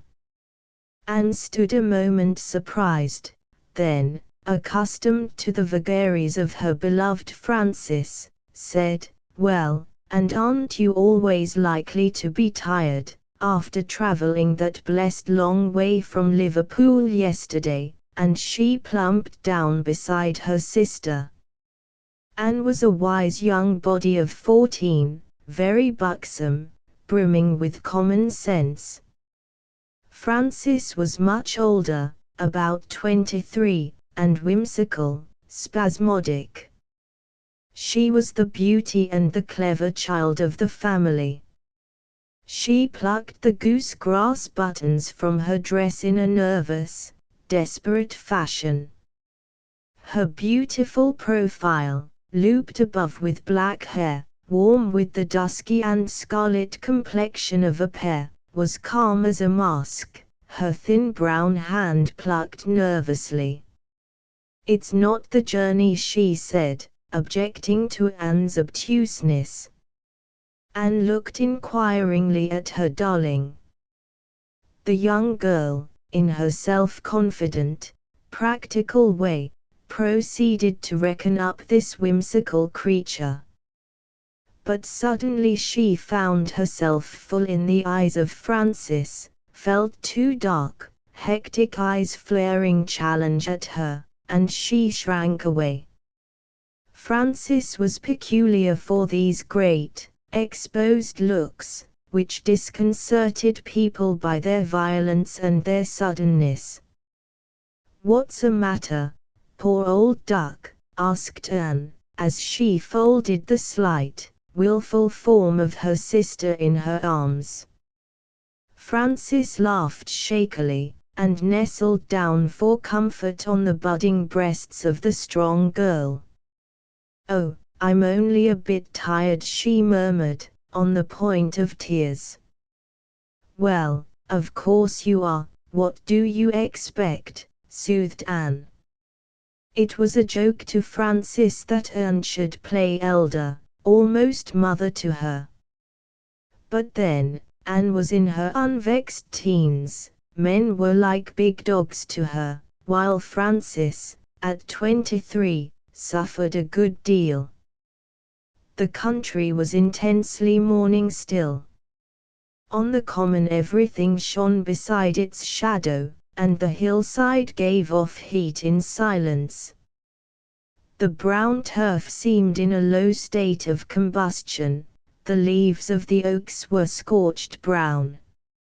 Among the blackish foliage in the distance shone the small red and orange of the village.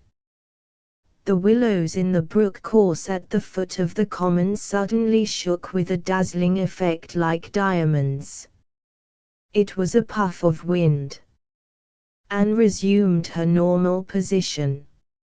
She spread her knees, and put in her lap a handful of hazelnuts, white-green leafy things, whose one cheek was tanned between brown and pink. These she began to crack and eat. Francis, with bowed head, mused bitterly. You know Tom Smedley," began the young girl, as she pulled a tight kernel out of its shell. "I suppose so," replied Francis sarcastically. "Well, he gave me a wild rabbit what he'd caught, to keep with my tame one, and it's living." "That's a good thing," said Francis, very detached and ironic. "Well, it is. He reckoned he'd take me to Ollerton Feast, but he never did. Look here, he took a servant from the rectory, I saw him." "So he ought," said Francis. "No, he oughtn't," and I told him so. And I told him I should tell you, and I have done. Click and snap went a nut between her teeth. She sorted out the kernel, and chewed complacently. It doesn't make much difference, said Francis. Well, upon it doesn't, but I was mad with him all the same. Why? Because I was. He's no right to go with a servant.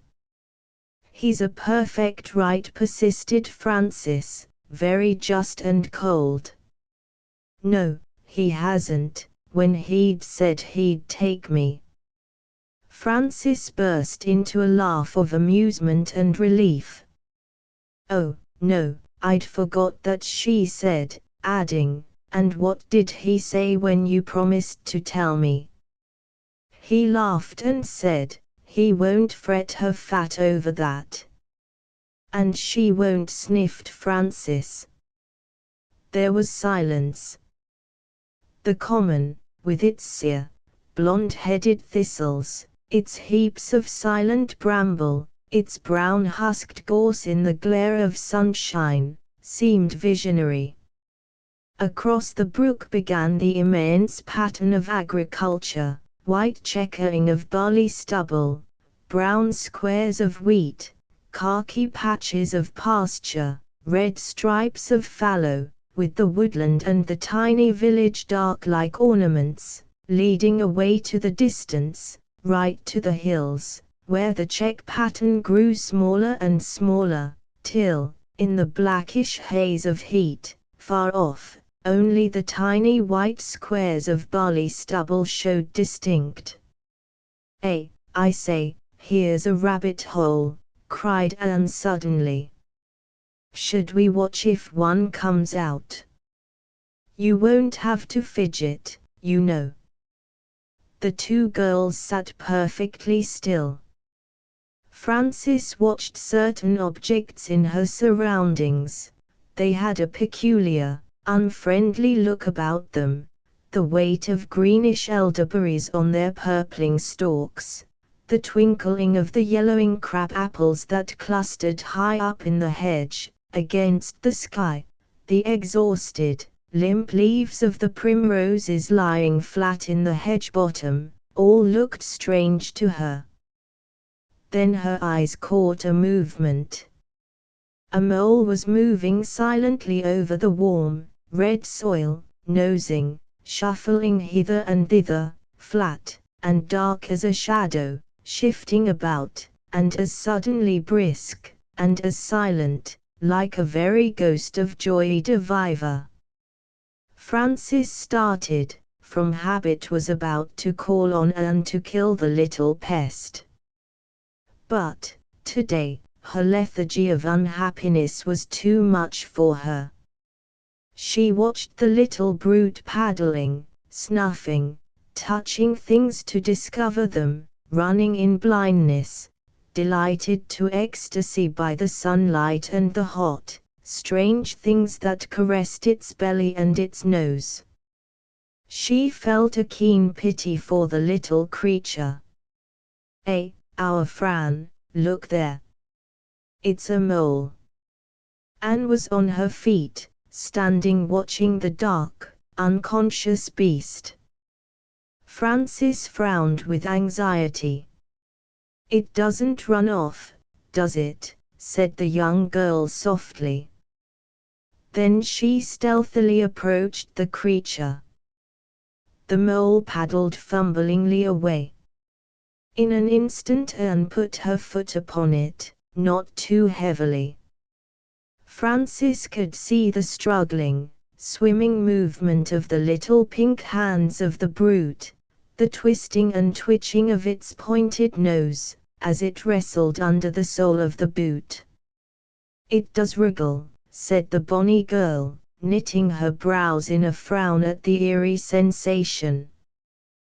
Then she bent down to look at her trap. Francis could now see, beyond the edge of the boot sole, the heaving of the velvet shoulders, the pitiful turning of the sightless face, the frantic rowing of the flat, pink hands. "Kill the thing," she said, turning away her face. "Oh, I'm not," laughed Anne, shrinking. "You can, if you like." "I don't like," said Francis, with quiet intensity. After several dabbling attempts, Anne succeeded in picking up the little animal by the scruff of its neck. It threw back its head, flung its long blind snout from side to side, the mouth open in a peculiar oblong, with tiny pinkish teeth at the edge.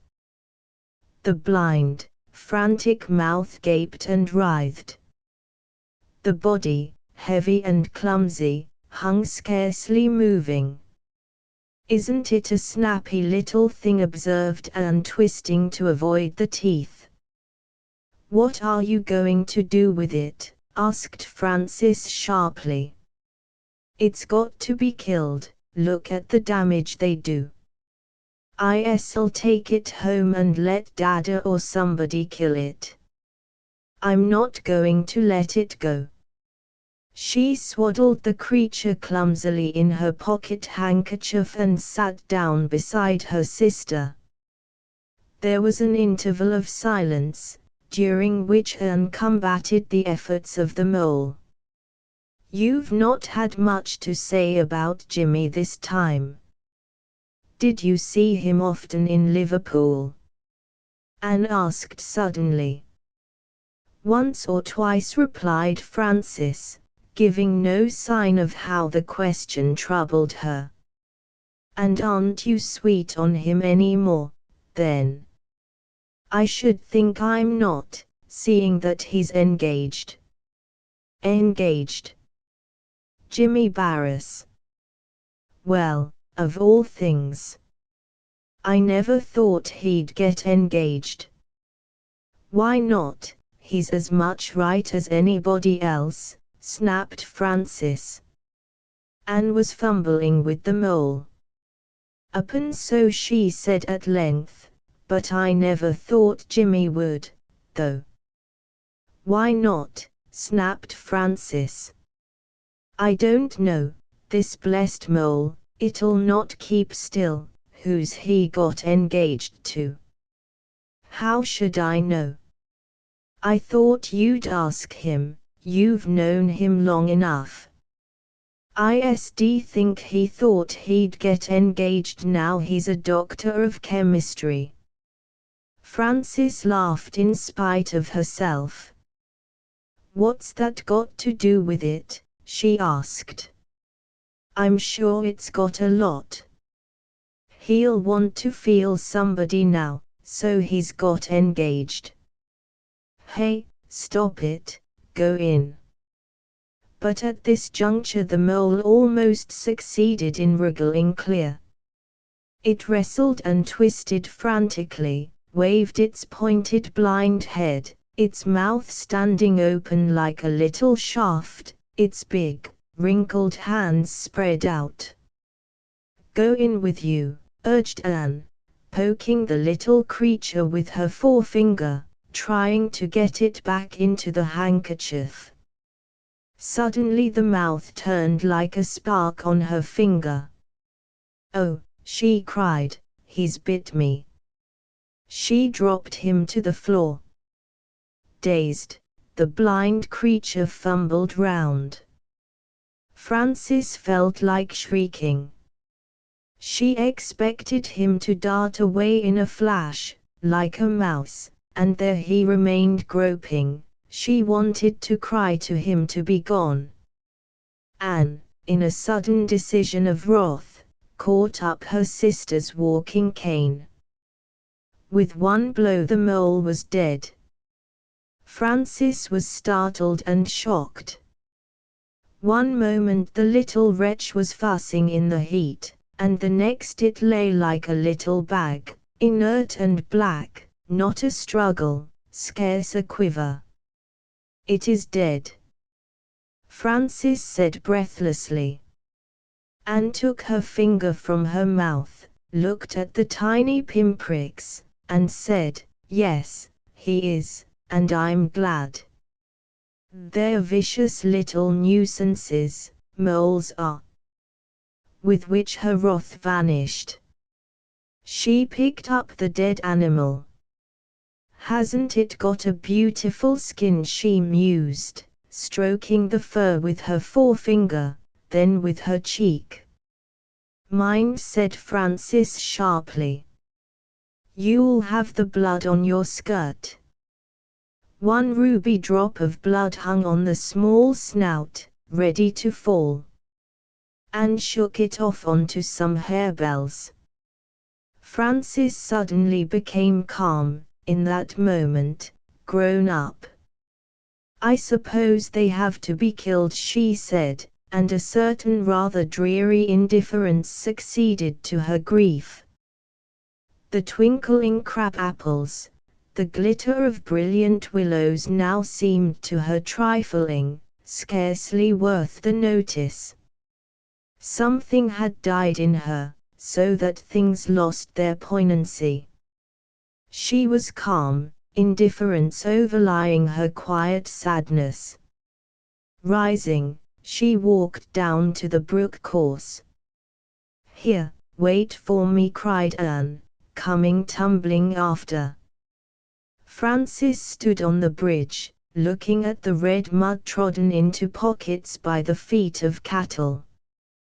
There was not a drain of water left, but everything smelled green, succulent. Why did she care so little for Anne, who was so fond of her? She asked herself. Why did she care so little for anyone? She did not know, but she felt a rather stubborn pride in her isolation and indifference. They entered a field where stooks of barley stood in rows, the straight, blonde tresses of the corn streaming onto the ground. The stubble was bleached by the intense summer, so that the expanse glared white. The next field was sweet and soft with a second crop of seeds, thin, straggling clover whose little pink knobs rested prettily in the dark green. The scent was faint and sickly. The girls came up in single file, Francis leading. Near the gate a young man was mowing with the scythe some fodder for the afternoon feed of the cattle. As he saw the girls he left off working and waited in an aimless kind of way. Francis was dressed in white muslin, and she walked with dignity, detached and forgetful. Her lack of agitation, her simple, unheeding advance made him nervous. She had loved the far-off Jimmy for 5 years, having had in return his half-measures. This man only affected her slightly. Tom was of medium stature, energetic in build. His smooth, fair-skinned face was burned red, not brown, by the sun, and this ruddiness enhanced his appearance of good humor and easiness. Being a year older than Francis, he would have courted her long ago had she been so inclined. As it was, he had gone his uneventful way amiably, chatting with many a girl, but remaining unattached, free of trouble for the most part. Only he knew he wanted a woman. He hitched his trousers just a trifle self-consciously as the girls approached. Francis was a rare, delicate kind of being, whom he realized with a queer and delicious stimulation in his veins. She gave him a slight sense of suffocation. Somehow, this morning, she affected him more than usual. She was dressed in white. He, however, being matter-of-fact in his mind, did not realize. His feeling had never become conscious, purposive. Francis knew what she was about.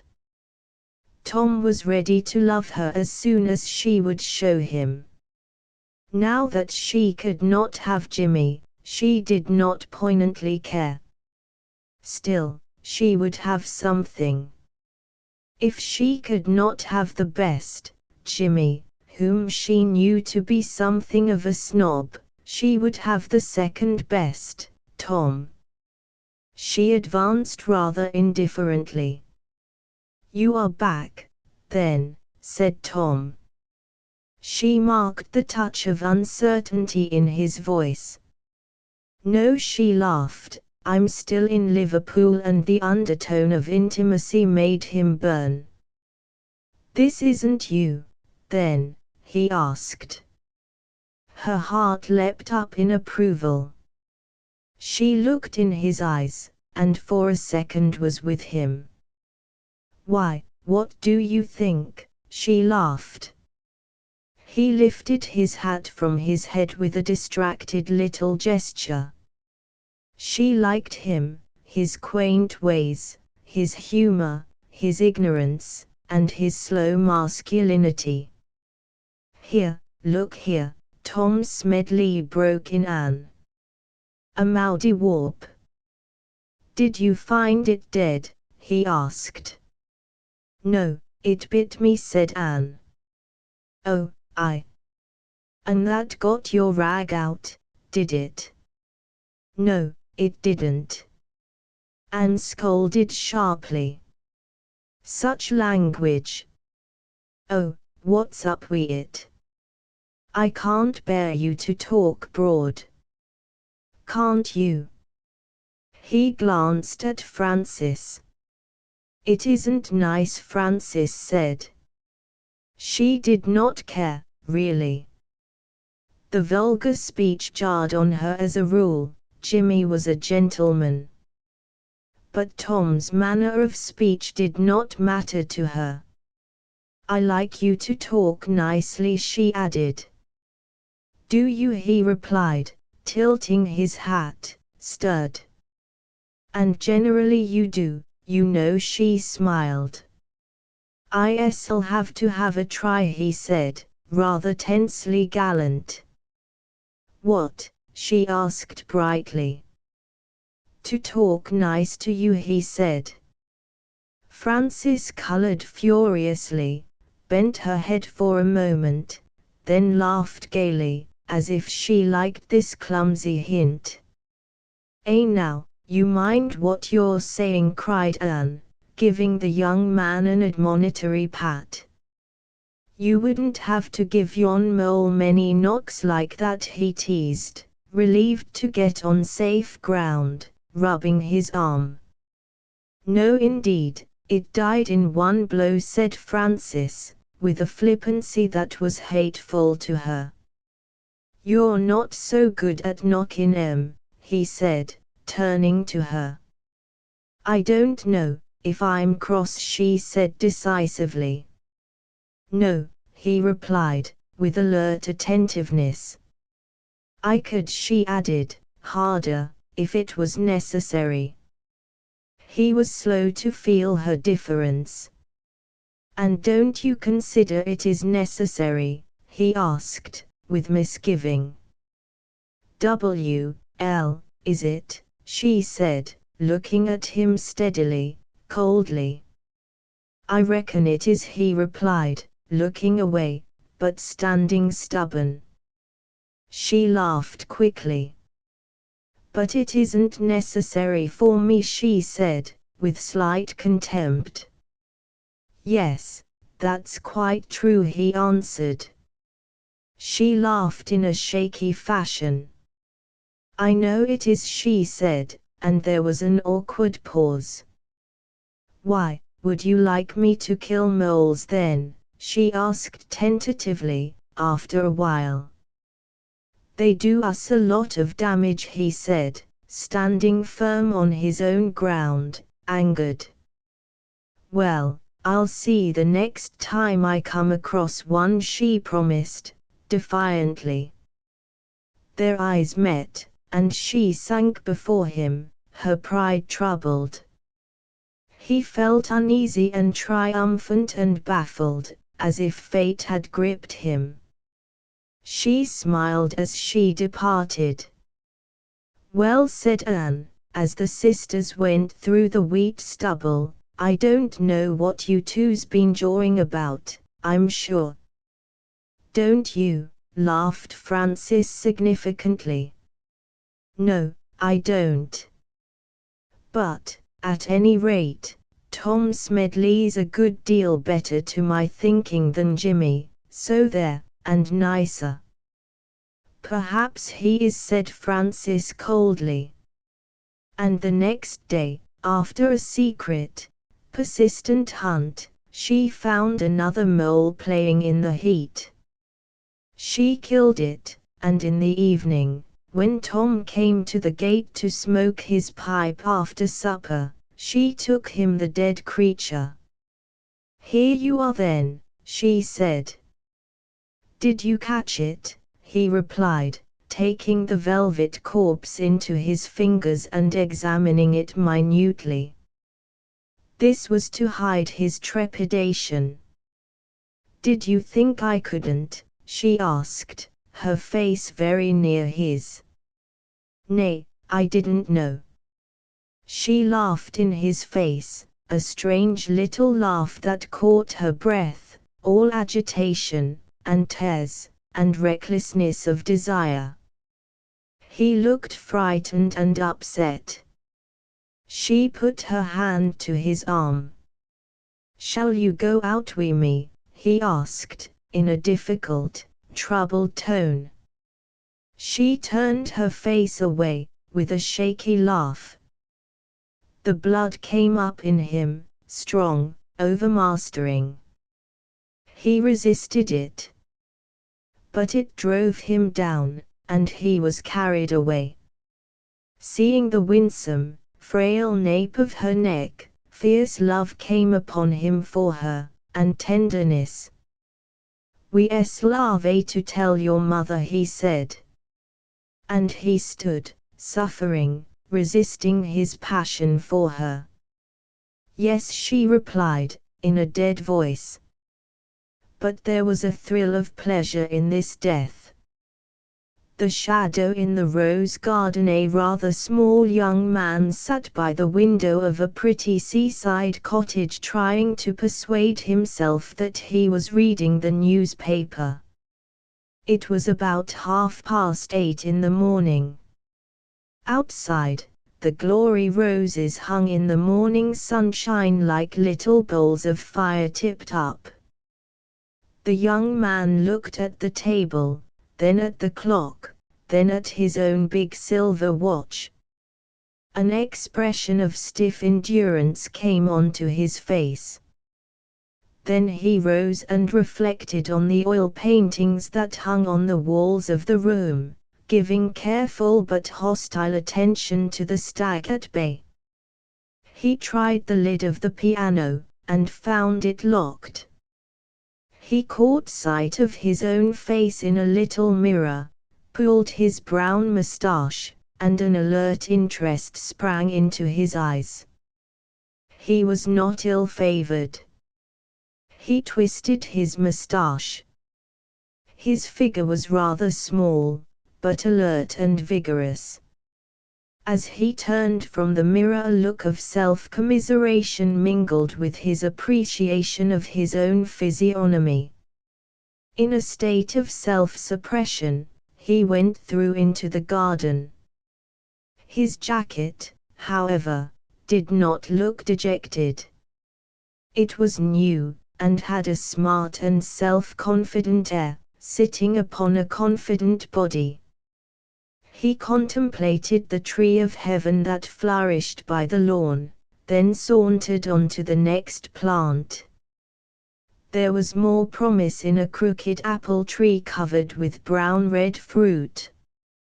Glancing round, he broke off an apple and, with his back to the house, took a clean, sharp bite. To his surprise, the fruit was sweet. He took another. Then again he turned to survey the bedroom windows overlooking the garden. He started, seeing a woman's figure, but it was only his wife. She was gazing across to the sea, apparently ignorant of him. For a moment or two he looked at her, watching her. She was a good-looking woman, who seemed older than he, rather pale, but healthy, her face yearning. Her rich auburn hair was heaped in folds on her forehead. She looked apart from him and his world, gazing away to the sea. It irked her husband that she should continue abstracted and in ignorance of him. He pulled poppy fruits and threw them at the window. She started, glanced at him with a wild smile, and looked away again. Then almost immediately she left the window. He went indoors to meet her. She had a fine carriage, very proud, and wore a dress of soft white muslin. "I've been waiting long enough," he said. "For me or for breakfast?" she said lightly. "You know we said 9 o'clock. I should have thought you could have slept after the journey. You know I'm always up at 5, and I couldn't stop in bed after 6. You might as well be in pit as in bed, on a morning like this. I shouldn't have thought the pit would occur to you, here." She moved about examining the room, looking at the ornaments under glass covers. He, planted on the hearthrug, watched her rather uneasily, and grudgingly indulgent. She shrugged her shoulders at the apartment. "Come," she said, taking his arm, "let us go into the garden till Mrs. Coates brings the tray." "I hope she'll be quick," he said, pulling his moustache. She gave a short laugh, and leaned on his arm as they went. He had lighted a pipe. Mrs. Coates entered the room as they went down the steps. The delightful, erect old lady hastened to the window for a good view of her visitors. Her china blue eyes were bright as she watched the young couple go down the path, he walking in an easy, confident fashion, with his wife on his arm. The landlady began talking to herself in a soft, Yorkshire accent. "Just of a height they are. She wouldn't harm married a man less than herself in stature, I think, though he's not her equal otherwise." Here her granddaughter came in, setting a tray on the table. The girl went to the old woman's side. "He's been eating the apples, Gran," she said. "Has he, my pet? Well, if he's happy, why not?" Outside, the young, well-favored man listened with impatience to the chink of the teacups. At last, with a sigh of relief, the couple came in to breakfast. After he had eaten for some time, he rested a moment and said, "Do you think it's any better place than Bridlington?" "I do," she said, infinitely. "Besides, I am at home here, it's not like a strange seaside place to me." "How long were you here?" 2 years. He ate reflectively. "I should ha' thought you'd rather go to a fresh place," he said at length. She sat very silent, and then, delicately, put out a feeler. "Why?" she said. "Do you think I shan't enjoy myself?" He laughed comfortably, putting the marmalade thick on his bread. "I hope so," he said. She again took no notice of him. But don't say anything about it in the village, Frank, she said casually. Don't say who I am, or that I used to live here. There's nobody I want to meet, particularly, and we should never feel free if they knew me again. Why did you come, then? Why? Can't you understand why? Not if you don't want to know anybody. I came to see the place, not the people. He did not say any more. Women, she said, are different from men. I don't know why I wanted to come, but I did. She helped him to another cup of coffee, solicitously. Only, she resumed, don't talk about me in the village. She laughed shakily. I don't want my past brought up against me, you know. And she moved the crumbs on the cloth with her fingertip. He looked at her as he drank his coffee. He sucked his moustache, and putting down his cup, said phlegmatically, I'll bet you've had a lot of past. She looked with a little guiltiness, that flattered him, down at the tablecloth. Well, she said, caressive, you won't give me away, who I am, will you?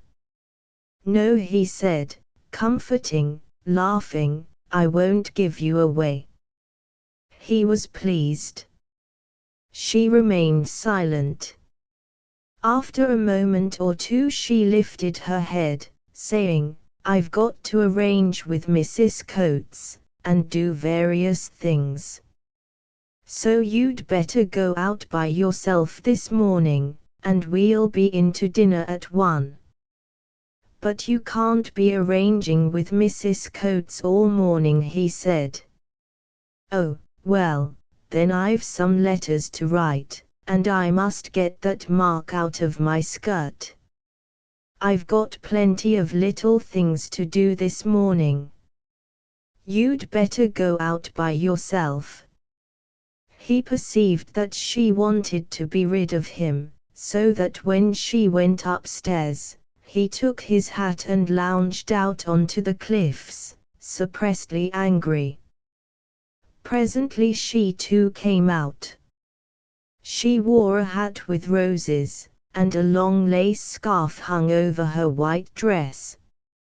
Rather nervously, she put up her sunshade, and her face was half hidden in its colored shadow. She went along the narrow track of flagstones that were worn hollow by the feet of the fishermen. She seemed to be avoiding her surroundings, as if she remained safe in the little obscurity of her parasol. She passed the church, and went down the lane till she came to a high wall by the wayside. Under this she went slowly, stopping at length by an open doorway, which shone like a picture of light in the dark wall. There in the magic beyond the doorway, patterns of shadow lay on the sunny court, on the blue and white sea pebbles of its paving, while a green lawn glowed beyond, where a bay tree glittered at the edges. She tiptoed nervously into the courtyard, glancing at the house that stood in shadow. The uncurtained windows looked black and soulless. The kitchen door stood open. Irresolutely she took a step forward, and again forward, leaning, yearning, towards the garden beyond. She had almost gained the corner of the house when a heavy step came crunching through the trees. A gardener appeared before her. He held a wicker tray on which were rolling great, dark red gooseberries, overripe. He moved slowly. The garden isn't open today, he said quietly to the attractive woman, who was poised for retreat. For a moment she was silent with surprise. How should it be public at all? When is it open? She asked, quick-witted. The rector lets visitors in on Fridays and Tuesdays. She stood still, reflecting. How strange to think of the rector opening his garden to the public. But everybody will be at church, she said coaxingly to the man. There'll be nobody here, will there? He moved, and the big gooseberries rolled. The rector lives at the new rectory, he said. The two stood still. He did not like to ask her to go. At last she turned to him with a winning smile.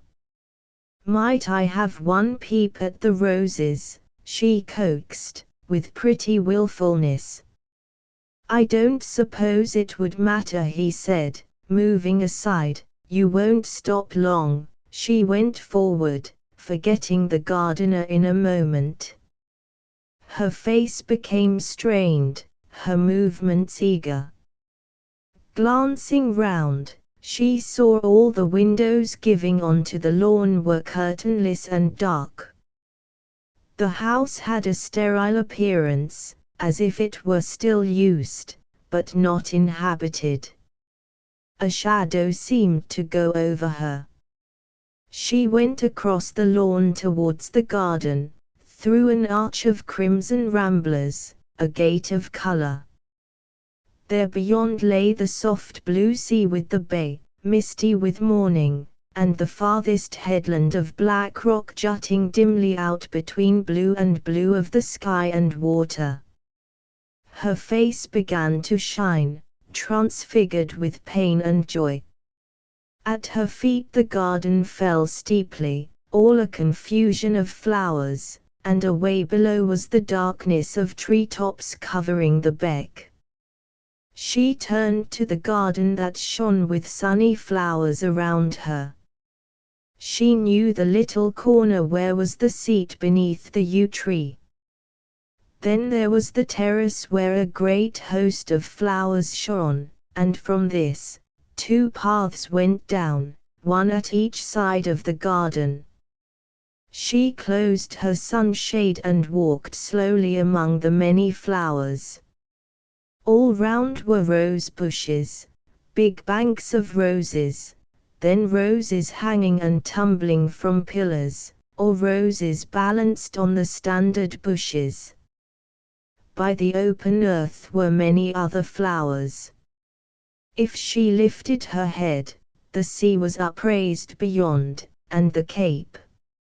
Slowly she went down one path, lingering, like one who has gone back into the past. Suddenly she was touching some heavy crimson roses that were soft as velvet, touching them thoughtfully, without knowing, as a mother sometimes fondles the hand of her child. She leaned slightly forward to catch the scent. Then she wandered on in abstraction. Sometimes a flame-colored, scentless rose would hold her arrested. She stood gazing at it as if she could not understand it.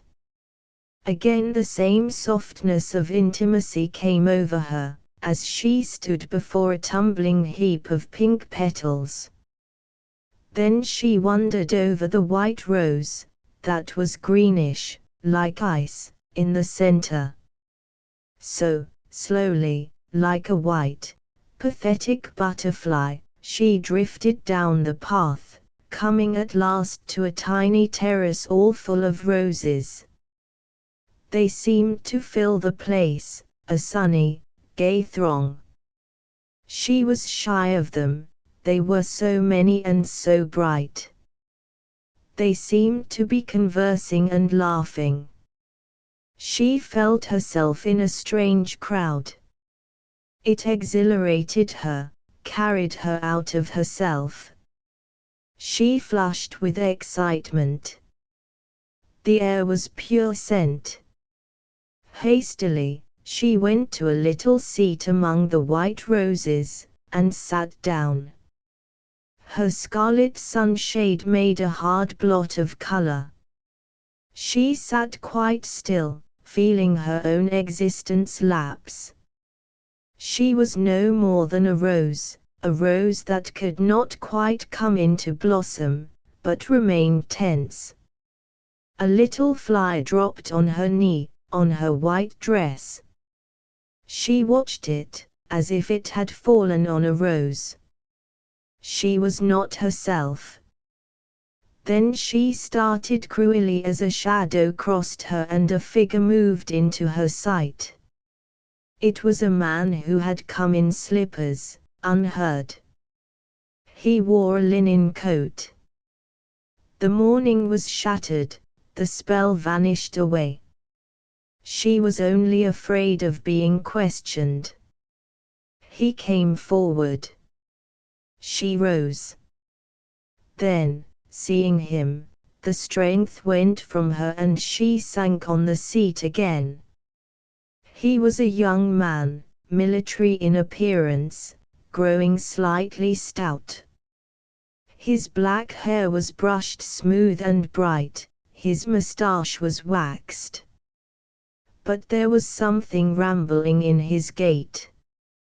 She looked up, blanched to the lips, and saw his eyes. They were black, and stared without seeing. They were not a man's eyes. He was coming towards her. He stared at her fixedly, made unconscious salute, and sat down beside her on the seat. He moved on the bench, shifted his feet, saying, in a gentlemanly, military voice, "I don't disturb you, do I?"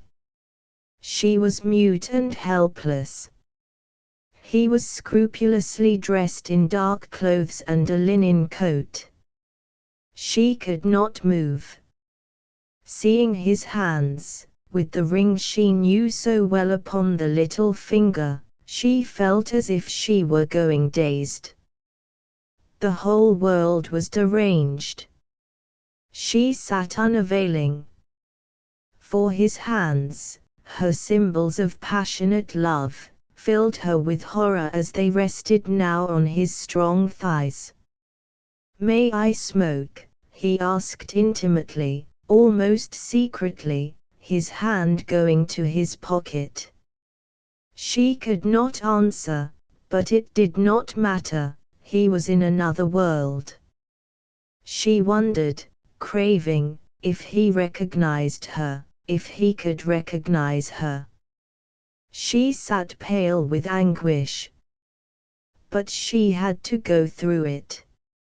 "I haven't got any tobacco," he said thoughtfully. But she paid no heed to his words, only she attended to him.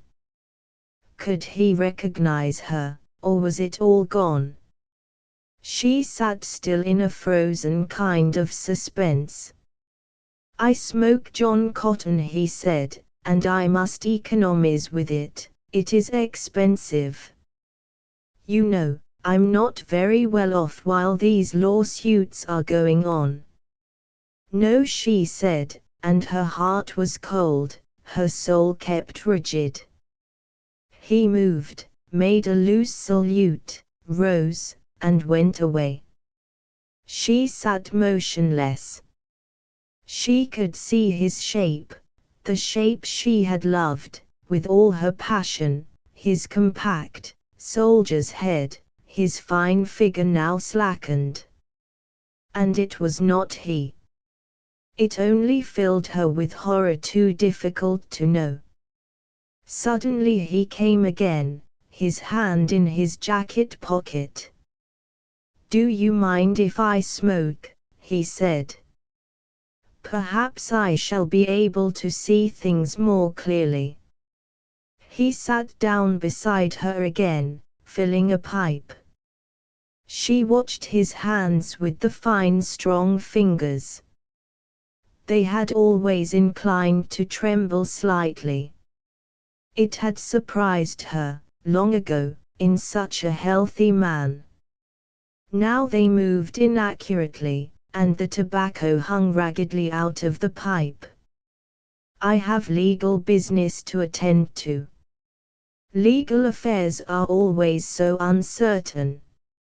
I tell my solicitor exactly, precisely what I want, but I can never get it done.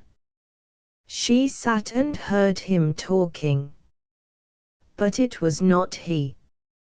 Yet those were the hands she had kissed, there were the glistening, strange black eyes that she had loved.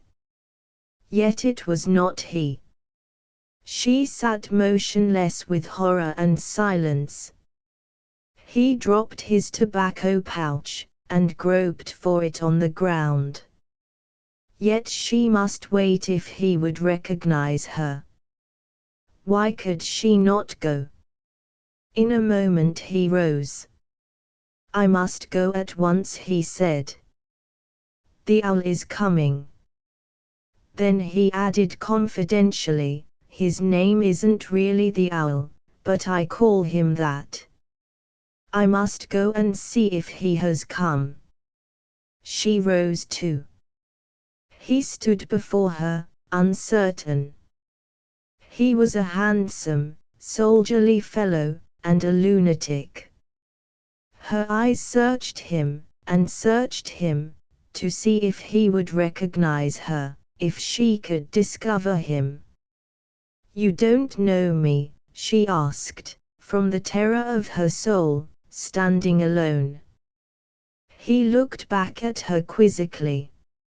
She had to bear his eyes. They gleamed on her, but with no intelligence.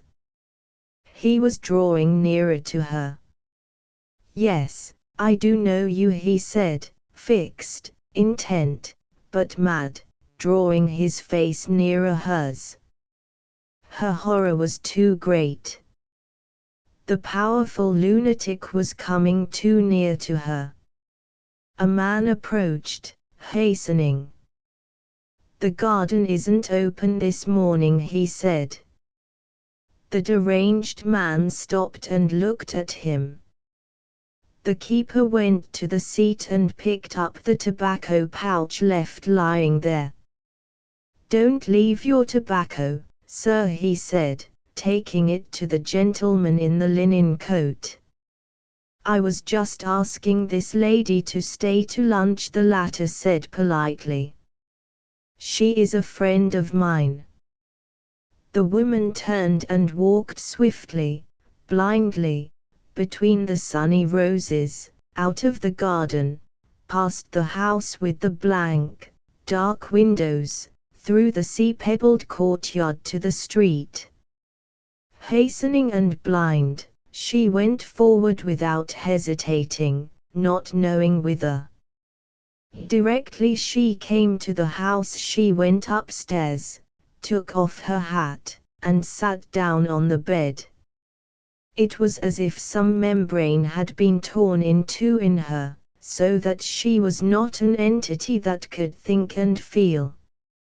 She sat staring across at the window, where an ivy spray waved slowly up and down in the sea wind.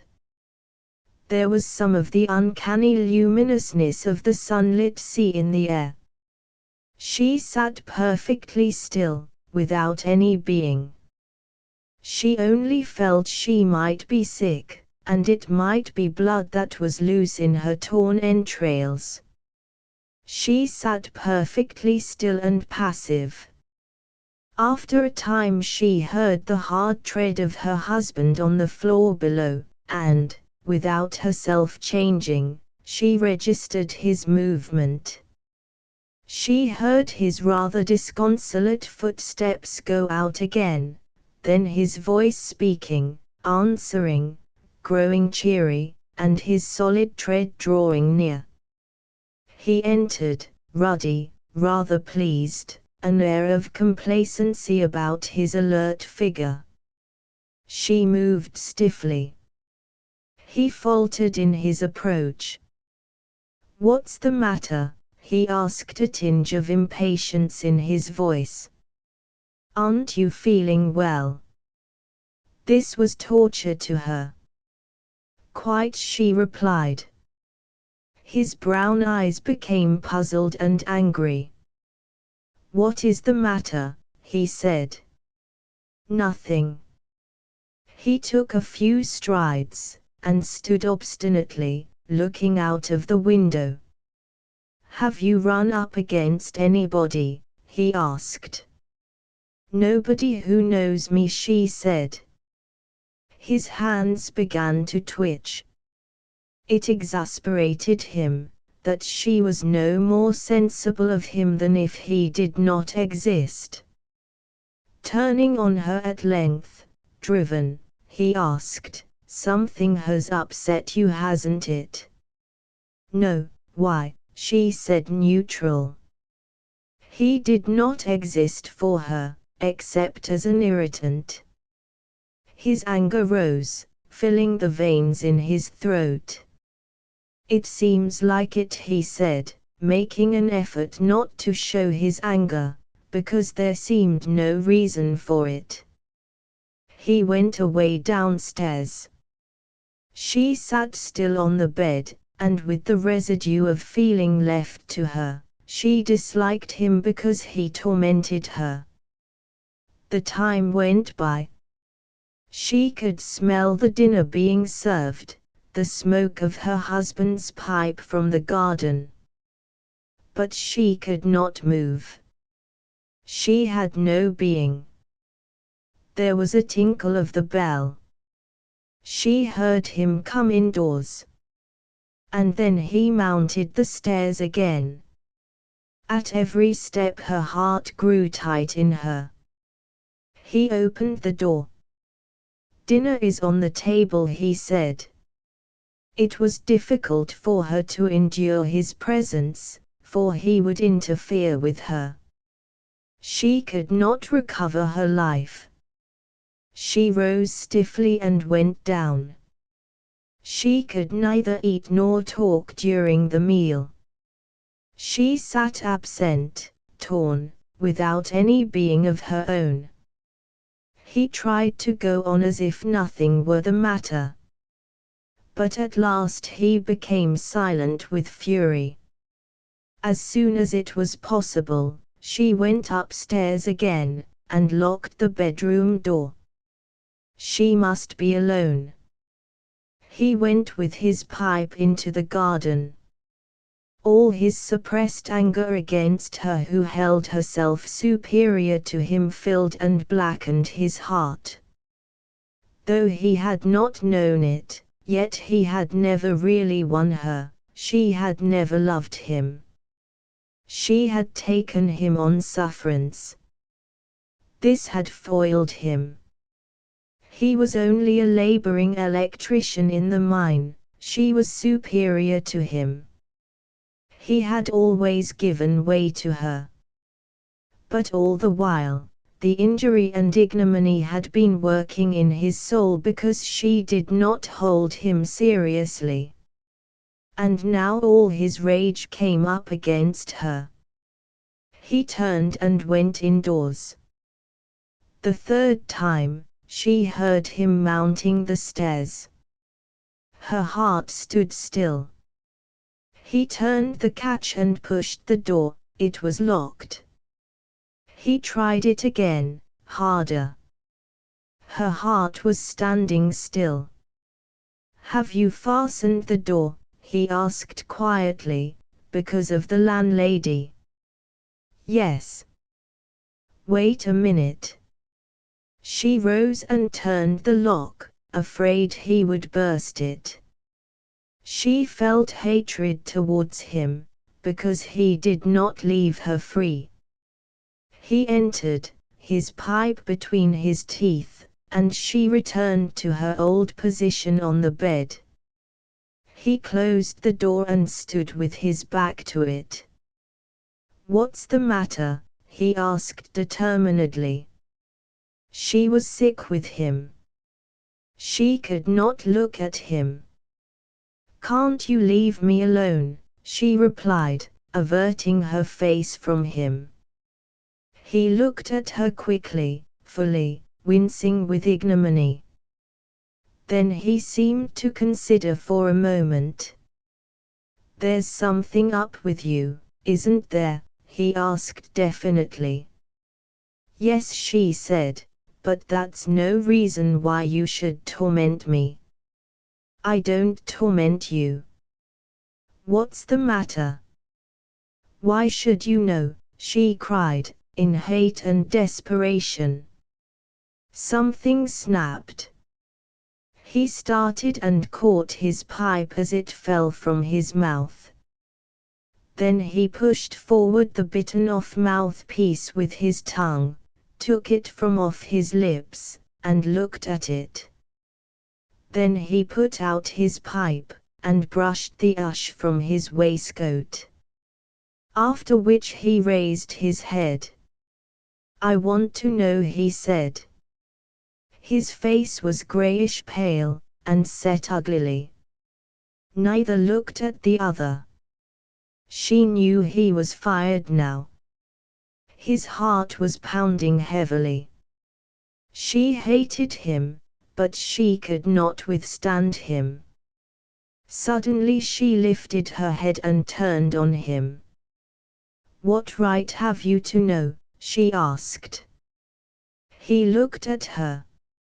She felt a pang of surprise for his tortured eyes and his fixed face. But her heart hardened swiftly. She had never loved him. She did not love him now. But suddenly she lifted her head again swiftly, like a thing that tries to get free. She wanted to be free of it. It was not him so much, but something she had put on herself, that bound her so horribly. And having put the bond on herself, it was hardest to take it off. But now she hated everything and felt destructive. He stood with his back to the door, fixed, as if he would oppose her eternally, till she was extinguished. She looked at him. Her eyes were cold and hostile. His workman's hands spread on the panels of the door behind him. "You know I used to live here," she began, in a hard voice, as if willfully to wound him. He braced himself against her, and nodded. "Well, I was companion to Miss Birch of Torrell Hall. She and the rector were friends, and Archie was the rector's son." There was a pause. He listened without knowing what was happening. He stared at his wife. She was squatted in her white dress on the bed, carefully folding and refolding the hem of her skirt. Her voice was full of hostility. He was an officer, a sub-lieutenant, then he quarreled with his colonel and came out of the army. At any rate, she plucked at her skirt hem. Her husband stood motionless, watching her movements which filled his veins with madness. He was awfully fond of me, and I was of him, awfully. "How old was he?" asked the husband. When I first knew him."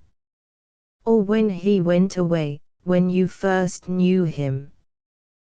"When I first knew him, he was 26, now, he's 31, nearly 32, because I'm 29, and he is nearly 3 years older." She lifted her head and looked at the opposite wall. "And what then?" said her husband. She hardened herself, and said callously, "We were as good as engaged for nearly a year. Though nobody knew, at least. They talked, but it wasn't open." "Then he went away, he chucked you," said the husband brutally, wanting to hurt her into contact with himself. Her heart rose wildly with rage. "Then yes," she said, to anger him. He shifted from one foot to the other, giving a ph of rage. There was silence for a time. Then she resumed, her pain giving a mocking note to her words. He suddenly went out to fight in Africa, and almost the very day I first met you, I heard from Miss Birch he'd got sunstroke, and 2 months after, that he was dead. That was before you took on with me, said the husband. There was no answer. Neither spoke for a time. He had not understood. His eyes were contracted uglily. So you've been looking at your old courting places, he said. That was what you wanted to go out by yourself for this morning. Still she did not answer him anything. He went away from the door to the window. He stood with his hands behind him, his back to her. She looked at him. His hands seemed gross to her, the back of his head paltry. At length, almost against his will, he turned round, asking, "How long were you carrying on with him?" "What do you mean?" she replied coldly. "I mean, how long were you carrying on with him?" She lifted her head, averting her face from him. She refused to answer. Then she said, "I don't know what you mean by carrying on. I loved him from the first days I met him, 2 months after I went to stay with Miss Birch." "And do you reckon he loved you?" he jeered. "I know he did." "How do you know, if he'd have no more to do with you?" There was a long silence of hate and suffering. "And how far did it go between you?" he asked at length, in a frightened, stiff voice. "I hate your not straightforward questions," she cried, beside herself with his baiting. "We loved each other, and we were lovers, we were. I don't care what you think, what have you got to do with it? We were lovers before ever I knew you, lovers, lovers," he said, white with fury. "You mean you had your fling with an army man, and then came to me to marry you when you'd done?" She sat swallowing her bitterness. There was a long pause. "Do you mean to say you used to go the whole hogger?" he asked, still incredulous. "Why, what else do you think I mean?" she cried brutally. He shrank, and became white, impersonal. There was a long, paralyzed silence. He seemed to have gone small. "You never thought to tell me all this before I married you," he said, with bitter irony, at last. "You never asked me," she replied. "I never thought there was any need." "Well, then, you should think." He stood with expressionless, almost childlike set face, revolving many thoughts, whilst his heart was mad with anguish. Suddenly she added, "And I saw him today," she said. "He is not dead, he's mad."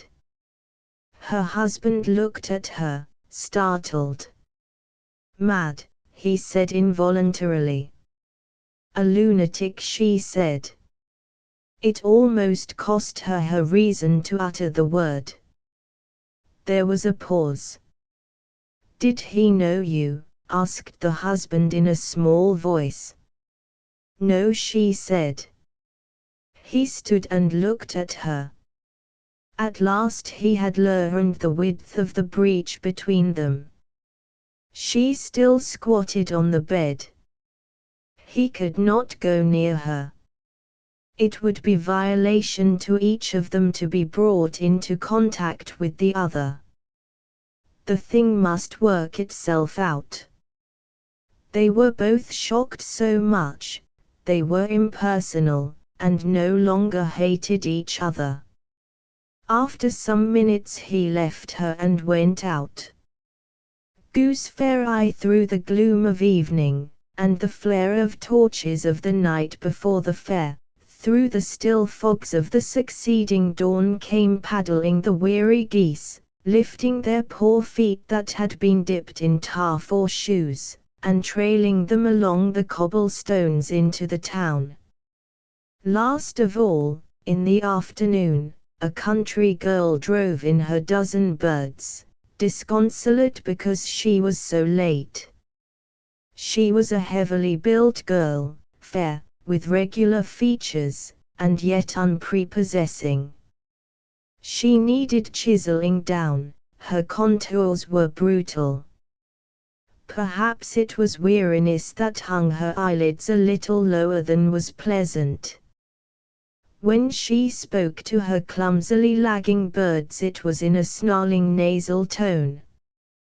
One of the silly things sat down in the gutter and refused to move. It looked very ridiculous, but also rather pitiful, squat there with its head up, refusing to be urged on by the ungentle toe of the girl.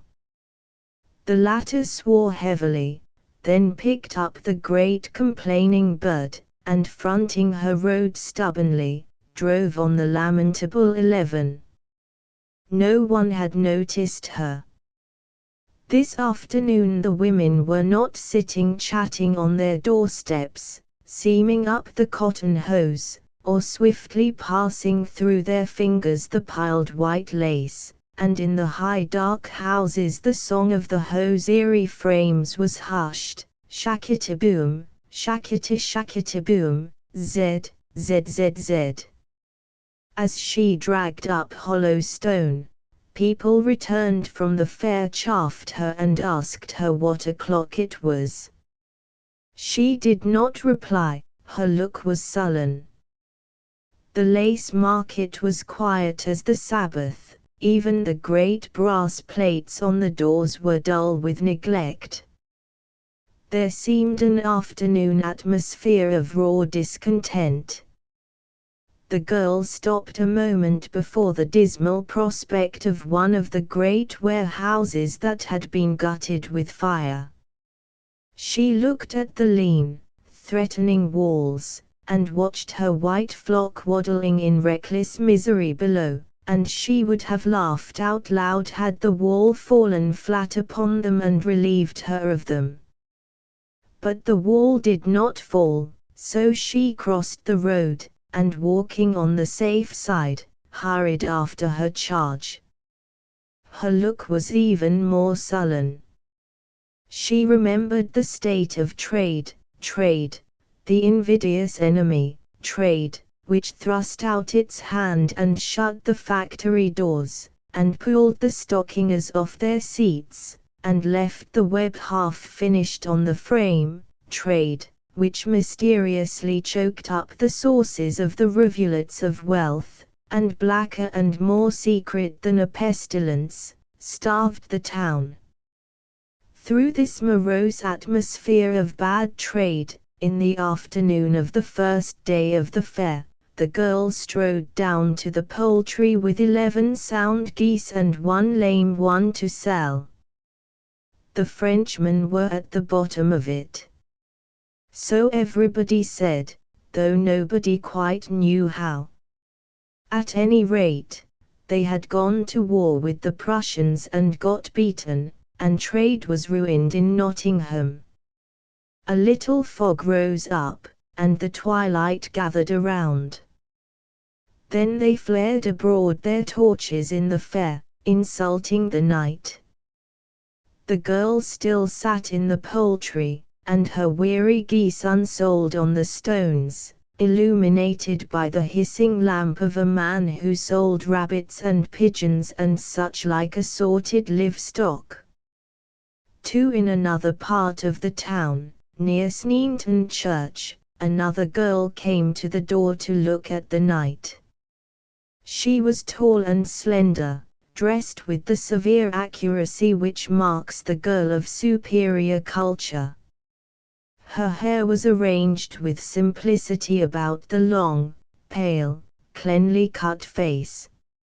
She leaned forward very slightly to glance down the street, listening. She very carefully preserved the appearance of having come quite casually to the door, yet she lingered and stood very still to listen when she heard a footstep, but when it proved to be only a common man, she drew herself up proudly and looked with a small smile over his head. He hesitated to glance into the open hall, lighted so spaciously with a scarlet-shaded lamp, and at the slim girl in brown silk lifted up before the light. But she looked over his head. He passed on. Presently she started and hung in suspense. Somebody was crossing the road. She ran down the steps in a pretty welcome, not effuse, saying in quick, but accurately articulated words, "Will. I began to think you'd gone to the fair. I came out to listen to it. I felt almost sure you'd gone. You're coming in, aren't you?" She waited a moment anxiously. "We expect you to dinner, you know," she added wistfully. The man, who had a short face and spoke with his lip curling up on one side, in a drawling speech with ironically exaggerated intonation, replied after a short hesitation, "I'm awfully sorry, I am, straight, Lois. It's a shame. I've got to go round to the biz. Man proposes, the devil disposes." He turned aside with irony in the darkness. "But surely, Will," remonstrated the girl, keenly disappointed. "Fact, Lois, I feel wild about it myself. But I've got to go down to the works. They may be getting a bit warm down there, you know." He jerked his head in the direction of the fair. "If the lambs get frisky, they are a bit off about the work, and they'd just be in their element if they could set a lighted match to something." "Will, you don't think," exclaimed the girl, laying her hand on his arm in the true fashion of romance, and looking up at him earnestly. "Dad's not sure," he replied, looking down at her with gravity. They remained in this attitude for a moment, then he said, "I might stop a bit. It's all right for an hour, I should think." She looked at him earnestly, then said in tones of deep disappointment and of fortitude, "No, Will, you must go." "You'd better go, it's a shame," he murmured, standing a moment at a loose end. Then, glancing down the street to see he was alone, he put his arm round her waist and said in a difficult voice, "How goes it?" She let him keep her for a moment, then he kissed her as if afraid of what he was doing. They were both uncomfortable. "Well," he said at length. "Good night," she said, setting him free to go. He hung a moment near her, as if ashamed. "Then good night," he answered, and he broke away. She listened to his footsteps in the night, before composing herself to turn indoors. "Hello," said her father, glancing over his paper as she entered the dining room. "What's up, then?" "Oh, nothing," she replied, in her calm tones. Will won't be here to dinner tonight. What, gone to the fair? No. Oh. What's got him then? Lois looked at her father, and answered, he's gone down to the factory. They are afraid of the hands. Her father looked at her closely. Oh, he answered, undecided, and they sat down to dinner. 3. Lois retired very early. She had a fire in her bedroom. She drew the curtains and stood holding aside a heavy fold, looking out at the night. She could see only the nothingness of the fog, not even the glare of the fair was evident, though the noise clamored small in the distance. In front of everything she could see her own faint image. She crossed to the dressing table, and there leaned her face to the mirror, and looked at herself. She looked a long time, then she rose, changed her dress for a dressing jacket, and took up Sesame and Lilies. Late in the night she was roused from sleep by a bustle in the house. She sat up and heard a hurrying to and fro and the sound of anxious voices. She put on her dressing gown and went out to her mother's room. Seeing her mother at the head of the stairs, she said in her quick, clean voice, "Mother, what is it?" "Oh, child, don't ask me. Go to bed, dear, do. I shall surely be worried out of my life." "Mother, what is it?" Lois was sharp and emphatic. "I hope your father won't go. Now I do hope your father won't go. He's got a cold as it is." "Mother, tell me what is it?" Lois took her mother's arm. "It's Selby's. I should have thought you would have heard the fire engine, and Jack isn't in yet. I hope we're safe." Lois returned to her bedroom and dressed. She coiled her plaited hair, and having put on a cloak, left the house. She hurried along under the fog-dripping trees towards the meaner part of the town. When she got near, she saw a glare in the fog, and closed her lips tight. She hastened on till she was in the crowd. With peaked, noble face she watched the fire. Then she looked a little wildly over the fire-reddened faces in the crowd, and catching sight of her father, hurried to him. "Oh, Dada, is he safe? Is Will safe?" "Safe, why not? You've no business here. Here's Sampson, he'll take you home. I've enough to bother me, there's my own place to watch. Go home now, I can't do with you here."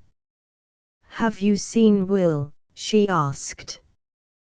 "Go home, Sampson, just take Miss Lois home, now. You don't really know where he is, father. Go home now, I don't want you here," her father ordered peremptorily. The tears sprang to Lois' eyes.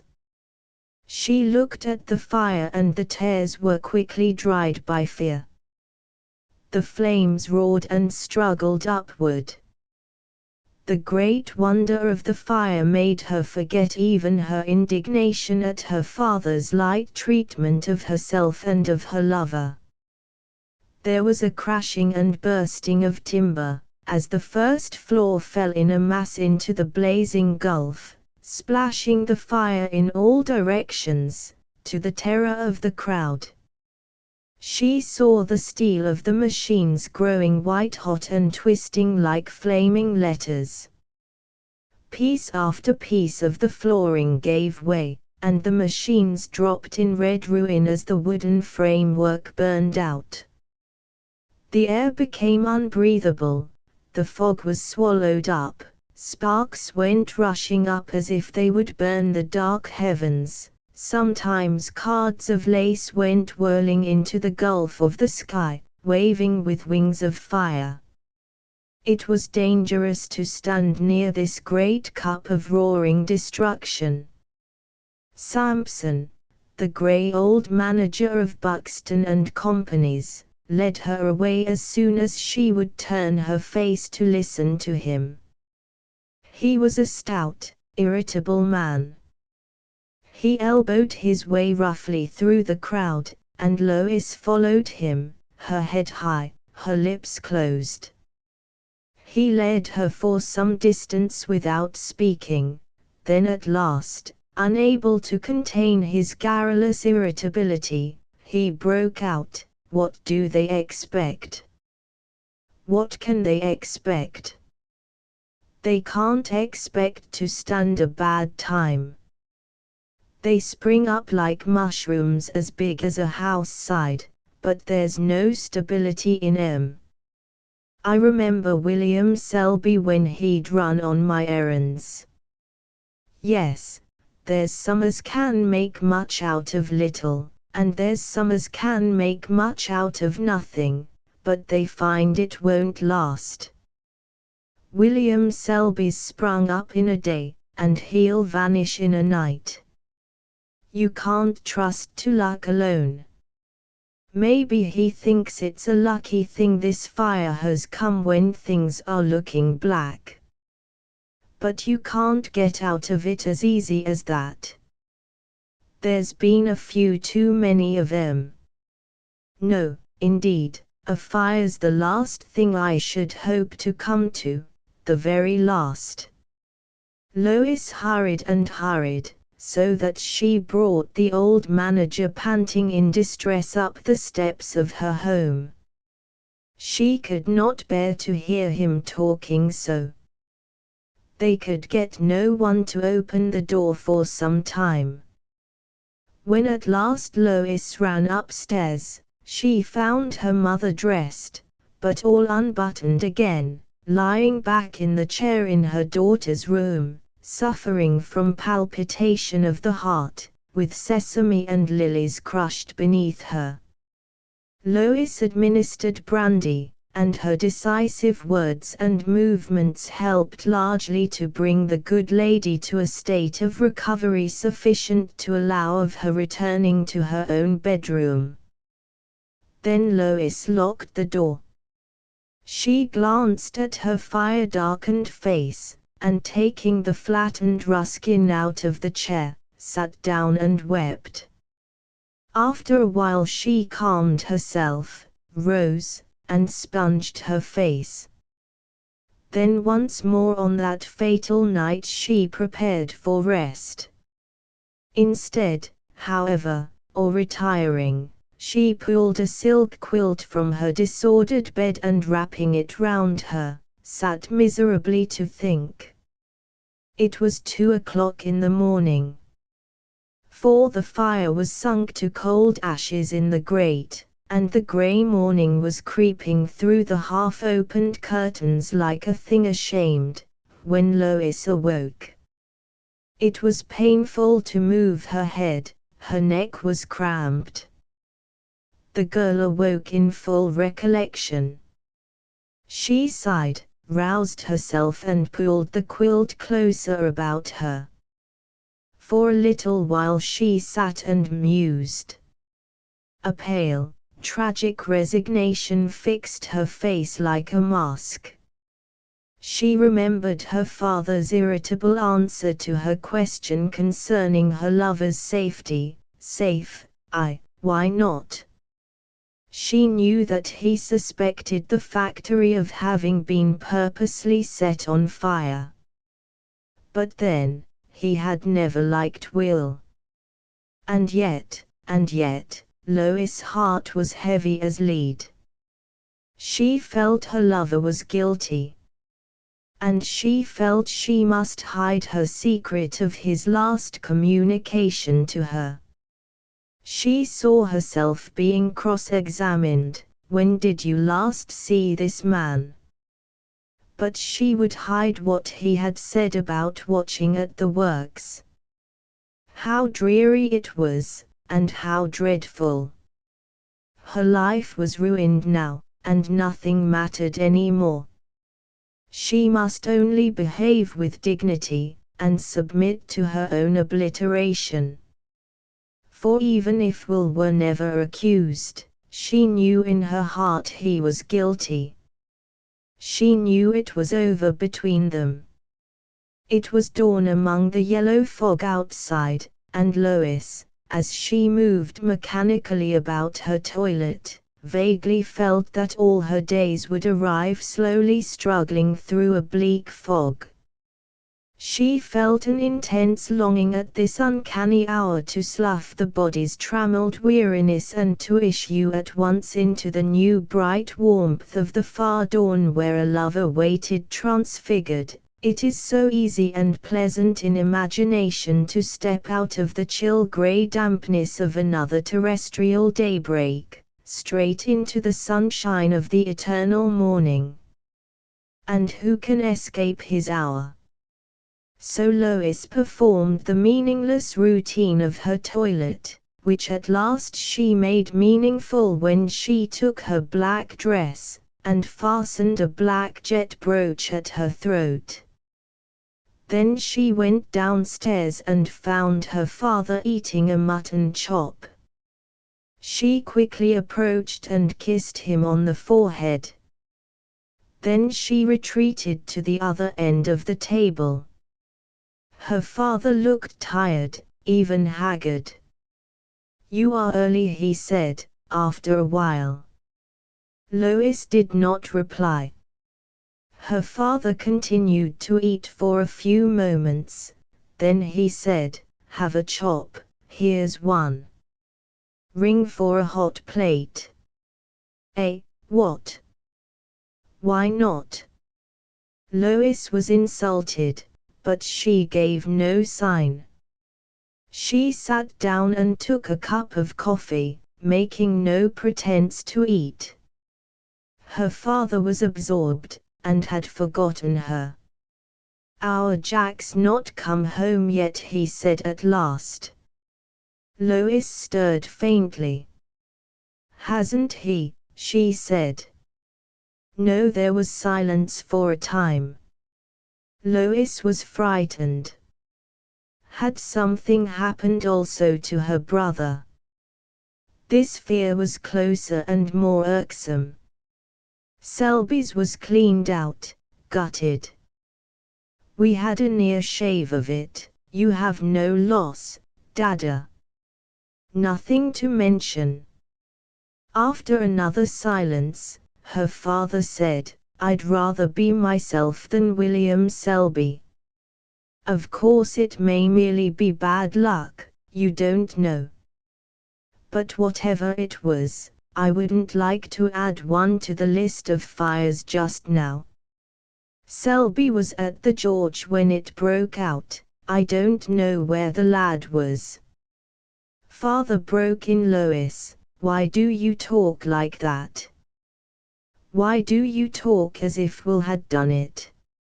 she ended suddenly. Her father looked at her pale, mute face. "I don't talk as if Will had done it," he said. "I don't even think it." Feeling she was going to cry, Lois rose and left the room. Her father sighed, and leaning his elbows on his knees, whistled faintly into the fire. He was not thinking about her. Lois went down to the kitchen and asked Lucy, the parlour maid, to go out with her. She somehow shrank from going alone, lest people should stare at her overmuch, and she felt an overpowering impulse to go to the scene of the tragedy, to judge for herself. The churches were chiming 8:30 when the young lady and the maid set off down the street. Nearer the fair, swarthy, thin-legged men were pushing barrels of water towards the marketplace, and the gypsy women, with hard brows, and dressed in tight velvet bodices, hurried along the pavement with jugs of milk, and great brass water ewers and loaves and breakfast parcels. People were just getting up, and in the poorer streets was a continual splash of tea leaves, flung out onto the cobblestones. A teapot came crashing down from an upper story just behind Lois, and she, starting round and looking up, thought that the trembling, drink-bleared man at the upper window, who was stupidly staring after his pot, had had designs on her life, and she went on her way shuddering at the grim tragedy of life. In the dull October morning the ruined factory was black and ghastly. The window frames were all jagged, and the walls stood gaunt. Inside was a tangle of twisted debris, the iron, in parts red with bright rust, looking still hot. The charred wood was black and satiny, from dishevelled heaps, sodden with water. A faint smoke rose dimly. Lois stood and looked. If he had done that, he might even be dead there, burned to ash and lost forever. It was almost soothing to feel so. He would be safe in the eternity which now she must hope in. At her side the pretty, sympathetic maid chatted plaintively. Suddenly, from one of her lapses into silence, she exclaimed, "Why, if there isn't Mr. Jack!" Lois turned suddenly and saw her brother and her lover approaching her. Both looked soiled, untidy and wan. Will had a black eye, some 10 hours old, well colored. Lois turned very pale as they approached. They were looking gloomily at the factory, and for a moment did not notice the girls. "I'll be jiggered if there ain't our Lois," exclaimed Jack, the reprobate, swearing under his breath. "Oh, God!" exclaimed the other in disgust. "Jack, where have you been?" said Lois sharply, in keen pain, not looking at her lover. Her sharp tone of suffering drove her lover to defend himself with an affectation of comic recklessness. "In quod," replied her brother, smiling sickly. "Jack," cried his sister very sharply. "Fact." Will Selby shuffled on his feet and smiled, trying to turn away his face so that she should not see his black eye. She glanced at him. He felt her boundless anger and contempt, and with great courage he looked straight at her, smiling ironically. Unfortunately his smile would not go over his swollen eye, which remained grave and lurid. "Do I look pretty?" he inquired with a hateful twist of his lip. "Very," she replied. "I thought I did," he replied. And he turned to look at his father's ruined works, and he felt miserable and stubborn. The girl standing there so clean and out of it all. Oh, God, he felt sick. He turned to go home. The three went together, Lois silent in anger and resentment. Her brother was tired and overstrung, but not suppressed. He chattered on blindly. "It was a lark we had. We met Bob Osborne and Freddie Mansell coming down Poultry. There was a girl with some geese. She looked at Angus sitting there, all like statues, her and the geese. It was Will who began it. He offered her 3 pence and asked her to begin the show. She called him something, and then somebody poked an old gander to stir him up, and somebody squirted him in the eye. He upped and squawked and started off with his neck out. Laugh. We nearly killed ourselves, keeping back those old birds with squirts and teasers. Oh, lum. Those old geese, oh, scrimmy, they didn't know where to turn, they fairly went off their dots, coming at us right and left, and such a row, it was fun, you never knew. Then the girl she got up and knocked somebody over the jaw, and we were right in for it. Well, in the end, Billy here got hold of her round the waist. Oh, dry it up, exclaimed Will bitterly. Jack looked at him, laughed mirthlessly, and continued, and we said we'd buy her birds. So we got hold of 1 goose apiece, and they took some holding, I can tell you, and off we set round the fair, Billy leading with the girl. The bloomin' geese squawked and pecked. Laugh, I thought I should a died. Well, then we wanted the girl to have her birds back, and then she fired up. She got some other chaps on her side, and there was a proper old row. The girl went tooth and nail for Will there, she was dead set against him. She gave him a black eye, by gum, and we went at it, I can tell you. It was a free fight, a beauty, and we got run in. I don't know what became of the girl. Lois surveyed the 2 men. There was no glimmer of a smile on her face, though the maid behind her was sniggering. Will was very bitter. He glanced at his sweetheart and at the ruined factory. How's Dad taken it? He asked, in a biting, almost humble tone. I don't know, she replied coldly. Father's in an awful way. I believe everybody thinks you set the place on fire. Lois drew herself up. She had delivered her blow.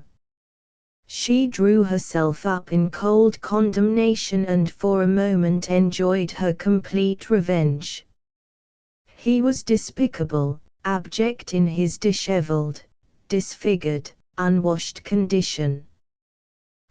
Well, they made a mistake for once, he replied, with a curl of the lip.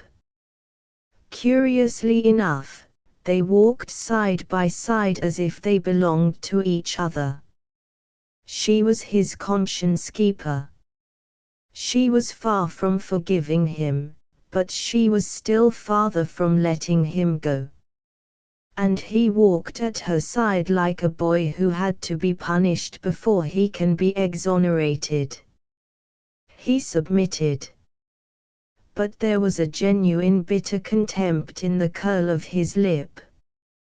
The white stocking I'm getting up, Teddylynx, said Mrs. Whiston, and she sprang out of bed briskly.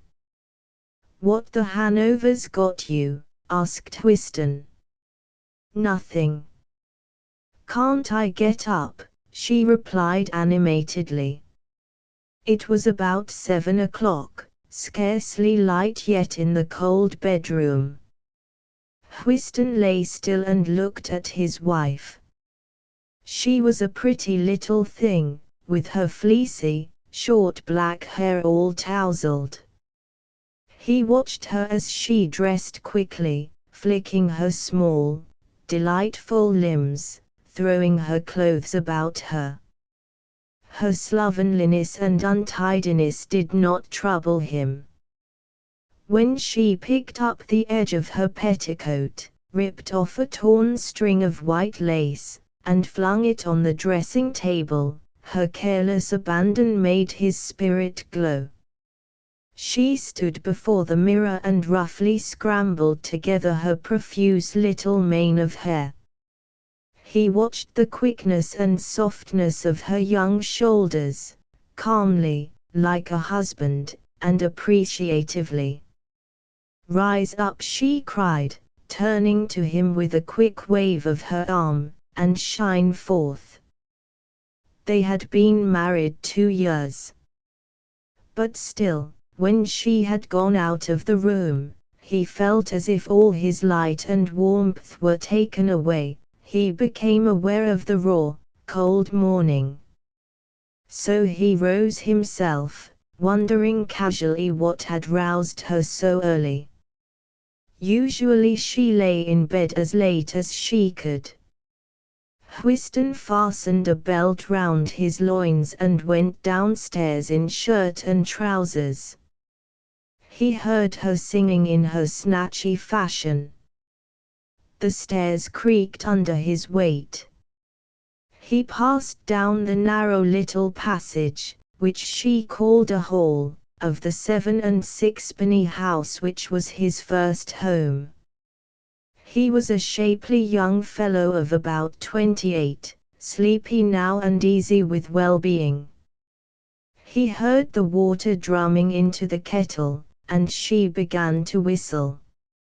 He loved the quick way she dodged the supper cups under the tap to wash them for breakfast. She looked an untidy minx, but she was quick and handy enough. "Teddylinks," she cried. "What?" "Light a fire, quick."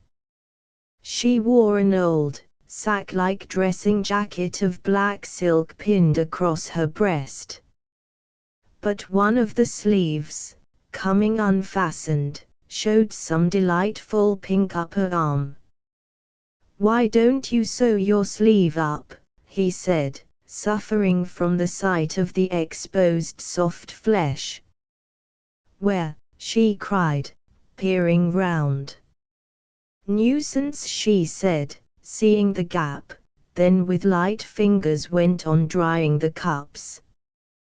The kitchen was of fair size, but gloomy. Whiston poked out the dead ashes. Suddenly a thud was heard at the door down the passage. "I'll go," cried Mrs. Whiston, and she was gone down the hall. The postman was a ruddy-faced man who had been a soldier. He smiled broadly, handing her some packages. "They've not forgot you," he said impudently. "No, lucky for them," she said, with a toss of the head. But she was interested only in her envelopes this morning. The postman waited inquisitively, smiling in an ingratiating fashion. She slowly, abstractedly, as if she did not know anyone was there, closed the door in his face, continuing to look at the addresses on her letters. She tore open the thin envelope. There was a long, hideous, cartoon valentine. She smiled briefly and dropped it on the floor. Struggling with the string of a packet, she opened a white cardboard box, and there lay a white silk handkerchief packed neatly under the paper lace of the box, and her initial, worked in heliotrope, fully displayed. She smiled pleasantly, and gently put the box aside. The third envelope contained another white packet, apparently a cotton handkerchief neatly folded. She shook it out. It was a long white stocking, but there was a little weight in the toe. Quickly, she thrust down her arm, wriggling her fingers into the toe of the stocking, and brought out a small box. She peeped inside the box. then hastily opened a door on her left hand, and went into the little, cold sitting room. She had her lower lip caught earnestly between her teeth. With a little flash of triumph, she lifted a pair of pearl earrings from the small box, and she went to the mirror. There, earnestly, she began to hook them through her ears, looking at herself sideways in the glass. Curiously concentrated and intent she seemed as she fingered the lobes of her ears, her head bent on one side. Then the pearl earrings dangled under her rosy, small ears. She shook her head sharply, to see the swing of the drops.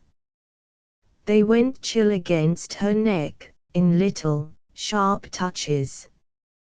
Then she stood still to look at herself, bridling her head in the dignified fashion. Then she simpered at herself. Catching her own eye, she could not help winking at herself and laughing. She turned to look at the box. There was a scrap of paper with this posy: "Pearls may be fair, but thou art fairer. Wear these for me, and I'll love the wearer." She made a grimace and a grin. But she was drawn to the mirror again, to look at her earrings. Whiston had made the fire burn, so he came to look for her. When she heard him, she started round quickly, guiltily. She was watching him with intent blue eyes when he appeared. He did not see much, in his morning drowsy warmth. He gave her, as ever, a feeling of warmth and slowness. His eyes were very blue, very kind, his manner simple. "What ha' you got?" he asked. "Valentines," she said briskly, ostentatiously turning to show him the silk handkerchief. She thrust it under his nose. "Smell how good," she said. "Who's that from?" he replied, without smelling. "It's a valentine," she cried. "How do I know who it's from?" "I'll bet you know," he said. "Ted, I don't," she cried, beginning to shake her head, then stopping because of the earrings. He stood still a moment, displeased. "They've no right to send you valentines, now," he said. "Ted, why not? You're not jealous, are you?" "I haven't the least idea who it's from. Look, there's my initial." She pointed with an emphatic finger at the heliotrope embroidery. "E for Elsie, nice little Jelsie," she sang. "Get out," he said. "You know who it's from." "Truth, I don't," she cried. He looked round, and saw the white stocking lying on a chair. "Is this another?" he said. "No, that's a sample," she said. "There's only a comic." And she fetched in the long cartoon. He stretched it out and looked at it solemnly. "Fools," he said, and went out of the room. She flew upstairs and took off the earrings. When she returned, he was crouched before the fire blowing the coals. The skin of his face was flushed, and slightly pitted, as if he had had smallpox. But his neck was white and smooth and goodly. She hung her arms round his neck as he crouched there, and clung to him. He balanced on his toes. "This fire's a slow coach," he said. "And who else is a slow coach?" she said. "One of us two, I know," he said, and he rose carefully. She remained clinging round his neck, so that she was lifted off her feet. "Ha, swing me," she cried. He lowered his head, and she hung in the air, swinging from his neck, laughing. Then she slipped off. "The kettle is singing," she sang, flying for the teapot. He bent down again to blow the fire. The veins in his neck stood out, his shirt collar seemed too tight. "Dr. Wire, blow the fire, puff, puff, puff," she sang, laughing. He smiled at her. She was so glad because of her pearl earrings. Over the breakfast she grew serious. He did not notice. She became portentous in her gravity. Almost it penetrated through his steady good humor to irritate him. "Teddy," she said at last. "What?" he asked. "I told you a lie," she said, humbly tragic. His soul stirred uneasily. "Oh, he said casually. She was not satisfied. He ought to be more moved. "Yes," she said. He cut a piece of bread. "Was it a good one?" he asked. She was piqued. Then she considered, was it a good one? Then she laughed. "No," she said, "it wasn't up to much." "Ah," he said easily, but with a steady strength of fondness for her in his tone. "Get it out then." It became a little more difficult. "You know that white stocking," she said earnestly. "I told you a lie. It wasn't a sample. It was a valentine." A little frown came on his brow. "Then what did you invent it as a sample for?" he said. But he knew this weakness of hers. The touch of anger in his voice frightened her. "I was afraid you'd be cross," she said pathetically. "I'll bet you were vastly afraid," he said. "I was, Teddy." There was a pause. He was resolving one or two things in his mind. "And who sent it?" he asked. "I can guess," she said, though there wasn't a word with it, except, she ran to the sitting room and returned with a slip of paper. "Pearls may be fair, but thou art fairer. Wear these for me, and I'll love the wearer." He read it twice, then a dull red flush came on his face. "And who do you guess it is?" he asked, with a ringing of anger in his voice. "I suspect it's Sam Adams," she said, with a little virtuous indignation. Whiston was silent for a moment. "Fool," he said. "And what's it got to do with pearls, and how can he say wear these for me when there's only one? He hasn't got the brain to invent a proper verse." He screwed the sup of paper into a ball and flung it into the fire. "I suppose he thinks it'll make a pair with the one last year," she said. "Why, did he send one then?" "Yes. I thought you'd be wild if you knew." His jaw set rather sullenly. Presently he rose, and went to wash himself, rolling back his sleeves and pulling open his shirt at the breast. It was as if his fine, clear-cut temples and steady eyes were degraded by the lower, rather brutal part of his face. But she loved it. As she whisked about, clearing the table, she loved the way in which he stood washing himself. He was such a man. She liked to see his neck glistening with water as he swilled it. It amused her and pleased her and thrilled her. He was so sure, so permanent, he had her so utterly in his power. It gave her a delightful, mischievous sense of liberty. Within his grasp, she could dart about excitingly.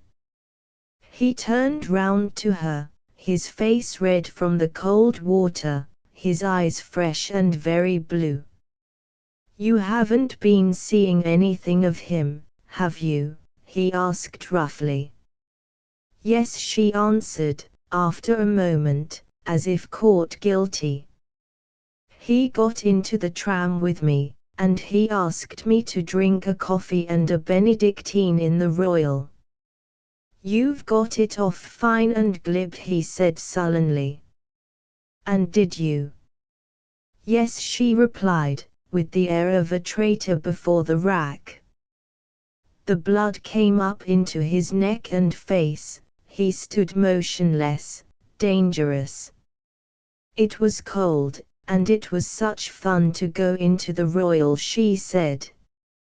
"You'd go off with a nigger for a packet of chocolate," he said, in anger and contempt, and some bitterness. Queer how he drew away from her, cut her off from him. "Ted, how beastly!" she cried. "You know quite well." She caught her lip, flushed, and the tears came to her eyes. He turned away, to put on his necktie.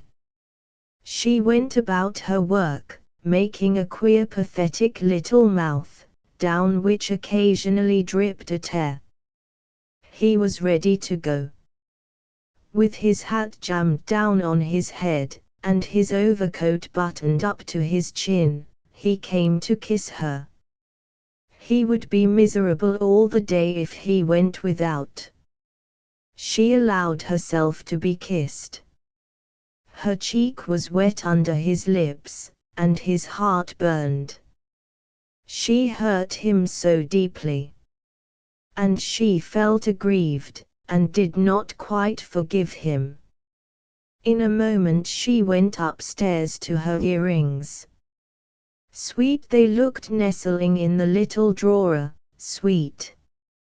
She examined them with voluptuous pleasure, she threaded them in her ears, she looked at herself, she posed and postured and smiled, and looked sad and tragic and winning and appealing, all in turn before the mirror. And she was happy, and very pretty. She wore her earrings all morning, in the house. She was self-conscious, and quite brilliantly winsome, when the baker came, wondering if he would notice. All the tradesmen left her door with a glow in them, feeling elated, and unconsciously favoring the delightful little creature, though there had been nothing to notice in her behavior.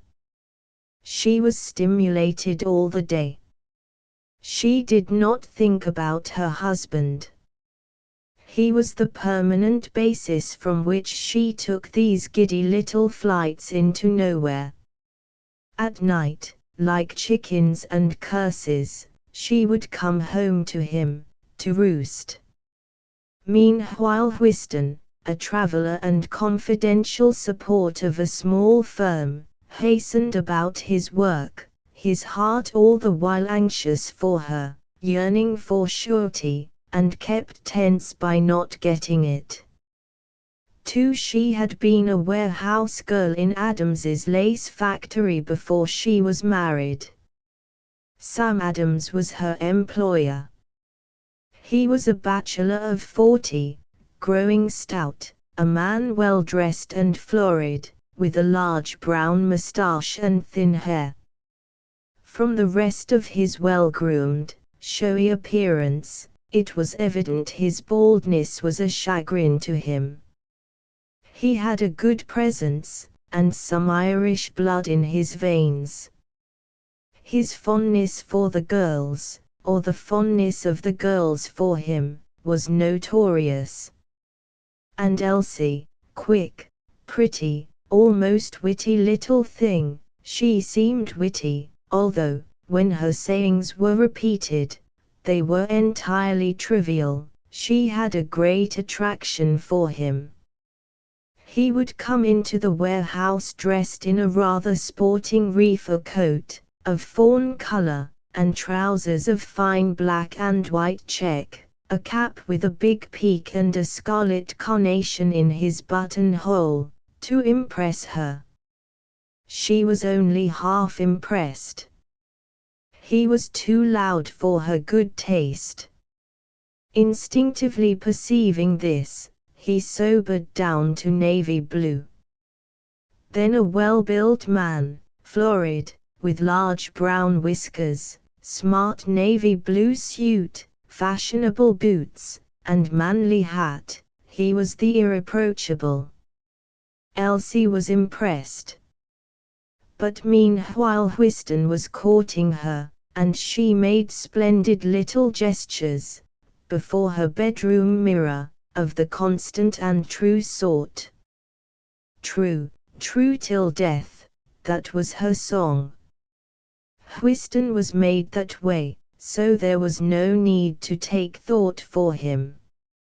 Every Christmas Sam Adams gave a party at his house, to which he invited his superior work people, not factory hands and laborers, but those above. He was a generous man in his way, with a real warm feeling for giving pleasure. 2 years ago Elsie had attended this Christmas party for the last time. Whiston had accompanied her. At that time he worked for Sam Adams. She had been very proud of herself, in her close-fitting, full-skirted dress of blue silk. Whiston called for her. Then she tripped beside him, holding her large cashmere shawl across her breast. He strode with long strides, his trousers handsomely strapped under his boots, and her silk shoes bulging the pockets of his full-skirted overcoat. They passed through the park gates, and her spirits rose. Above them the castle rock loomed grandly in the night. The naked trees stood still and dark in the frost, along the boulevard. They were rather late. Agitated with anticipation, in the cloakroom she gave up her shawl, donned her silk shoes, and looked at herself in the mirror. The loose bunches of curls on either side her face danced prettily, her mouth smiled. She hung a moment in the door of the brilliantly lighted room. Many people were moving within the blaze of lamps, under the crystal chandeliers, the full skirts of the women balancing and floating, the side whiskers and white cravats of the men bowing above. Then she entered the light. In an instant Sam Adams was coming forward, lifting both his arms in boisterous welcome. There was a constant red laugh on his face. "Come late, would you?" he shouted, like royalty. He seized her hands and led her forward. He opened his mouth wide when he spoke, and the effect of the warm, dark opening behind the brown whiskers was disturbing. But she was floating into the throng on his arm. He was very gallant. "Now then," he said, taking her card to write down the dances, "I've got carte blanche, haven't I?" "Mr. Whiston doesn't dance," she said. "I am a lucky man," he said, scribbling his initials. "I was born with an amarette in my mouth." He wrote on, quietly. She blushed and laughed, not knowing what it meant. "Why, what is that?" she said. "It's you, even littler than you are, dressed in little wings," he said. "I should have to be pretty small to get in your mouth," she said. "You think you're too big, do you?" he said easily. He handed her card, with a bow. "Now I'm set up, my darling, for this evening," he said. Then, quick, always at his ease, he looked over the room. She waited in front of him. He was ready. Catching the eye of the band, he nodded. In a moment, the music began. He seemed to relax, giving himself up. "Now then, Elsie," he said, with a curious caress in his voice that seemed to lap the outside of her body in a warm glow. Delicious. She gave herself to it. She liked it. He was an excellent dancer. He seemed to draw her close into him by some male warmth of attraction, so that she became all soft and pliant to him, flowing to his form, whilst he united her with him and they lapsed along in one movement. She was just carried in a kind of strong, warm flood, her feet moved of themselves, and only the music threw her away from him, threw her back to him, to his clasp, in his strong form moving against her, rhythmically, deliriously. When it was over, he was pleased and his eyes had a curious gleam which thrilled her and yet had nothing to do with her. Yet it held her. He did not speak to her. He only looked straight into her eyes with a curious, gleaming look that disturbed her fearfully and deliriously. But also there was in his look some of the automatic irony of the ruse. It left her partly cold. She was not carried away. She went, driven by an opposite, heavier impulse, to Whiston. He stood looking gloomy, trying to admit that she had a perfect right to enjoy herself apart from him. He received her with rather grudging kindliness. "Aren't you going to play whist?" she asked. He said. "Directly. I do wish you could dance." "Well, I can't," he said. "So you enjoy yourself?" "But I should enjoy it better if I could dance with you." "Nay, you're all right," he said. "I'm not made that way." "Then you ought to be," she cried. "Well, it's my fault, not yours." "You enjoy yourself," he bade her. Which she proceeded to do, a little bit irked. She went with anticipation to the arms of Sam Adams, when the time came to dance with him. It was so gratifying, irrespective of the man. And she felt a little grudge against Whiston, soon forgotten when her host was holding her near to him, in a delicious embrace. And she watched his eyes, to meet the gleam in them, which gratified her. She was getting warmed right through, the glow was penetrating into her, driving away everything else. Only in her heart was a little tightness, like conscience. When she got a chance, she escaped from the dancing room to the card room. There, in a cloud of smoke, she found Whiston playing cribbage. Radiant, roused, animated, she came up to him and greeted him. She was too strong, too vibrant a note in the quiet room. He lifted his head, and a frown knitted his gloomy forehead.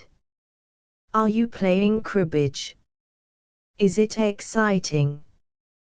How are you getting on? She chattered. He looked at her. None of these questions needed answering, and he did not feel in touch with her. She turned to the cribbage board. Are you white or red? She asked. He's red, replied the partner. Then you're losing, she said, still to Whiston. And she lifted the red peg from the board. 1, 2, 3, 4, 5, 6, 7, 8, right up there, you ought to jump. Now put it back in its right place, said Whiston. Where was it? She asked gaily, knowing her transgression. He took the little red peg away from her and stuck it in its hole. The cards were shuffled. What a shame you're losing, said Elsie. You'd better cut for him, said the partner. She did so, hastily. The cards were dealt. She put her hand on his shoulder, looking at his cards. It's good, she cried, isn't it?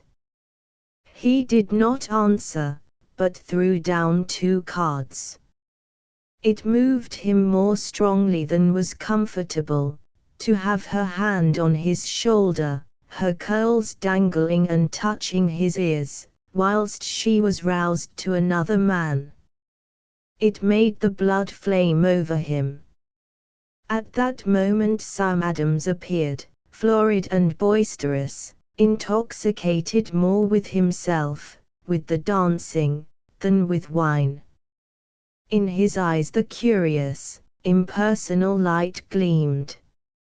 I thought I should find you here, Elsie, he cried boisterously, a disturbing, high note in his voice.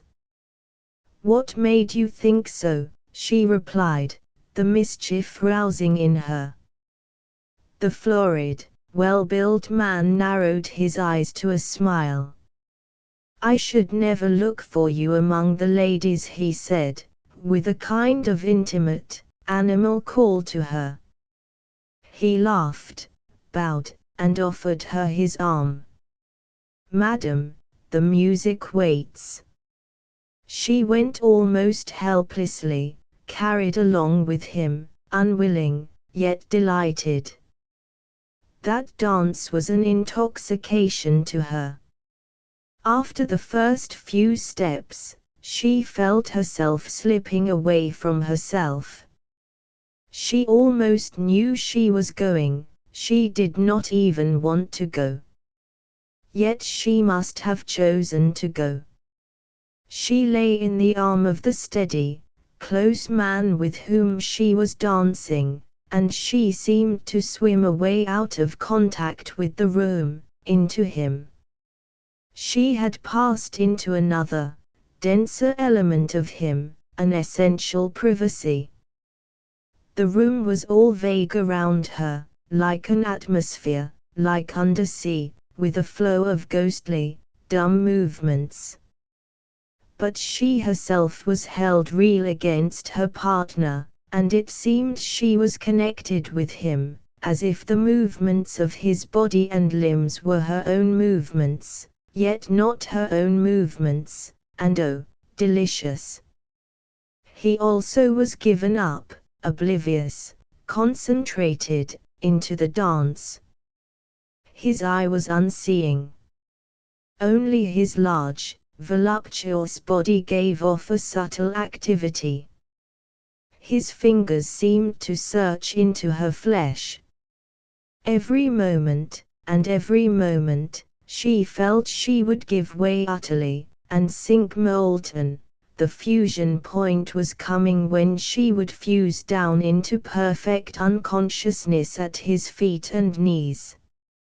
But he bore her round the room in the dance, and he seemed to sustain all her body with his limbs, his body, and his warmth seemed to come closer into her, nearer, till it would fuse right through her, and she would be as liquid to him, as an intoxication only. It was exquisite. When it was over, she was dazed, and was scarcely breathing. She stood with him in the middle of the room as if she were alone in a remote place. He bent over her.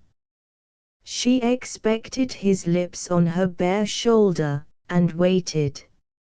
Yet they were not alone, they were not alone. It was cruel. "'Twas good, wasn't it, my darling?" he said to her, low and delighted. There was a strange impersonality about his low, exultant call that appealed to her irresistibly. Yet why was she aware of some part shut off in her? She pressed his arm, and he led her towards the door. She was not aware of what she was doing, only a little grain of resistant trouble was in her. The man, possessed, yet with a superficial presence of mind, made way to the dining room, as if to give her refreshment, cunningly working to his own escape with her. He was molten hot, filmed over with presence of mind, and bottomed with cold disbelief. In the dining room was Whiston, carrying coffee to the plain, neglected ladies. Elsie saw him, but felt as if he could not see her. She was beyond his reach and ken. A sort of fusion existed between her and the large man at her side. She ate her custard, but an incomplete fusion all the while sustained and contained her within the being of her employer. But she was growing cooler. Whiston came up. She looked at him, and saw him with different eyes. She saw his slim, young man's figure real and enduring before her. That was he. But she was in the spell with the other man, fused with him, and she could not be taken away. "Have you finished your cribbage?" she asked, with hasty evasion of him. "Yes," he replied. "Aren't you getting tired of dancing?" "Not a bit," she said. "Not she," said Adams heartily. "No girl with any spirit gets tired of dancing. Have something else, Elsie. Come, sherry. Have a glass of sherry with us, Whiston." Whilst they sipped the wine, Adams watched Whiston almost cunningly, to find his advantage. "We'd better be getting back, there's the music," he said. "See the women get something to eat, Whiston, will you, there's a good chap." And he began to draw away. Elsie was drifting helplessly with him. But Whiston put himself beside them, and went along with them. In silence they passed through to the dancing room. There Adams hesitated, and looked round the room. It was as if he could not see. A man came hurrying forward, claiming Elsie, and Adams went to his other partner. Whiston stood watching during the dance. She was conscious of him standing there observant of her, like a ghost, or a judgment, or a guardian angel. She was also conscious, much more intimately and impersonally, of the body of the other man moving somewhere in the room. She still belonged to him, but a feeling of distraction possessed her, and helplessness.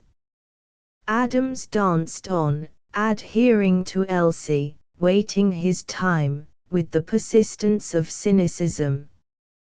The dance was over. Adams was detained. Elsie found herself beside Whiston.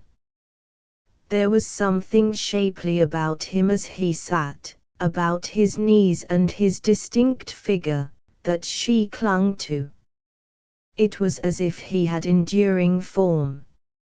She put her hand on his knee. "Are you enjoying yourself?" he asked. "Ever so," she replied, with a fervent, yet detached tone. "It's going on for 1 o'clock," he said. "Is it?" she answered. It meant nothing to her. "Should we be going?" he said. She was silent. For the first time for an hour or more an inkling of her normal consciousness returned. She resented it. "What for?" she said. "I thought you might have had enough," he said. A slight soberness came over her, an irritation at being frustrated of her illusion. "Why?" she said. "We've been here since 9," he said. That was no answer, no reason. It conveyed nothing to her. She sat detached from him. Across the room Sam Adams glanced at her. She sat there exposed for him. "You don't want to be too free with Sam Adams," said Whiston cautiously, suffering. "You know what he is." "How free?" she asked. "Why, you don't want to have too much to do with him." She sat silent. He was forcing her into consciousness of her position. But he could not get hold of her feelings, to change them. She had a curious, perverse desire that he should not. "I like him," she said. "What do you find to like in him?" he said, with a hot heart. "I don't know, but I like him," she said. She was immutable. He sat feeling heavy and dulled with rage. He was not clear as to what he felt. He sat there unliving whilst she danced. And she, distracted, lost to herself between the opposing forces of the two men, drifted. Between the dances, Whiston kept near to her. She was scarcely conscious.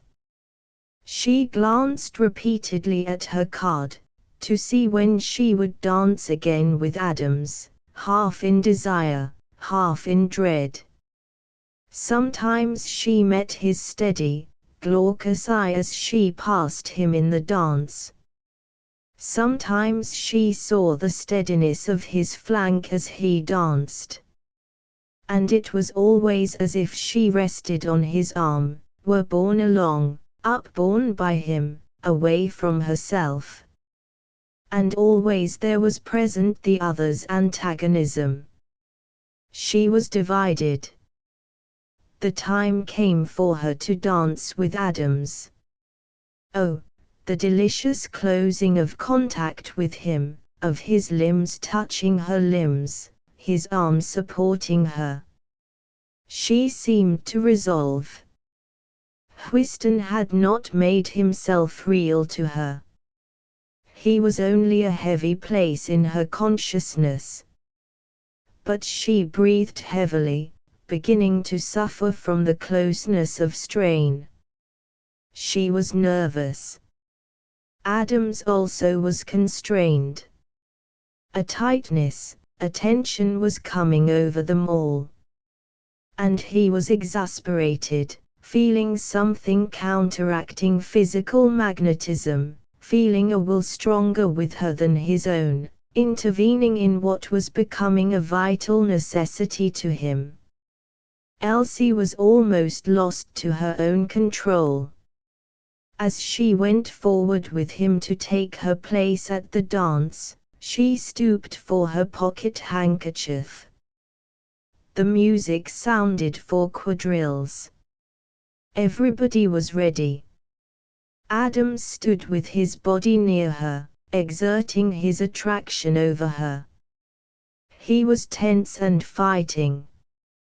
She stooped for her pocket handkerchief, and shook it as she rose.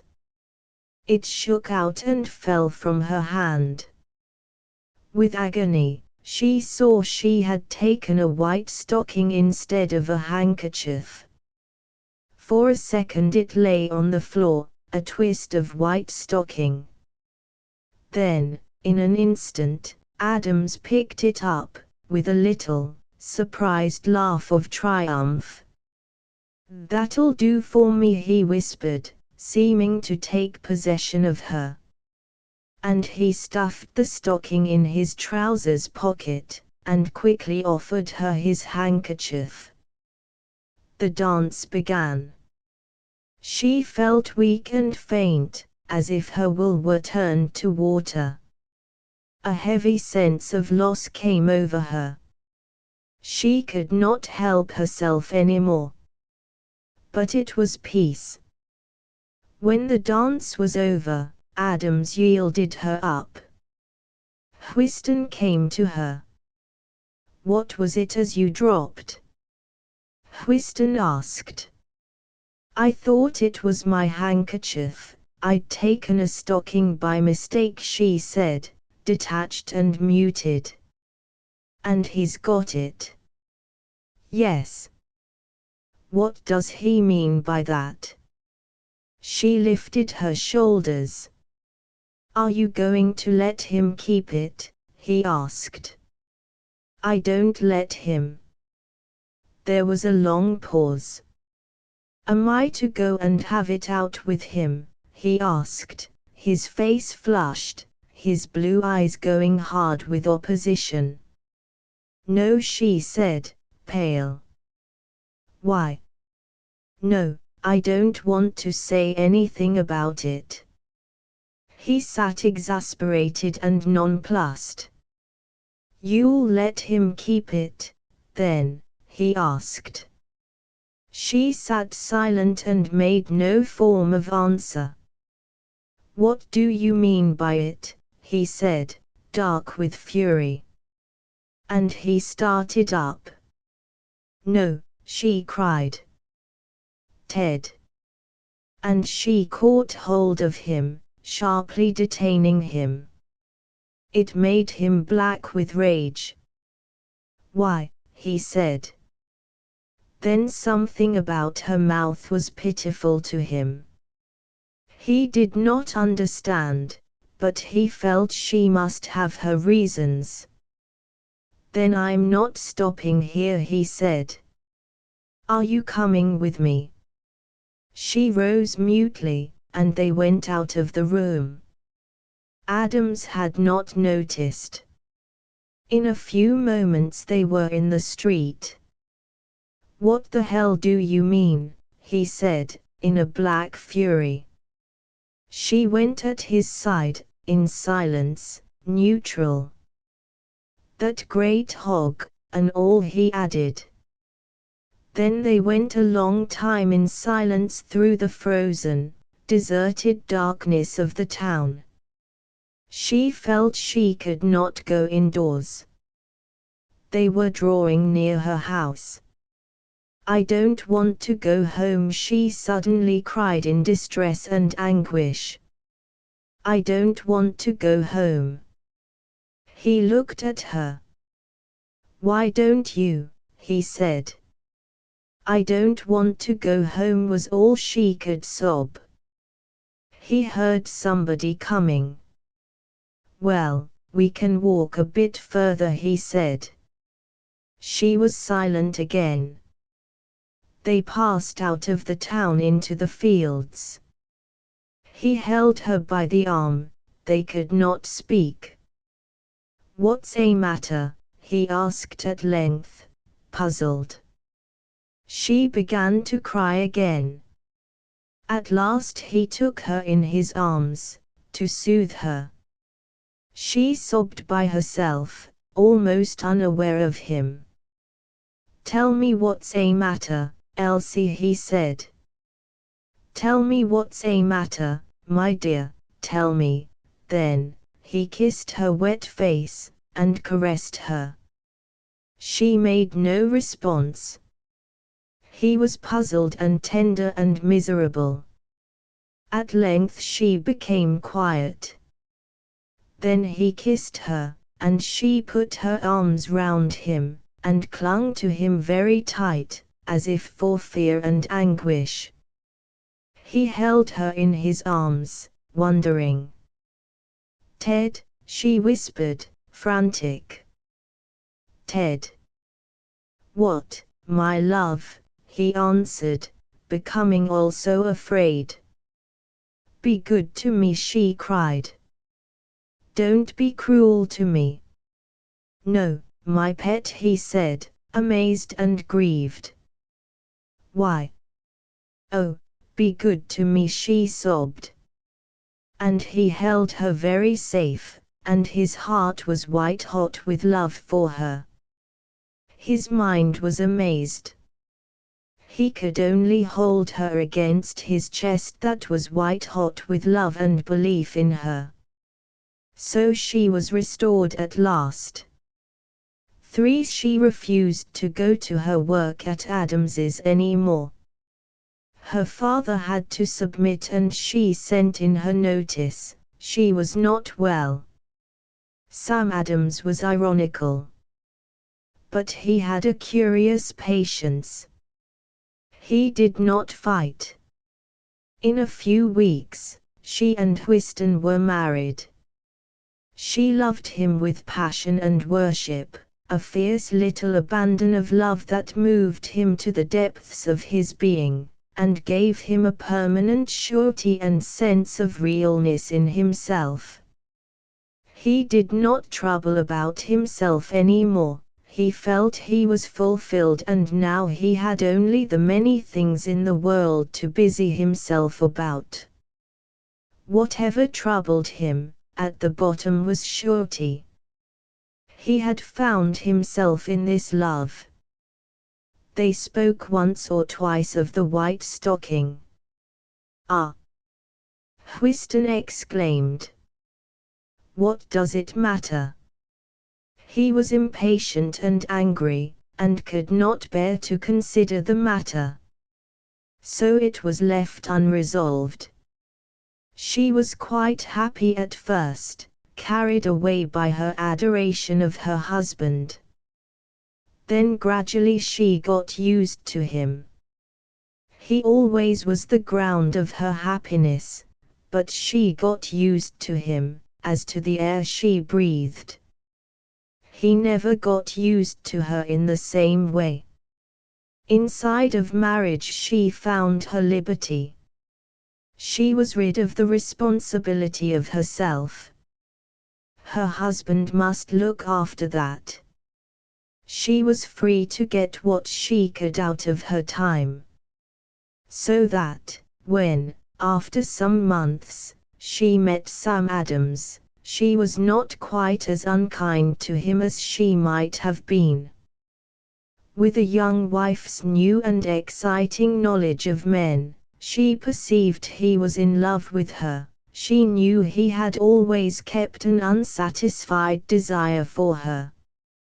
And, sportive, she could not help playing a little with this, though she cared not one jot for the man himself. When Valentine's Day came, which was near the first anniversary of her wedding day, there arrived a white stocking with a little amethyst brooch.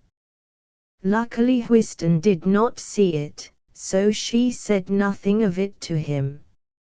She had not the faintest intention of having anything to do with Sam Adams, but once a little brooch was in her possession, it was hers, and she did not trouble her head for a moment how she had come by it. She kept it. Now she had the pearl earrings. They were a more valuable and a more conspicuous present. She would have to ask her mother to give them to her, to explain their presence. She made a little plan in her head. And she was extraordinarily pleased. As for Sam Adams, even if he saw her wearing them, he would not give her away. What fun, if he saw her wearing his earrings. She would pretend she had inherited them from her grandmother, her mother's mother. She laughed to herself as she went downtown in the afternoon, the pretty drops dangling in front of her curls. But she saw no one of importance. Whiston came home tired and depressed. All day the male in him had been uneasy, and this had fatigued him. She was curiously against him, inclined, as she sometimes was nowadays, to make mock of him and jeer at him and cut him off. He did not understand this, and it angered him deeply. She was uneasy before him. She knew he was in a state of suppressed irritation. The veins stood out on the backs of his hands, his brow was drawn stiffly. Yet she could not help goading him. "What did you do with that white stocking?" he asked, out of a gloomy silence, his voice strong and brutal. "I put it in a drawer." "Why?" she replied flippantly. "Why didn't you put it on the fire back?" he said harshly. "What are you hoarding it up for?" "I'm not hoarding it up," she said. "I've got a pair." He relapsed into gloomy silence. She, unable to move him, ran away upstairs, leaving him smoking by the fire. Again she tried on the earrings. Then another little inspiration came to her. She drew on the white stockings, both of them. Presently she came down in them. Her husband still sat immovable and glowering by the fire. "Look," she said. "They'll do beautifully." And she picked up her skirts to her knees, and twisted round, looking at her pretty legs in the neat stockings. He filled with unreasonable rage, and took the pipe from his mouth. "Don't they look nice?" she said. "One from last year and one from this, they just do. Save you buying a pair." And she looked over her shoulders at her pretty calves, and the dangling frills of her knickers. "Put your skirts down and don't make a fool of yourself," he said. "Why a fool of myself?" she asked. And she began to dance slowly round the room, kicking up her feet half reckless, half jeering, in a ballet dancer's fashion. Almost fearfully, yet in defiance, she kicked up her legs at him, singing as she did so. She resented him. "You little fool, ha, done with it," he said. "And you'll backfire them stockings, I'm telling you." He was angry. His face flushed dark, he kept his head bent. She ceased to dance. "I shan't," she said. "They'll come in very useful." He lifted his head and watched her, with lighted, dangerous eyes. "You'll put 'em on the fire back, I tell you," he said. It was a war now. She bent forward, in a ballet dancer's fashion, and put her tongue between her teeth. "I shan't backfire them stockings," she sang, repeating his words. "I shan't, I shan't, I shan't." And she danced round the room doing a high kick to the tune of her words. There was a real biting indifference in her behavior. "We'll see whether you will or not," he said, "trollops. You'd like Sam Adams to know you was wearing 'em, wouldn't you? That's what would please you." "Yes, I'd like him to see how nicely they fit me, he might give me some more then. And she looked down at her pretty legs. He knew somehow that she would like Sam Adams to see how pretty her legs looked in the white stockings. It made his anger go deep, almost to hatred. "You're nasty trolley," he cried. "Put your petticoats down, and stop being so foul-minded." "I'm not foul-minded," she said. "My legs are my own. And why shouldn't Sam Adams think they're nice?" There was a pause. He watched her with eyes glittering to a point. "Have you been having aught to do with him?" he asked. "I've just spoken to him when I've seen him," she said. "He's not as bad as you would make out." "Isn't he?" he cried, a certain wakefulness in his voice. "Them who has anything to do with him is too bad for me, I tell you." "Why, what are you frightened of him for?" she mocked. She was rousing all his uncontrollable anger. He sat glowering. Every one of her sentences stirred him up like a red-hot iron. Soon it would be too much. And she was afraid herself, but she was neither conquered nor convinced. A curious little grin of hate came on his face. He had a long score against her. "What am I frightened of him for?" he repeated automatically. "What am I frightened of him for?" "Why, for you, you stray running little bitch." She flushed. The insult went deep into her, right home. "Well, if you're so dull," she said, lowering her eyelids, and speaking coldly, haughtily. "If I'm so dull I'll break your neck the first word you speak to him," he said, tense. "P.F., she sneered. "Do you think I'm frightened of you?" She spoke coldly, detached.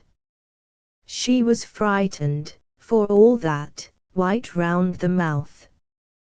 His heart was getting hotter. "You will be frightened of me, the next time you have anything to do with him," he said. "Do you think you'd ever be told, huh?" Her jeering scorn made him go white-hot, molten. He knew he was incoherent, scarcely responsible for what he might do. Slowly, unseeing, he rose and went out of doors, stifled, moved to kill her. He stood leaning against the garden fence, unable either to see or hear. Below him, far off, fumed the lights of the town. He stood still, unconscious with a black storm of rage, his face lifted to the night. Presently, still unconscious of what he was doing, he went indoors again. She stood, a small stubborn figure with tight-pressed lips and big, sullen, childish eyes, watching him, white with fear. He went heavily across the floor and dropped into his chair. There was a silence. "You're not going to tell me everything I shall do, and everything I shan't," she broke out at last. He lifted his head. "I tell you this," he said, low and intense. "Have anything to do with Sam Adams, and I'll break your neck." She laughed, shrill and false. "How I hate your word break your neck," she said, with a grimace of the mouth. "It sounds so common and beastly. Can't you say something else?" There was a dead silence. "And besides," she said, with a queer chirrup of mocking laughter, What do you know about anything? He sent me an amethyst brooch and a pair of pearl earrings. He what? Said Whiston, in a suddenly normal voice. His eyes were fixed on her. Sent me a pair of pearl earrings, and an amethyst brooch, she repeated, mechanically, pale to the lips. And her big, black, childish eyes watched him, fascinated, held in her spell. He seemed to thrust his face and his eyes forward at her, as he rose slowly and came to her. She watched transfixed in terror.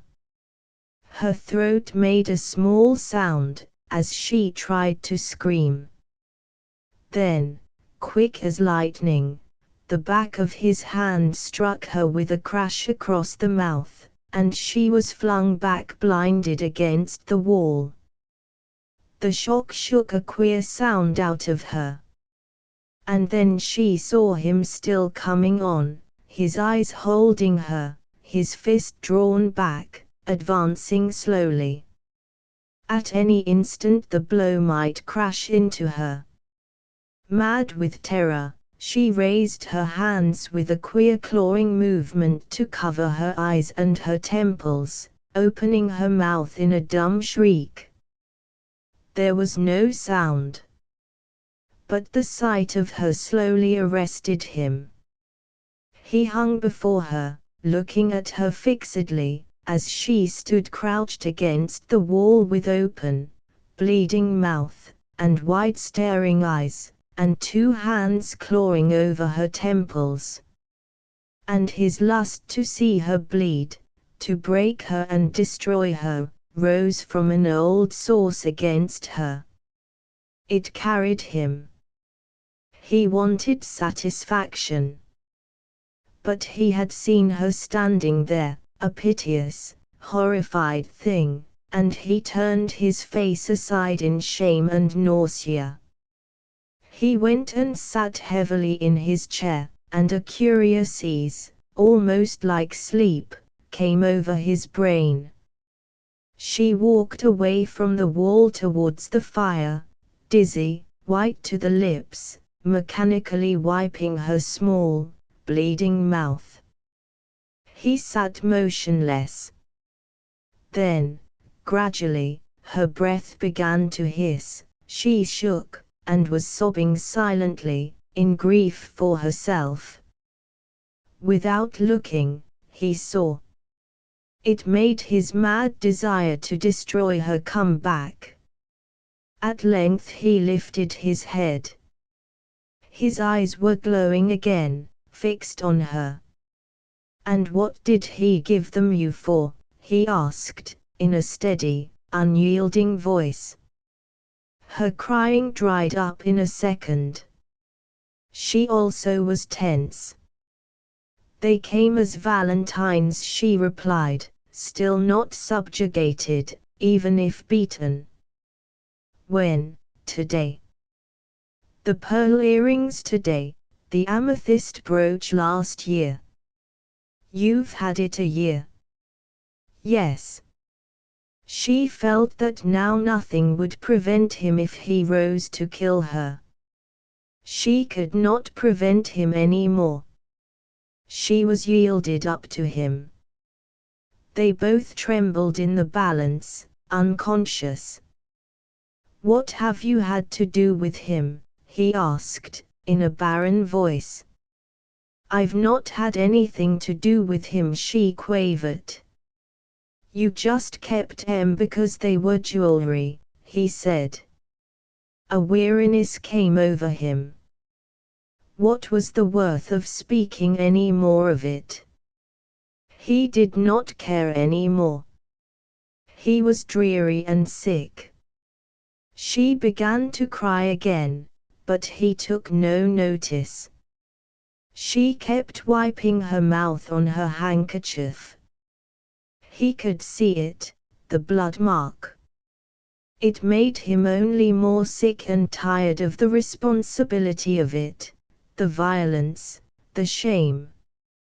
When she began to move about again, he raised his head once more from his dead, motionless position. "Where are the things?" he said. "They are upstairs," she quavered. She knew the passion had gone down in him. "Bring them down," he said. "I won't," she wept, with rage. "You're not going to bully me and hit me like that on the mouth." And she sobbed again. He looked at her in contempt and compassion and in rising anger. "Where are they?" he said. "They're in the little drawer under the looking glass," she sobbed. He went slowly upstairs, struck a match, and found the trinkets.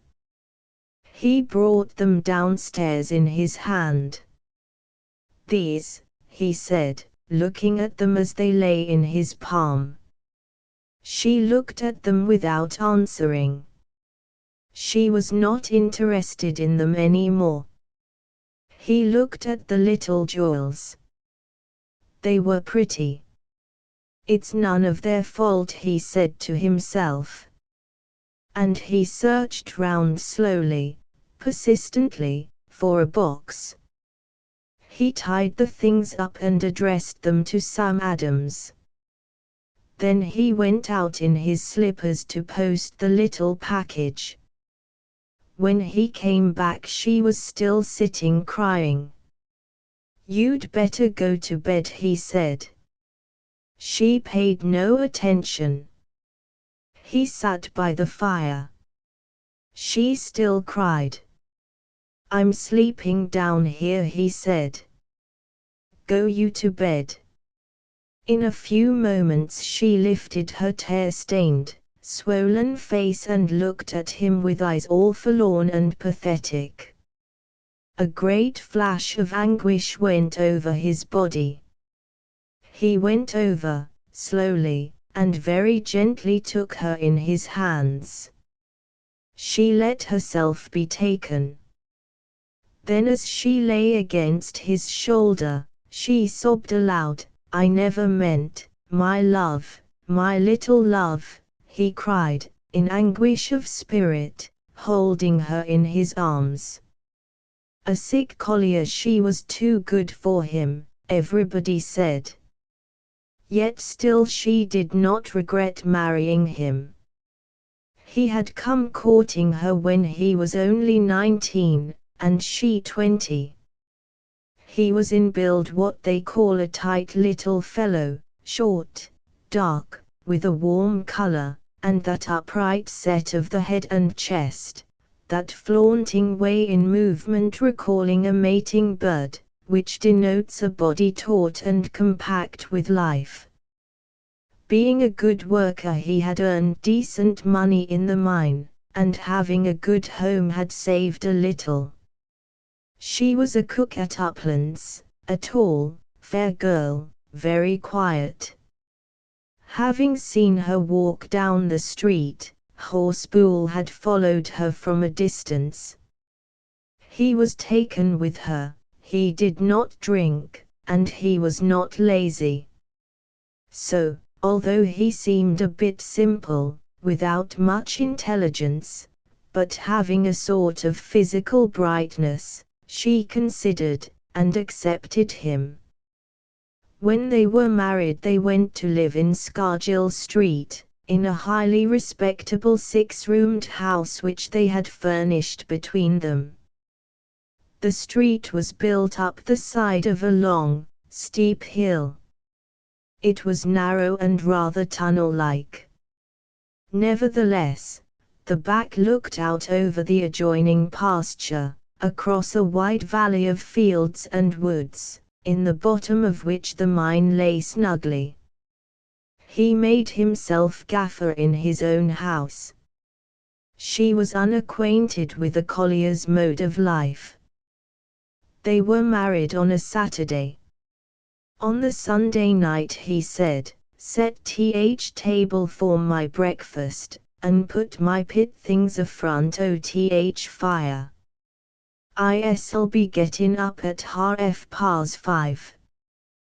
Tha needna shift tissen not till when ter likes. He showed her how to put a newspaper on the table for a cloth. When she demurred, I want none o' your white cloths ith morning. I like ter be able to slobber if I feel like it, he said.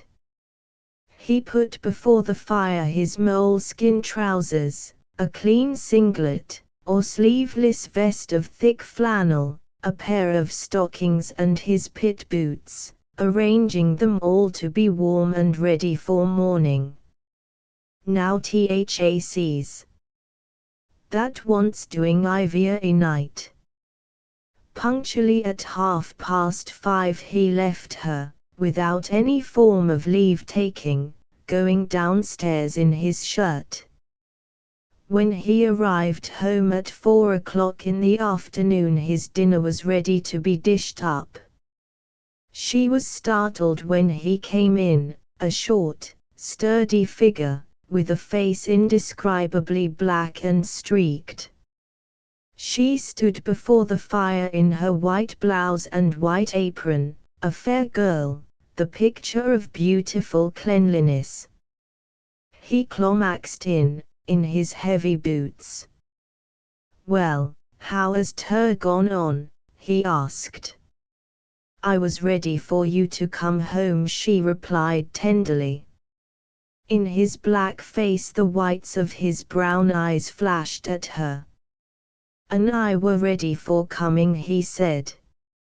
He planked his tin bottle and snap bag on the dresser, took off his coat and scarf and waistcoat, dragged his armchair nearer the fire and sat down. "Let's ha' a bit o' dinner, then, I'm about clammed," he said. "Aren't you going to wash yourself first?" "What am I to wash mysen for?" "Well, you can't eat your dinner, oh, strike a daisy, missus. Dunna I eat my snap ith pit wi'out weshin, forced to." She served the dinner and sat opposite him. His small bullet head was quite black, save for the whites of his eyes and his scarlet lips. It gave her a queer sensation to see him open his red mouth and bare his white teeth as he ate. His arms and hands were mottled black, his bare, strong neck got a little fairer as it settled towards his shoulders, reassuring her. There was the faint indescribable odor of the pit in the room, an odor of damp, exhausted air. "Why is your vest so black on the shoulders?" she asked. "My singlet. That's we water dropping on us from roof. This is a dry un as I put on afore I come up. They ha egret clothes osses, and as we change us things, we put em on the ter dry." When he washed himself, kneeling on the hearthrug stripped to the waist, she felt afraid of him again.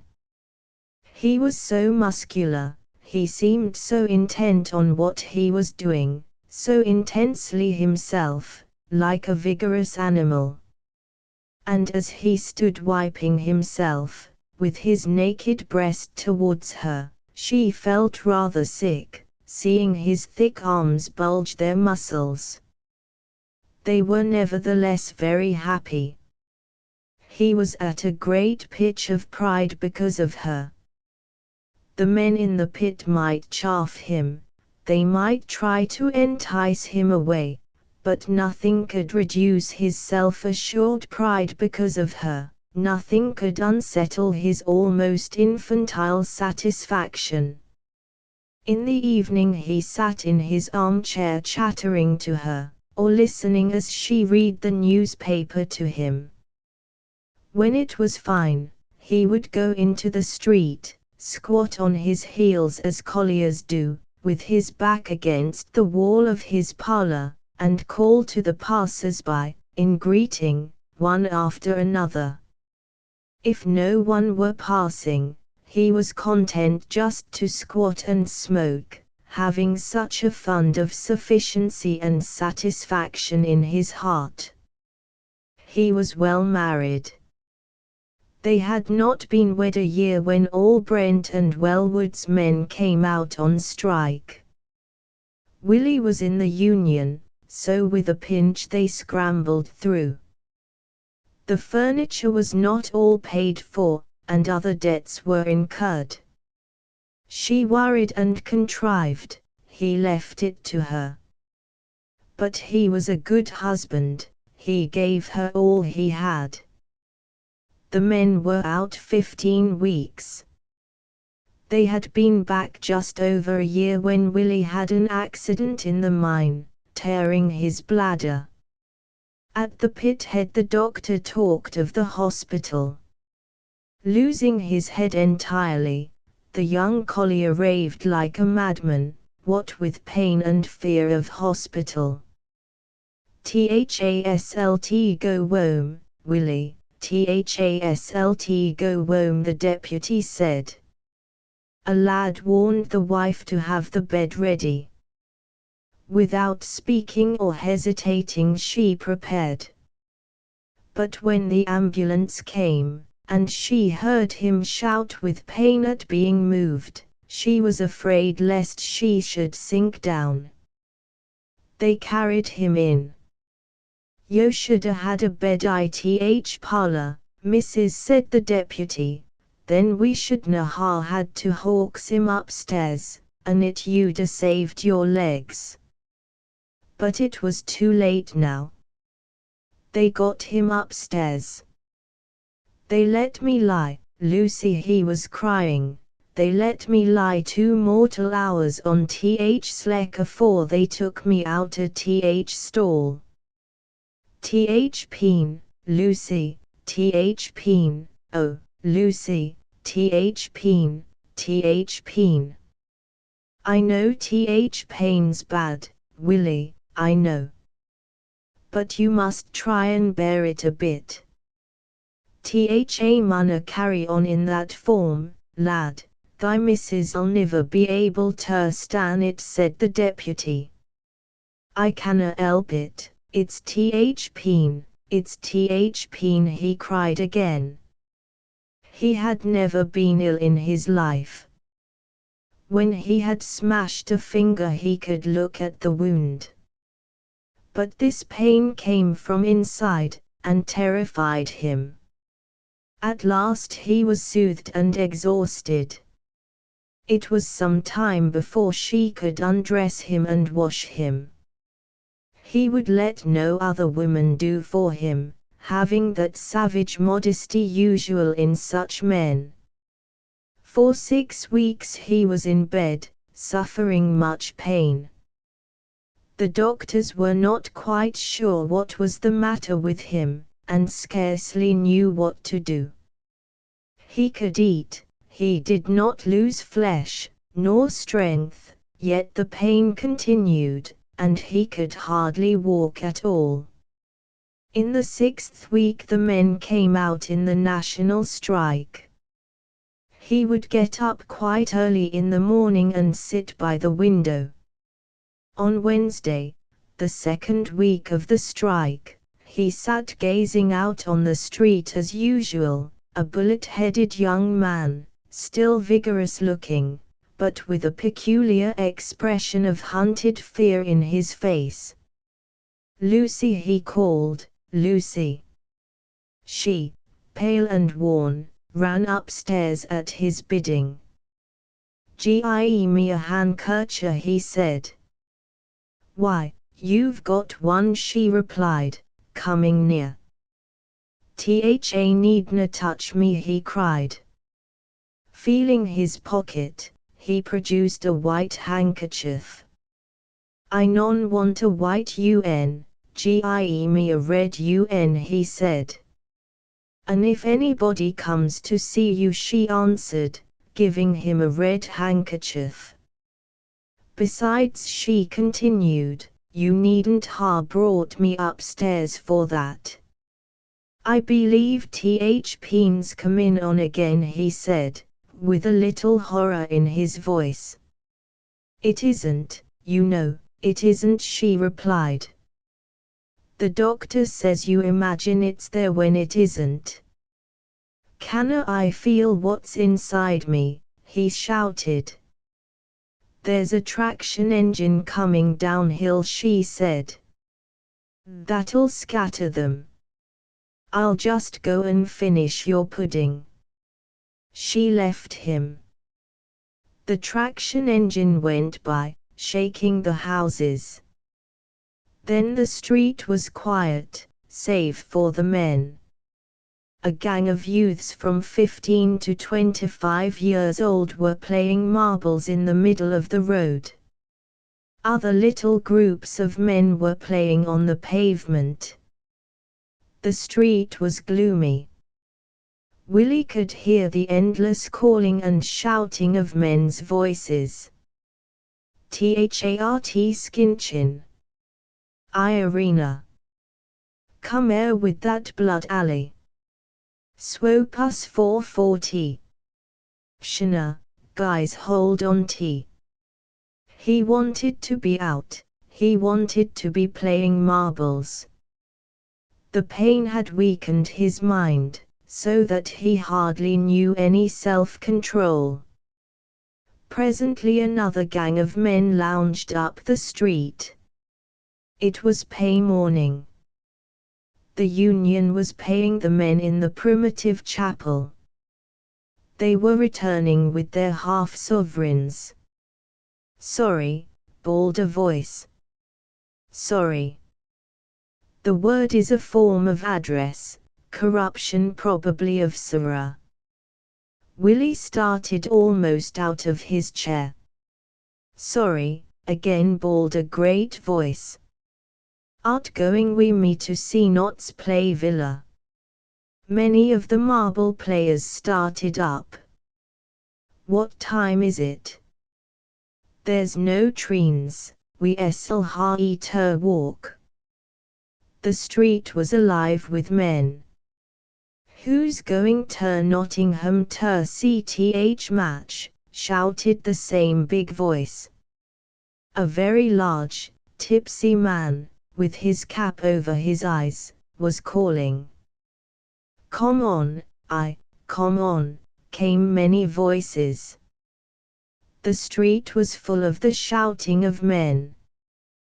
They split up in excited cliques and groups.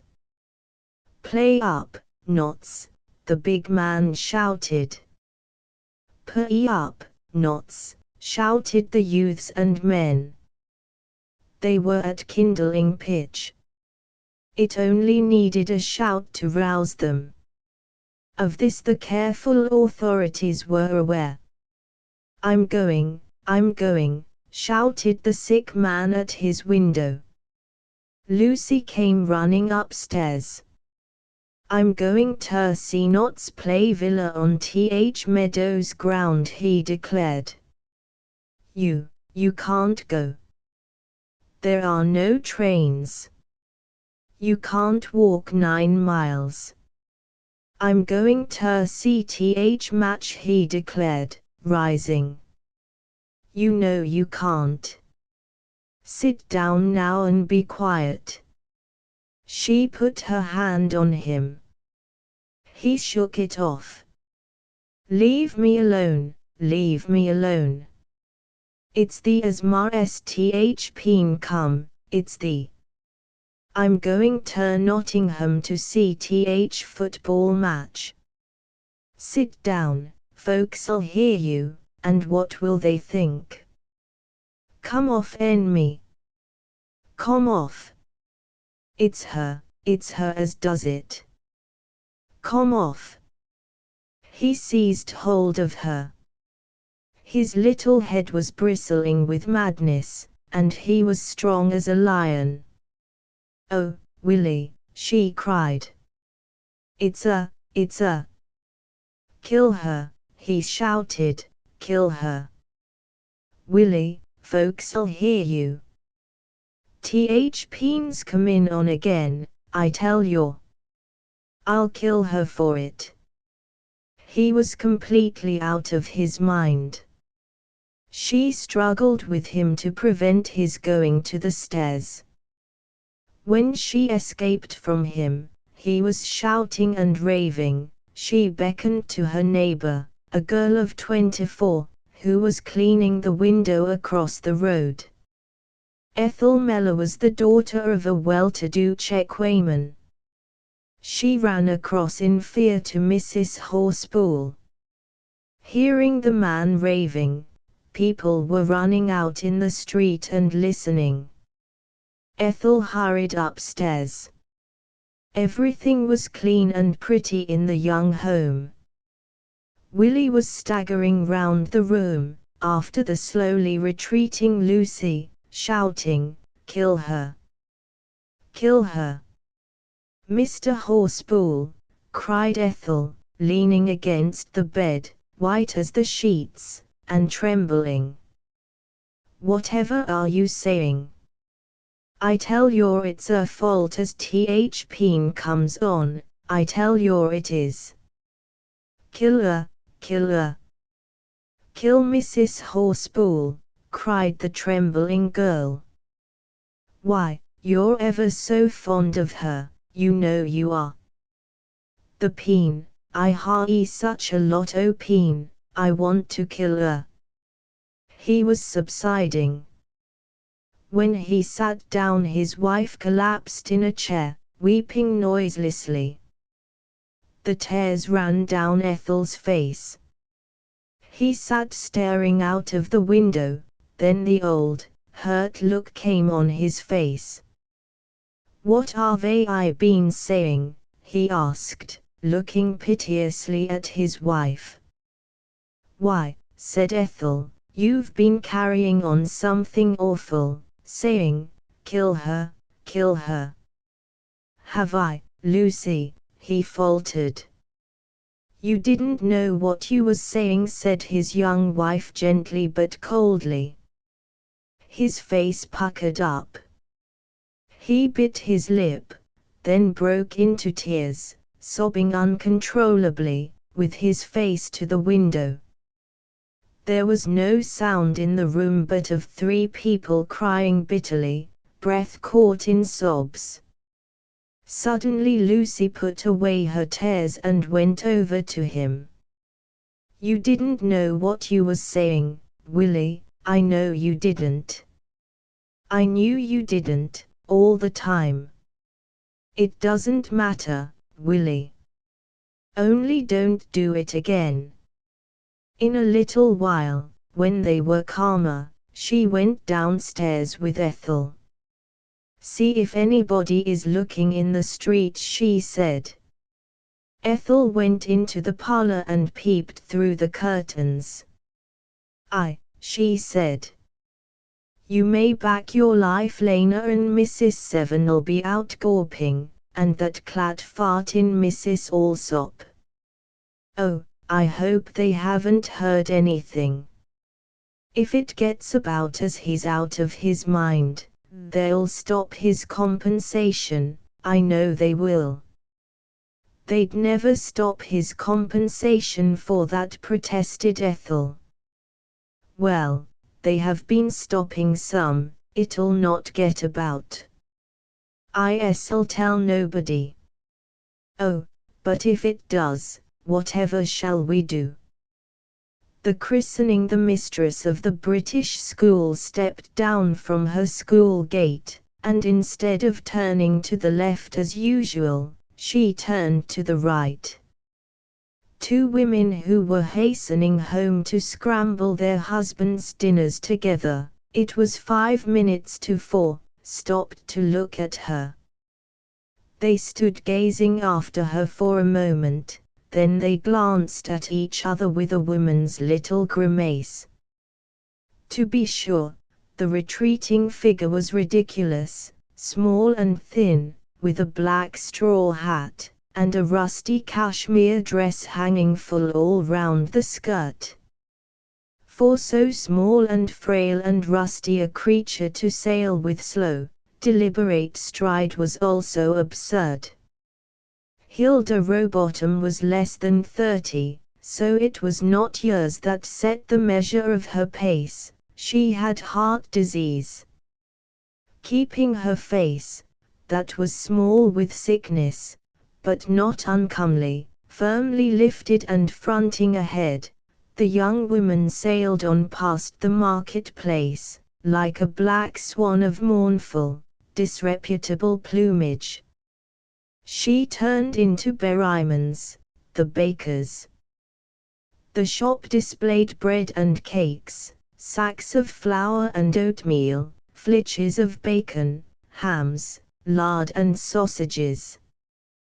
The combination of scents was not unpleasing.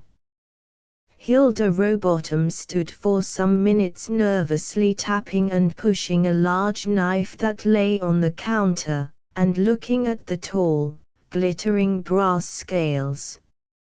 At last a morose man with sandy whiskers came down the step from the house place. "What is it?" he asked, not apologizing for his delay. "Will you give me 6 penny worth of assorted cakes and pastries, and put in some macaroons, please?" she asked, in remarkably rapid and nervous speech. Her lips fluttered like 2 leaves in a wind, and her words crowded and rushed like a flock of sheep at a gate. "We've got no macaroons," said the man churlishly. He had evidently caught that word. He stood waiting. "Then I can't have any, Mr. Berryman. Now I do feel disappointed. I like those macaroons, you know, and it's not often I treat myself. One gets so tired of trying to spoil oneself, don't you think? It's less profitable even than trying to spoil somebody else."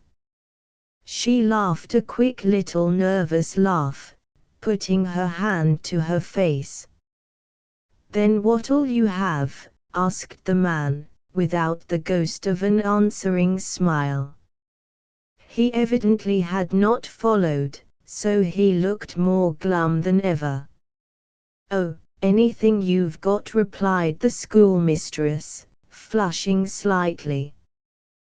The man moved slowly about, dropping the cakes from various dishes one by one into a paper bag.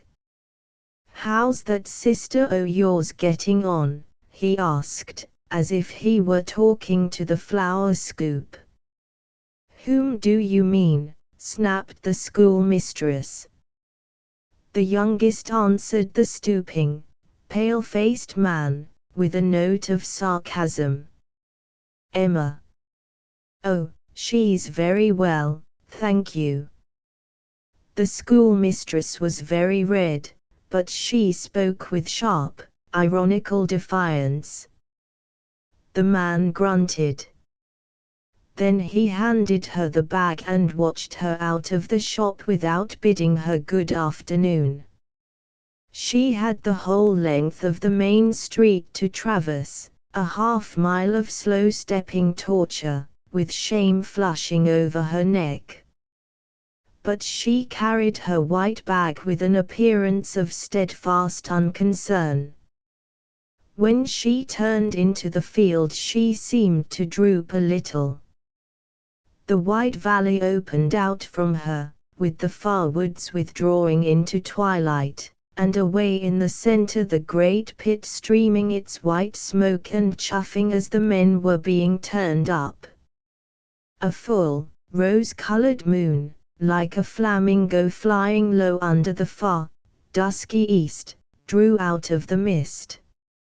It was beautiful, and it made her irritable sadness soften, diffuse. Across the field, and she was at home.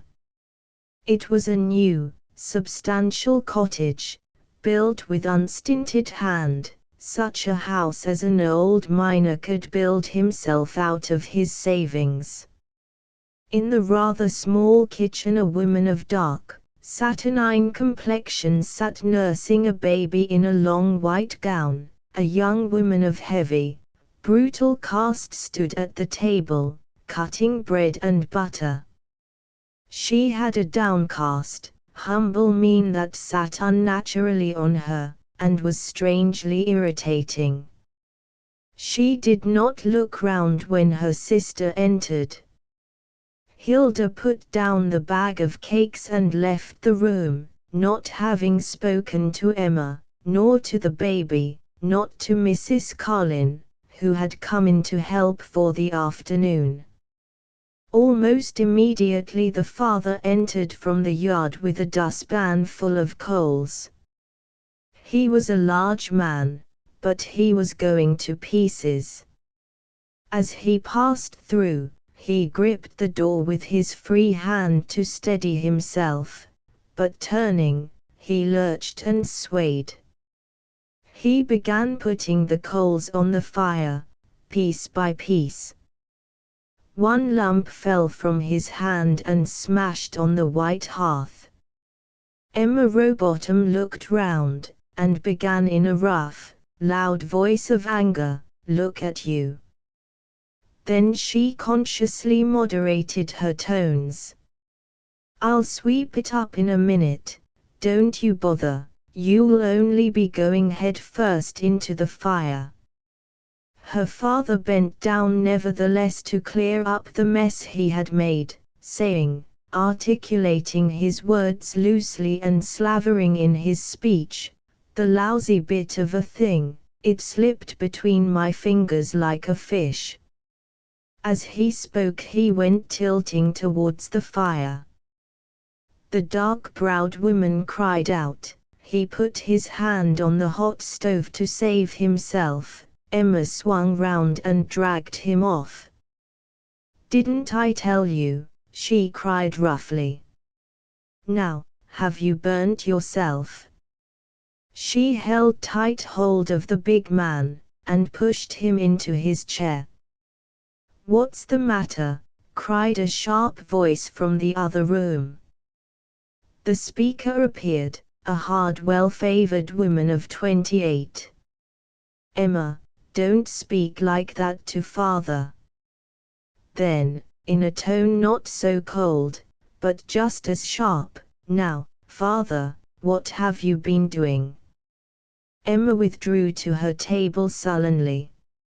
"It's nowt," said the old man, vainly protesting. "It's nowt at all. Get on wi' what you're doing."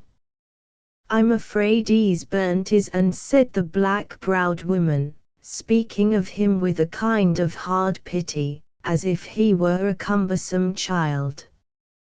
Bertha took the old man's hand and looked at it, making a quick tut-tutting noise of impatience. "Emma, get that zinc ointment, and some white rag," she commanded sharply. The younger sister put down her loaf with the knife in it, and went. To a sensitive observer, this obedience was more intolerable than the most hateful discord. The dark woman bent over the baby and made silent, gentle movements of motherliness to it. The little one smiled and moved on her lap. It continued to move and twist. "I believe this child's hungry," she said. "How long is it since he had anything?" "Just afore dinner," said Emma dully. "Good gracious!" exclaimed Bertha. "You needn't starve the child now you've got it. Once every 2 hours it ought to be fed, as I've told you, and now it's 3. Take him, poor little mite, I'll cut the bread." She bent and looked at the bonny baby. She could not help herself, she smiled, and pressed its cheek with her finger, and nodded to it, making little noises. Then she turned and took the loaf from her sister. The woman rose and gave the child to its mother. Emma bent over the little sucking mite. She hated it when she looked at it, and saw it as a symbol, but when she felt it, her love was like fire in her blood. "I should think 'e canna be coming," said the father uneasily, looking up at the clock. "Nonsense, father, the clock's fast. It's but 4:30. Don't fidget." Bertha continued to cut the bread and butter. "Open a tin of pears," she said to the woman, in a much milder tone. Then she went into the next room. As soon as she was gone, the old man said again, "I should ha' thought he'd been 'ere by now, if he means coming." Emma, engrossed, did not answer. The father had ceased to consider her, since she had become humbled. "'E'll come, assured the stranger. A few minutes later Bertha hurried into the kitchen, taking off her apron. The dog barked furiously. She opened the door, commanded the dog to silence, and said, "He will be quiet now, Mr. Kendall." "Thank you," said a sonorous voice, and there was the sound of a bicycle being propped against a wall. A clergyman entered, a big-boned, thin, ugly man of nervous manner. He went straight to the father. "Ah, how are you?" he asked musically, peering down on the great frame of the miner, ruined by locomotor ataxy. His voice was full of gentleness, but he seemed as if he could not see distinctly, could not get things clear. "Have you hurt your hand?" he said comfortingly, seeing the white rag. "It were nowt but a pestered bit o' coal as dropped, and I put my hand on th hub. I thought tha Warner come in." The familiar "tha" and the reproach were unconscious retaliation on the old man's part. The minister smiled, half wistfully, half indulgently. He was full of vague tenderness. Then he turned to the young mother, who flushed sullenly because her dishonored breast was uncovered. "How are you?" he asked, very softly and gently, as if she were ill and he were mindful of her. "I'm all right," she replied, awkwardly taking his hand without rising, hiding her face and the anger that rose in her. "Yes, yes." He peered down at the baby, which sucked with distended mouth upon the firm breast. "Yes, yes." He seemed lost in a dim musing. Coming to, he shook hands unseeingly with the woman. Presently they all went into the next room, the minister hesitating to help his crippled old deacon. "I can go by myself, thank you," testily replied the father. Soon all were seated. Everybody was separated in feeling and isolated at table. High tea was spread in the middle kitchen, a large, ugly room kept for special occasions. Hilda appeared last, and the clumsy, raw-boned clergyman rose to meet her. He was afraid of this family, the well-to-do old collier, and the brutal, self-willed children. But Hilda was queen among them. She was the clever one, and had been to college. She felt responsible for the keeping up of a high standard of conduct in all the members of the family. There was a difference between the Rowbottoms and the common collier folk. Woodbine Cottage was a superior house to most, and was built in pride by the old man.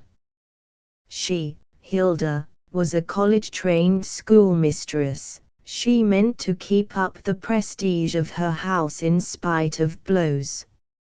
She had put on a dress of green voile for this special occasion. But she was very thin, her neck protruded painfully. The clergyman, however, greeted her almost with reverence, and, with some assumption of dignity, she sat down before the tray. At the far end of the table sat the broken, massive frame of her father. Next to him was the youngest daughter, nursing the restless baby. The minister sat between Hilda and Bertha, hulking his bony frame uncomfortably. There was a great spread on the table, of tinned fruits and tinned salmon, ham and cakes. Miss Rowbottom kept a keen eye on everything. She felt the importance of the occasion. The young mother who had given rise to all this solemnity ate in sulky discomfort, snatching sullen little smiles at her child, smiles which came, in spite of her, when she felt its little limbs stirring vigorously on her lap. Bertha, sharp and abrupt, was chiefly concerned with the baby. She scorned her sister, and treated her like dirt. But the infant was a streak of light to her. Miss Rowbottom concerned herself with the function and the conversation. Her hands fluttered, she talked in little volleys exceedingly nervous. Towards the end of the meal, there came a pause. The old man wiped his mouth with his red handkerchief. Then, his blue eyes going fixed and staring, he began to speak, in a loose, slobbering fashion, charging his words at the clergyman. "Well, Mester, we en axed you to come her ter christen this child, and you en come, and I'm sure we're very thankful. I can't see letting the poor blessed child misbaptizing, and they aren't for going to church with he seemed to lapse into a muse. So he resumed, we've axed you to come here to do the job. I'm not saying as it's not hard on us, it is. I'm breaking up, and mother's gone. I don't like leaving a girl o' mine in a situation like hers is, but what the Lord's done, He's done, and it's no matter murmuring.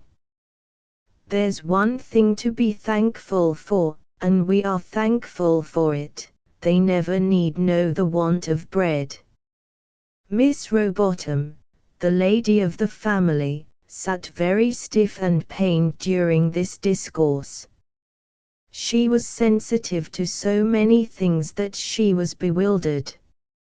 She felt her young sister's shame, then a kind of swift protecting love for the baby, a feeling that included the mother. She was at a loss before her father's religious sentiment, and she felt and resented bitterly the mark upon the family, against which the common folk could lift their fingers. Still she winced from the sound of her father's words. It was a painful ordeal. "It is hard for you," began the clergyman in his soft, lingering, unworldly voice. "It is hard for you today, but the Lord gives comfort in His time. A man-child is born unto us, therefore let us rejoice and be glad. If sin has entered in among us, let us purify our hearts before the Lord." He went on with his discourse. The young mother lifted the whimpering infant, till its face was hid in her loose hair. She was hurt, and a little glowering anger shone in her face. But nevertheless her fingers clasped the body of the child beautifully. She was stupefied with anger against this emotion let loose on her account. Miss Bertha rose and went to the little kitchen, returning with water in a china bowl. She placed it there among the tea things. "Well, we're all ready," said the old man, and the clergyman began to read the service. Miss Bertha was godmother, the two men godfathers. The old man sat with bent head. The scene became impressive. At last Miss Bertha took the child and put it in the arms of the clergyman. He, big and ugly, shone with a kind of unreal love. He had never mixed with life, and women were all unliving, biblical things to him. When he asked for the name, the old man lifted his head fiercely. "Joseph William, after me," he said, almost out of breath. "Joseph William, I baptize thee," resounded the strange, full, chanting voice of the clergyman. The baby was quite still. "Let us pray." It came with relief to them all. They knelt before their chairs, all but the young mother, who bent and hid herself over her baby. The clergyman began his hesitating, struggling prayer. Just then heavy footsteps were heard coming up the path, ceasing at the window. The young mother, glancing up, saw her brother, black in his pit dirt, grinning in through the panes. His red mouth curved in a sneer, his fair hair shone above his blackened skin. He caught the eye of his sister and grinned.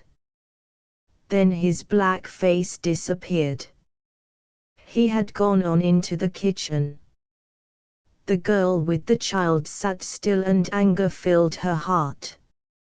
She herself hated now the praying clergyman and the whole emotional business. She hated her brother bitterly. In anger and bondage she sat and listened. Suddenly her father began to pray. His familiar, loud, rambling voice made her shut herself up and become even insentient. Folks said his mind was weakening. She believed it to be true, and kept herself always disconnected from him. "We ask thee, Lord," the old man cried, "to look after this child. Fatherless he is. But what does the earthly father matter before thee? The child is thine, he is thy child. Lord, what father has a man but thee? Lord, when a man says he is a father, he is wrong from the first word. For thou art the Father, Lord. Lord, take away from us the conceit that our children are ours. Lord, thou art Father of this child as is fatherless here. O God, thou bring him up. For I have stood between thee and my children, I've had my way with them, Lord, I've stood between thee and my children, I've cut them off from thee because they were mine. And they've grown twisted, because of me. Who is their father, Lord, but thee? But I put myself in the way, they've been plants under a stone, because of me. Lord, if it hadn't been for me, they might ha' been trees in the sunshine. Let me own it, Lord, I've done 'em mischief. It could ha' been better if they'd never known no father. No man is a father, Lord, only thou art. They can never grow beyond thee, but I hampered them. Lift 'em up again, and undo what I've done to my children. And let this young child be like a willow tree beside the waters, with no father but thee, O God. I wish it had been so with my children, that they'd had no father but thee. For I've been like a stone upon them, and they rise up and curse me in their wickedness. But let me go, and lift thou them up, Lord. The minister, unaware of the feelings of a father, knelt in trouble, hearing without understanding the special language of fatherhood. Miss Rowbottom alone felt and understood a little. Her heart began to flutter, she was in pain. The two younger daughters kneeled unhearing, stiffened and impervious. Bertha was thinking of the baby, and the younger mother thought of the father of her child, whom she hated. There was a clatter in the scullery. There the youngest son made as much noise as he could, pouring out the water for his wash, muttering in deep anger, "Blortin, slaverin' old fool." And while the praying of his father continued, his heart was burning with rage. On the table was a paper bag. He picked it up and read, "John Berryman, bread, pastries, etc." Then he grinned with a grimace. The father of the baby was baker's man at Berryman's. The prayer went on in the middle kitchen. Laurie Rowbottom gathered together the mouth of the bag, inflated it, and burst it with his fist. There was a loud report. He grinned to himself. But he writhed at the same time with shame and fear of his father. The father broke off from his prayer, the party shuffled to their feet. The young mother went into the scullery. "What art doing, fool?" she said.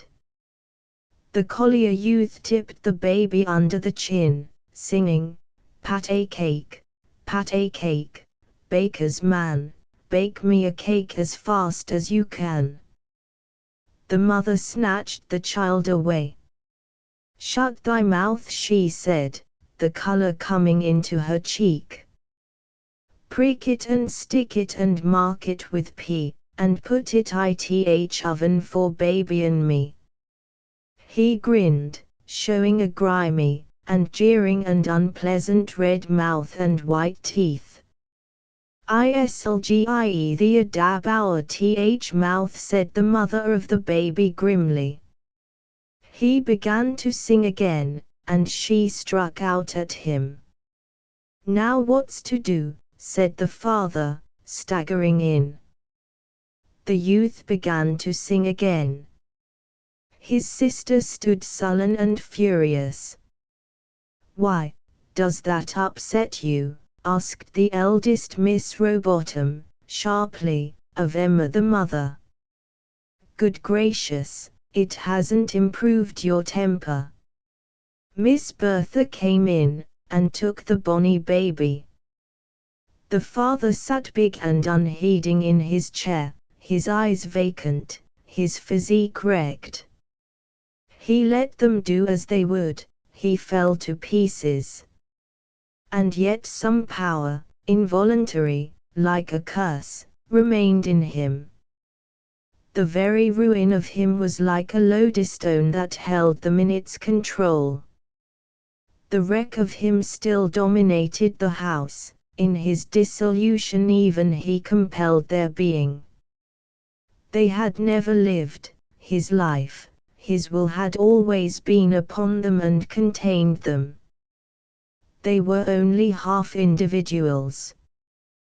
The day after the christening he staggered in at the doorway declaring, in a loud voice, with joy in life still, "The daisies light up the earth." They clap their hands in multitudes, in praise of the morning. And his daughters shrank, sullen. Odor of chrysanthemums. The small locomotive engine, number 4, came clanking, stumbling down from Sulston with 7 full wagons. It appeared round the corner with loud threats of speed, but the cold that it startled from among the gorse, which still flickered indistinctly in the raw afternoon, outdistanced it at a canter. A woman, walking up the railway line to Underwood, drew back into the hedge, held her basket aside, and watched the footplate of the engine advancing. The trucks thumped heavily past, one by one, with slow inevitable movement, as she stood insignificantly trapped between the jolting black wagons and the hedge. Then they curved away towards the coppice where the withered oak leaves dropped noiselessly, while the birds, pulling at the scarlet hips beside the track, made off into the dusk that had already crept into the spinney. In the open, the smoke from the engine sank and cleaved to the rough grass.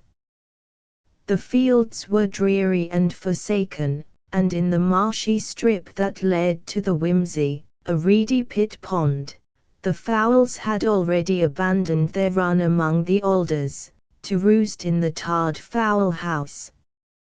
The pit bank loomed up beyond the pond, flames like red sores licking its ashy sides, in the afternoon's stagnant light.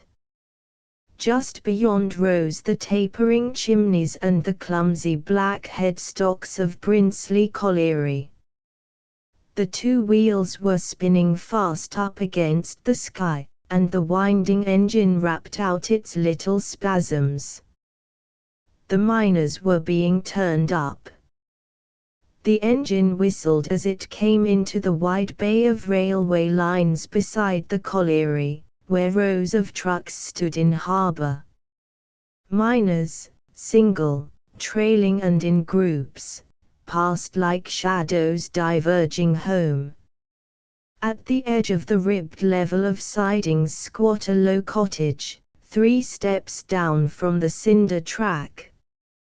A large bony vine clutched at the house, as if to claw down the tiled roof.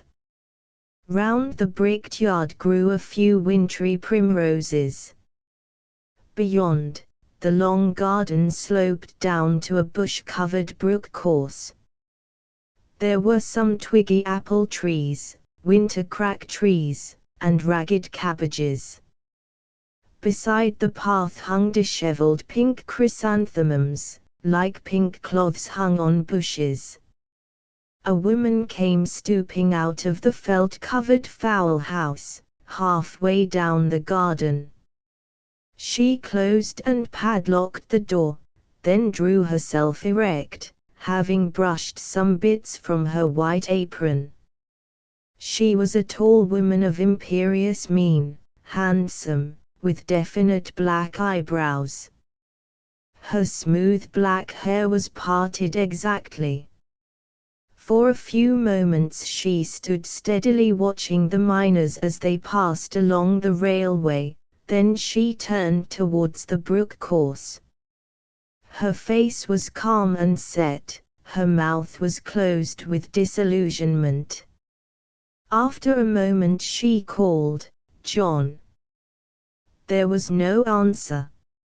She waited, and then said distinctly, "Where are you?" "Here," replied a child's sulky voice from among the bushes.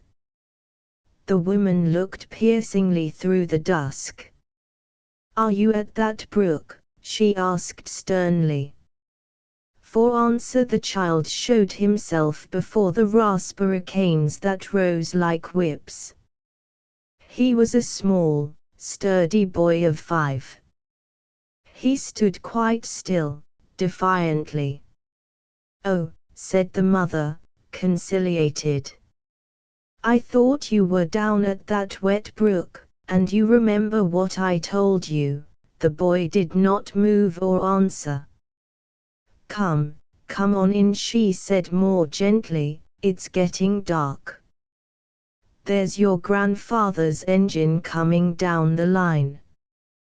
The lad advanced slowly, with resentful, taciturn movement. He was dressed in trousers and waistcoat of cloth that was too thick and hard for the size of the garments. They were evidently cut down from a man's clothes. As they went slowly towards the house, he tore at the ragged wisps of chrysanthemums and dropped the petals in handfuls along the path. "Don't do that, it does look nasty," said his mother. He refrained, and she, suddenly pitiful, broke off a twig with 3 or 4 wildflowers and held them against her face. When mother and son reached the yard, her hand hesitated, and instead of laying the flower aside, she pushed it in her apron band. The mother and son stood at the foot of the 3 steps looking across the bay of lines at the passing home of the miners. The trundle of the small train was imminent. Suddenly the engine loomed past the house and came to a stop opposite the gate. The engine driver, a short man with round grey beard, leaned out of the cab high above the woman. "Have you got a cup of tea?" he said in a cheery, hearty fashion. It was her father. She went in, saying she would mash. Directly, she returned. "I didn't come to see you on Sunday," began the little grey-bearded man. "I didn't expect you," said his daughter. The engine driver winced, then, reassuming his cheery, airy manner, he said, "Oh, have you heard then? Well, and what do you think?" "I think it is soon enough," she replied. At her brief censure the little man made an impatient gesture, and said coaxingly, yet with dangerous coldness, "Well, what's a man to do? It's no sort of life for a man of my years, to sit at my own hearth like a stranger. And if I'm going to marry again, it may as well be soon as late. What does it matter to anybody?" The woman did not reply, but turned and went into the house. The man in the engine cab stood assertive, till she returned with a cup of tea and a piece of bread and butter on a plate. She went up the steps and stood near the footplate of the hissing engine. "You needn't have brought me bread and butter," said her father. "But a cup of tea," he sipped appreciatively, "it's very nice." He sipped for a moment or two, then, "I hear as Walter's got another bout on," he said. "When hasn't he?" said the woman bitterly. "I heerd tell of him in the Lord Nelson braggin' as he was going to spend that be, afore he went, half a sovereign that was." "When?" asked the woman. "A Saturday night, I know that's true." "Very likely," she laughed bitterly. "He gives me 23 shillings. It's a nice thing, when a man can do nothing with his money but make a beast of himself," said the grey-whiskered man. The woman turned her head away. Her father swallowed the last of his tea and handed her the cup. He sighed, wiping his mouth. "It's a settler, it is." He put his hand on the lever. The little engine strained and groaned, and the train rumbled towards the crossing. The woman again looked across the metals. Darkness was settling over the spaces of the railway and trucks. The miners, in grey sombre groups, were still passing home. The winding engine pulsed hurriedly, with brief pauses.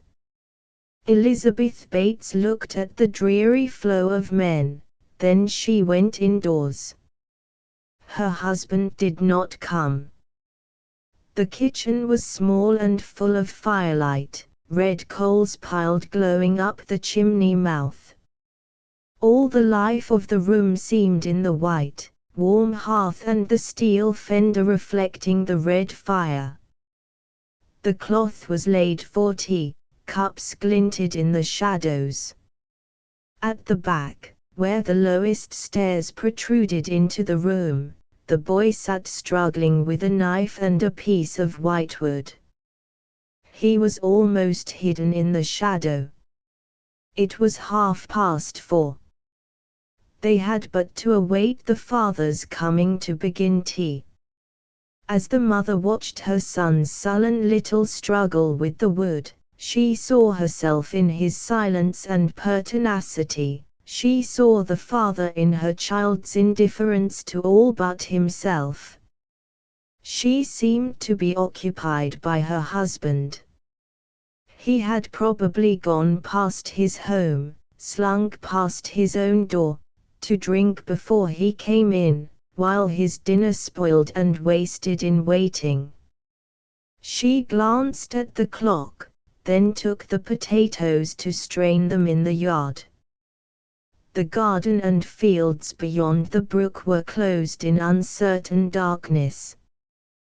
When she rose with the saucepan, leaving the drain steaming into the night behind her, she saw the yellow lamps were lit along the high road that went up the hill away beyond the space of the railway lines and the field. Then again she watched the men trooping home, fewer now and fewer. Indoors the fire was sinking and the room was dark red. The woman put her saucepan on the hob, and set a batter pudding near the mouth of the oven.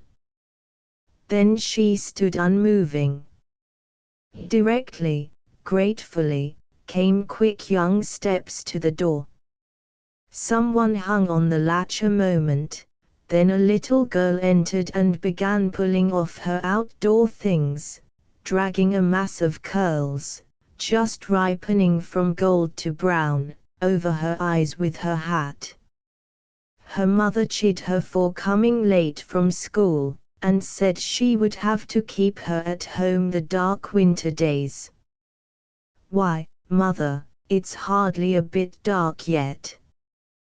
The lamp's not lighted, and my father's not home." "No, he isn't. But it's 4:45. Did you see anything of him?" The child became serious. She looked at her mother with large, wistful blue eyes. "No, mother, I've never seen him." "Why? Has he come up and gone past, to old Brinsley?" "He hasn't, mother, 'cause I never saw him." "He'd watch that," said the mother bitterly, "he'd take care as you didn't see him. But you may depend upon it, he's seated in the Prince o' Wales. He wouldn't be this late." The girl looked at her mother piteously. "Let's have our teas, mother, should we?" said she. The mother called John to table. She opened the door once more and looked out across the darkness of the lines. All was deserted. She could not hear the winding engines. "Perhaps," she said to herself, "he's stopped to get some ripping done."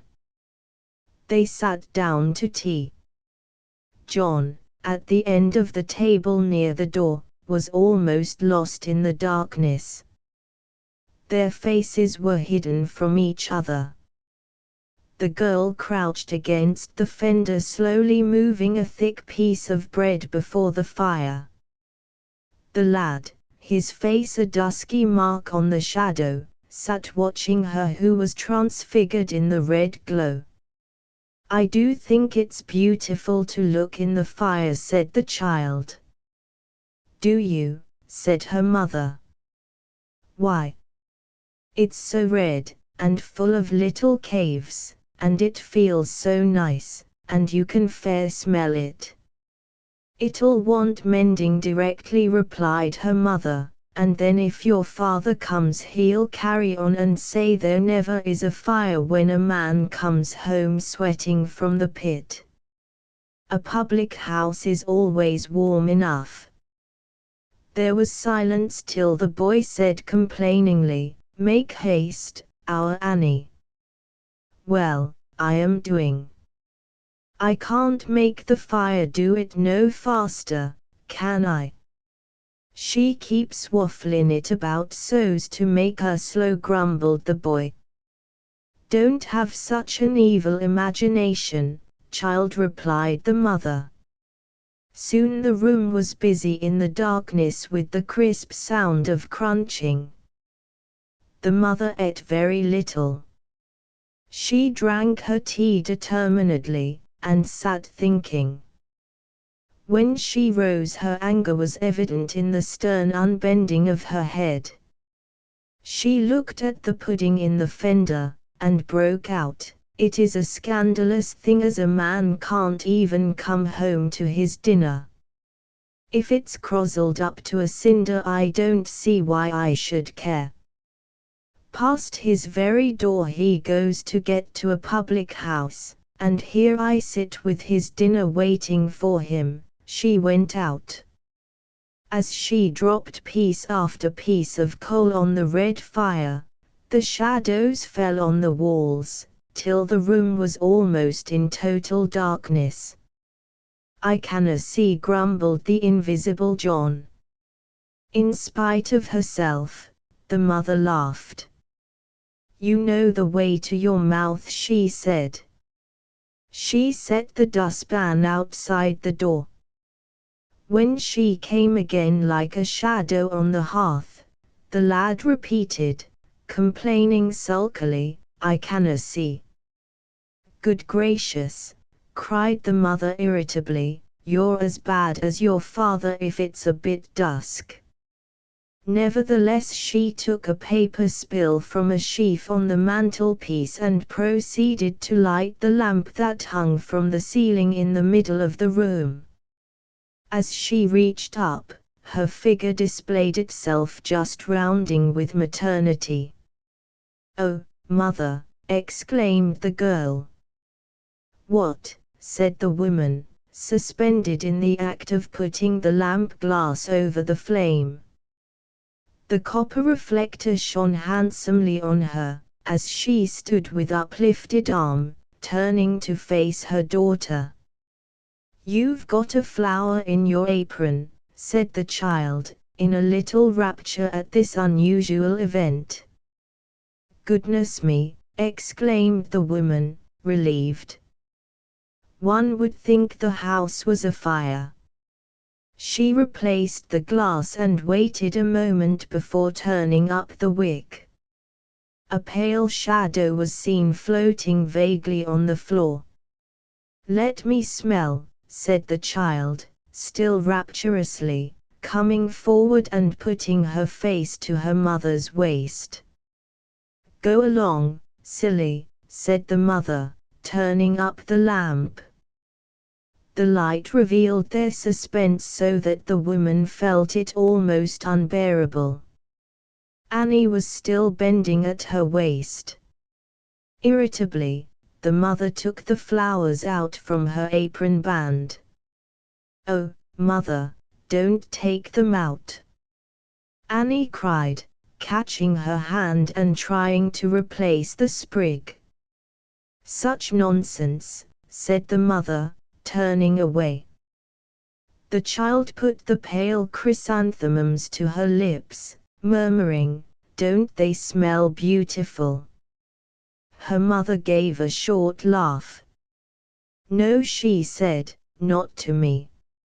It was chrysanthemums when I married him, and chrysanthemums when you were born, and the first time they ever brought him home drunk, he'd got brown chrysanthemums in his buttonhole."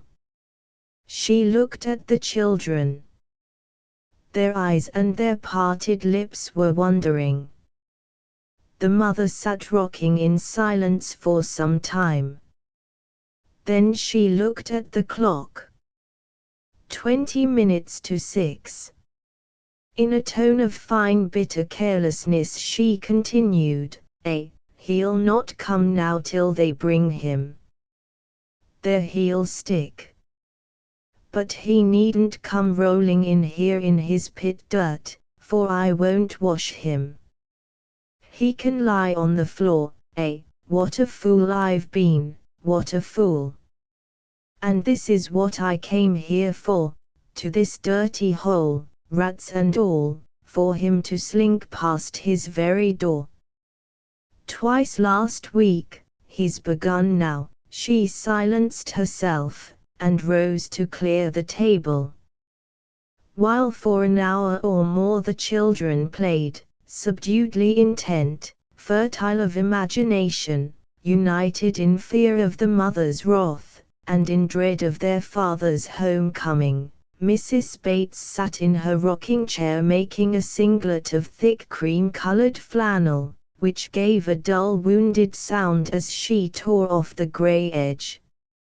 She worked at her sewing with energy, listening to the children, and her anger wearied itself, lay down to rest, opening its eyes from time to time and steadily watching, its ears raised to listen. Sometimes even her anger quailed and shrank, and the mother suspended her sewing, tracing the footsteps that thudded along the sleepers outside. She would lift her head sharply to bid the children hush, but she recovered herself in time, and the footsteps went past the gate, and the children were not flung out of their playing world. But at last Annie sighed, and gave in. She glanced at her wagon of slippers, and loathed the game. She turned plaintively to her mother. "Mother." But she was inarticulate. John crept out like a frog from under the sofa. His mother glanced up. "Yes," she said, "just look at those shirt sleeves." The boy held them out to survey them, saying nothing. Then somebody called in a hoarse voice away down the line, and suspense bristled in the room, till two people had gone by outside, talking. "It is time for bed," said the mother. "My father hasn't come," wailed Annie plaintively.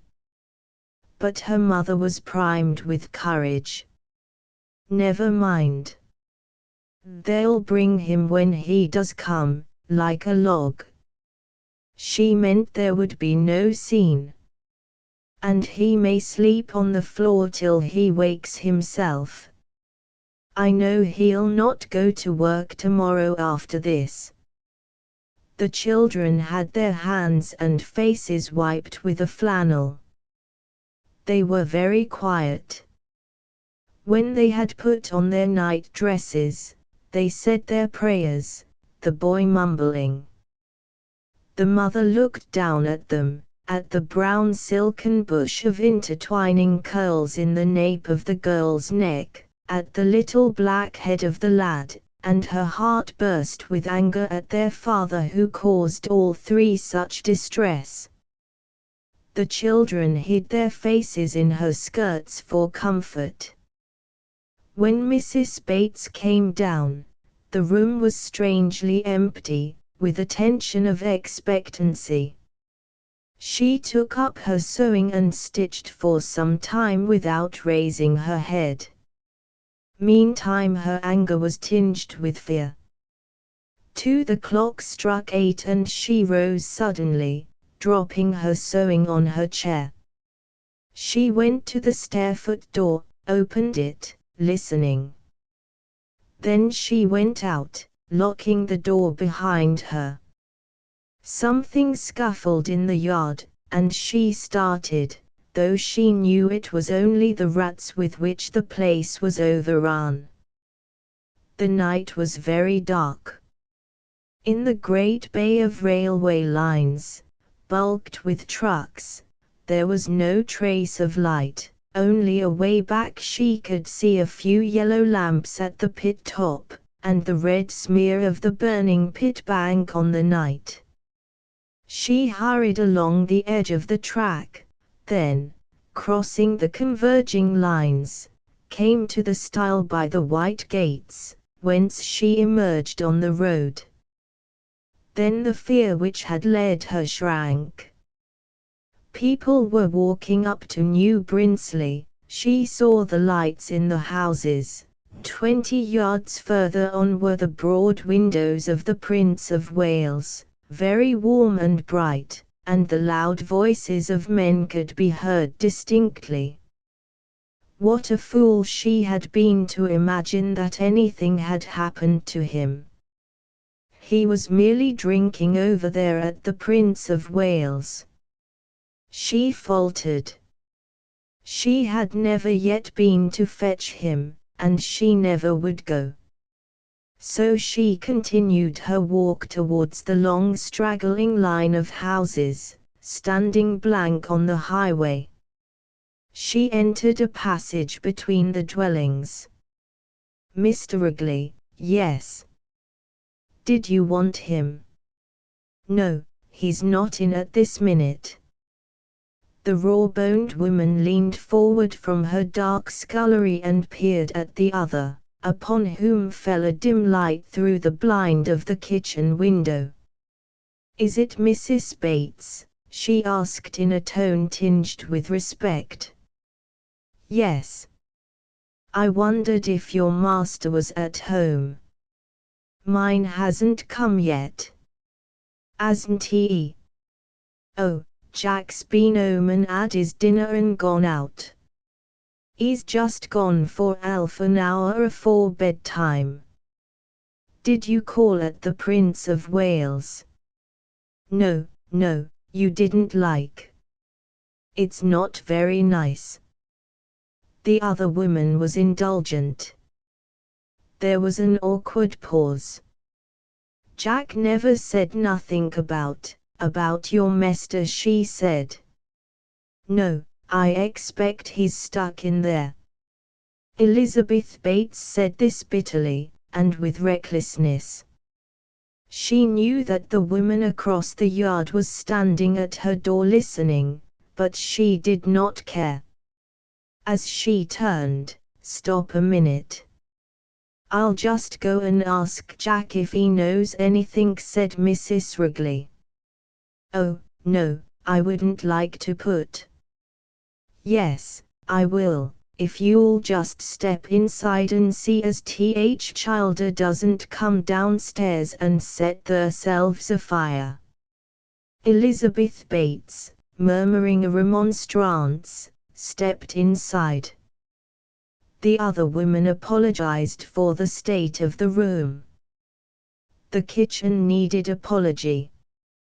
There were little frocks and trousers and childish undergarments on the squab and on the floor, and a litter of playthings everywhere. On the black American cloth of the table were pieces of bread and cake, crusts, slops, and a teapot with cold tea. Ours is just as bad," said Elizabeth Bates, looking at the woman, not at the house.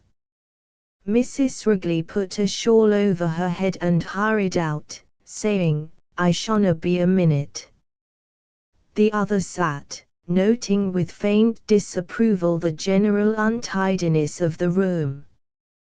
Then she fell to counting the shoes of various sizes scattered over the floor. There were 12. She sighed and said to herself, "No wonder." Glancing at the litter, there came the scratching of 2 pairs of feet on the yard, and the Wrigleys entered. Elizabeth Bates rose. Wrigley was a big man, with very large bones. His head looked particularly bony. Across his temple was a blue scar, caused by a wound got in the pit, a wound in which the coal dust remained blue like tattooing. "Asna e come wome yet?" asked the man, without any form of greeting, but with deference and sympathy. "I couldna say where he is, he's none outher." He jerked his head to signify the Prince of Wales. "He's up'n gone up to THU," said Mrs. Wrigley. There was another pause. Wrigley had evidently something to get off his mind. I left him finish in a stint he began.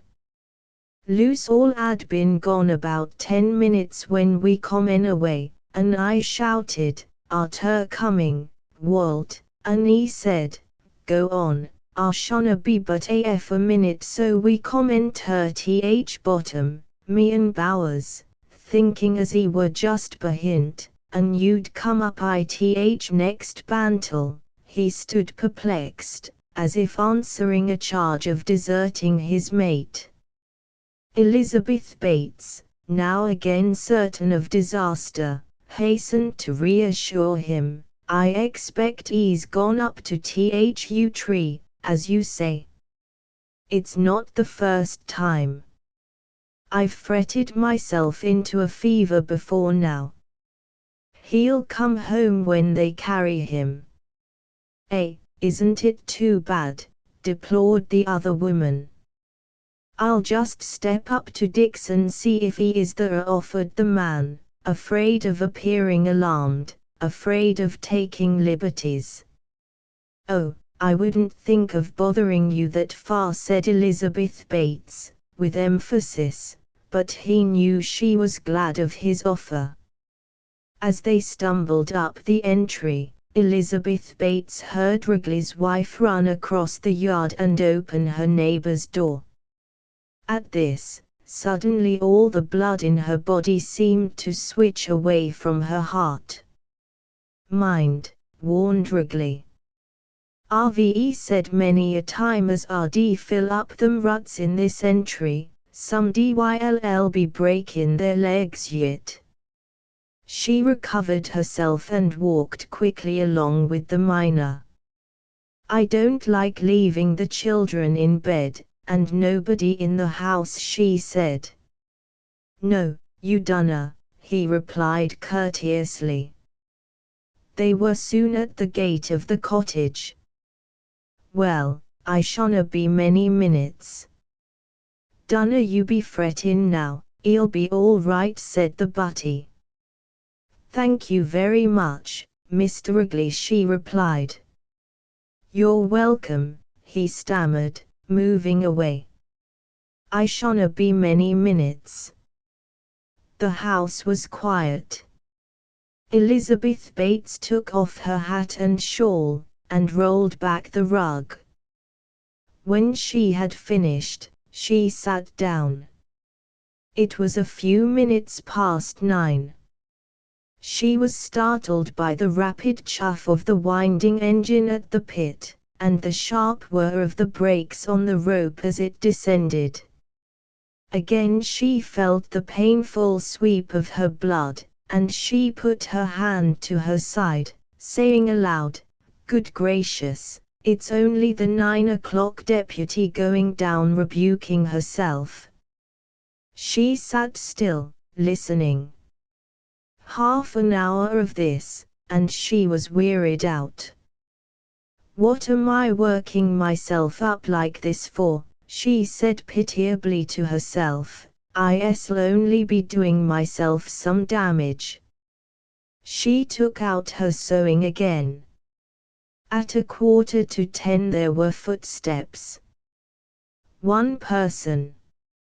She watched for the door to open. It was an elderly woman, in a black bonnet and a black woolen shawl, his mother. She was about 60 years old, pale, with blue eyes, and her face all wrinkled and lamentable. She shut the door and turned to her daughter-in-law peevishly. Lizzie, whatever shall we do, whatever shall we do?" she cried.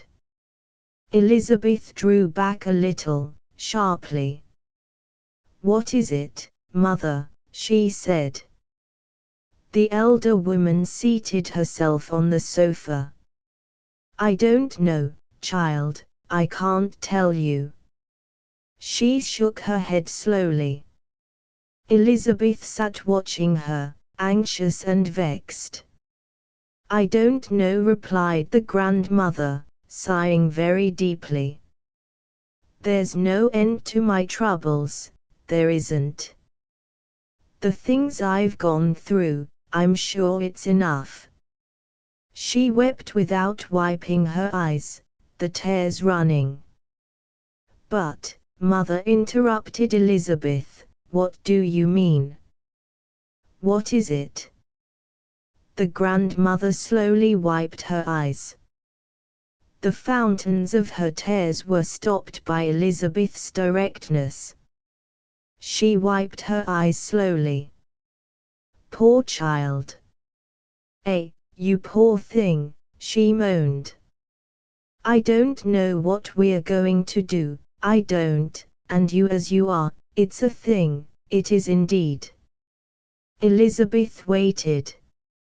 Is he dead? She asked, and at the words her heart swung violently, though she felt a slight flush of shame at the ultimate extravagance of the question. Her words sufficiently frightened the old lady, almost brought her to herself. Don't say so, Elizabeth. We'll hope it's not as bad as that. No, may the Lord spare us that, Elizabeth. Jack Wrigley came just as I was sitting down to a glass afore going to bed, and he said, up and you'll go down th line, Mrs. Bates. Walt's had an accident. Up and you'll go and sit wi' her till we can get him home. I hadn't time to ask him a word afore he was gone. And I put my bonnet on and come straight down, Lizzie. I thought to myself, that poor blessed child, if anybody should come and tell her of a sudden, there's no knowing what'll happen to her. You mustn't let it upset you, Lizzie, or you know what to expect. How long is it, 6 months, or is it 5, Lizzie? The old woman shook her head. Time slips on, it slips on. Elizabeth's thoughts were busy elsewhere. If he was killed, would she be able to manage on the little pension and what she could earn? She counted up rapidly. If he was hurt, they wouldn't take him to the hospital. How tiresome he would be to nurse. But perhaps she'd be able to get him away from the drink and his hateful ways. She would, while he was ill. The tears offered to come to her eyes at the picture. But what sentimental luxury was this she was beginning? She turned to consider the children. At any rate, she was absolutely necessary for them. They were her business. Repeated the old woman, it seems but a week or 2 since he brought me his first wages. He was a good lad, Elizabeth, he was, in his way. I don't know why he got to be such a trouble, I don't. He was a happy lad at home, only full of spirits. But there's no mistake he's been a handful of trouble, he has. I hope the Lord'll spare him to mend his ways. I hope so, I hope so. You've had a sight o' trouble with him, Elizabeth, you have indeed. But he was a jolly enough lad wi' me, he was, I can assure you. I don't know how it is. The old woman continued to muse aloud, a monotonous irritating sound, while Elizabeth thought concentratedly, startled once, when she heard the winding engine chuff quickly, and the brakes skir with a shriek. Then she heard the engine more slowly, and the brakes made no sound. The old woman did not notice. Elizabeth waited in suspense. The mother-in-law talked, with lapses into silence. But he wasn't your son, Lizzie, and it makes a difference. Whatever he was, I remember him when he was little, and I learned to understand him and to make allowances. You've got to make allowances for them. It was 10:30, and the old woman was saying, but it's trouble from beginning to end. You're never too old for trouble, never too old for that, when the gate banged back, and there were heavy feet on the steps. I'll go, Lizzie, let me go, cried the old woman, rising. But Elizabeth was at the door. It was a man in pit clothes. They're bringing him, Mrs. he said. Elizabeth's heart halted a moment. Then it surged on again, almost suffocating her. Is it bad? She asked. The man turned away, looking at the darkness. The doctor says he'd been dead hours. He saw him ith lamp cabin. The old woman, who stood just behind Elizabeth, dropped into a chair, and folded her hands, crying, "Oh, my boy, my boy." "Hush," said Elizabeth, with a sharp twitch of a frown. "Be still, mother, don't waken children, I wouldn't have them down for anything." The old woman moaned softly, rocking herself. The man was drawing away. Elizabeth took a step forward. "How was it?" she asked. "Well, I couldn't say for sure," the man replied, very ill at ease. "He were finishing a stint and but his ad gone, and a lot o' stuff come down atop en him." "And crushed him?" cried the widow, with a shudder. "No," said the man, "it fell at back of him. He were under face, and it niver touched him. It shut him in. It seems he were smothered." Elizabeth shrank back. She heard the old woman behind her cry, What did he say it was?" The man replied, more loudly, "He were smothered." Then the old woman wailed aloud, and this relieved Elizabeth. "Oh, mother," she said, putting her hand on the old woman, "don't waken children, don't waken children." She wept a little, unknowing, while the old mother rocked herself and moaned. Elizabeth remembered that they were bringing him home, and she must be ready. "They'll lay him in the parlor," she said to herself, standing a moment pale and perplexed. Then she lighted a candle and went into the tiny room. The air was cold and damp, but she could not make a fire, there was no fireplace. She set down the candle and looked round. The candle light glittered on the lustre glasses, on the two vases that held some of the pink chrysanthemums, and on the dark mahogany. There was a cold, deathly smell of chrysanthemums in the room. Elizabeth stood looking at the flowers. She turned away, and calculated whether there would be room to lay him on the floor, between the couch and the chiffonier. She pushed the chairs aside. There would be room to lay him down and to step round him. Then she fetched the old red tablecloth, and another old cloth, spreading them down to save her bit of carpet. She shivered on leaving the parlor, so, from the dresser drawer she took a clean shirt and put it at the fire to air. All the time her mother-in-law was rocking herself in the chair and moaning. "You'll have to move from there, Mother," said Elizabeth. "They'll be bringing him in. Come in the rocker." The old mother rose mechanically, and seated herself by the fire, continuing to lament. Elizabeth went into the pantry for another candle, and there, in the little penthouse under the naked tiles, she heard them coming. She stood still in the pantry doorway, listening. She heard them pass the end of the house, and come awkwardly down the 3 steps, a jumble of shuffling footsteps and muttering voices.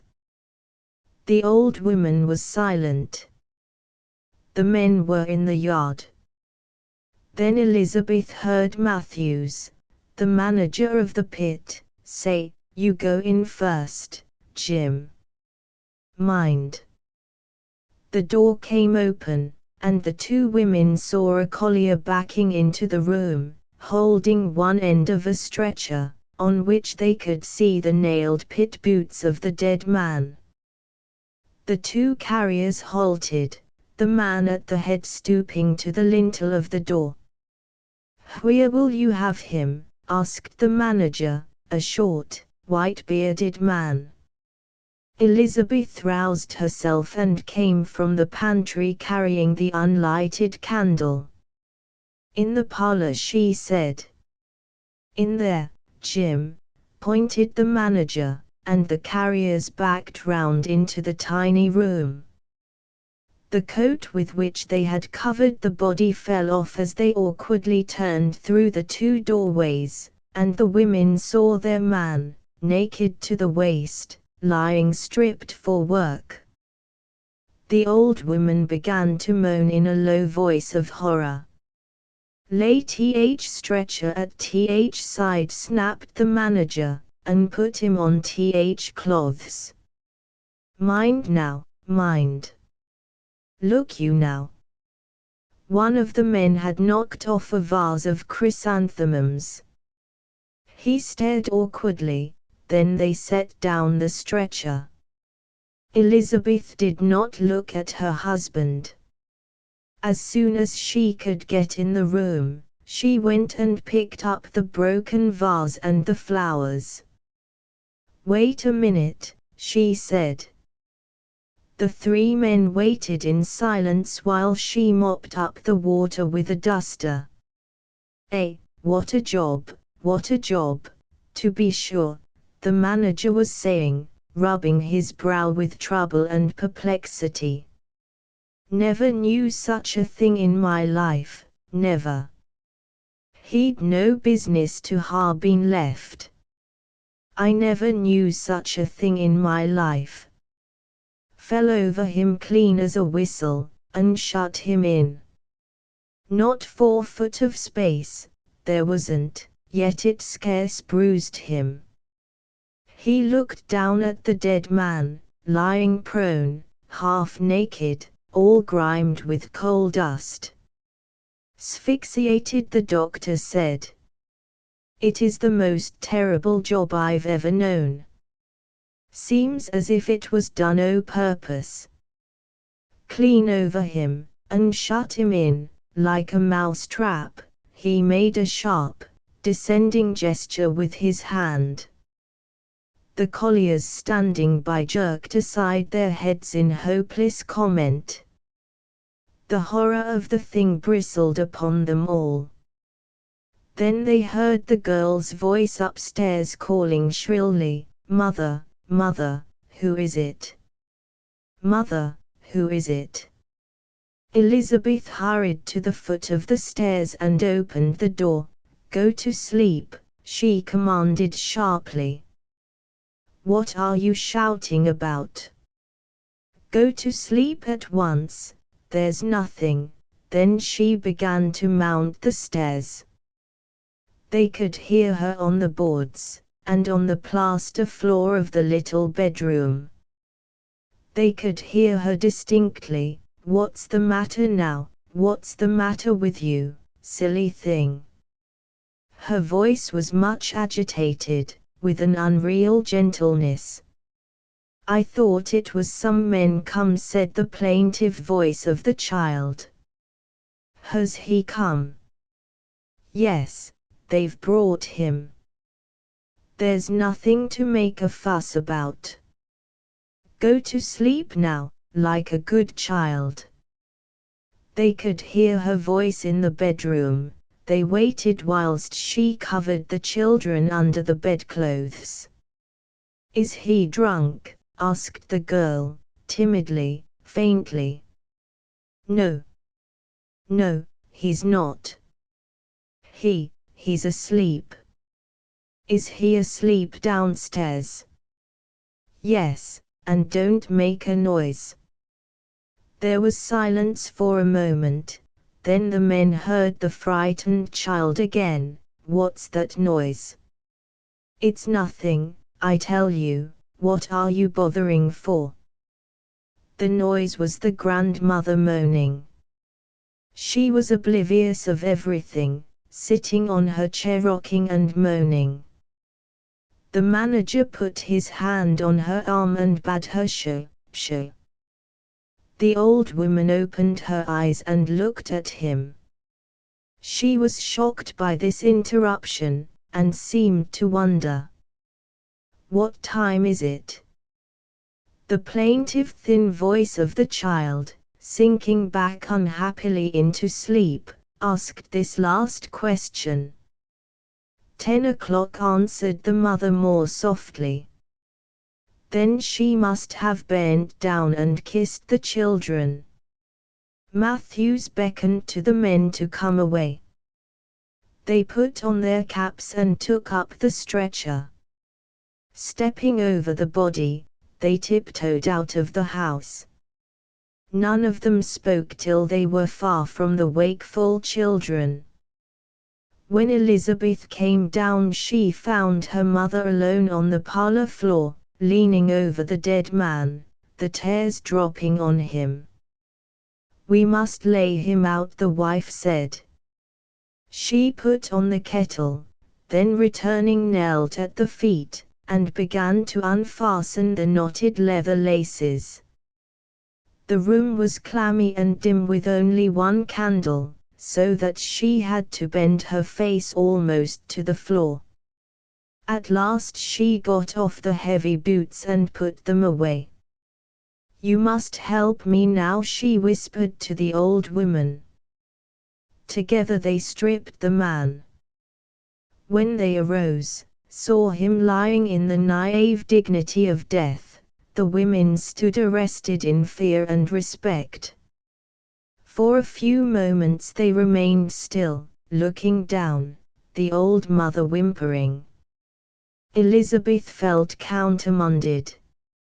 She saw him, how utterly inviolable he lay in himself. She had nothing to do with him. She could not accept it. Stooping, she laid her hand on him, in claim. He was still warm, for the mine was hot where he had died. His mother had his face between her hands, and was murmuring incoherently. The old tears fell in succession as drops from wet leaves. The mother was not weeping, merely her tears flowed. Elizabeth embraced the body of her husband, with cheek and lips. She seemed to be listening, inquiring, trying to get some connection. But she could not. She was driven away. He was impregnable. She rose, went into the kitchen, where she poured warm water into a bowl, brought soap and flannel and a soft towel. "I must wash him," she said. Then the old mother rose stiffly, and watched Elizabeth as she carefully washed his face, carefully brushing the big blonde moustache from his mouth with the flannel. She was afraid with a bottomless fear, so she ministered to him. The old woman, jealous, said, "Let me wipe him." And she kneeled on the other side, drying slowly as Elizabeth washed, her big black bonnet sometimes brushing the dark head of her daughter. They worked thus in silence for a long time. They never forgot it was death, and the touch of the man's dead body gave them strange emotions, different in each of the women. A great dread possessed them both. The mother felt the lie was given to her womb, she was denied. The wife felt the utter isolation of the human soul, the child within her was a weight apart from her. At last it was finished. He was a man of handsome body, and his face showed no traces of drink. He was blond, full-fleshed, with fine limbs. But he was dead. "Bless him," whispered his mother, looking always at his face, and speaking out of sheer terror. "Dear lad, bless him." She spoke in a faint, sibilant ecstasy of fear and mother love. Elizabeth sank down again to the floor, and put her face against his neck, and trembled and shuddered. But she had to draw away again. He was dead, and her living flesh had no place against his. A great dread and weariness held her, she was so unavailing. Her life was gone like this. White as milk he is, clear as a 12-month baby. Bless him, the darling, the old mother murmured to herself. Not a mark on him, clear and clean and white, beautiful as ever a child was made, she murmured with pride. Elizabeth kept her face hidden. He went peaceful, Lizzie, peaceful as sleep. Isn't he beautiful, the lamb? He must ha' made his peace, Lizzie. Upon he made it all right, Lizzie, shut in there. He'd have time. He wouldn't look like this if he hadn't made his peace. The lamb, the dear lamb. But he had a hearty laugh. I loved to hear it. He had the heartiest laugh, Lizzie, as a lad. Elizabeth looked up. The man's mouth was fallen back, slightly open under the cover of the moustache. The eyes, half shut, did not show glazed in the obscurity. Life with its smoky burning gone from him, had left him apart and utterly alien to her. And she knew what a stranger he was to her. In her womb was ice of fear, because of this separate stranger with whom she had been living as one flesh. Was this what it all meant, utter, intact separateness, obscured by heat of living? In dread she turned her face away. The fact was too deadly. There had been nothing between them, and yet they had come together, exchanging their nakedness repeatedly. Each time he had taken her, they had been two isolated beings, far apart as now. He was no more responsible than she. The child was like ice in her womb. For as she looked at the dead man, her mind, cold and detached, said clearly, "Who am I? What have I been doing? I have been fighting a husband who did not exist. He existed all the time. What wrong have I done? What was that I have been living with? There lies the reality, this man." And her soul died in her for fear. She knew she had never seen him, he had never seen her, They had met in the dark and had fought in the dark, not knowing whom they met nor whom they fought. And now she saw, and turned silent in seeing. For she had been wrong. She had said he was something he was not, she had felt familiar with him. Whereas he was apart all the while, living as she never lived, feeling as she never felt. In fear and shame she looked at his naked body, that she had known falsely. And he was the father of her children. Her soul was torn from her body and stood apart. She looked at his naked body and was ashamed, as if she had denied it. After all, it was itself. It seemed awful to her. She looked at his face, and she turned her own face to the wall. For his look was other than hers, his way was not her way. She had denied him what he was, she saw it now.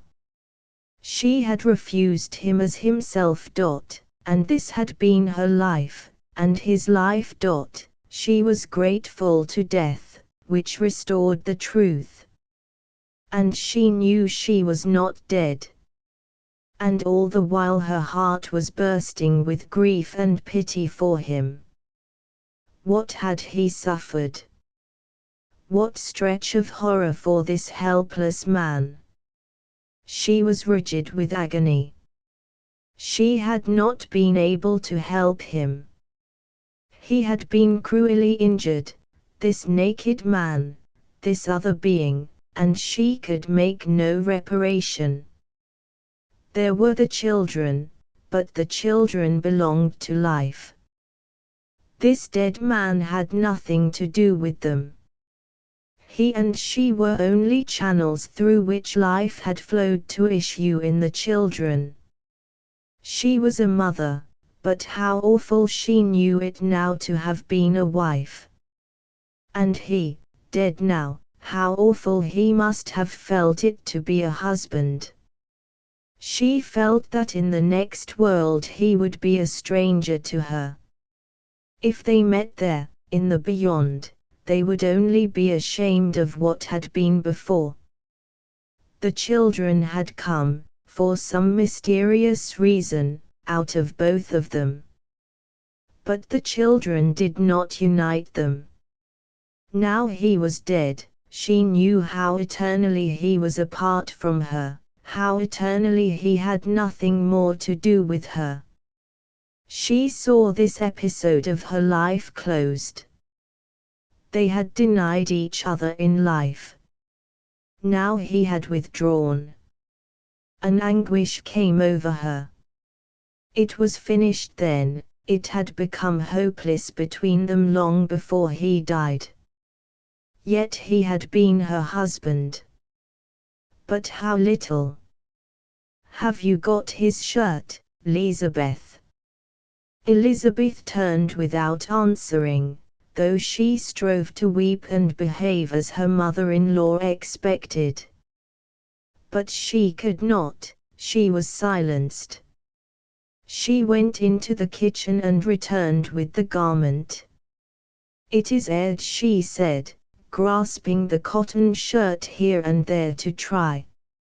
She was almost ashamed to handle him. What right had she or anyone to lay hands on him?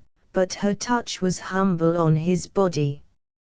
It was hard work to clothe him. He was so heavy and inert.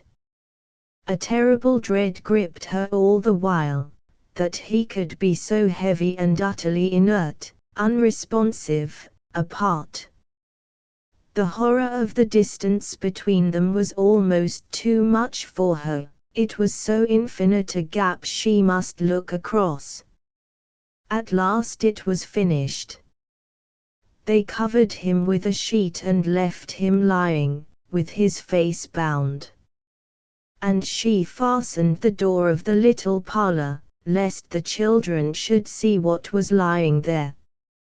Then, with peace sunk heavy on her heart, She went about making tidy the kitchen. She knew she submitted to life, which was her immediate master.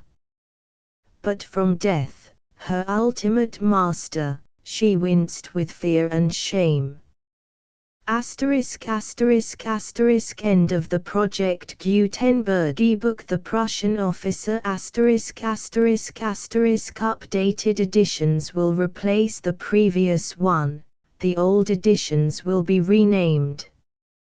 Creating the works from print editions not protected by U.S. copyright law means that no one owns a United States copyright in these works, so the Foundation, and you, can copy and distribute it in the United States without permission and without paying copyright royalties. Special rules, set forth in the general terms of use part of this license, apply to copying and distributing Project Gutenberg trademark symbol electronic works to protect the Project Gutenberg trademark symbol concept and trademark. Project Gutenberg is a registered trademark, and may not be used if you charge for an ebook, except by following the terms of the trademark license, including paying royalties for use of the Project Gutenberg trademark. If you do not charge anything for copies of this ebook, complying with the trademark license is very easy. You may use this ebook for nearly any purpose, such as creation of derivative works, reports, performances and research. Project Gutenberg ebooks may be modified and printed and given away. You may do practically anything in the United States with ebooks not protected by U.S. copyright law. Redistribution is subject to the trademark license, especially commercial redistribution. Start. Full license. The full Project Gutenberg license. Please read this before you distribute or use this work to protect the Project Gutenberg trademark symbol mission of promoting the free distribution of electronic works, by using or distributing this work, or any other work associated in any way with the phrase Project Gutenberg. You agree to comply with all the terms of the full Project Gutenberg trademark symbol license available with this file or online at www.gutenberg.org/license. Section 1. General Terms of Use and Redistributing Project Gutenberg Trademark Symbol Electronic Works 1.0.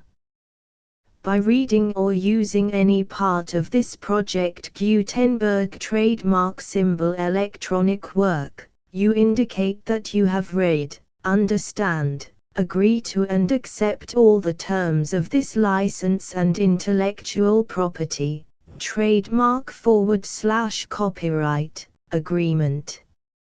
If you do not agree to abide by all the terms of this agreement, you must cease using and return or destroy all copies of Project Gutenberg trademark symbol electronic works in your possession. If you paid a fee for obtaining a copy of or access to a Project Gutenberg trademark symbol electronic work and you do not agree to be bound by the terms of this agreement, you may obtain a refund from the person or entity to whom you paid the fee as set forth in paragraph 1.e.8. 1.b. Project Gutenberg is a registered trademark.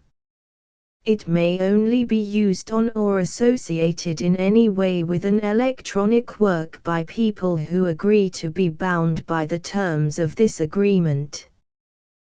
There are a few things that you can do with most Project Gutenberg trademark symbol electronic works even without complying with the full terms of this agreement. See paragraph 1.c below. There are a lot of things you can do with Project Gutenberg trademark symbol electronic works if you follow the terms of this agreement and help preserve free future access to Project Gutenberg trademark symbol electronic works. See paragraph 1.e below. 1.c. The Project Gutenberg Literary Archive Foundation, the Foundation or PGLAF, owns a compilation copyright in the collection of Project Gutenberg trademark symbol electronic works. Nearly all the individual works in the collection are in the public domain in the United States.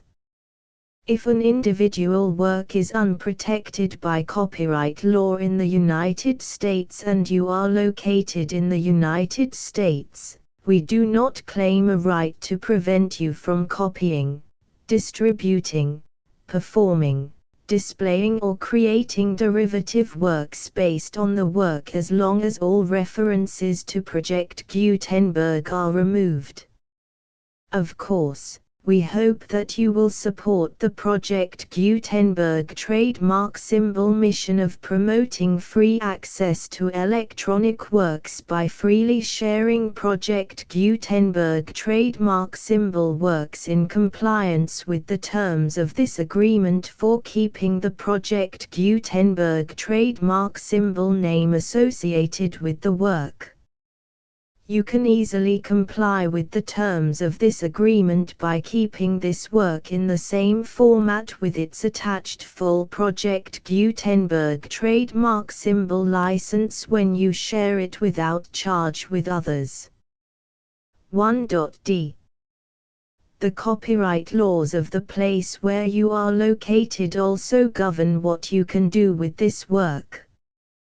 Copyright laws in most countries are in a constant state of change. If you are outside the United States, check the laws of your country in addition to the terms of this agreement before downloading, copying, displaying, performing, distributing or creating derivative works based on this work or any other Project Gutenberg trademark symbol work. The Foundation makes no representations concerning the copyright status of any work in any country other than the United States. 1.e Unless you have removed all references to Project Gutenberg. 1.e.1.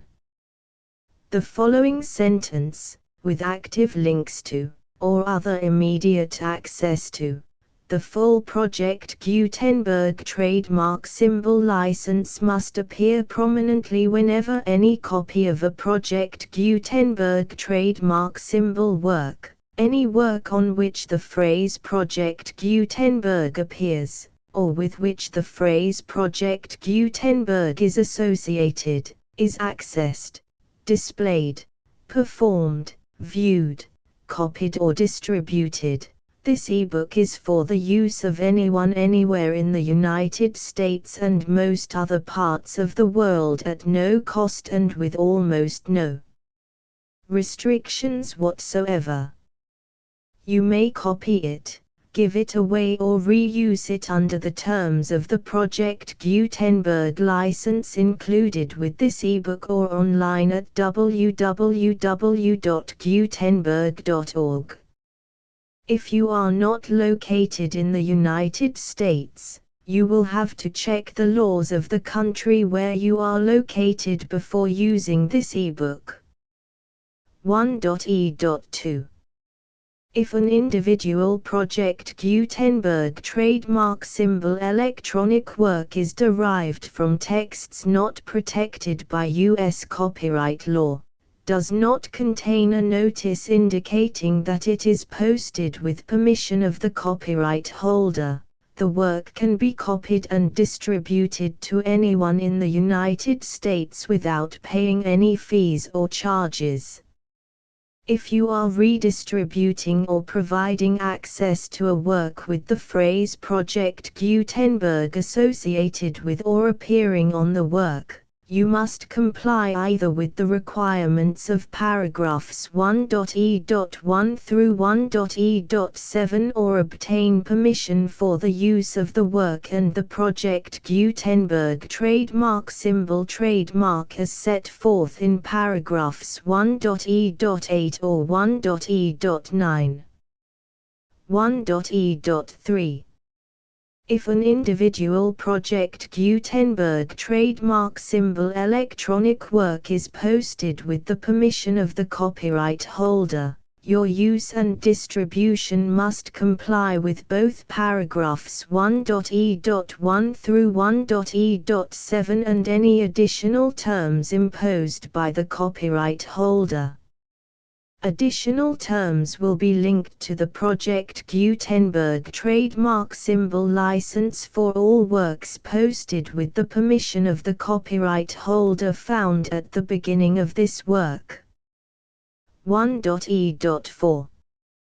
Do not unlink or detach or remove the full Project Gutenberg trademark symbol license terms from this work, or any files containing a part of this work or any other work associated with Project Gutenberg trademark symbol.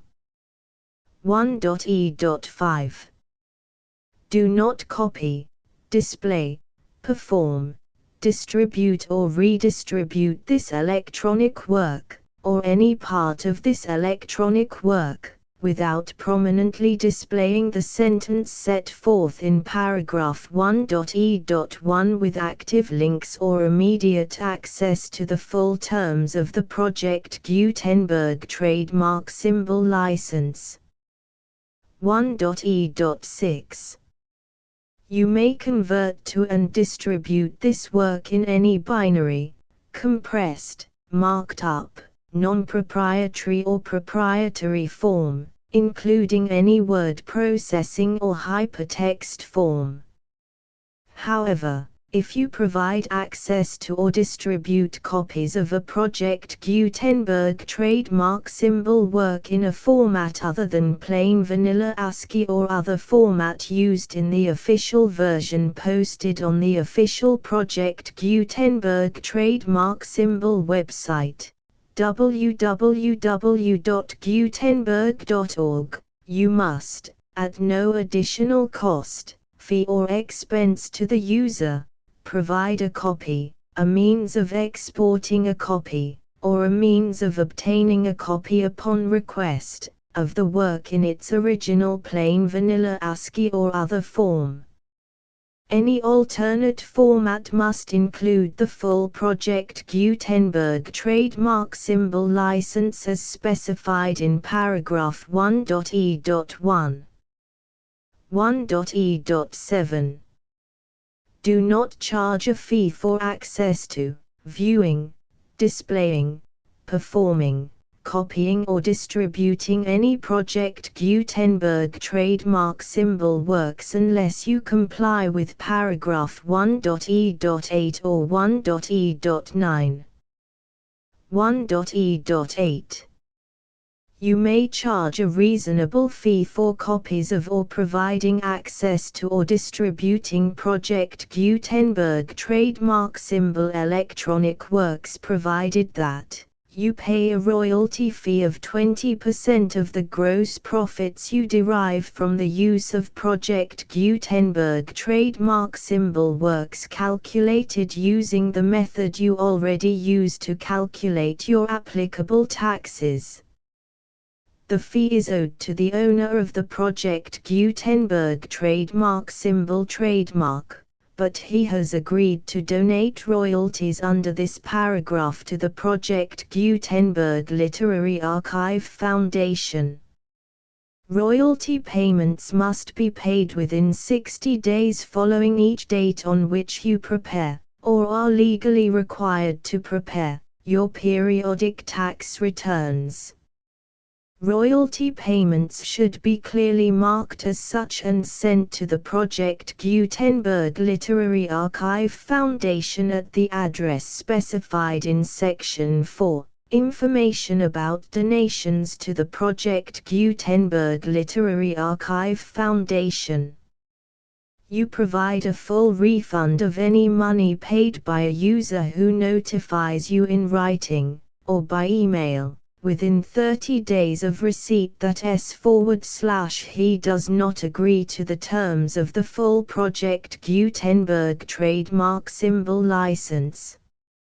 You must require such a user to return or destroy all copies of the works possessed in a physical medium and discontinue all use of and all access to other copies of Project Gutenberg trademark symbol works.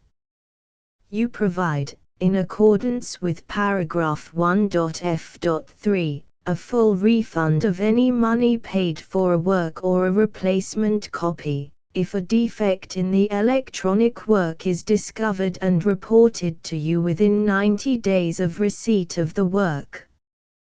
You comply with all other terms of this agreement for free distribution of Project Gutenberg trademark symbol works.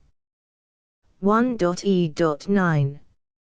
If you wish to charge a fee or distribute a Project Gutenberg trademark symbol electronic work or group of works on different terms than are set forth in this agreement, you must obtain permission in writing from the Project Gutenberg Literary Archive Foundation, the manager of the Project Gutenberg trademark symbol trademark. Contact the Foundation as set forth in Section 3 below. 1.f1.f.1 Project Gutenberg volunteers and employees expend considerable effort to identify, do copyright research on, transcribe and proofread works not protected by U.S. copyright law in creating the Project Gutenberg trademark symbol collection. Despite these efforts, Project Gutenberg trademark symbol electronic works, and the medium on which they may be stored, may contain defects such as, but not limited to, incomplete, inaccurate or corrupt data, transcription errors, a copyright or other intellectual property infringement, a defective or damaged disk or other medium, a computer virus, or computer codes that damage or cannot be read by your equipment. 1.f.2 Limited warranty, disclaimer of damages, except for the right of replacement or refund described in paragraph 1.f.3, the Project Gutenberg Literary Archive Foundation, the owner of the Project Gutenberg trademark symbol trademark, and any other party distributing a Project Gutenberg trademark symbol electronic work under this agreement, disclaim all liability to you for damages, costs and expenses, including legal fees. You agree that you have no remedies for negligence, strict liability, breach of warranty or breach of contract except those provided in paragraph 1.f.3. You agree that the Foundation, the trademark owner, and any distributor under this agreement will not be liable to you for actual, direct, indirect, consequential, punitive or incidental damages even if you give notice of the possibility of such damage.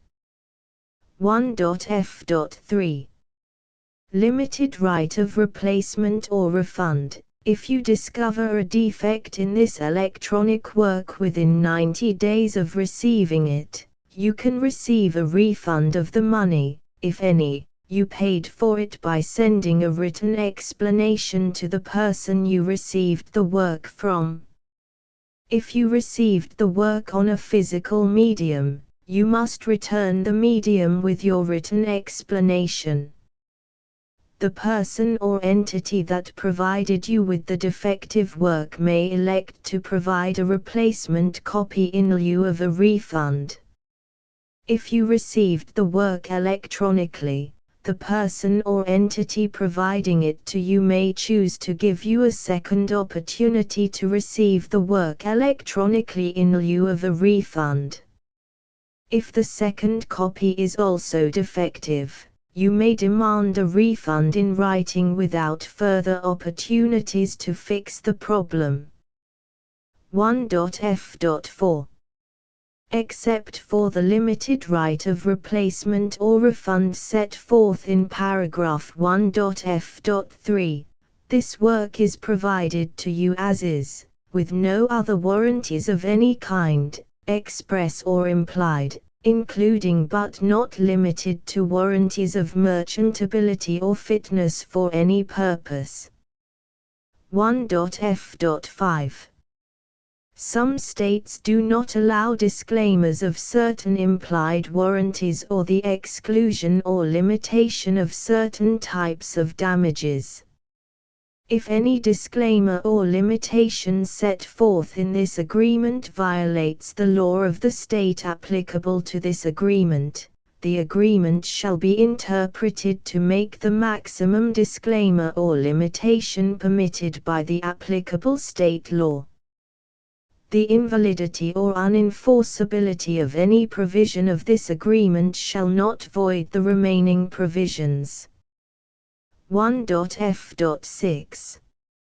Indemnity. You agree to indemnify and hold the foundation, the trademark owner, any agent or employee of the foundation, anyone providing copies of Project Gutenberg trademark symbol electronic works in accordance with this agreement, and any volunteers associated with the production, promotion and distribution of Project Gutenberg trademark symbol electronic works, harmless from all liability, costs and expenses, including legal fees, that arise directly or indirectly from any of the following which you do or cause to occur. A. Distribution of this or any Project Gutenberg trademark symbol work. B. Alteration, modification, or additions or deletions to any Project Gutenberg trademark symbol work, and C. Any defect you cause. Section 2.